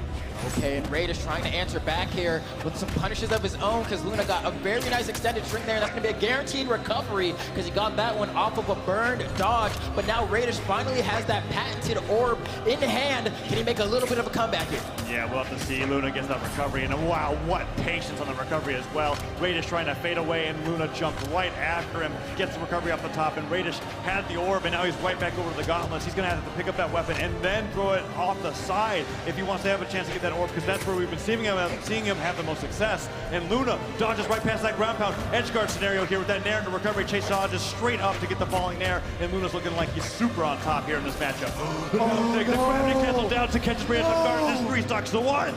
Radish did not mean to do that, I can guarantee you that. But Luna is an opportunist, and he says if you make a mistake of that caliber at BCX 2022, thousands of dollars on the line, I'm sorry, bro, but we take those. Gravity cancel silent as well. Luna is taking this. He's trying to make it into a 3-stock here. Dodges away from that down signature, and Radish with the side air just trying to catch Luna, but we see Radish feeling the pressure. He's not doing those fade back stairs that we saw him have so much success with. Now he's starting to get some composure. Goes to the neutral light as well. Luna caught by the sidelight side air means that Radish will get a stock on the board, but he has 1 damage stock to play with here in game number 1. He's going to actually lean into the gauntlets, which I'm a little bit curious about. I feel like we've been talking about his orb so much, but I think he thinks this gauntlets can get the job done, and they do have a bit more burst potential in terms of securing those early knockouts, and I think that's what Radish is leaning into here, right? He's like, I don't know if I want to do 2 honest stocks. I want to see if I can maybe get Luna off the stage, get a quick early KO, and then try to work it from there. And what is this setup? Holy cow, it's a Boomafu setup. I don't know where he learned that. That setup was fantastic, though, because even though it didn't connect, he still got the gauntlets in hand and was able to continue the edge guard there. And while Radish makes it back, he makes it back, taking a ton of damage. And that neutral light recovery will lead into Luna with a celebratory woohoo taunt as he goes into that going, hey, my winning record may not exist yet, but it's going to after this BCX, because man, was that a dominated game 1. Yeah, I mean, for those of you that aren't super familiar with Brawlhalla, maybe you're tuning into the stream for the first time. This is the first Brawlhalla event you've ever seen. The woohoo taunt is like the equivalent of getting hit by a default dance in Fortnite, all right? It's like, it's that level of disrespect. So the fact that we saw Luna go for that frame perfectly after securing that stock cannot bode well for Radish. 3, It definitely cannot, but we'll see if Radish is going to be able to look at that and go, hey, you just got an early stock off of a flub for me in game number 1. Let's see how it plays out here. Well, right away, Luna gets the first weapon and bullies Radish off the side of the stage. Flambeau, I think the difference maker here is whether Radish gets onto that orb early on, but he gets to pick up on the gauntlets, puts up the neutral light. Would have been the same effect regardless of what weapon he gets, but Luna has been doing such a great job of when Radish tries to go for orb, he makes sure that his life is as hard as possible. I mean, so far at this point, I think Radish will have a better time this time around. But first, like, he's really looking into these gauntlets, and I don't know if it's the answer. The Katars from Luna have been the thorn in Radish's side. And a lot of people, like, if you ask a player like Wrench, who wins the matchup, gauntlets or Katars, there's a lot of people that will tell you they think Katars wins that. Yeah, that's right. And Luna is really making a case for that there, as he's been getting all these reversals. And then recovery in orange takes Radish off the top, and now Luna versus Radish. Radish finally has that orb in hand, sides to catch the stuff recovery, and he evens up the game real quick. He's going to throw the orb all the way up the top of the stage, tosses the gauntlets to the side. Now he has a fresh orb and an orb primed. We are far away, Flambeau, from a situation where Radish is not going to be playing with this weapon so far, and I think this is where Radish is finally going to be able to take the lead as he gets that side light and that side sig to continue taking a good lead over Luna here in game number 2. Okay, Radish, the orb in hand now, going to be fighting against these Katars, but seemingly just struggling against this weapon in general right now, as he's unable to really find any good blows, and the weapon is one of the few in the game that can keep up with the speed of the orb, and they fight at relatively the same range. Oh, now Luna dashing back and forward. Gets the side light, gets the neutral light, but no jump read with the neutral sig, and Radish has a great punish with the side light sider, and there's the orb that he had primed. Tosses the old one away, has a fresh one in hands, and the Sair catches Luna in the sky, tries to go for that pivot recovery, and Luna doesn't let him have it, and the neutral sig just a few damage away from being able to knock out. Luna goes for that recovery, Radish ducks low, and the slide charge pivot. Neutral sig does not connect, but Luna can't get the punish. It's so close. And that's the thing that I was actually talking to Boda about yesterday, is that, like, if you're trying to KO on Katars, regardless of if you have the read or not, you just go for end-light jump recovery. And if it hits, it hits. If it doesn't, you said peace out. That's correct. And Radish, with the neutral light on the gauntlets, gets the unarmed recovery and takes the lead in game number 2 after what was a really strong start from Luna. Once Radish was able to get that orb and prime future orbs, it's all been Radish. Okay, but despite that, the deficit is still not that small for Luna. Going for that down signature is not going to connect. Radish getting a good chunk of extra damage here. That's 3 uncontested hits, and he gets to reset to the neutral game here, but gets hit by a weapon throw, forced to the corner, fights his way out, and Radish has not been touched by a meaningful blow in so long now. And look at that. After he does all of that, throws the weapon to the side, the orb's already primed up. It's definitely Radish's best weapon, and one of the best players to do it as well. Connecting side airs into side airs, continuing to box Luna out, never giving an opportunity. Finally gets that pummel, gets the neutral light, but he's taking a gauntlet neutral light to take down Radish's stocks now. The one weak caveat here, Flambeau, is that Radish has got gauntlets coming up next. Let's see if he's able to do it with them, because while I've been hyping up that orb, he's still pretty darn good with this weapon too. Yeah, and the one thing that is a little bit cumbersome about this is that the only true conversion he has to go for here is gravity cancel D-light recovery, and if he's unable to find that, he may struggle. But that weapon spawn right there, I think he's flirting with it, but he's looking for a moment, and there it is. Oh, and now orb picked up, side air connects. Luna using that recovery early to get back to the stage, and the dare just barely ducked out of the way. Luna with no dodge means that Radish falls right down with that falling side air. Down air could come out here. No, the down sig gets in. Radish with the down sig special takes Luna off the right side of the stage and brings it back after saying, might have celebrated with that woohoo a little too early. Yeah, I mean, come on, man. Like, you watch the end of that game too, and you're like, is anyone surprised that's how Radish ended the game? No, right? Because he's always going for that down sig, but there are certain scenarios where, one, you get sent off stage so far that you burn so many resources just making it back to the stage that you actually can't avoid it. And 2, sometimes you just have to call the bluff. Sometimes you're like, he's not going to do it, and you just go to the stage, and that time, he did it. And surprisingly with this set so far, we have not seen Radish really be in a position where he can go for it in the first place. So when the first time he brings out the down stick in the set against Luna, it works and it gets him the win. I am not surprised at all. And Radish now with the momentum gets the first weapon. And while it's the gauntlets, it looks like he's fully warmed up in this matchup against Luna, as he's taken us into game number 3 with a solid lead using gauntlets alone. Okay, we're going to see what exactly Luna is going to be able to do with this no legend swap, which is perfectly fine. We have seen this Caspian do most of the work today. Very few swaps from Luna throughout the day. And that side signature, we actually saw that setup happen earlier. It just would have knocked out. It just would have knocked out. It would have. And Luna got so close to it, and the neutral comes through, and he's just once again barely like a few damage away from taking Radish out with those neutral signatures, but Radish, once he gets hit by it once, I don't expect to see him get hit by it for the rest of that stock. Radish down with the gauntlets, spot dodges in place, tries to bait a reaction from Luna, and Luna slides in with that downlight, just barely whiffs, and both players with gauntlets. Man, Luna just cannot catch a break with these knockouts off the top, and Radish might get the first stock because of it. Side stick comes through, jumping side air, catches Luna as he tries to jump back to the stage, and Radish takes the first stock. Because you have to remember here that for Luna, unless he's KOing off the side with gauntlets, most of those recoveries, or rather knockouts, are going to be off the top from the recoveries of the various weapons he has. But the ceiling on this stage is up there, man. It's up there for sure. And despite the high force of Diamond Head, Luna is still struggling to deal with Radish's defense on Garnet. Down airs from the orb into side air. Catches the dodge up, the double down sig. Luna barely avoids that by clinging onto the wall, but Radish is running away with this game on the orb. Recovery puts Luna into orange. Nice nair, and Luna dips down with the nair, can't get his own, and Radish with the dash back. The neutralite, no dodge, just goes to the down air off of the stage, and Luna now looking for some way to relieve the pressure. Okay, and just like that, Radish has woken up here, but will Luna be able to fight back? Fights his way down with the neutral air and leads it into a very beautiful extension and a weapon throw. Beautifully shot. Steph Curry in the cut with that one. Radish just expecting that to go low and did not think that it was in the trajectory where it was going to hit him. Doesn't dodge through it, and he loses that stock, and Luna starts hitting him with the guitar neutralites. Cut him up there, getting that downlight right afterwards. A ton of damage coming through his 3 neutralites, double recovery. Luna chase dodging up to babysit Radish on the right side of the stage, and look at that. Radish trying to get the reversal. Luna comes right back. Recovery, Sarah, weapon throw. Is that going to be it for Radish's last stock? Of course it is. Down air, D-light, ground pound. Luna 2 stocks Radish in game number 3. It is 1 game away from top 4 at BCX 2022. That's why Luna is so difficult to fight, because there was a moment in that game where it seemed like, all right, with the way Radish is playing, I mean, he was getting orb sequence after orb sequence. Luna was struggling for a bit there. I was like, wow. But then the moment you give Luna an inch, takes a foot, takes a yard, like he just keeps on going, and that's why his aggression is so tough for all of NA to deal with. But it looks like Radish is going to try his best to keep that going, as we still have that Garnet locked in. No swaps are going to be happening here today. Hopefully he can bring this to maybe yet another Game 5 set.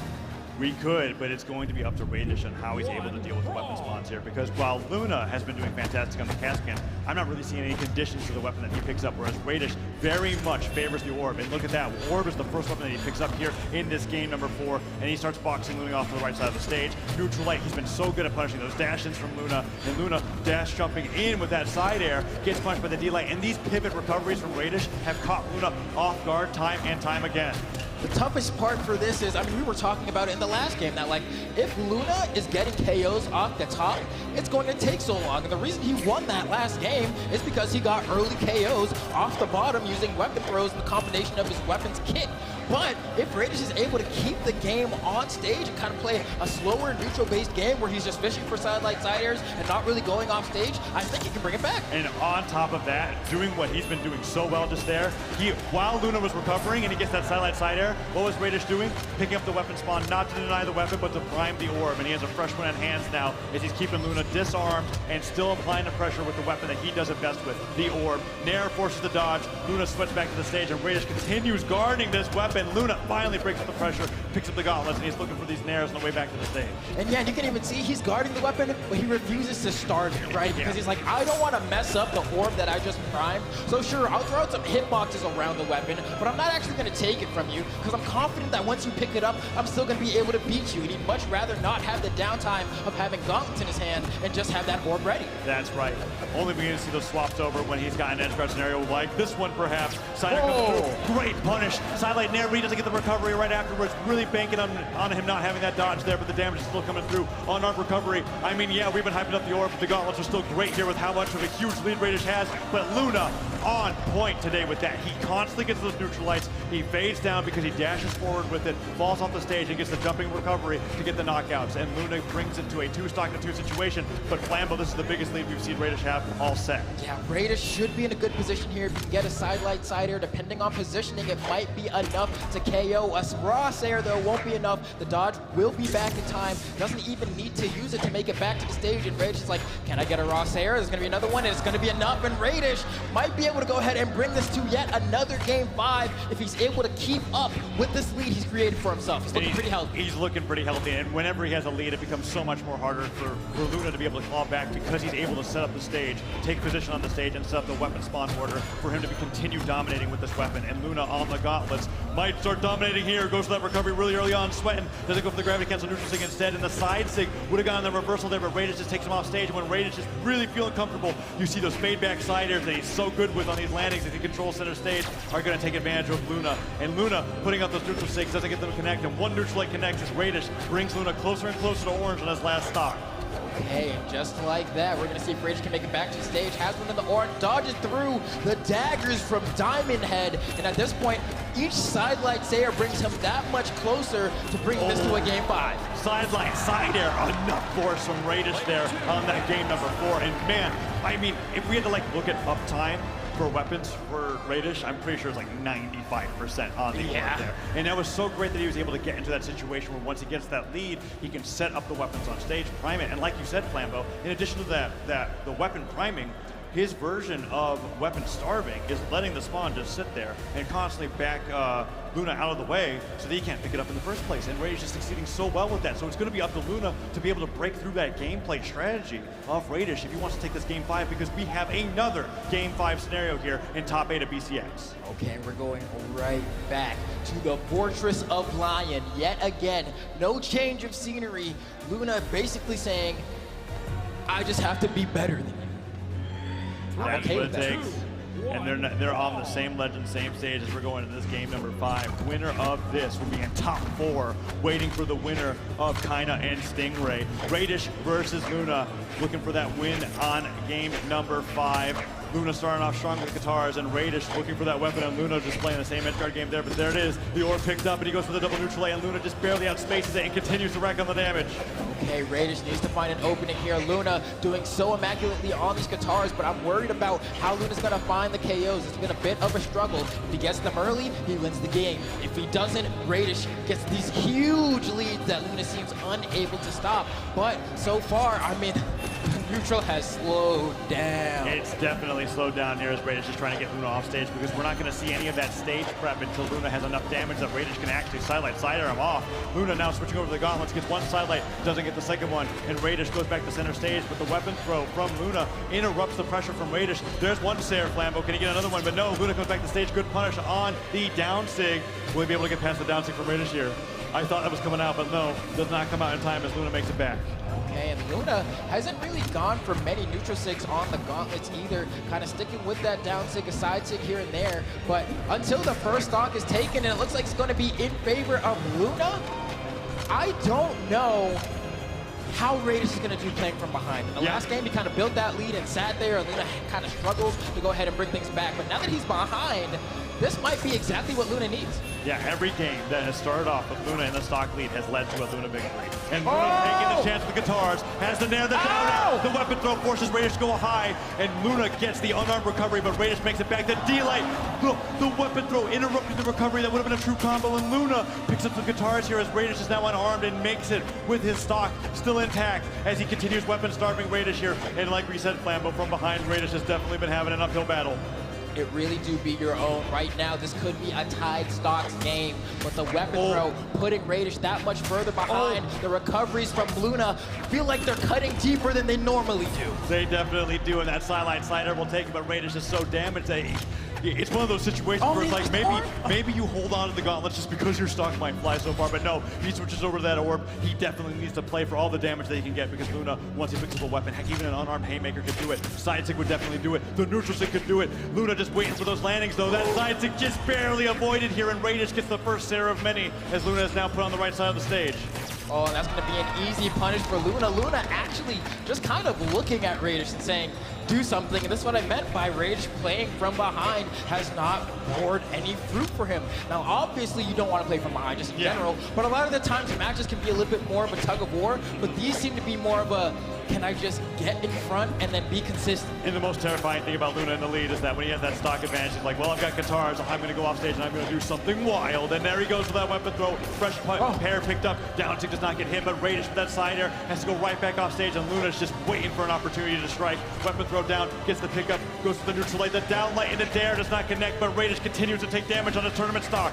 And this is one of those moments where Radish, if Radish makes his comeback, it's going to be through doing it pretty honestly. It's not going to be, oh, I send you off stage and get an early KO. That tends to not be Radish's style. It's going to be 17 neutral wins on the orb. Yes. As the side air comes through, he's sweating the D-like ground pound. All right, Radish brings it to a one stock apiece game here in game number 5. Winner of this gets to the top 4 BCX 2022. It's all on the line. Can Radish maintain his undefeated record against Luna, or is Luna going to get the game and move forward to represent North America here at BCX? Radish with the wins on the orb is not enough. He's taking so much damage, Flambeau, and Luna is a side stick away from a victory. Yeah, at this point, Luna just does it off the ledge. What a ballsy play to go ahead and say, you know what?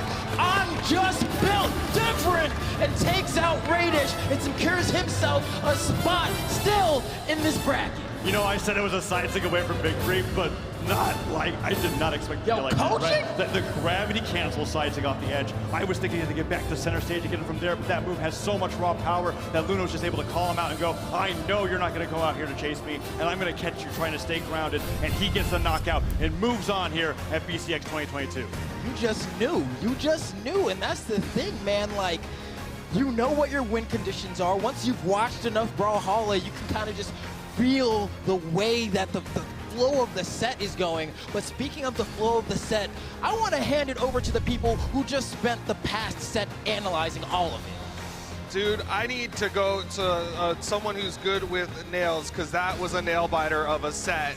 Luna versus Radish going down to the wire, final stocks. It could not have gotten much closer than that. Zip, tell me about it. Luna figured it out towards the end that he had to play the whole rest of the set with the guitars. That is what the answer was. Once he picked up the guitars and he started playing on those heavily, leaning on those as the main weapon, that's how he was able to overcome. Not with ease, though. Radish was fighting back, and we keep talking about Radish's orb, but Radish was being kept off the orb at times and then picking up those gauntlets, and then you find out Radish is just as good with that. It's all that Radish is just good at neutral in general, and it kind of just made Luna have to change the way that he even played the game. That wasn't the regular aggressive, get you out of there Luna that we see. There was flashes of it, but he did a good job of adjusting also. Yeah, I mean, as the Prophet Taza said himself with that ending side stick, he was able to continue to do similar positions like that throughout the match. He had quite a few moments where he got big punishes on Radish for giving him exactly that. But of course, besides just that, these recoveries, getting called out, catching the dodge, making it true. And then other times, he just caught the dodge on a read and punished him after. Radish's orb was a majority of what allowed him to get the W's, as we see him close out right there. But Luna's ability to continuously pressure him with the guitar. That same game, he had another really early edge guard. The offstage gameplay was always in Luna's favor as it went throughout the match. The neutral game, normally in Radish's favor, but at the very end, I felt like Luna just slowed it down enough and took that away from Radish to make sure that he kept not only himself in the bracket, but as that big piece of defense, as the #1 seed overall, still trying to go up against Kaina and Godly potentially in the future. We'll see, man. Just one side stick away from a victory. That was esports at its finest. I can't believe the way he said that, and it literally happened right after he said it. It just was so clean, and he said it so smooth. I see you, Taza. Well, Luna closes out the series in game number 5 against Radish. What a crazy match, but we're not done just yet. After the break, we'll be seeing Kaina take on Stingray in another elimination quarterfinal match. Stick with us, we'll be right back.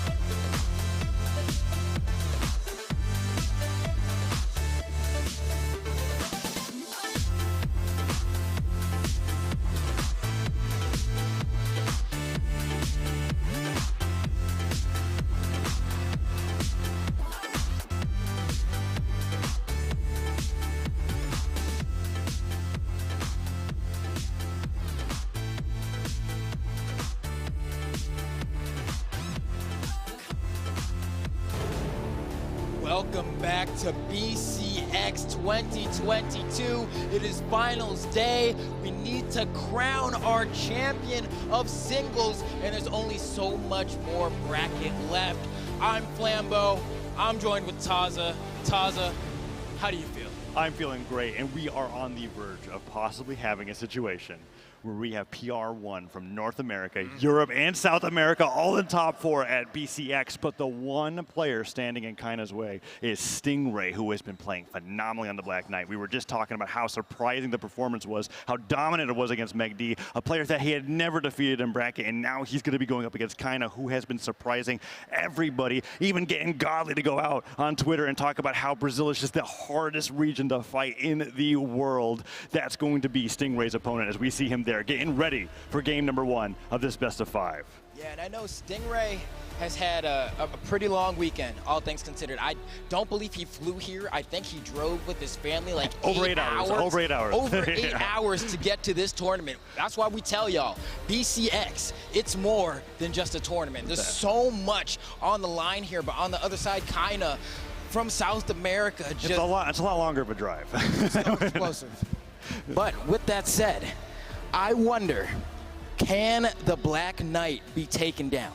That's a great question. He looked absolutely dominant going into that matchup against megd, but Kaina has been making upset after upset himself, bringing Godly to game number 4, almost to game number 5, and having Godly literally wiping the sweat off of his brow as he had to deal with the immense amount of pressure and the amazing movement that Kaina has mastered here in Brawlhalla. And it looks like he'll be going up against Stingray. I mean, the legend that I'm seeing hovering right now, I'm wondering if that's going to be it, because the cannon did come out from the Sidra, but I thought that the sword was going to be the thing that we'd be always seeing coming out from Kaina, but no, it is the Zol being locked in for game number 1 against Stingray here in this best of 5. Okay, I cannot say that I expected this. Axe has been pretty much a non-factor outside of 2s. Yeah. You know, maybe a couple of doll sims in 2s or something, but like outside of that, we have not seen this character at all. Yeah, and I can only imagine it's because Kaina is looking at that matchup against Godly, and he said, you know what, I cracked the case. Cannon is definitely the matchup that I need to have to be able to beat that player, and it might just be a case where Kaina is so confident against Stingray that he's just going to roll right through him, warming up the Zol in preparation for that rematch. And I would love if that was actually the mentality that he has going into BCX, but let's see if Stingray is more of a formidable opponent than he might be expecting as we get into game number 1 of this best of 5. Stingray may be the bravest person I've ever seen, deciding to go to small Brawlhaven versus Zol. Okay. For those of y'all that don't know, Zol has the highest force stat in the game. Base 9. Granted, I think he took one out. He took one out, so he's at a measly 8 force on small Brawlhaven here, going up against Stingray and the Black Knight. Axe is picked up first, and Stingray with the lance already boxing Kaina out with those down 6 D-lights, neutral lights, goes for the pivot there after that down light connects, and he continues burning his opponent, but Kaina with 2 strong hits can make the damage dead even. Now, one thing I think Kaina may be thinking here is that historically, you'll hear from Rocket Lance players that Axe is usually the worst matchup for the weapon. You'll hear from me saying that as well. I feel like Axe neutral light just stops almost half of the moves that Lance likes to do. And look at that. I mean, the spears in hand, but gravity cancel neutral light off stage. That's a pretty darn good option too. Oh, we're going to see some cannon action here, looking to see if he can potentially get a read on Stingray, but Stingray picks up that Rocket Lance. He's going to be looking for a KO now. Zol does not have a whole lot of defense here, so all it's going to take is one clean hit from Stingray and should be able to bring this one back, but every time you get just even nicked a little bit. How is Kaina moving this fast, Lambo? How is he moving that fast? The dodge goes up and Stingray stops the pressure, gets the neutral sig on the dodge up, but that entire time Kaina was flying around him with the cannon. He was making cannon look like the Rocket Lance that time, but moving at the speed of light because of how fast he was going. And Stingray able to deal with the pressure, but one nair there could lead from a neutral signature from Kaina, and that could be the stock. Stingray's got to be careful. With Zol, you get that neutral sig on Axe, and you're covering an area in the sky that no other Axe legend can cover. Now, can Stingray get out the corner The answer is yes. Manages to do so with a Sair from the spear, and he's finding quite position here as he gets the ground pound to go ahead and do the quickest turnaround you've ever seen, and that's what this stage can be good for. If you want to make a comeback, the KO boxes are so small that you can just do it like that. Oh, and kind of goes to the nair read after the side, like the neutral light connection. We're talking about those small knockout boxes. Well, there you have it. Kind of gets that knockout there and priming the cannon. It looks like it's what kind of wants to stick with here in game number 1 against Stingray. Stingray picks up that spear and kind of starts flying through the cannon, but the down air interrupted by the neutral light, and Stingray staying in the ground. Jump fastball, but kind of stops the pressure with the neutral light. Stingray now having kind of off stage, side light, D-light, side air. That is your bread and butter on the spear, and he lands with that down air, gets that clash, and continues to take the lead. And one thing I love that I'm seeing from Stingray here is that he's using the spear into the cannon matchup, right? Because one of the toughest things about cannon is having the priority to get through a lot of the disjoints. And that neutral light from that spear, that side air, is going to be so useful, and that down sig to close it out. How many times, Taza?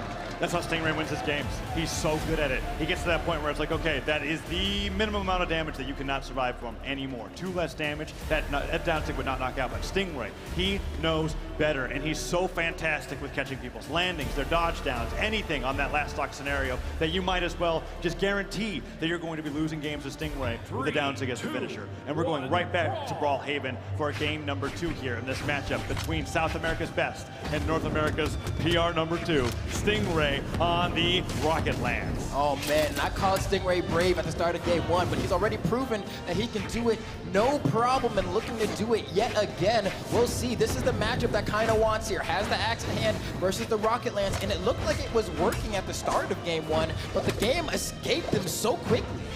Oh, that down sig catching kind of off guard into orange. Neutral light comes through though, and it kind of got such an early knockout with the gravity against the neutral light before. Edge guard scenario here.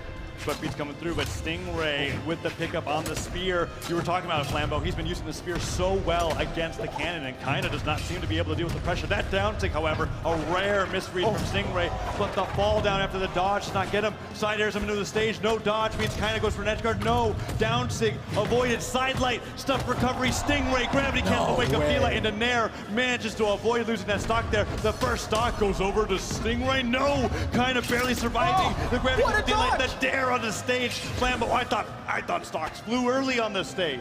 They're just barely surviving. And no punish on the sig, but there we go. Finally a side air from Kaina, but I'm in agreement with you. Like, Zols are not supposed to live to that color. Exactly. You're never supposed to see that. And Stingray, in agreement with both of us, takes him off the top of that unarmed uppercut. But Kaina now waiting for that cannon to come through, and we're back to a neutral game here. 2 stocks to 2. Both players barely damaged, and Kaina taking the lead. Okay, and we're going to see a little bit of a cannon string here. Stingray, once again, opting to go for that spear into the cannon matchup, but getting juggled by these nairs. It's a tough time getting down to the ground. D-light nair, another nair coming through. 4 of them have come through already, and kind of dash dumping to the down to get catching Stingray, trying to fly over the zone that he thought was safe. But kind of says with the cannon on down, sig, I get to choose where you are going to fly, and Stingray flies right off the top of the stage as he's 1 stock away from going down a game here in this best of 5. And granted, we saw Stingray in a similar position in the last game where he was down and then was able to make a very quick comeback. I'm wondering if he's going to be able to do the same thing here. Not quite. That almost KO. That is Zol force behind that. That was Zol force behind it, and Stingray miraculously holds on to that last stock. Weapon throw pickup neutral, kind of has the next weapon prepared, but Stingray Sairs his way back on the stage and kind of returns the Sair to his favor. Nice job with that neutral air there from Stingray, but he's got to take this stock and then another one, and kind of with the cannon gets the D-light, gets the Nair, gets the 2 stock in game number 2. Okay, so now I'm wondering, are y'all going to do the whole thing on small Brawlhalla? Oh my gosh. Okay. Oh yeah. Okay. That's what it's one of those matchups. I love seeing these matchups. We talk about it every once in a while when you get the right 2 players going head to head.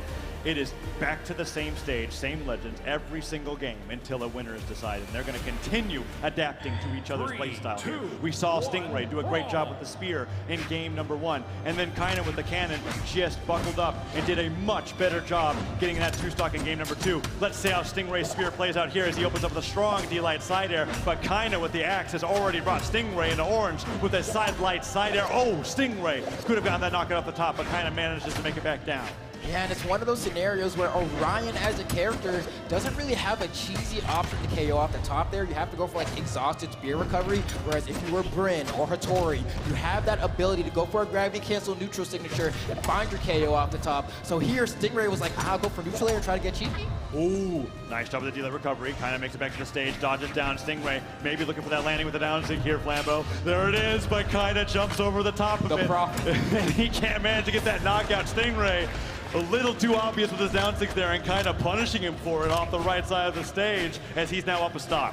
Oh man, and sometimes it can feel like forever for a weapon to spawn. Sometimes it just feels that way because you just are looking for that moment. I need something in my hand, and it looks like it's going to be the rocket lance, and immediately after finding that down signature, swaps over to the spear. So I'm assuming it must be, no, it's actually an axe next. I thought he had a cannon primed up because he went so quickly to it, but I think he's just feeling the spear. Look at him go! Holy cow! Sidelight almost gets to the nair, and he's still edge guarding Kaina here. Kaina uses the axe recovery, face to the stage, sweats to the stage, gets the nair, down sig, punish, sidelight, nair, nothing afterwards, weapon throw, Stingray with the neutral signature, the dare back onto the stage, maybe trying to get the landing hitbox, but doesn't succeed, and Stingray reading a dodge down with that down signature, gets an amazing reversal on the Kaina, and goes up a stock lead here in game number 3. Yeah, that was a little bit crazy from Kaina there, because that was the full South America, I have no weapon, I shouldn't be doing this, but you know what, it works sometimes. That is absolutely right, and Stingray ready for it in that moment. Kaina with the cannon gets the neutral light, he's a weapon throw away, maybe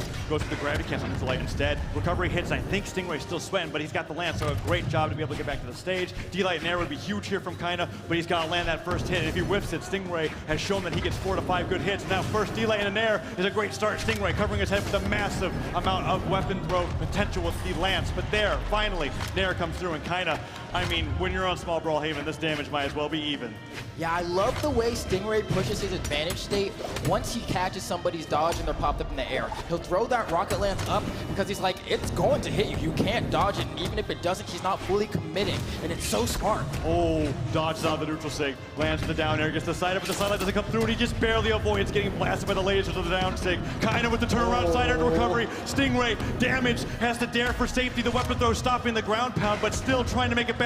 Disarmed, Kaina gets the nair. He can weapon start with the second nair, gets it. Kaina brings it back in game number 3. Flambeau Kaina is 1 game away from being in top 4 at BCX to represent South America. And honestly, I feel like on dogs, just don't go to small Brawlhaven, bro.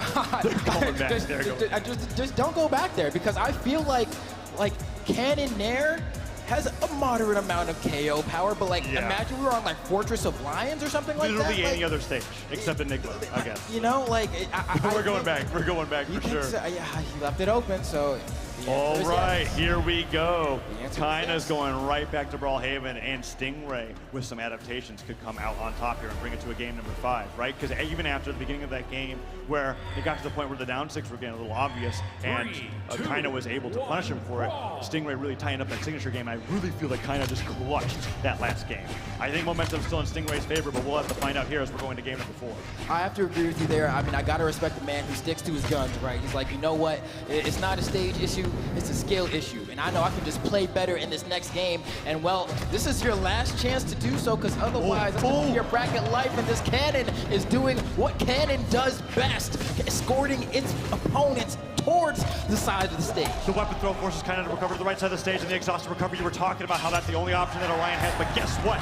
That down sig that time, Kaina wasn't ready for it, and he eliminates that stock after an incredibly extended edge guard there on that landing, and Kaina is down a stock. Oh, and that's going to be a punish from Kaina. Gets the neutral light on the axe, so luckily not too much damage taken from Stingray here, but needs to watch the landing here as another neutral light without touching the floor, I believe, makes this almost impossible for Stingray to make it back. Yes, perfect timing from Kaina.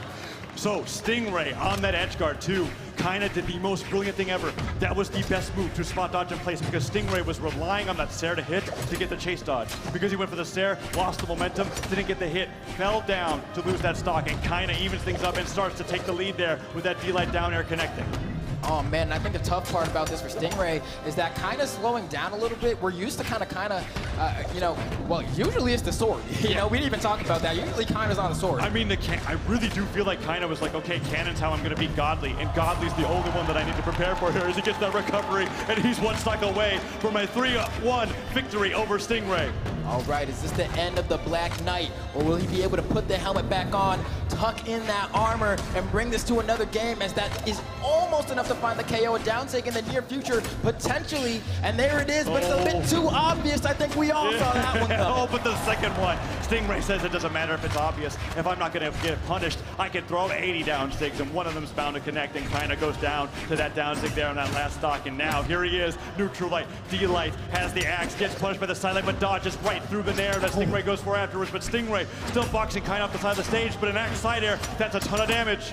Yeah, just a perfect fastball from Kinda. You can see Stingray trying to catch the landing, but couldn't quite beat it out with the spear sidelight. But these spear sidelights are going to be the breadwinner for him right here. He needs to get the read, and he doesn't quite get the timing. It was the right read, but yes, you're right, Flambo doesn't get the timing, doesn't get the spacing, the downlight doesn't come through, but Stingray still on the upper hand here. Has kind of the sidelight, waits him out, the dodge goes to the right, but Stingray doesn't go off stage for it. Falls, gets the dare, goes to the D-light, and kind of switches over to the axe. He's looking for a down air, side air, down to hits, and Stingray clutches game number 4, brings it to a game 5. And as much as we call out those down sigs that miss, when they hit so right. Stingray now bring it to a game 5. And that's the thing about Orion Spear down sig, right? If at first you don't succeed, try again. But also, you have to remember, like, there are just some moves in Brawlhalla that are so good that you just got to keep throwing them out. And this is one of those moves, you know? Dead like center stage, too. It doesn't matter. It doesn't matter. It's fantastic coming out from Stingray. And you see him taking a little bit of a breather there, getting ready for this game 5. And I'm wondering, is this the time? Is this the time where you, because kind of banning up the stage is definitely leaving up Brawlhaven. But if he leaves open Demon Island, there's a possibility that Stingray finally mixes it up and goes there for game 1. Heck no. It's Brawlhaven all the way through. We're in game number 5, Flambo. And the winner of this is going to be in top 4 at BCX 2022. Is going to be South America's best, or is Stingray going to get the win to represent North America? 3, all right. Only moments now, we will find out who the victor will be, as the first weapon goes in the hand of Kaina, but Stingray manages to pick up a spear. That is the great 50-50 on that weapon spawn, by the way. That is for sure, and Kaina with the cannon going up against spear. It seems to be the ideal matchup for both players, but Kaina with the stare down air, dodges in place, gets the other side of recovery. Chase dodges up, has an edge guard here, down to come out to pressure Stingray to recover high, but no, he just waits out the exclamation points, and Stingray makes it back to center stage, has the spear, sidelight, second hits, ground pound, really catching Kaina off guard, and he dodges through the weapon throw into forcing Kaina onto the axe. Oh, and Stingray's movement right now is impeccable as he manages to barely catch that neutral light. Kinda trying to catch the landing, tries to punish with a D-Sig, probably would have KO'd, but that's going to be a punish from Kinda with a falling Sayer on an ill-advised downlight from Stingray. Really, now he's on the back foot. Really punishing Stingray for thinking that he automatically got that downlight for free. The sidelight came through, Kinda got hit by that, but spot dodged the other, and the fadeaway sider on the axe takes the first stock. Stingray now 2 stocks left in the tournament. Kinda goes over that sider, gravity cancel, neutral light, trying to get a dodge read, and Kinda does make it back to the stage. Stingray waiting for that weapon spawn, picks up the spear, but the cannon keeps blasting. One down air hits. Can he get another one? Stingray gets hit with the neutral light, and Kinda gets a second neutral light. Weapon throw. He has to use his dodge to make it back to the stage, and Kinda punishes him with the unarmed recovery, but now he's over on the axe. Stingray has an opportunity, and that side stick came so close. He hadn't thrown that sig at all game, all set pretty much. And the one time he does it, the perfect reaction comes out from Kinda, but these ground pounds from Stingray have been so on point. They were unheard of until game 5, Flambo, but now he's gotten them. And the sidelight nair, he delays the nair, gets the second nair, and avoids that neutral air from Kinda so that he can continue getting more damage. That's a powerful cannon sider coming out from Zol, but he's not enough to take Stingray out just yet. And Stingray falls in, trying to get as much damage as he can before he falls to that last stock, and Kinda dash forward, dash back, down sig, punished by neutral light. Stingray still unarmed, but holding on. Yo, the way he's playing this dog right now, okay, doesn't get the response there. He needed to punch that one with a backstep sidelight again, but despite that, he was behind by so much, and Stingray is doing such a great job of mitigating the damage. Finally, a nair is going to connect from Kinda, but I think Stingray did enough to bring this game back into the realm of possibility. Can he clutch this back out, or will Kinda close it out? Oh, this is the clutch here for sure. Flambo the doubter comes through, and he's fully charged the recovery. Kinda does not punish it. The neutral six, the down six, the neutral light. chance. There's decided to come out here as well. Stingray's throwing out all of the moves in Black Knight's kit. Kinda on the back foot now here despite being up in stocks. Stingray goes for the weapon throw forward, but the sidelight nair down like that is a massive amount of damage here in game 5. And this is Zol. That means that Stingray's now in the danger zone. Goes for the ground pound, and Stingray responds with a server zone. Can he get the stock here? I think he needs to. Pogo, can he get this corner He goes all the way down. He gets the pogo toward the bottom of the stage. It's going to last stock, but it's against an 8-force Zul on small Brawlhaven. One side air, and that's it for Stingray. The side air hits, and that's the only place on the stage that he can survive it. Kinda has all of them as moves in the kit to get the game, and Stingray has to play up perfect stock. Side air, side light, nair, falling stare, misses, but Kinda gets the side light, but that's the only combo starter for Cannon there. That's not gonna auto combo, and now he switches over the axe. He wants the fleeting attacks. The nair, the recovery. Stingray dodges one move. The dare comes through as well. The nair comes through. Stingray, can he clutch it? And at this point, a neutral light will KO, and you can see Kinda starting to fish for it. Doesn't want to go for a super laggy move. The neutral light is all he needs to get the KO. Doesn't get it there. That was an opportunity. Stingray knows what his win condition is, and he's going for it. He wants it so bad. He's got it. He's betting it all. He's betting it all. Can he do it? Can he stop Kinda, or will Kinda close his dreams out here? Stingray is so goddamn clutch. Stingray from an entire stock and a half deficit gets the down tick. That is the Stingray getting the down tick finisher from being that behind. How does he do it? Kinda played his heart out, but Stingray well deserved that win as he takes down South America's finest and moves on in the top 4 here at BCX 2022. I'm gonna pass out. I'm actually gonna pass out. I cannot. 49 damage on the spear. Once.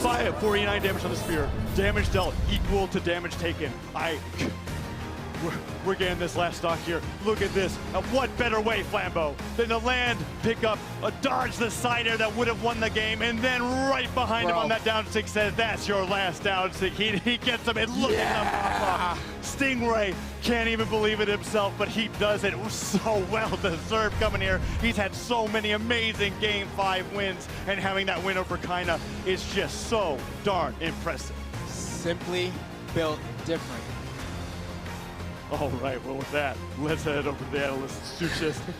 Just take it away.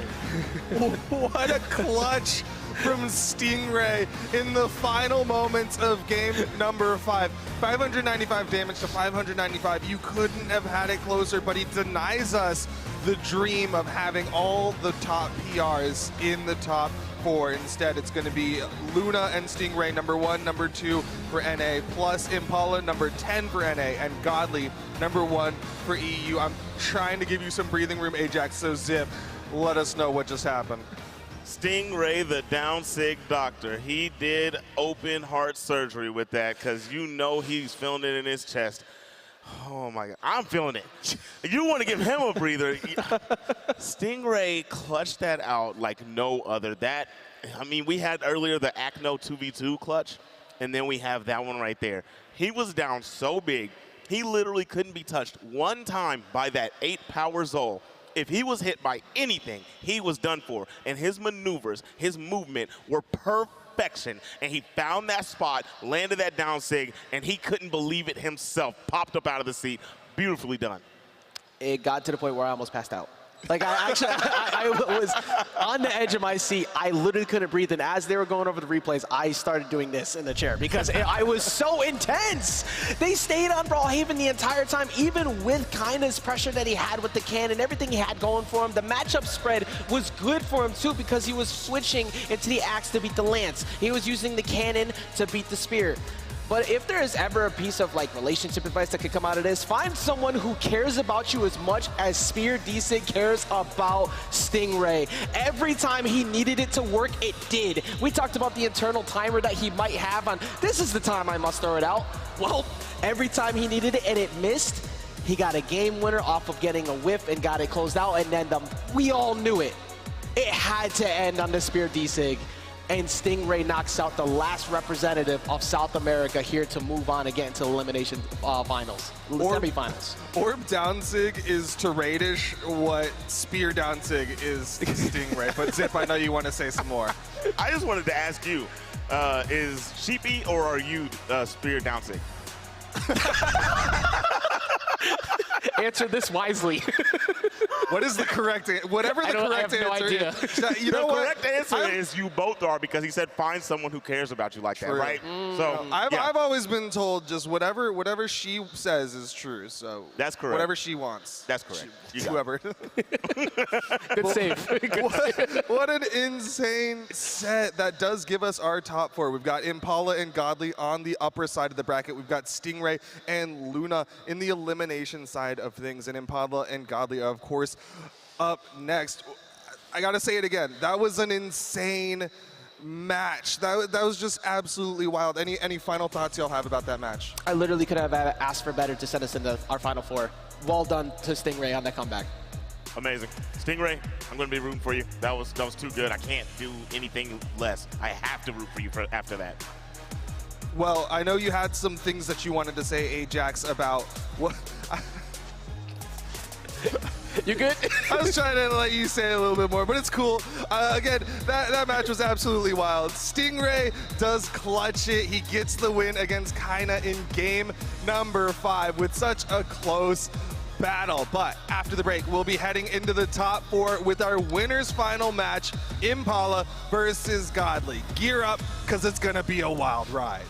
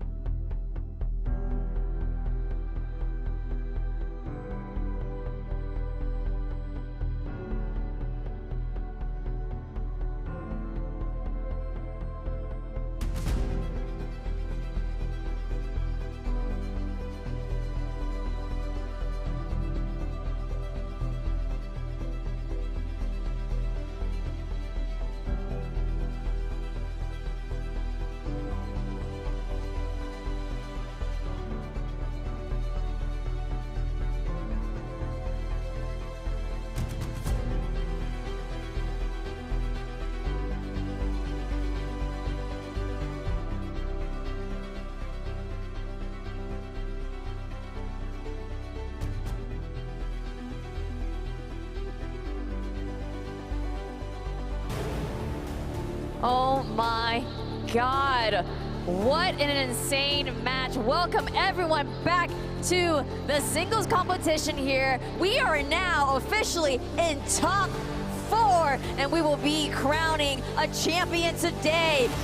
Oh my goodness, I am here with Foda and TWK. How are y'all feeling I'm for feeling this? so good, Chiefy. We are here. It's finally time. Top 4 of the Brawlhalla World Championship 2022. This has easily been, and I think the crowd will agree with me, the best tournament we've ever had, yeah? Woo!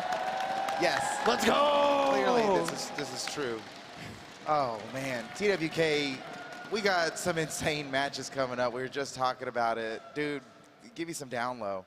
All right, I think it's absolutely crazy that the top 8 boiling down to here, we had the power rank #1 for South America, for Europe, for North America, Yep. the rest of the top 5 for North America, and power rank 10 for North America. And then Impala. And now he's in winner's final? Oh my gosh, Impala's out here. In Playing winner's out of his final. mind. There's only 2 people left in the entire tournament that haven't lost a match, and Impala is one of them. Wow. Woo. Going up against Godly, a lot of people's top picks going into this weekend. He's definitely living up to expectations in the singles bracket, that's for sure. Yeah, and this is the winner's final. Whoever wins this definitely secures a top and grands. So let's look at these stats here. I mean, you were already talking about it. We got PR1 from Europe, Godly, versus PR10 Impala from North America. TWK, tell me about these stats, what you're looking at here. Man, a lot of people would say Godly has this, right? But this is literally David versus Godliath going on right now. Impala fighting so much, punching above his weight, unbelievably so. He's been playing the best he ever has this entire weekend. He's looking kind of unstoppable. Honestly, his gameplay is awesome. It feels like he's bringing something fresh to the table here. It's almost like he didn't expect to be this far, and so he's like, his play style is now like gambling. He's like, he's just doing, he's getting wild with it, and that's catching people off guard. And I think that could work against Godly. It's all coming up 7s. Yeah, he's straight up rolling 7s all day. All right then. Well, I'm getting word that we're getting ready here for the match. Or no, here we go. What's up, Duke and Sparky? Hey, yes, what's up, y'all? they're going to be bringing in the action here. Handing me this. So, I don't know Duke, what's going on. I wanted to let you know, Duke. There was a while back at MSI, one thing that you really, really asked for was an elephant. I mean, you asked at MSI, you also asked for our wedding, actually, and you also asked for BCX 2022 that you really wanted an elephant. So guess what? Production here, Austin, surprised you with your very own adorable rainbow Where's elephant. what I asked for, Toast? There are like 3 people in the world that know what that means. Well, you know, sometimes asking you receive, and I clearly asked a little bit nicerly, but shout outs to production. I mean, you said it earlier on today. Just everything that anyone could ask for has basically been happening today. Yes. And I got what I asked for, which was an elephant at BCX. I'm waiting, Toast. But we can't talk about the elephant in the room anymore. No. I don't know. I just felt like that was a good joke to run.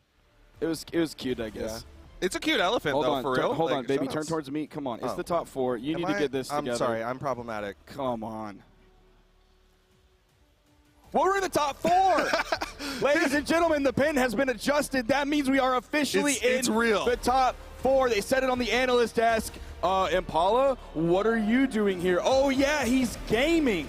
He is absolutely gaming his brains out. Regardless of what happens here, we're crowning a new Brawlhalla World Champion. True None facts. of the 4 competitors here have earned a gold medal at BCX, and this is their opportunities. Impala, the outlier, coming in PR number 10 for North America, was on no one's radar for making it this far, made upset after upset, beating out Luna in the winner's semifinal to earn his spot here against Godly, and Godly's changing it up. He's going to the Hattori for game number 1. And we're going to Miami Dome, ladies and gentlemen. These are your 2 legends here as we get into this top 4. The stakes are so high. It's incredible. The Kaya, of course, from Impala has been amazing so far. I was talking to TWK earlier, and we were just thinking about the amazing legend variety that we're seeing towards the end of this tournament. It goes to show how many things are truly are actually viable at the highest level of gameplay in Brawlhalla. A widespread of characters, a widespread of weapons. Right now, you're seeing a spear in Godly's hand, and Impala has been all about that bow. Weapon spawn comes in. It's going to be that sword for Godly. A little bit of juggle game coming out from Impala. Both players tied in the orange. Edgeguard starting up. Impala can't touch. Has some juice left, but not quite enough to get back. Gonna fall. First stock goes the way of Godly, and we have a solid lead if you're a Godly fan out there. No, but it's definitely not over yet. Still 2 stocks to play with, and we've seen so many clutch situations happen here at BCX 2022. Just like that, immediately evened it up, and Impala taking his time here, kind of savoring the moment, that first KO of Godly before he decides to go for the weapon spot. Seen that spear coming back in for Godly. Nice little turnaround with the neutral air as the follow-up off of the sidelight, given that sidelight has no true follow-up options, especially if there's a dodge on the board for Impala. I mean, the same is true on both sides, right? Impala's bow sidelight doesn't have any true follow-ups as well. It's all about that read. Godly's gonna go over to his sword, which has a couple more true options. Can go for some downlight combos if he wants to, but right now, it's again all about Impala's bow. The dare, and it's a stock in favor of Impala. He's completely turned the tables on this one. It is a 180-degree turnaround. Now Impala is the one in the orange, and Godly is the one significantly behind. The juggle game keeps coming out. 50 damage. Just like that, added up. Impala keeping it going. 1 or 2 more hits, and it's gonna be orange. Untouchable is Impala, as he's built up so much damage, including more with that nair, that sair, that down sig. Is he gonna take game number 1? Oh, Godly gets to the wall. Gonna be at the weapon disadvantage here. Godly sending him over to the left. The Godly Edgeguard using all of the active frames of that GC sword neutral light to make sure Impala goes into it, grabs the hit, but still a full stock lead for Impala. The side air bouncing off the stage, not gonna be enough yet. They've swapped places, little bounce pass to himself. Impala looking for the Acno inspiration there with the GC neutral sig.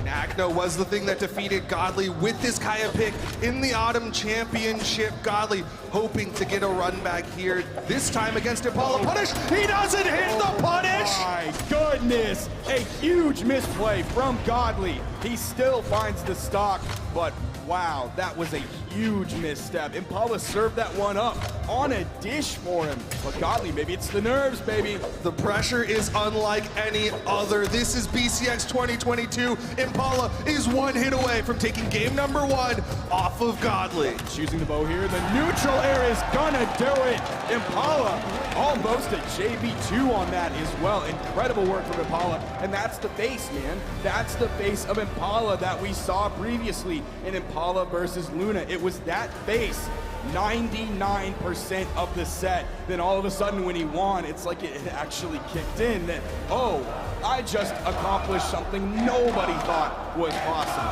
I respect that so much. I love a good pop-off, but I love someone who's just completely locked in. When you start thinking just one more hit, just one more game, just one more, then you start pumping the brakes. Impala, he is locked in, he is ready to go, and he is going into game number 2 with the advantage over the top EU player, Godly.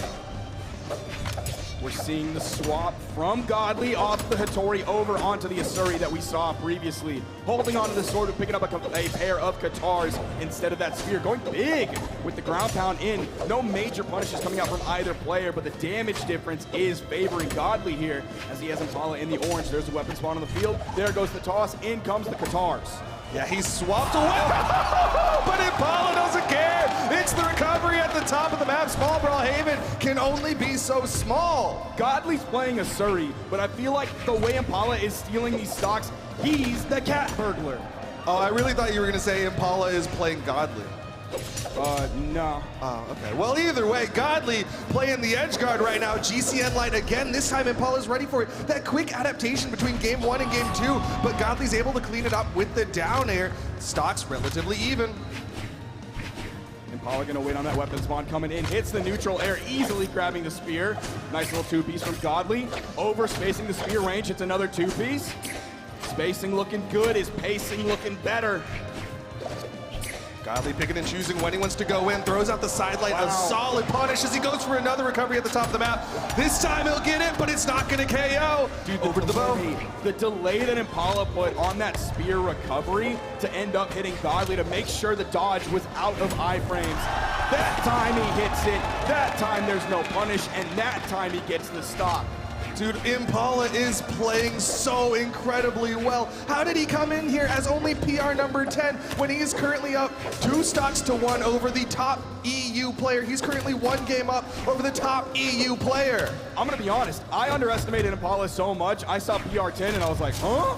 Who let him get that high? That's crazy, but clearly no one let him get that high. He forced his way, throwing elbows to everybody behind him, making sure he could get in.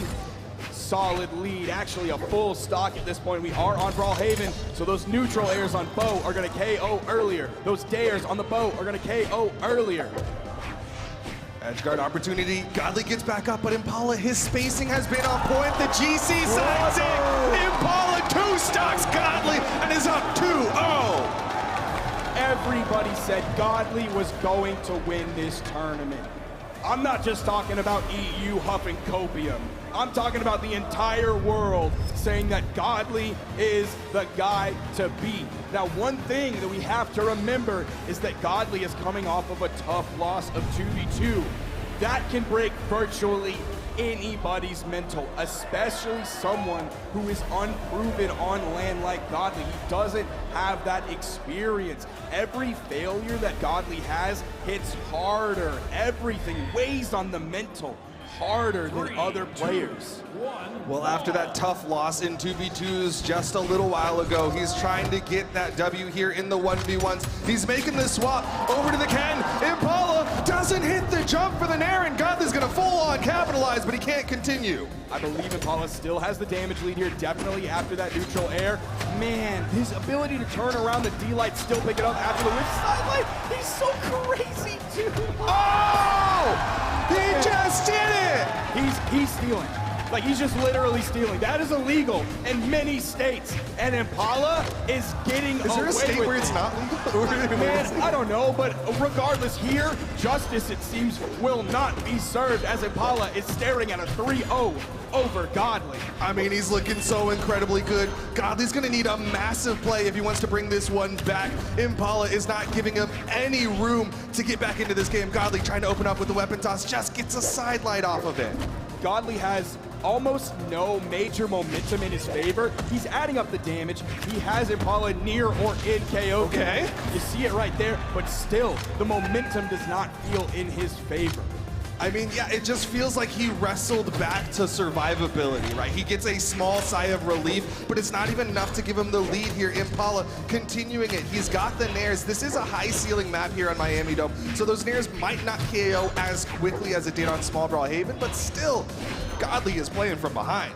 I feel like Impala is Dash from The Incredibles when he's running at the track meet, and he's just going. And his family is telling him, whoa, slow down, slow down. Now, in the movie, Dash listens. Impala, no, rebellious teen, does not listen to his parents, wants to take this right now, giving a 30 and a handshake to Godly, sending him packing. He wants that gold medal, something Dash did not get in The Incredibles, but Godly gonna try to deny it, gets the ground pound, forces it to final stocks here. 1v1 Impala, where's the weapon spot? It's still that 50 damage deficit between these two players in favor of Impala. A two-piece, but Impala grabs the weapon.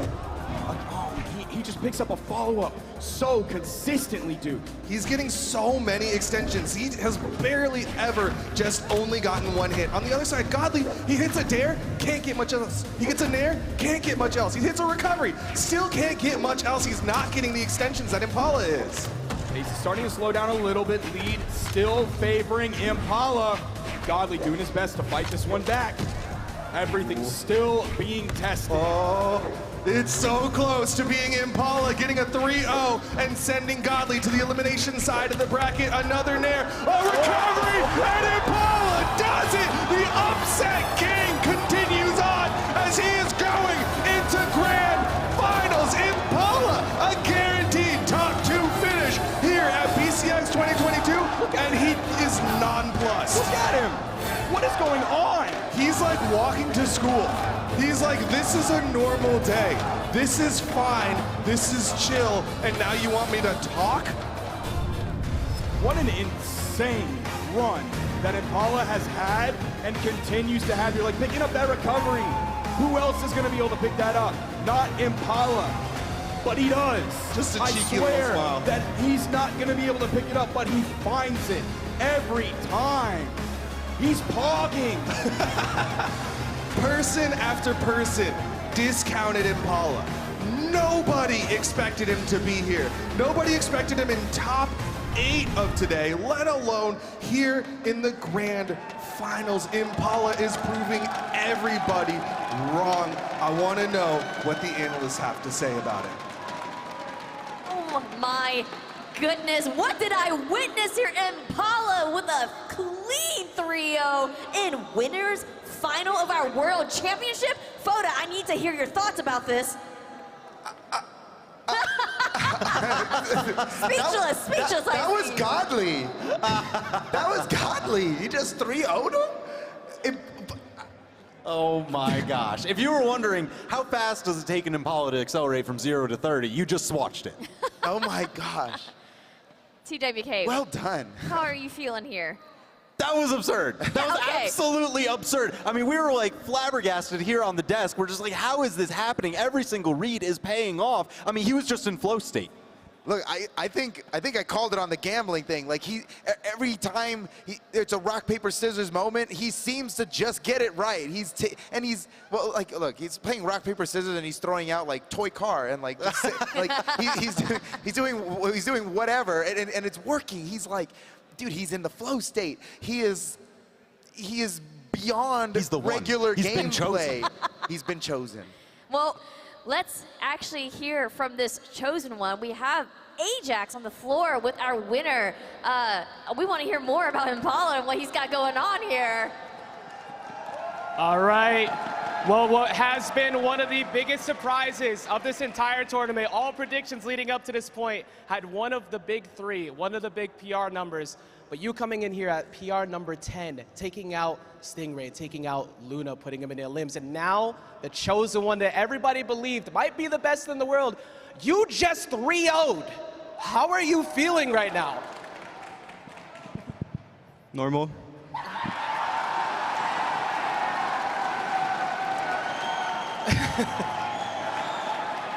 You have had some of the best composure up there. Every single W as if it's just another day at the office. You're coming in here with this Kaya, you're putting in a lot of work, you are in the best storyline you could ever ask for.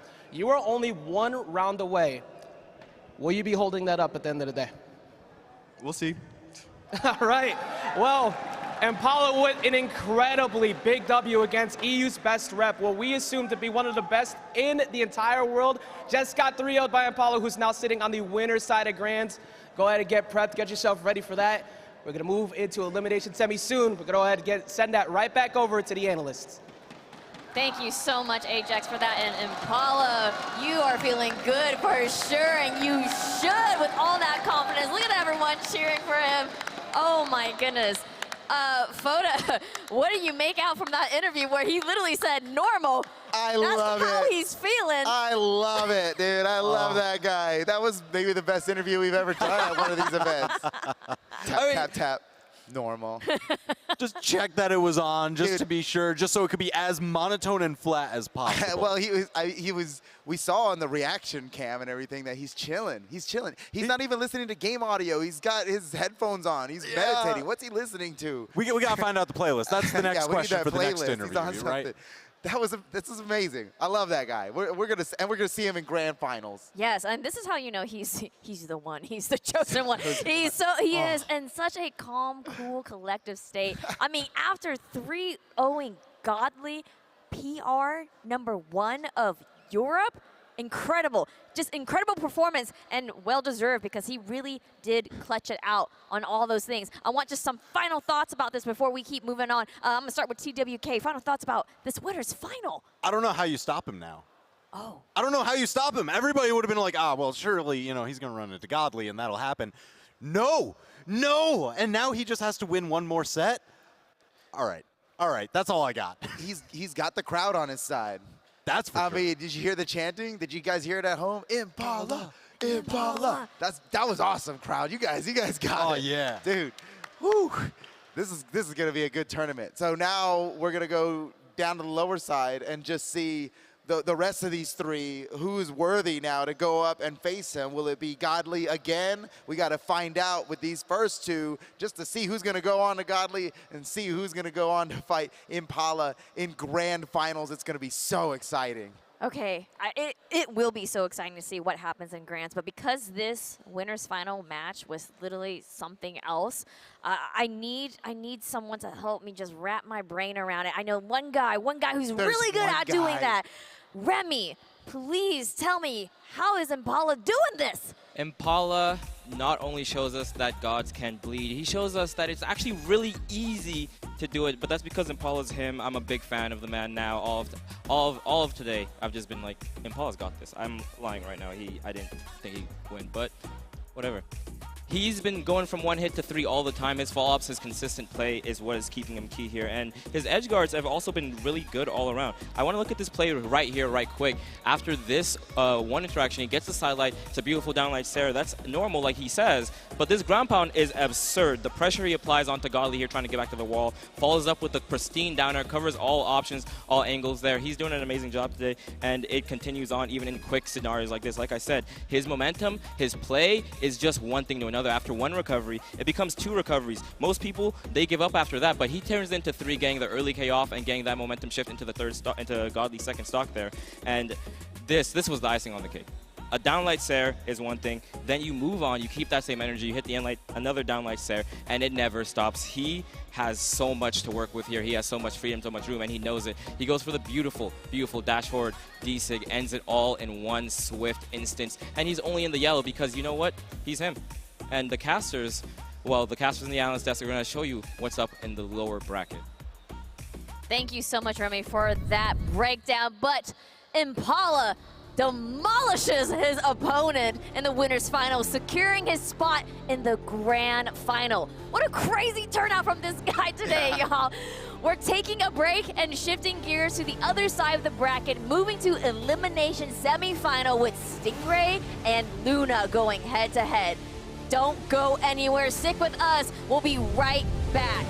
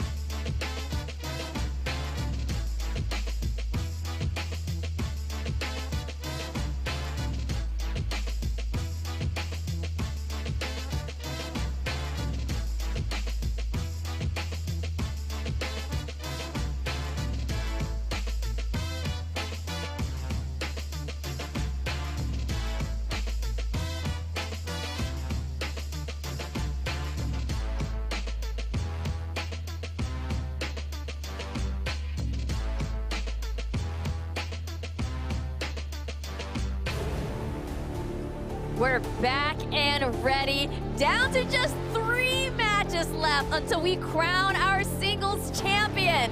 Will it be Impala, or maybe one of the other 3 competitors still left in the tournament? Let's continue and find out soon. Welcome back, everyone. Guys, Stingray versus Luna, that's what's coming up next. I gotta hear your thoughts about this, because we're now in the elimination side of things, elimination semi-finals to be more specific. And we got NA versus NA here. Foda, thoughts? Well, this is especially intense now that we're in the elimination bracket. If you lose, you're out. So it's real now.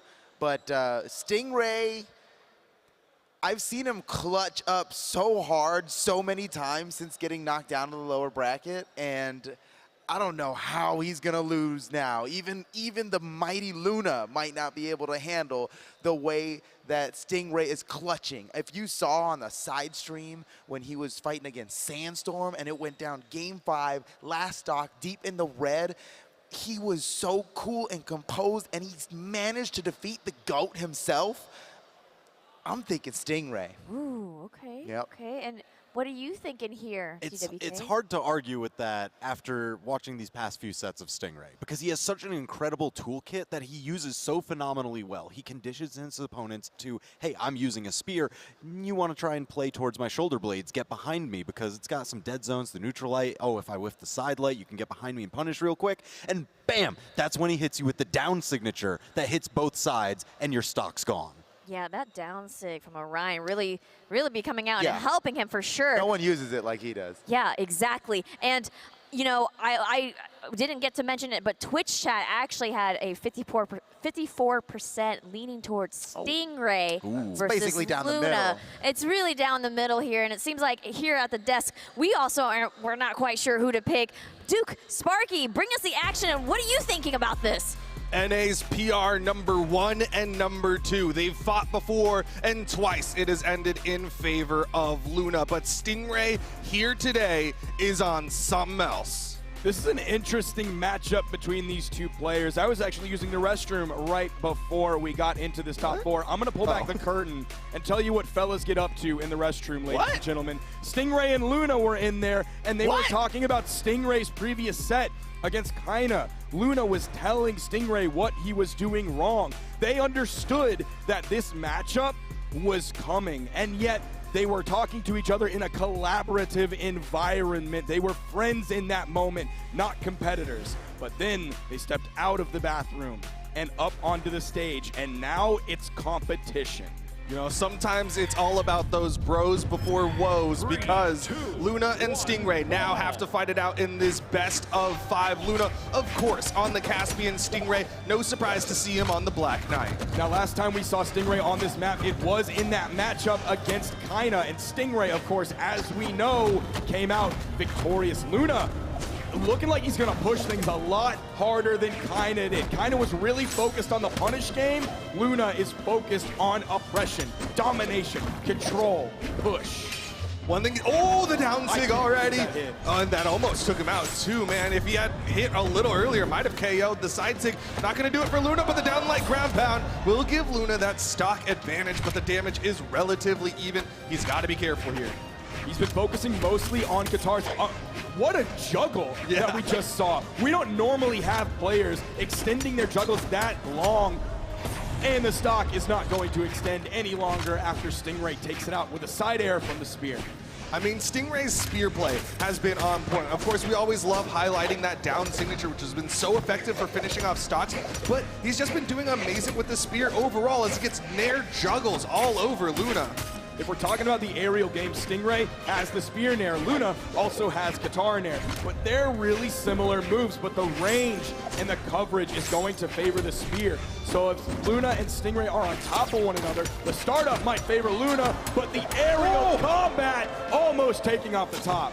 Yeah, Stingray's ability to do everything in the air, on the ground, hit a spear down sig, and take the stock lead away from Luna. Down sig thrown out from Luna. Had Stingray in the edge guard. That might be the thing that he needs as Stingray dodges down to avoid the end sig from Luna. Still on the corner here, Luna taking his time, throws out the side 6 Stingray with the punish. That's a burn dodge. Ooh, He okay. gets so much off of it.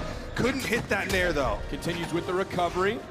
Nice damage added up. Ground pound from Luna. Gonna have his choice of weapons yet again. Gonna juggle this one to delay the weapon spawn. But Stingray's gonna go in. Doesn't even wait for those iframes to fully run out. He's gonna force them off.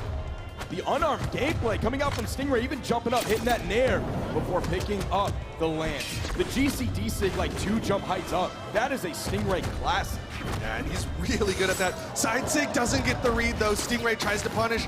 Luna's not hitting his signatures and he needs those for KOs early enough. Down sig, Luna dodges down into it and hits a punish. It's not the biggest one, but he's definitely ready for it. Luna's gonna have to be careful. If he's fishing for those signatures too much, just like that, I'm getting flashbacks to the Kaina set. The punishes from Stingray on top of Kaina's signatures were what helped Stingray win. It was also what really helped Godly win as well against Kaina. Now Luna getting a little hasty with those. Yes, Caspian has a strong signature kit. Yes, we saw Luna use them really well earlier today, but if he's too reckless with it, if the panic comes out, if the tension sets in and he just lets them rip, he's gonna get himself into trouble. Sometimes when you're fishing, you reel in a big fish, and sometimes you get the boot. That time, it was Stingray giving him the boot out of game number 1, but we're going back to Small Brawlhaven for game number 2. No character swaps on either side. First hit goes to Luna. Also the first weapon after the unarmed neutral air. Spear is going to be the first option coming in for Stingray. A little bit of pressure going into the edge. We haven't seen too much edge guarding coming out, and that's likely because that's going to favor Luna. That's going to favor the weapons that Luna has on this Diamond Head, this Caspian crossover. Yeah, it's definitely going to be important for Luna to try to force those edge guard situations because Stingray, he's got such good neutral. He's going to want to play it as long as he can, as right now he's keeping Luna on this corner, utilizing those lance hitboxes as the side air connects, and Stingray with the massive lead here in game number 2. We also just saw a great example of what Stingray likes to do when he has the lance in his hand off of the D-Light. That's an option that he'll use and then change up the follow-up after. D-Light in sig will catch you jumping. D-Light in light will catch you going back down to the main platform. But we also saw D-Light in the turnaround neutral air. Luna adding up a lot of Qatar damage. Not enough. Luna is behind, ripping yet another signature. He knows these SIGs could be the thing to bring him back. He threw out a Qatar side signature earlier today, which clutched him out a win. But right now, the SIGs aren't hitting. They're not KOing, but that will with a gravity cancel side light to read the dodge of Stingray into the recovery, and he's taking his time before making sure he picks up the Qatars. Now last game, Luna threw out 13 signatures, Duke. He hit 8% of them. That means he hit 1 of the signatures he threw out. He's got to figure out either how to use them or he's got to realize it's time to woe back a little bit. And he is getting punished for him. We saw at the end of game number 1, he got punished for the whiffed signature. This time, he gets the dodge read. Maybe he just needs to play clean neutral with his Qatars. They work so well when he can get it going, but the slide charge and Sig will even it up. Looks like he's figured out how to use them. Bold choice there. Juggling the weapon, one more. I thought we might see one more based on what we saw earlier. Stingray's gonna grab the spear immediately. Seen him play that vertical game a little bit, starting it off and then changing things up. Going horizontal. The dodge read. Stingray getting some more damage built up onto Luna. Luna, 2 exclamation points, gets back down, but he still has yet to hit Stingray on this final stock here. Can't fast fall into the nair. Stingray getting hit after hit onto Luna, and he throws away the Qatars. He's now unarmed in the open air against Stingray. One more. Almost made a connection with that side air. Weapon spawn is still on the field. Luna's gonna grab it. Doesn't fall into the D6, but the second one. It's just such a strong move, and Stingray knows how to squeeze every ounce of juice out of it. He's so good at doing that, not just hitting the down sig when he needs to, not just using it to clutch and KO, but he'll whiff one, and the opponent almost every time goes, finally, I get to punish this, and Stingray says, ha! Nope, does it again and gets the KO. Stingray is up 2-0 over the NA PR number 1. One of the favorites alongside Godly for winning this year's World Championship, and he is 1 game away from knocking him out. So we've had a lot of player matchups here at the World Championship, that have never happened before. Their career sets are 0-0. This is not one of those matchups, though. This is going to be 0-2 in favor of Luna, or 2-0, which is the better point of view. That's why I need you here, Duke. You show me that correct. It's a mirror, you know, it works You're right. either direction. It just depends on whose point of view you're looking through. And right now, we're looking into the eyes of Luna as he tries to make the decision. This is the most important decision he can make right now. Is he sticking with the Caspian, the thing that's gotten him so far here today? Is he going to switch over to the Mordex, the thing that he switched over to in his matchup against Impala? Is he going to go back to the Classic? Is he going to bring out the Taros? I don't know what it's going to be. Probably not the Taros. I would hope it's not the Taros. Probably not the Taros. The Mordex, of course, is the option that he won the Autumn Championship with, where he actually fought Stingray and beat him 3-0. The Autumn Championship was not that long ago, Duke. Luna came in first place in that tournament. Stingray came in fourth place in that tournament, playing Orion, Roland, and Vector, but he's sticking with the Orion today, and we're seeing exactly why. It's going to be the Mordex here for game number 3. There's no more second chances. Elimination side of the bracket, and Luna is 1 game away from getting knocked out of the tournament. 3 stocks determine if Luna continues on. Stingray has his choice of characters. He's gonna go with the Black Knight, but he can definitely mix it up in game 4 and game 5. Now we're moving off of small Brawlhaven. We're going over to Apocalypse, and this could be the end for young Luna, who everyone thought could be a top 2 finisher. How many people said Grand Finals was gonna be Luna versus Godly? That was the long theorized end result. We all expected it to be the winners finals. We all expected it to be the grand finals, and right now neither one of them is sitting in the grand finals. They're both on elimination side, and Stingray is 1 game away from eliminating one of those 2. Luna hits the ground pound. He's fighting for his life.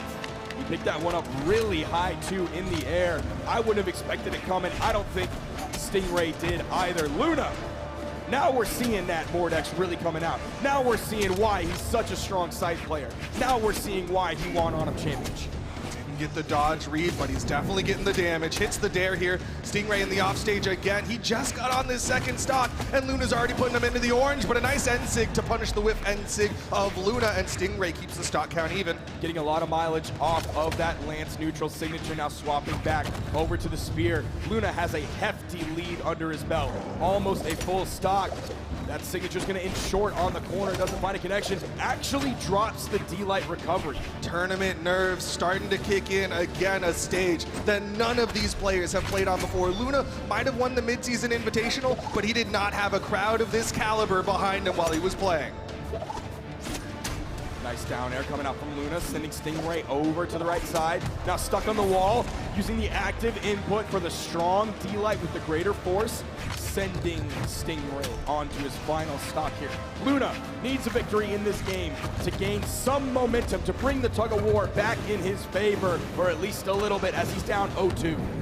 He's definitely getting this damage. He's doing a good job maintaining the lead that he built in those initial stocks, but Stingray goes big for the ground pound. Stuck in the offstage against a scythe is not a place you want to be, and Luna's taking advantage of it. Hits the side air. Stingray gets back up.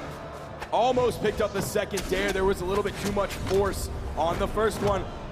The ledge cancel. The ledge D-Light happened to be in the wrong direction. Luna answers big with a 2 stock. He holds on, but still, it's a best of 5. He narrowly escapes getting knocked out. There's so many opportunities for Stingray to adapt and overcome. We've seen the game 4 come out both ways in this tournament, where the game 3 ends up landing in favor of the person who's down 0-2, and then the game 4 ends the entire set in a 3-1. But we've also seen incredible comebacks from the player who's at the disadvantage, from the player who's already lost twice. Is this the shot of adrenaline that Luna needs to bring himself back into this one? We're moving away from Apocalypse over to Fortress of Lions. The big question is this the momentum or is this the dub? Stingray sticking with the Black Knight here in game number 4. Luna back on the scythe, not starting it off the way that he did in the last one. Needs to start finding that momentum ASAP. Giving Stingray sees space there, just back-to-back neutral lights. Trying to hit at that 45-degree angle because Stingray is aerial, and if you're aerial with a spear, you don't really have any 45-degree angle move. Yeah, it's hard to challenge a Scythe. Scythe loves those 45s, those dares, those nairs, can be so good in the air-to-air. But on the other side, Stingray staying below Luna, utilizing that spear aerial kit against the small hitbox, but he reads the dodge. Stingray, now the one controlling the ground. Side light doesn't get the second dodge read. Stingray with the wake up just hits the side light. Down sig thrown out. Luna with the punish. A little bit surprised he went for that instead of the strong D-light. I can't believe that KO. He used the gravity cancel neutral heavy, optimum unarmed vertical force, and he gets that KO just above Luna. Luna now needs to find a way to get this one back into his hands.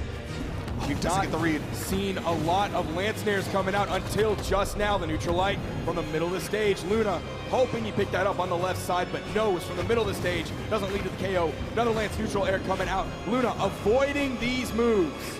No, but so is Stingray. Another neutral light. Luna keeps this one close. He's behind, but just barely. He gets his choice of weapons. It's going to be the Scythe. Stingray completely staying away from him.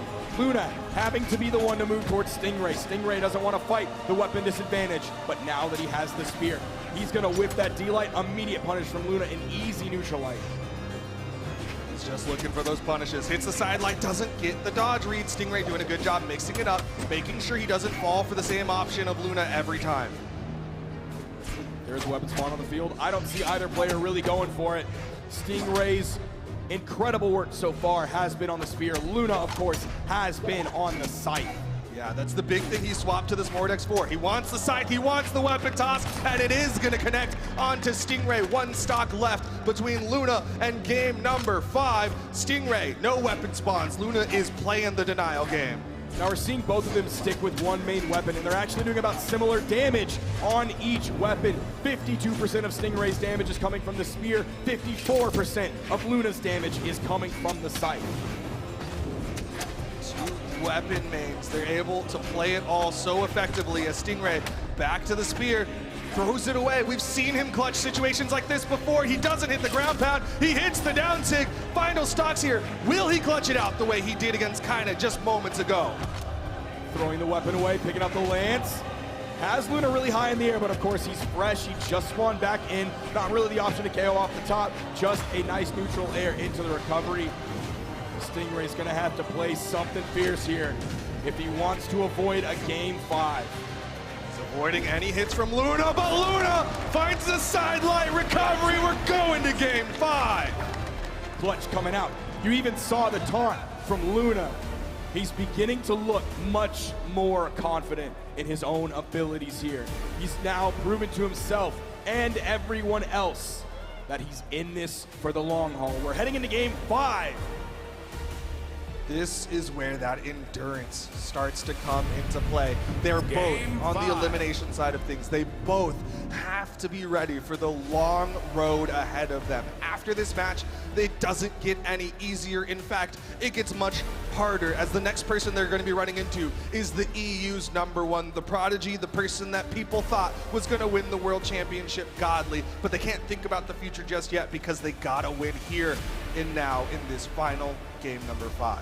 Like you said, the endurance is huge here. It's been a very long day. It's been a very long weekend. The tension in the room is palpable. These two competitors have been playing all weekend some of the hardest matches of their entire life. Duke is pogging at me, and I don't know if you can tell based on the monitor, once we get the view of the game, I think everyone will realize why Duke had his mouth agape.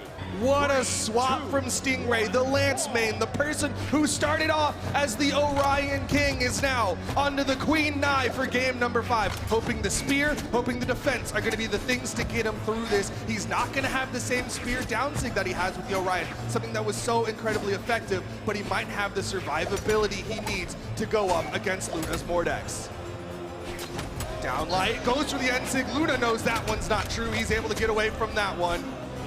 Queen Nai is his 21 highest leveled legend. Just a level 41 Queen Nai. We're gonna see those guitars. We've seen him play guitars before. Obviously, we saw the spear earlier today, just a few moments ago. He got the read. Asnir, it's not working so far.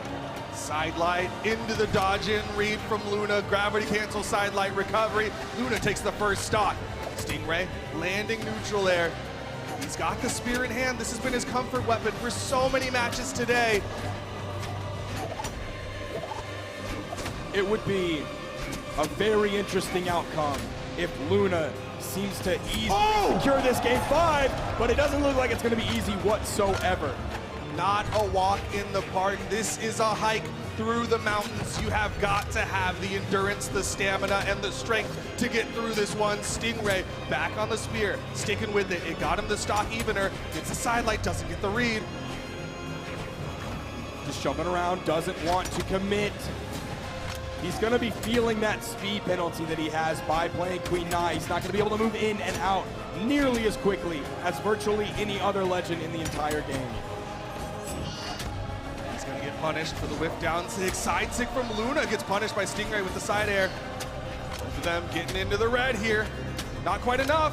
Luna chasing for it. Doesn't get the hit that he wants. Stingray fights his way back onto the stage, throws out the down sig, and Luna hits him with the neutral air to throw him away. Luna was too close to get hit by that down sig. There's no hitbox there. He was right on top of Stingray. That's been the play so far. Almost getting the stock with that neutral air. The neutral light will do it on the gauntlets.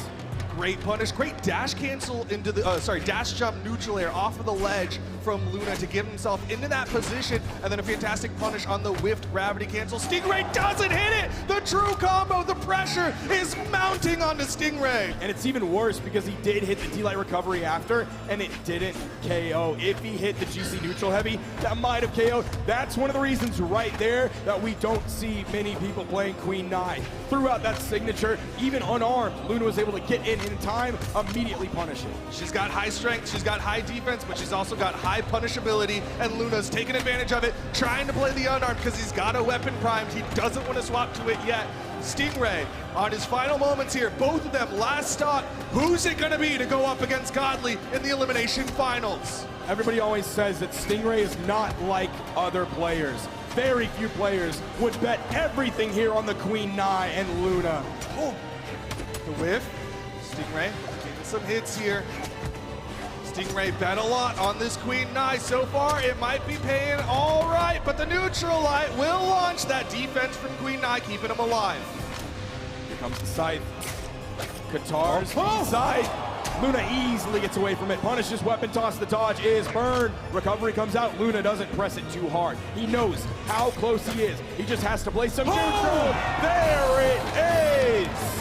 Luna with the fastball recovery clutches it out in game number 5. He is in the hot seat now. He gets a small sigh of relief because that one went down to the wire, but it is not done yet for Luna.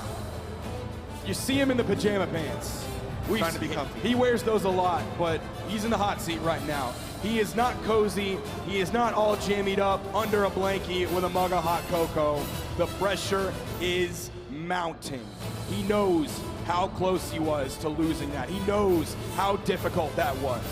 Of all the people here in the top 3 of BCX 2022, Luna is maybe the most familiar with this pressure. Again, the winner of the mid-season invitational. He has been in this position before, maybe not like this, not at this caliber. You can see how pumped he is after he got that recovery.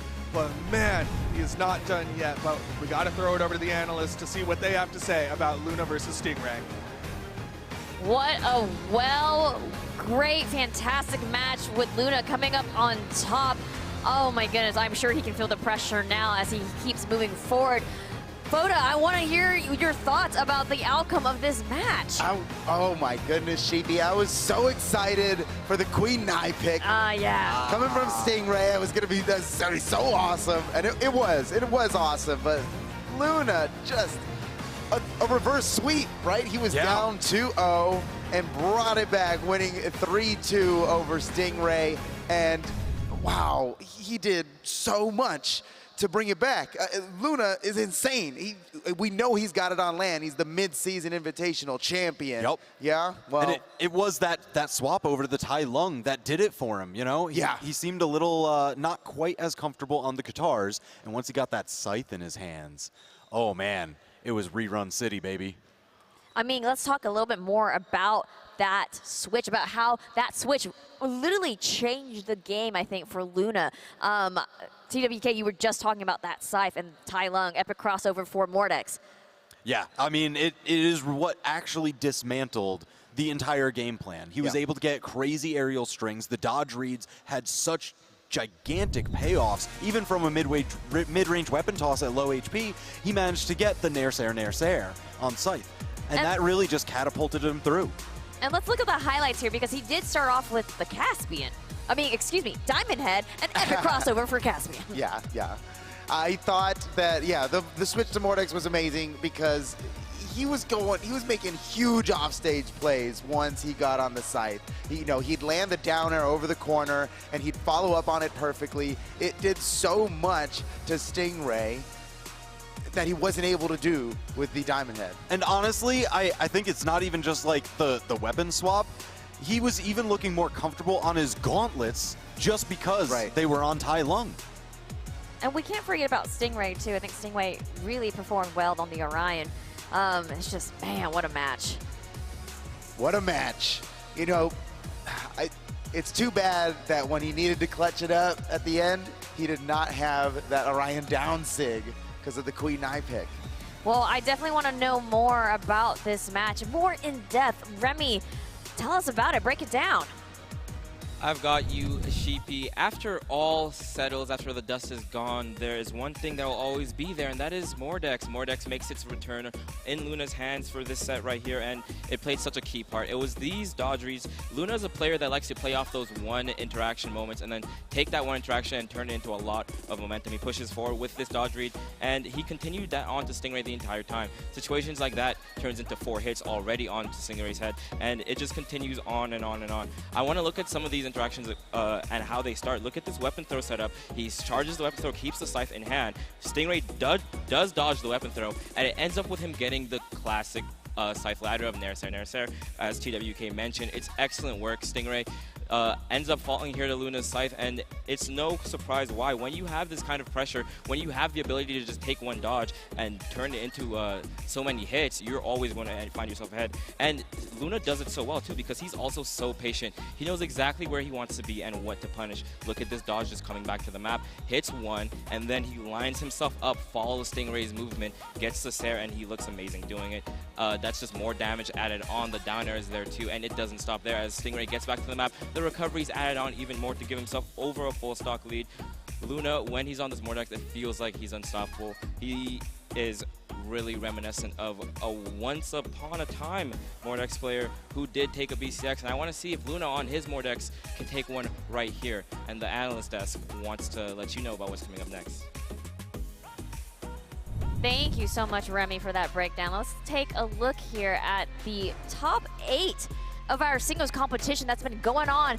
I mean, we can see the journey that I'm just looking at Impala. I went straight, my eyes went straight to Impala and seeing his clear path all the way to grand finals there. You can see that and the elimination sides of things, like, wow. I mean, Foda, do you have any thoughts about this? This has been such a fantastic top 8. Look at this bracket. So great to watch Yous fighting. Radish has been insane all day, Kaina taking him out. That set with Godly and Kaina, oh my goodness, that was insane. Wow. Quite a journey. I'm beside myself. This is a great time. BCX, baby. All right, y'all. Well, with that, we had a 3-2 knockout with Luna closing out the series against Stingray in the elimination semifinals and advances in the bracket. After the break, we continue on to our elimination final match, where it's Stingray.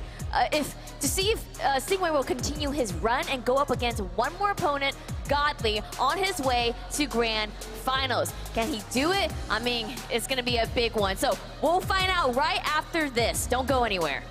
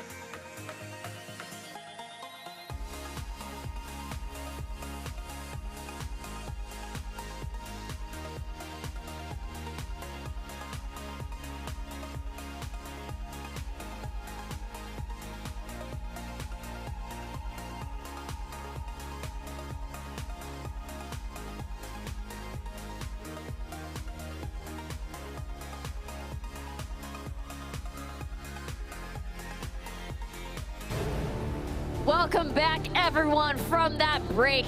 Now it's time for Godly versus Luna and the elimination final. Will it be Godly heading to the grand final, or will it be Luna? It's time to find out. This is it, y'all. It all comes down to this.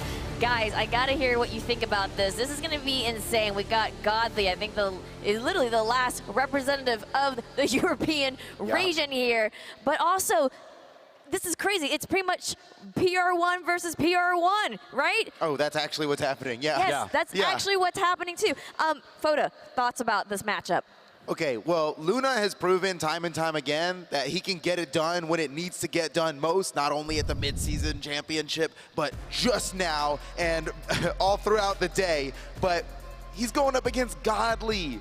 This is what a storied battle. Doesn't get much better than this. Power rank #1 versus power rank #1 in their respective regions. They have never had a chance to actually battle each other with everything on the line like this. Yeah, I think this is the one that a lot of people had in their minds going into this weekend. Yeah. Right, all the chatter was about Luna versus Godly. Who's going to be able to take this? Right. Is it Luna? Is it Godly? North American versus the European region. And here they are, except it wasn't in winners finals. It's not in grand finals. Nope. it all comes down to this here in the elimination finals. That's right, yeah. And Godly wasn't at midseason, so like, this really hasn't happened before. Maybe they've sparred, you know. Sure.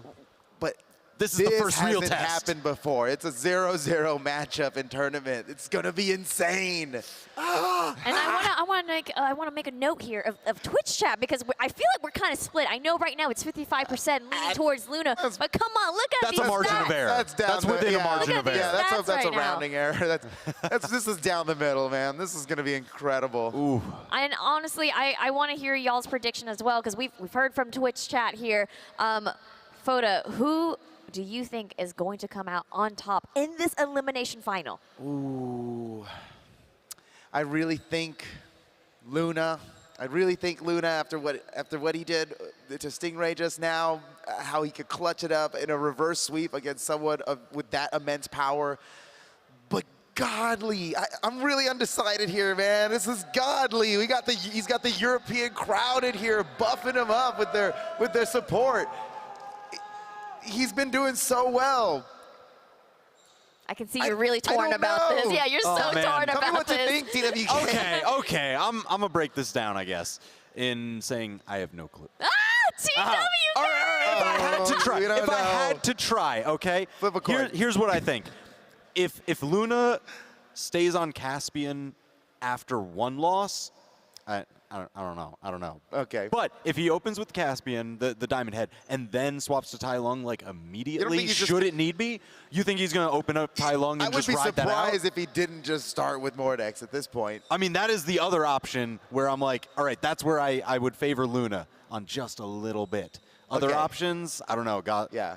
So if he's Tai Lung all the way, then I'd favor Luna. Yeah. If he waits 2 games to swap like before, I think it won't be. It will be too little, too late to stop the momentum of Godly. Okay. So if we've got conditions on our prediction, then of course you and Steven can't have all the conditions. I need some too. If Godly plays a Surrey, I'm all in on Godly. Okay. All right. We got a lot of conditions here for our predictions on the desk, and of course, it seems like Twitch chat was also in between. But I want to hear the energy in the room at the venue, guys. Who's rooting for Luna? Please make some noise. Cheer here. He needs your energy. North American region. Woo! Let's go! And of course, let's go across the pond here to Godly. Folks in the venue, who's rooting for Godly? Let's hear it for Godly! Where's the EU region? Yeah, come on! Send them your energy, because it's time. This match is ready to go. Duke, Sparky, take it away. The fabled matchup, the entire year, 2 players on parallel roads finally converging here at the World Championship. And like TWK said, it's not happening in the winners final. It's not happening in the grand finals. Both of them on elimination side. After taking an L to Impala, they're gonna try to fight it out in this best of 5 to see who goes on into the grand finals to fight against Impala. I feel like I hear the sirens coming. EU, EU, EU. But is it an ambulance for Godly or an ambulance for Luna? Who's gonna be the one coming out victorious from this? Now we are able to see that Godly has already locked in on the Asuri. Luna on your screen, of course, right now has already locked in the Diamond Head. That means Foda is on the side of Godly here, the true Qatar player. He is loyal not to his region, but to the weapon, to the Qatars. And Godly gonna be opening this one up with Asuri. You see it on his face right now. He knows the situation that he's in. This is such a tense spot to be in. If this happened in the winners final, we're fine. There's a second chance. There's the entire elimination bracket. But we're here in the top 3 of things in the elimination final, where either you go home with the bronze medal or you go into the grand finals. And like you said, they're starting it off with the picks that they've been starting off with all day, but they do have some mix-ups that they've thrown in depending on the situation. The map painting is actually taking quite a long time. Luna chose his maps now. It's between Demon Island, Small Fortress, and Brawlhaven, and we are going to Fortress of Lions. seems to be the middle ground between the two, the North American and the European. Europe's last hope lies on the shoulders of Godly. The pressure that Luna has been under for all of North America has been mounting, but he starts it off with the Qatars here in game number 1 of the Elimination Finals. And we're seeing him start this one off the same way he started it off previously on this diamond head. Pushing, pushing, pushing. But Godly is going to do the same thing. Hitting another one. Recovery coming out. Easy punish for Godly. And yet each time, Luna puts a hand on the ladder, the wall, to reset the jumps, to keep him alive. He fights his way back up onto the stage. He survives the onslaught, but maybe goes a little too deep there on the right side. Now, lucky for Luna there, Godly did not have a weapon in hand, didn't want to fight the weapon disadvantage on the edge against Luna's gauntlets, so he moved over, picked up the spawn. He has the Qatars, throws them away. Now back to the weapon disadvantage, easily picks up the sword. Sword in hand for Godly, like you said. Off the weapon bounce, gravity cancel downlight, pick up, recovery. Luna takes the initial stocks here for North America. Godly retreating back to the soft platform, waiting for the weapon spawn to come in. You see two masters of the Qatars even clashing. Same brain between the two of them going in with that side light. Two sets of Qatars meet in the middle. Whose wins? Right now it's Luna's. Godly trying to find his footing here, needs to find the stock, but Luna with a GCN light, but he doesn't get more. Gets picked up from underside of the platform off of Godly's Qatar recovery. The weapon juggle comes out, sticking with the Qatars. Now we have seen Luna start throwing out some signatures. He immediately covered the approach. I mean, that's one of the things he was doing earlier, is using those SIGs to create space, using those projectiles. It's the side SIG that's so risky, but right now, Godly making him pay for it. He's hitting his Qatar strings. Luna got caught dodging the wrong way, right along the angle of that Qatar recovery. All of those active frames lasted through. He's starting to throw out those signatures. Too much again. He's getting punished for them. Yet again, still holds on to the lead, still finds himself in a good spot, but he has to be careful as the set goes on. Godly will figure those out more and more. Luna went to the swimming pool and he is testing the waters not by dipping a toe in. Instead, he is diving in head first with each of those gauntlet side signatures. And Godly is the shark in the waters right now, about to take the stocks. Downlight, side air, last stocks here in game number 1. We are even between these two players. 0-0 between these two players. A victory here is going to be a huge momentum shift in favor of the victor. Luna now coming out with the gauntlet. She saw the GC sidelight going to the left side, hoping to take Godly off the top. Back-to-back recoveries from Godly. Trading blow for blow, down to the final moments here. Godly taking his time here, just a little neutral air.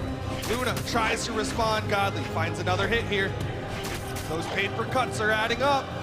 We've seen the same dodge from Luna come out twice. It was successful twice to get through the neutral air after Godly's neutral light. I'd like to see Godly switch something up. But Luna still missing punishes. Godly is getting away with it, not getting hit in response from Luna. Now it's Qatar versus Sword. Sword with the clean KO combos. Lots of options here, but Luna chasing high, and he's gonna get game number 1! Did it without a weapon, the unarmed recovery off the top. That's gotta be feeling good. That recovery after recovery. Godly thought he had a little bit of room to breathe, but Luna choking all of the air out of the room with the unarmed recovery at the top of the map. There's less oxygen in the sky. That's a huge way to start this one. Small Fortress of Lions instantly banned here. We're gonna be looking at Small Brawlhalla, we're gonna be looking at Apocalypse, and we're gonna be looking at the Demon Island. There is only one soft platform. Luna is avoiding it. We're going to Brawlhalla. Small Brawlhalla for game number 2. With how fast and how hard they have been brawling, this game is gonna go quick. No character swaps just yet on either side. Oh, Luna actually went with the turnaround down air in order to start this one off. That ended up letting Godly have the first weapon because he didn't get hit by it.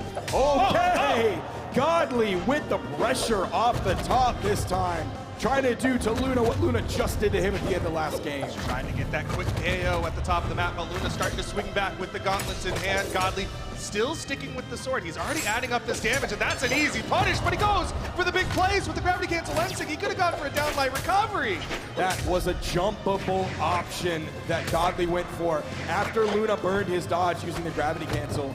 Woo! Nice D-Light into the recovery. That's going to give him the weapon. He immediately throws the gauntlets away to pick up the Katars to keep Godly weapon starved and secures the KO. And light into Ensig, something that's been so effective for only Luna's Katars. But Godly has the classic, and light into the recovery, even second stocks. We're still seeing Godly go for that inlight into the neutral air. That previous time he went for it, it did actually make a connection. Luna wasn't able to dodge through it in time. Godly with a nice lead here, especially after that recovery, getting Luna deep into the orange. Off-stage opportunity, Luna with the nair, but it doesn't send Godly off into the air, but Godly sends Luna flying with the slap down side air, and now a huge advantage for Godly. He also has the weapon advantage, especially as the next one spawns in. You see him just throwing out moves after moves. Luna finds his way in and is able to get to the Katars. Oh, but Godly responding, sidelight after sidelight, doesn't hit the side air. Momentum is in Godly's favor here. He's fighting a lot of damage on this final stock of Luna. Already has him in the yellow. Easy punish. Luna again going for that quick gravity cancel, doesn't hit the side sig, and Godly again hits the punish, again hits the punish. Luna is throwing those side sigs out. I don't think he's hit maybe more than one. Like, those sigs can KO early. We've literally seen that at the World Championship where it hits and then both players are like, haha, that actually KO'd. I didn't think that would happen. But Luna is really using them way too much, and I think he's using them too early even for them to actually be a difference maker, for them to actually lead to the KO, and it's leading to so much punishment. Nice string, but Godly also has Katars. He's able to throw out the nair out of hit stun. Have no idea what that was. Trading blow for blow though. Godly sweat beating, gets back up onto the stage. He's over to the sword. He knows he has the KO tools here, but Luna opens him up, hits the Ensig. Luna fighting his way back in this one. All but even up the damage here to side air. The Brawlhalla pick coming through for Godly there. I think many other maps, he would not immediately go into the blast zone. That would set up Godly for the edge guard situation, but that wouldn't have led to the immediate blast zone knockout. And that's one of the big reasons why Godly wants to go back there for game number 3. He knows that he was able to clutch that one out thanks to the close KO boxes on small Brawlhalla. Luna sticking with the pick, Godly sticking with his own. Going back to Brawlhalla here. First weapon yet again goes the way of Godly, but Luna's able to find one quickly. Gets a nice dodge to go through the ground pound, the edge guard. The fight back from Godly though, the Sair, and he punishes that ground pound on the stage. Swinging. Luna hits a nair, a trade back again from Godly. Neither one of them is getting that easy damage that they want. Godly actually waited there. It seemed like he just wanted to play around that weapon spawn like it's a trap, like he wanted to stay with sword, but no. Then the delayed pickup of the Katars. He might swap back to sword, but maybe not. Weapon spawn coming in, there it is. That's gonna keep that weapon spawn away from Luna.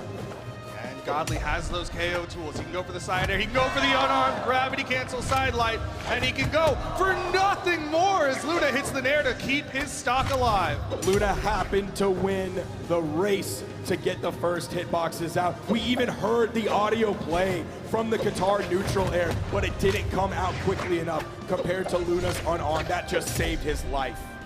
Keeping this stock alive, giving him opportunities to keep this one even. Godly not in position, the unarmed neutralite not quite enough. It's still small Brawlhalla. He still needs a little more, but the side sig misses. Godly wasn't able to find the punish there because he already threw out the neutral light by the time Luna's signature came out. GC side sig to get back on the main platform. Actually finds a connection, but ultimately Godly finds the stock and the lead. A minute and a half over actually in this game. A little bit of a longer game given that we're on small Brawlhalla, but that's not the most crazy thing when you think about both players playing string heavy weapons. They're both playing so incredibly well, but they also both don't always have those KO tools. Godly has a little bit more with that sword, but Luna has those SIGs. He hits the down SIG to keep the stock count even, and he's going to wait a little bit. He wants to delay this weapon spawn as long as he can.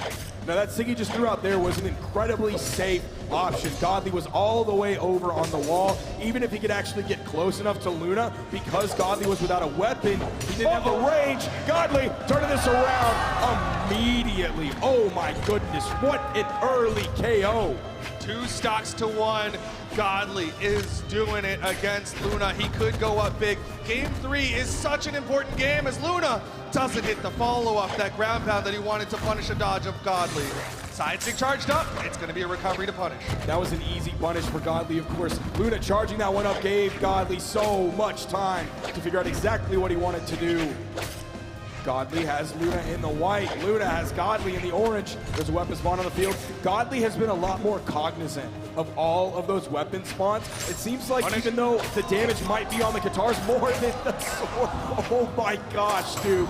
That's what happens when you go for a gravity cancel. 3 seconds of punishability, and Godly utilized all 3 of them. Luna with the neutral 6, still not enough. The recovery, still not enough for Luna to take this to final stocks. The neutralite will finally do it, but Luna has got to play basically a perfect stock. He is 1 hit from getting knocked out. Weapon spawn coming in, the immediate swap over. Oh my goodness, Godly unarmed. He's like almost securing these KOs so often with the unarmed kit. Did it in the beginning of this game, did it just now. The light recovery giving Godly the lead now into game 4.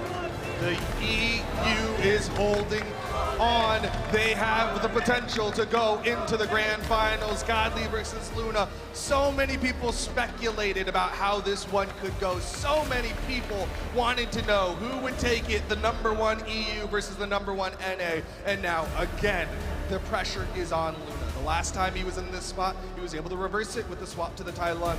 Will he do it again? I'm not sure. I'm really not sure. We heard from the analysts earlier that they were not sure that Luna had it in him if he went down and lost 2 games playing on the Diamond Head. Might need a little bit of an early swap to the Tai Lung, but that's not what we end up getting from Luna. We'll see if he's made the change. We'll see what map we're going to. We'll see what answer Luna has to the Godly question. He's sticking with the Diamond Head for game number 4. He believes it's the thing to take down the last European and earn him his fight against Impala in the grand finals. Is he gonna leave small Brawlhaven on the board? The map he's lost twice on to Godly. No, he's not. You just saw it get taken off. He spent like 15 seconds on that 4th map ban. The first 3 came through pretty quickly, but that final ban, that took a long time. That took a lot of thought. And we're going to the Demon Island. No soft platform here. Game number 4. Luna hoping that the bigger box will help him out as he hits the sidelight recovery, hits a nair. He's keeping the damage going on to Godly. Can he get the 0 to KO? The side sig misses and Godly taps him with a neutral air. Even though the side sig misses, Luna actually gets back to the main platform with it and continues his pressure. The high ceiling of Demon Island. Tell you what, if we were on Brawlhaven, that would have led to the KO. But I'm sure Luna is still happy with this pick so far. He has so much room to play around with. Left to right, up and down. That gives him some space that he can put between himself and Godly. His guitars have been looking so good, but it was the gauntlets that got him this lead here in game number 4. He's sticking with the guitars now against Godly's sword, and Godly goes for the wake up down air. Luna with a chase dodge turnaround recovery, keeping that pressure going on top of Godly. Godly over here, slowing things down, now swapping over to the guitars. Luna disarming himself. Godly chasing a little bit into the air, but only throwing close moves when Luna was a little bit further away from him. They're just trading blow for blow back and forth, which here is a terrible thing for Godly. Yeah, I mean, he's a full stock behind both of them. Love doing that wake up down air after getting caught by the opponent's guitars. Neutralite, he goes for the wake up, but Luna's recovery is a little bit faster. Watch for the guitars. Luna tries to set it up, but he can't get the hit. Oh, the recovery catches him in the air, sends him off the top. Damage has been done though. Luna maintains his lead. He just needs to get this stock. Godly not going to give it to him easily. Edge guard opportunity, but he misses the dare. Luna actually doesn't get punished for throwing out that signature. Godly now choosing again, yet again, to go in big. He's looking for those huge, massive plays to bring himself back in this, to get the early KO onto Luna. No, but he is getting the hits, he's getting the damage. Luna He's still doing it. The side air. Luna able to keep his stock lead. Godly has been betting big, but he's still getting the damage on the Luna. Immediate weapon starving coming out from Luna. He has another set of guitars under his belt. Now he has the gauntlets in hand. It almost seemed like he was going to go pick up those guitars yet again. He saw Godly was coming in, backed away from it. Gauntlets v guitars. Luna with a nice lead. The turnaround hits the Sair, the Nair, Godly switch, and Luna's going to take game number 4. We're going to game 5. This one is going the distance. I wouldn't want it any other way. I don't think the people at home would want it any other way. Now the competitors themselves might want it some other way, but they're not going to get that. I keep saying that this entire event has been like a dream. This current set has been many people's dream for BCX, and of course, that dream, you want to see it come through. Going to game number 5, the final hope here. Will Godly keep the EU dream alive, or will Luna be the one to shut it down and make sure that NA continues its streak of 1v1 gold medals? Godly can't fight on the edge. Based off of the information we got last game, he cannot fight on the edge against Luna here. It's always going to favor either weapon that Luna has. He either goes even if it's guitars v guitars, or he's going to be behind if it's sword v guitars, sword v gauntlet, even really guitars v gauntlet. Oh my gosh! Gets the ground pound. That's actually good damage for Luna, but Godly responds with a nice guitar string of his own. Both of them dancing in their respective squares for a little bit here. They know how important this game 5 is. They know how important each of these stocks are. Sig does get punished by Godly. Weapon toss to open up Luna. Nice dodge from Luna. Swapping over to the gauntlets. You saw the Sig come out. Instantly gets punished. So far, the Sigs have not been working this game. Oh! Hide 6 from Luna. He's got horizontal movement, but not the vertical. Godly gonna take the stock lead. Coming down to Apocalypse. We do have a soft platform here. Nice little edge guard though to end that one up from Godly, and we're back to guitars v guitars. Luna is able to fall down quickly enough to get away from the instant punish attempt that came out from Godly on the whiff side sig. Really good hits from Luna, but he needs the KO in order to keep this one close. Already a little bit of damage added up onto this second stock of Luna. Still not enough to finish this stock of Godly.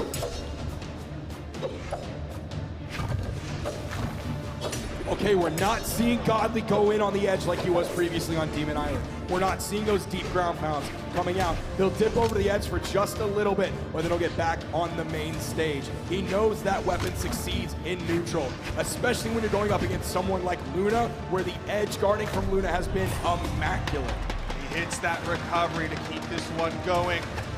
Waiting again to make sure that he can deny the weapons for as long as possible. There's the weapon spawn. Luna gonna try to cover, but Godly picks it up. Godly, he's just looking for somewhere to land. He's got the runway. He's got the stage control. Both of them going for weapon tosses. Luna needs more hits. He's just getting these gentle taps onto Godly. Can't deny the weapon pickup, and Godly's got the sword. Again, Godly just being so careful before he makes a commitment. Even the cider he just threw out got interrupted. Luna with the insig does get punished for 2. He was going for a big read there, might have paid off. Dodges through the side air, doesn't hit the side light. Godly is responding hit for hit. Nair, Luna, not sure what weapon he wants. It's gonna be the gauntlets. Still had plenty of room to get over that weapon spawn.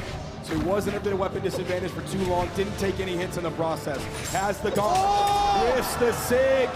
That's going to give Godly a little bit of a damage lead here. He has a much more consistent knockout option. There is the inconsistency coming through from Luna, actually, and it's his own fault. That tension is too much, but he hits the recovery. He's got the tiniest of leads here, but you can tell the pressure, the sweat, all of it is mounting because he missed a true combo that he's never missed before. Katars v Katars until Luna disarms himself. Weapon toss went wide left. He's able to pick him up. Back again, a fresh spawn. Now putting the pressure onto Godly. Instant slap from Godly. You could not have asked for a better Game 5. Final stocks here. The top 2 players for NA and EU here in the elimination final. Luna with the gauntlets, Godly with the Katars. Man, this map can be so helpful to a player who's looking for a weapon spawn. We've seen Godly and Luna both use that soft platform to stall out the game and then pick up the weapon spawn as it comes in high. Luna's gauntlets have the lead. He didn't get the read, the neutral light, dodges and gets caught by the recovery. Burn dodge there, still gets above Godly. Side stick charged up with the punish Soft whip. platform caught in the way of Godly. Again, getting away from these signatures. Luna cannot panic, use these signatures. Gotta be careful here. This is the most important stock of his tournament life here at the World Championship. Godly with the Sair disarms Luna. Trouble is building for Luna, but he picks up the Katars. Not even just the most important tournament stock of his career today, but his career in entirety. The neutral sig gets punished. The neutral from Godly. The recovery not enough? Not enough, just barely too high of a ceiling. Godly on the edge, he knows he just needs that one hit, a downlight, a recovery, and he's gonna put this one away. The weapon toss from Luna, but nothing else. Downlight, recovery, EU holds on. Godly wins it in game number 5. Apocalypse almost got in the way of Godly finding a punish onto Luna earlier. That soft platform got in the way. Luna hanging his head in his hands. His tournament run is over. You see EU on their feet. Luna, a very young player here, had so much pressure on his shoulders. So many people thought Luna in grand finals was a sure thing, but it didn't happen. Bro, I'm gonna cry just looking at the heartbreak of Luna. He's so sad. He had so much pressure on him, and what a heartbreaker for him to lose it here in game number 3. Godly gets the sigh of relief, but Luna is stunned for the day. He gets a bronze medal here at the World Championship. We're gonna throw it over to the analyst desk. Let us know. Oh my goodness, what a match. What I feel heartbroken yet excited. I don't know how to feel, but it was just so torn here. TWK, tell me how you feel about the outcome of this match. Man, so incredibly close. All the way down to the wire. Game 5, the comeback that Luna made just from gameplay adjustments, not the legend swap. You know, there was a little bit of a stage change up, but it really was the gameplay adjustments. And I loved seeing it in the Katar mirror in particular, because you got to see them both go for a little bit of a rock, paper, scissors, I condition you, you condition me, which I could talk about a little bit later. Dude, he did it. He did it with Link Cesari the whole way through. I am Godly's new biggest fan. That was awesome. Woo. Oh my goodness. Godly plays Katars in a way I've never really seen before. He's doing everything so differently than how I usually do it and how I usually see it. He's making a great use of the neutral air. I mean, even in situations where it's not the best option, it is the safest option. And maybe he could convert more damage if it were a down air into a dodge read, or a down light into a dodge read, or a neutral light into a dodge read. But he's hitting them with the nair while moving away in case it misses. He's out of there, right? Yep. And then he still finds the follow-ups when needed. Man, that was awesome. That was awesome. that was literally Dude, an incredible match. Down to the last, and you know what else? He's not using. He didn't use any signatures in that last one. We saw the stock. We saw the signature count and the stats there. He did not use any signatures in that last game. Godly and Luna both played a very technical, like fundamental game. I loved in the Katar mirror match, you know, you'd hit each other with the Katar neutral light, right? Usually you expect a dodge, so you go for the dodge read and you wait. Right. Well, what's the answer to that? They would immediately attack with a down air to interrupt. They were both doing that to each other. Yes, until you go the option for that option where, hey, I'm just going to attack with the down light to beat that out. It was great. It was fantastic, and I want to know more about this match. Remy, you gotta help us break it down. Sheepy, we just watched as God steps over the moon, as Godly takes it over Luna in an intense Game 5. The patience, the intelligence, it's just EU, man. They're great. Godly did not waste a single moment there. He did not waste a single attack at all. And you can see it come out here as he just kind of stays real close to Luna on this edge play, and he makes sure that Luna does not get back to the map. That kind of patience, that intelligence turns into a situation where finally, as Godly goes off stage with him, gets his spot dodge, turns it into an edge guard, gets that side air. Very clean work from Godly. He is one of the smartest players that we have to offer right now in Brawlhalla scene. And he's so smart that he knows when he can push his limits. He knows what is optimal to go for. He gets this clean and catches his dodge, and as Luna moves back towards the wall, he goes for that raw ground pound. The recovery comes out, and it's the bread and butter. It's what we love to see. I'm gonna play in slow motion for you the GC down like ground pound. I know a long time ago I told Steven everyone could do it. I lied. Godly's the guy to do it. Continuing on with the Katars, like I said, he does not waste a single move. You can see he moves forward, but he doesn't throw an attack out because he doesn't need to yet. He lets Luna come to him, and he wastes Luna's dodge right there. Gets the beautiful half-pipe combo, does a ton of damage onto Luna there, pushing himself further into the lead. And like I said, man, this guy, he's a force to be reckoned with. He's got himself sitting in the grand finals right now. That three-piece right there was beautiful. Throws the weapon to confirm the edge guard, and he's going to have to do it again versus Impala in this NA versus EU Grand Finals. I'm excited for you. The desk is excited for it. I want to hear what they have to say. Thank you so much, Remy. And yes, ladies and gentlemen, it's officially time for the BCX 2022 Singles Grand Finals. It's Godly versus Impala. One of these competitors will be walking away with $50,000, okay? Woo, that's so big, a lot of money, $50,000, and a very nice trophy for first place. The stage is set, the players are ready to go, and we know that the crowd is hyped for this Grand Finals match. Let's hear it, crowd, let's hear it! Let's go! Bring the noise! The Grand Finals is just moments away, guys. I do want to talk about this matchup real quick and hear your thoughts and predictions about this. TWK, tell me first, Impala versus Godly. Thoughts? All right, this is the run back. This is what we just saw in winners finals. Does Godly have the answer? He was able to go down into the elimination bracket, solve the puzzle that is Luna. Does he have the answer to the puzzle that is Impala? That is a difficult puzzle to solve. We already seen the matchup, and it was pretty crazy, okay? And, you know, he did try a Surrey versus Impala, and it didn't work very well. So I'm wondering what he's going to do. I mean, obviously, I think he can still just get it done. But something to consider. $50,000 for first place? That's a lot of pressure. Yeah. That's never happened in a fighting game ever. No one's ever fought a match for $50,000. This is like the craziest money match that could ever exist. It's probably the largest money match that could exist. Right. What? Yeah.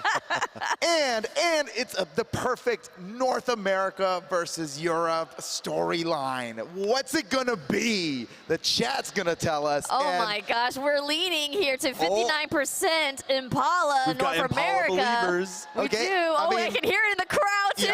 Yeah. We got Impala believers here. We got people who are Impala stands cheering and rooting for this North American player.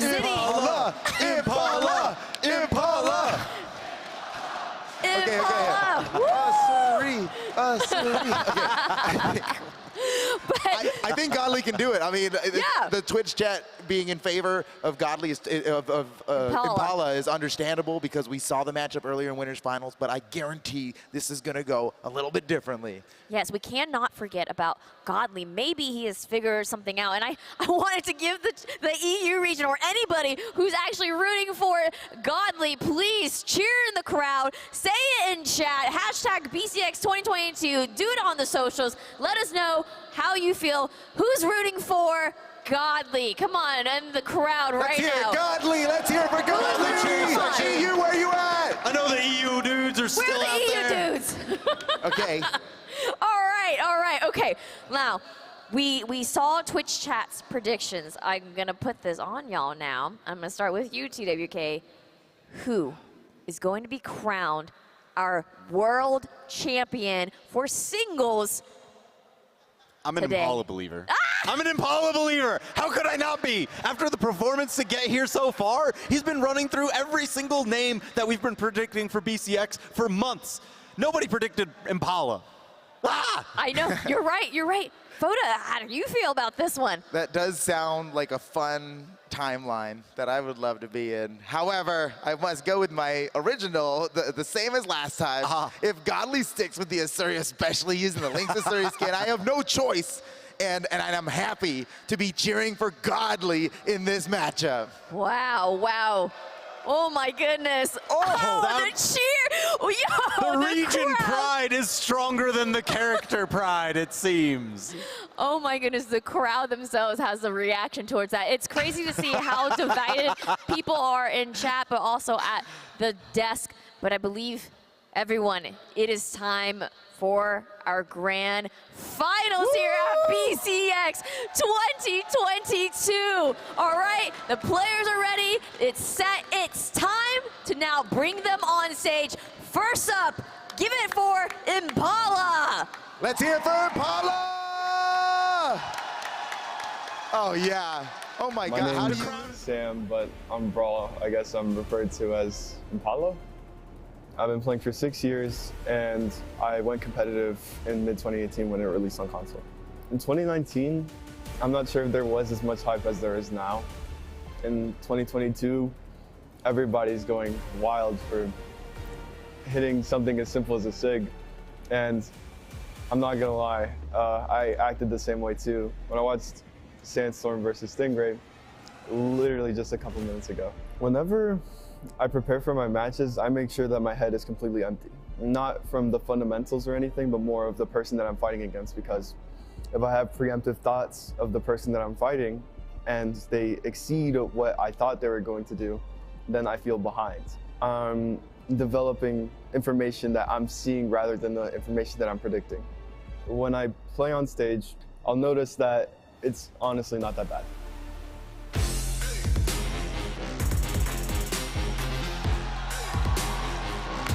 Look at that, the Give it up, everybody, for Impala. He doesn't even care. He doesn't even care. A little scratch on the face. Yeah, I guess I'm gonna go this way. The stage, my home. Look at him walk up, and then the crowd just cheering for him. Everyone's standing up in the crowd, too. Oh, they got the chant going. They're all behind him here. Oh, listen to the crowd. Just let it wash over straight into the tunes. All right, now he's getting set. He's putting his tunes, but we can't forget his opponent on the other side who fought it through the elimination bracket. Please, everyone, welcome to the stage, Godly. Let's hear it, Europe. Let's go. My name is Zavai, but I go by the name of Godly. Since summer 2018, I've only been in since the start of this year, so all of the seasonals, 6, I think, and then up till now, which is BCX, it's like 7, and I've won like pretty much all my tournaments except one, because BCX is definitely a lot better, but I wasn't even competing back then, like properly. I was just playing for fun, so. But I love being here at BCX and being a competitive player. I don't really do much, to be honest. I kind of just tell myself I'm the best or I'm the GOAT, and then I just kind of go in and just keep cool. That's like the best thing you can do, just keep calm and keep cool. It's really the same as others because I don't really try to think too much about people cheering for me because that's additional pressure, even though people are actually out there in person. So I kind of just treat it like any other tournament, but obviously I'm trying my best. I do get a little bit of a buff of hearing people like cheer for me and stuff. That's pretty cool, but end of the day, I'm just playing and playing my best. AirPods in, headset on, focusing on the game and nothing outside the game. And there he is, Godly, come Oh, there it is, the ringing of the hands. That's how you know it's business time. And we got people jumping and cheering for Godly as well. I mean, this is PR #1 here. Look at his crowd. That whole left side of this building is all about Godly. Woo! Oh my goodness. Well, here it is, everyone. We are finally here on the grand finals of our singles competition for BCX 2022. Duke, Sparky, bring us the action. 7 years of Brawlhalla esports, and not once has EU gone home with the gold medal, but all of this year, Godly has made it to the grand finals. He has taken home the gold 5 of the 6 tournaments he's played in this year, and he's looking to take home 1 more here at the Brawlhalla World Championship. On the other side, Boda said it earlier. He said, an Impala set is about the gambling. And I feel like I need to start calling Impala train wrecks, because it feels like he's the only one that ends up getting paid with all that gambling. He says stock, stock, stock, get us into grand finals and say nothing. The stoic stallion does not care who he's up against. All that matters is that he takes home the W. The last time these two competed against each other, it went in favor of Impala. PR number 10 for North America. Nobody expected him here, but everybody is watching as it's Impala versus Godly, Kaya versus the Asuri. Now the people at home were just seeing the stats. You and I had a view of the actual in-game lobby, and Impala was emoting in the in-game lobby. He was actually emoting more in the actual in-game lobby than he is in real life, given all the pressure, all the money that's on the line, all the glory, all the blood, sweat, and tears that he's poured into this game. This is the most important set of both of their esports careers. The grand finals of the Brawlhalla World Championship. Godly is on the Asuri, but it's not the one Boda asked for. It's the gross one. It's like the vintage classic Asuri that a lot of Asuri players used to run way back in the day. First weapon goes to Godly here in the grand finals, and we're back to Brawlhaven. Impala starting it off. His bow has been so effective. It's what got him the W, the reason why he's in the grand finals top side. Meanwhile, Godly, keep in mind, he's already taken 1 L. He's in the elimination side of the bracket, and if he loses here, he's done for the day. He has to win 2 best of 5s against Impala, the person who 3-0'd him to get here. There was no grand finals reset in 2v2s earlier today. We'll see if Godly can accomplish the impossible and reset the bracket on Impala. The way it's going so far, I don't think it's gonna happen. Impala with the aviary brings out the owl to take the first stock here, and he's so undamaged. Man, back when I had a cat, when I was growing up outside, the birds would always bother him. Same thing here with the owl from Impala, bothering this cat that is Godly. Huge lead for Impala in this one. Has the bow in hand. It's just so damn clean. So many owls for Impala. Back-to-back KOs off of the bow and sig. Impala is looking so good. Imagine 3-stocking Godly, the #1 PR in EU, here in the World Championship stage. How do you even come back from that? I mean, even this lead right now, it doesn't even have to be a 3-stock, but the momentum is all in Impala's favor. Godly answers back, gets the stock, but still, after the previous performance from Impala against Godly, and the performance that has already started in this set, a mountain to climb for Godly, both physically and mentally. Well, he's got his hiking boots on, and he is starting the climb. He needs to get through 2 more stocks of Impala if he wants to take home game #1. Back to the sword, has just a neutral light. A downlight side air wouldn't be enough. A downlight recovery wouldn't be enough. He needs more damage. Gonna get interrupted there with the nice neutral light from Impala. The harpoon toss comes out, weapon squad coming in, picks up the bow. He's already grabbed 2 stocks with the bow, the D-light side air. Godly, if he gets the stock here, that's going to, of course, take away the weapon. Impala's going to spawn back in. The next weapon will be a spear, which is probably what Godly wants based on the spear or the bow play that we've seen from Impala so far in this game. Godly's going to be sticking with those guitars for now on the fresh stock of Impala, and Impala just swinging, throwing out the fist, the unarmed neutralites, the down sig comes out, and Godly with the punish. Impala tries to go for the wake-up ground pound, and Godly catches him with a down air. The weapon toss gets thrown. Godly is finding the gaps in Impala's armor. He's in control of the pacing of the game, at least right at this moment. He was also in control of the weapons. Impala has the bow in hand. Godly adding up the damage, the neutral air. Not sure if one one more of those would do it, even on this map. That one did send off screen, but it might be the recovery that he's looking for, and there it is. Impala closes out game number 1, stoic as always. Godly may be a god, but what's a god to a non-believer? And of course, we have been seeing zero disbelief coming out from Impala. I feel like we saw just a little bit though. We saw a little bit of a smirk. For a normal person, that's nothing. But for Impala, it was just enough to say, yep, I did this earlier, I can do it again. I've already started it off, the train is rolling, and it's not stopping until I'm at that trophy. Well, Godly, one of the stops on the train tracks, is switching over to the Hattori here for game number 2. He's hoping this is the thing to put a halt to Impala, who has been running through Godly, been running through opponents to get here in the grand finals. And Godly's sword starts it off with a nice ground pound, but he can't continue it.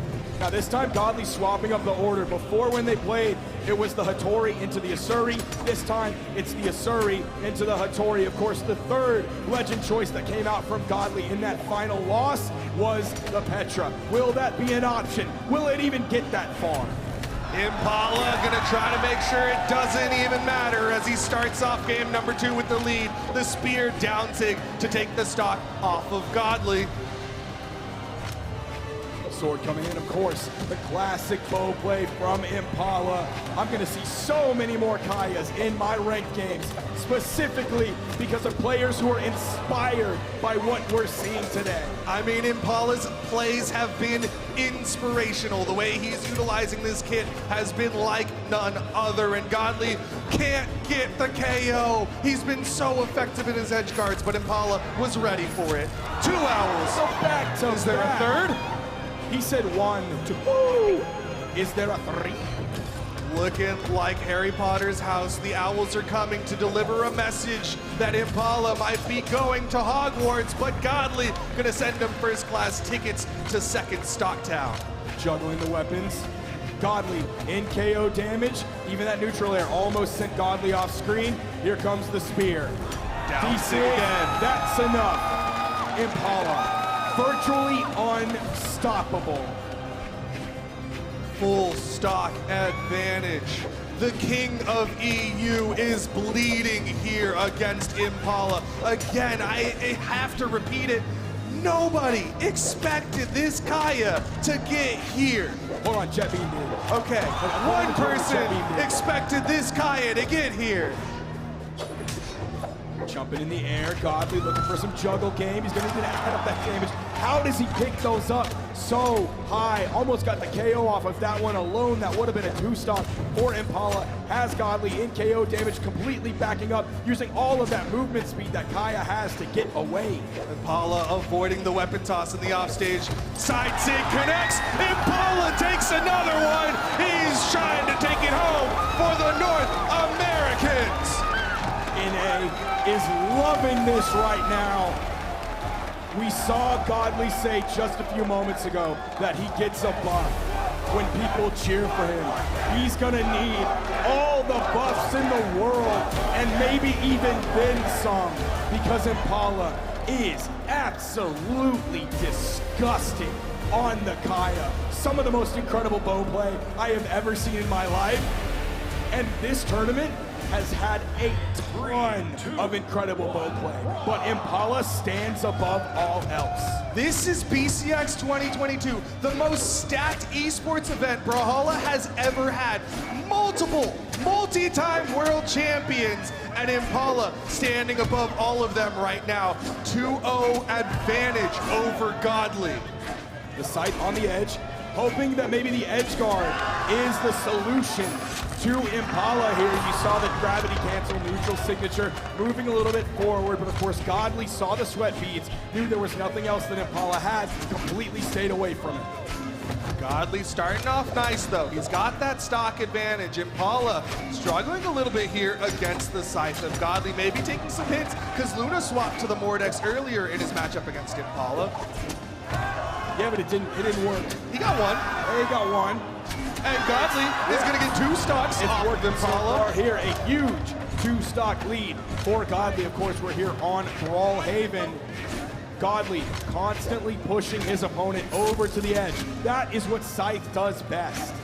The amount of control that Godly has with the Scythe in hand, going for more side lights, the down sig. Impala gonna make sure he doesn't get 3-stocked here. He's just gotta work through 2 more to get that gold medal. Easy neutral air grabs the gauntlets right away from Godly. Starting to take some damage. The range disadvantage is really gonna hurt him here if he can't find his way in. The sidelight was nice. Oh my goodness. How does he even it up? Just like that. Impossible to tame this Impala. Final stocks here. Impala is 1 stock away from being the BCX 2022 World Champion. Is he going to do it with a 3-0? What an incredible statement that would be for Impala as a player. Clearly the peak of his career happening right in front of us, but this would mean that the best is yet to come for this player. Double-digit PR on the side of Impala. He has not had a standout year this year, and Godly has, and he'll hold on here in game number 3. We're going to number 4, but Impala has shown so much life, so much fight, so much resilience. With all that life, you gotta think about the other side. You gotta think about Godly. Did take a victory, but he's just clinging to life. All the hopes of EU just barely clinging to life here. Yet again, stoicism, control, the real Sigma grind set here coming from Impala. He's got money on his mind, money in his eyes, because he knows the prize pool here is life changing. He's gonna change up the skin game at least here for game number 4. Godly sticking with the Mordex. We're going to Apocalypse, gonna have that soft platform here. Godly opening it up big again. Dare connects, Godly goes for the offstage. Impala gets back up. He is safe with that main stage underneath him. Juggling coming out, neutral airs, goes for the recovery as well. Picks up the 3-piece, has Godly already in the orange. Actually at the damage lead, definitely now. The Owls have been so effective for Impala. He's hit 5 out of the 6 Owls he's thrown out against Godly here in the grand finals. He hits the Sair. Godly still gets the wall touch. D-light recovery, true option. You saw him fade back a little bit. Do I want to go for the spear? Absolutely not. I want that bow. The majority of the damage in almost all of Impala's games has been on the bow. The pressure mounting for Godly. 2 stocks to the 3 of Impala, and Impala's not even at KO percent. A downlight Sair just builds more lead for Impala. Oh, Godly went in with the ground pound, but he got interrupted. Weapon toss goes wide. Impala still gets the wall touch. Sair. Godly's in position. The Nair gets Impala back up. He's still holding on to this first stock. That's a dodge burn. Immediate weapon toss up to hopefully stop anything that Godly was going to throw out. A ground pound, a weapon toss. The movement over to the edge. Godly finds the first stock, but there is so much damage done to his second. He's gonna have to really come out swinging here. He's gonna have to find the damage he found early on, but like double it and then not take damage like he already did. Oh, but there's the damage, and there's the Owl. Impala 1 stock away. He's got 2 left. This is such a high mountain for Godly to have to climb. Oh, he actually went the weapon toss down. He's still able to pick it back up. He's going to be looking for the bow pretty quickly. Weapon spawn comes in. Godly is not going to allow it. The weapon advantage is his best advantage right now. He has to find the damage. Sitting over to the edge, attempting the edge guard. Nice neutral air to turn things around. The Sair from Impala gets him back up safely. Another dare from Godly. Wants him in the offstage. He'll hit the ground pound. Final stocks here. Godly trying to hold on for dear life. He's done a great job of making this game even, of bringing the possibility of a game 5 here. Godly possibly has it within his grasp. He's going to be careful here. Waited for that side light and punished it immediately. Some damage here. Cannot breathe yet. The Nair from Impala pushing Godly further into the red. Impala unarmed. Godly just gets a side light. The Enzig almost does it. The Owls are coming out for Impala. He's going to be looking for the D-Light recovery or maybe another Owl. This is Godly's last chance. He has to find something here. He has to find the Gimp. He has to find the damage. He has to find the edge guard. Not enough just yet. The low strength of Kaya. So many Owls for Impala, but it's a dare to crown our new world champion. NA's taking home another gold, this time in the hands of Impala. What an interesting outcome that not only has implications for this tournament itself, but for next year, man. I'm already looking forward to it. The grand champion of Brawlhalla 1v1s still has the headphones on. Impala, what an incredible performance. So relaxed, so calm, so chill. Another day in the park, and he's like, oh, I guess this is mine. I don't know. Where am I going to put this on my shelf? Either way, he is your 1v1 Brawlhalla World Champion. Man, Jet Bean called it. Kind of smart. Jet Bean called it. What an incredible day. What an incredible tournament. I'm still in disbelief that the player left standing on the stage, hoisting that tournament championship trophy in the air, is none other than PR10 C13 Impala. He had to upset so many people. NA's PR number 2, Stingray. NA's PR number 1, Luna. EU's PR number 1, Godly. Impala did not care who it was. He was gonna go through them, and that makes Impala the champion. And what an insane story. He slipped under everyone's radars except Jet Beans. Except Jet Beans. And now he is waving the trophy high. And it wasn't like a knockdown, drag-out fight that went to a game 5 every time. It was a 3-0 and then a 3-1. No bracket reset. That is a 6-1 against Godly. He made it look truly almost effortless. The way he plays that Kaya, the way he incorporates those signatures into his general play, into his general strings. I'm still in awe. I'm still in disbelief. It's been an unbelievable weekend, and it's so crazy. Impala, being that character specialist that he is, we didn't see too many Kayas. It wasn't a bracket full of Kayas. It wasn't everyone going, hey, Kaya is the pick. Instead, it was Impala saying, this is what I've been playing for years, and this is my time to shine. We're in a gauntlet meta. We're also in a spear meta, but of the spear characters that are regularly played, it's not Kaya, but you know who it is. We're going to have Ajax down with an interview I'm excited to see right on the main stage. All right. 3 PR number 1 ranked players entered top 8, but none of them stand next to me right now because the only one still left here is Impala.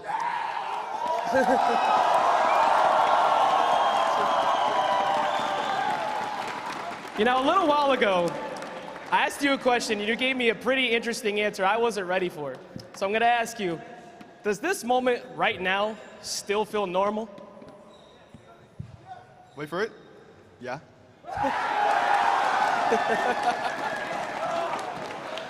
You were able to not only deal with Luna, and then you dealt with Godly. Going into Grands, did you feel just as confident? Was there anything that you needed to change up, or you just feel that everything you were doing was just the same? Just about, yeah. But I assumed I needed to change something when I was like backstage, and apparently there are like 2 setups where people can like warm up and stuff.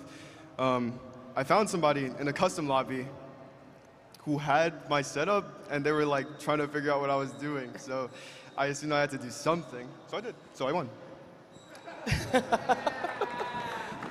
Even all the preparation in the world, could not stop you. Dominant victory after dominant victory. Is there anyone here today that you want to shout out, say thank you or anything like that? There are several different people.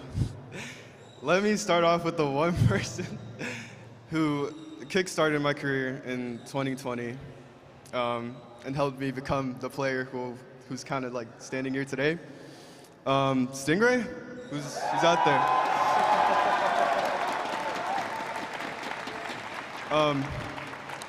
Without him, he wouldn't have taught me about consistency. It was like, oh, you need to make it so whenever you're playing, it's that you could repeat the same process over and over again. And without him, that just simply wouldn't be possible. And I have so many like things to thank him for, because without him, I wouldn't be doing any of this, or I wouldn't even be standing here. So another one, probably my sparring partners.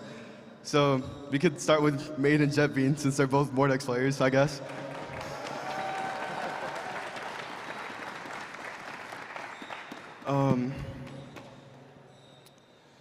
I mean, I want to thank everybody. I mean, I feel as if I have so many people to thank, but I want to keep it short because I got to hug everybody I got to thank later, I guess. And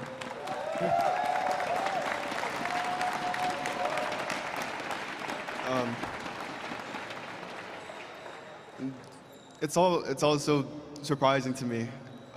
My first LAN also happens to be my first dub. So, I mean, and it was a very rough decision at the time. I was like, bro, I mean, it's LAN. Are people who play on LAN like so much more different than people who play online? No.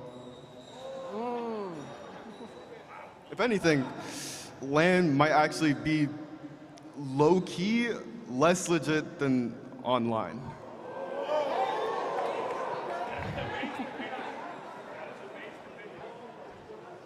I'll be honest, like, now let me explain. Because first of all, I love the venue, bro.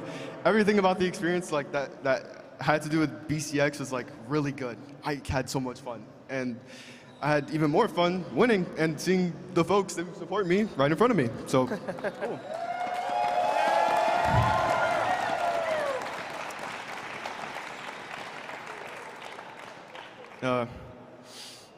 Guess that's it for now, of course. All right. Well, thank you. Final words coming from Impala. And one more thing to say. Luna stood on top of North America. Godly stood on top of EU. But today, you stand on top of the world. Congratulations, and give it up for your BCX World Champion, Impala. Congratulations, Impala! PR10 being the world champ of 2022. TWK Photo, I gotta hear your thoughts on the outcome of this. I love Impala's style, man. Yeah. That's a guy with style. Oh yeah, I really enjoy the fact that he is a tame Impala on the outside, but a wild one in the game. Oh, that's well said, brother. Oh, we can look at these highlights here, and oh man, seeing the footage of Godly just trying to figure out what to do, but Impala just was so confident, and you even heard it in the interview. He was so confident. Oh yeah. Everything was the same. Offline, online, it's all the same battle to him. He's ready for it, man. All right, so we were looking through his stats. I just wanted to bring up that 1 gold medal that's sitting on his record. That was from the Mammoth Arcadian. That's an Arcadian. The Arcadian. First actual dub. Man, and he is just fully unleashed. Yes, and he has earned himself $50,000. And that trophy, look at this world champ. Oh my goodness. Woo! Bravo. Congratulations. Bravo. Like, we can't Wow. stop. And all the people in the crowd over there too in the venue just cheering for him We've got too. the best wow. crowd. We got the best crowd out here. Brawlhalla community. It's because of you. Let's go. Now I do want to get final thoughts here as we start wrapping up. Final thoughts, TWK, I'm going to throw it to you first. Final thoughts. Man, he is just so incredibly comfortable. I love how he's essentially constantly pump faking with his movement, so that way you don't see the rapid attack coming at you in just a split second. Voda. I think 2023 is going to be a big year for Impala and an even bigger year for Brawlhalla Esports because it's going to be bigger and better than ever, and I can't wait to see all of you guys there. Oh my goodness. Okay, well, I want to, like, we have a little bit more time to just talk a little bit more about that grand finals, because that was a grand finals, okay? Yeah. Okay, that felt like a blur, okay? I had no idea how that was going, but it was a blur. That's how I felt like. TWK, I need you to tell me, break it down for me, break it down. All right. First two games, Impala just absolutely going wild. Godly trying to search for the answer, kept swapping between different legends, and he found the answer in the scythe. That's where he really started to pick it apart, started to bring it even, seemed to throw a hitch in a lot of Impala's plans. But then there was the adaptation. Stopped getting caught in a lot of those offstage strings, started finding his way back to stage in different unexpected routes, and Godly didn't have an answer for a stable Impala. Yeah, I think you're absolutely right there, TWK, as usual. And maybe that's the one thing he said he had to do just a little bit differently after he saw somebody trying to figure out what to do against the Kaya. Can I just also say, Kaya fans out there, including myself. I know you're Let's go! We have a Kaya as like a champion, a world champion. I am so thrilled about that, and Impala's Kaya was absolutely clean. I want to start trying to wrap things up here because, I mean, wow, just everything has been going fantastic here, and there's so many people that we want to thank. I'm going to first thank, obviously, the people here at the venue still hanging around. Thank you so much for being here. It's literally you, the community, for literally, this is for you, and you make this happen, so thank you so much for being here. And then, of course, the viewers at home, thank you so much for your support as well. Like, we really can't thank you enough. Hello, Atrophius, I saw you. Don't even, what were you even doing? What are you even doing? I saw you. All right then. I'm like out of breath just because I can't believe what happened in that grand finals. It happened so fast, and I feel like I'm still living in that moment. I'm literally at that ending moment here. This is such a great time. This BCX was such a great time. Unreal for sure. We needed this. Yeah, we really did. Okay, well, what an amazing day 3 we've had. That was an incredible wrap to our weekend here. It's been crazy. It's honestly, it's been awesome. It's been crazy. It's been awesome. Yeah, it's been an insane day of matches. A lot of matches, actually, this whole weekend. Yeah. You know, lots of ups and downs, 3-0s, of course, and even game 5s. There's been so much that's been happening here. And honestly, we couldn't have asked for a better BCX 2022. I agree. And literally, I've already said this, but literally that is all due to the amazing Brawlhalla community that we have. Folks who are watching at home, tuning in all weekend long, all the people here in the venue coming all weekend long, competing, participating in the Expo. Oh my goodness, the amazing Brawlhalla community. And of course, I gotta— these guys. Yes, and these guys, everyone who's coming behind me too. Let me just say congratulations again to our doubles winner, Boomy and Snowy, your doubles champion. Of course, congratulations to Impala, your BCX 2022 singles champion. 600 plus competitors showed up, but ultimately there could only be 2 winners, and those 2 have officially been crowned. We want to thank all of you for tuning in this weekend. It's been incredible, and we can't wait to do it again next year. That's right. That's right. So, from everyone at Brawlhalla, in behalf of the entire talent team, the partners, all the people behind the scenes, thank you for an amazing year of Brawlhalla Esports. We love y'all so much, and we couldn't do it without y'all. So you know what? We're gonna have to wrap up here. We're gonna leave you with the sights and sounds of the Brawlhalla Championship Expo 2022. And until next time, y'all. Good night, everyone. Ladies and gentlemen, welcome to the Championship Sunday inside the Cobb Galleria in Atlanta, Georgia. And we're back with day 3 of the Brawlhalla World Championships. It's serious time here. I am scared for Godly and Posey. Snowy and Boomy are going to be the final boss. Oh, didn't land the last hit of the recovery, but the save from Snowy will do it. Here it is. The last hope for the blue team are diminished. The red team is going to grand finals. Oh my God! Are you kidding me?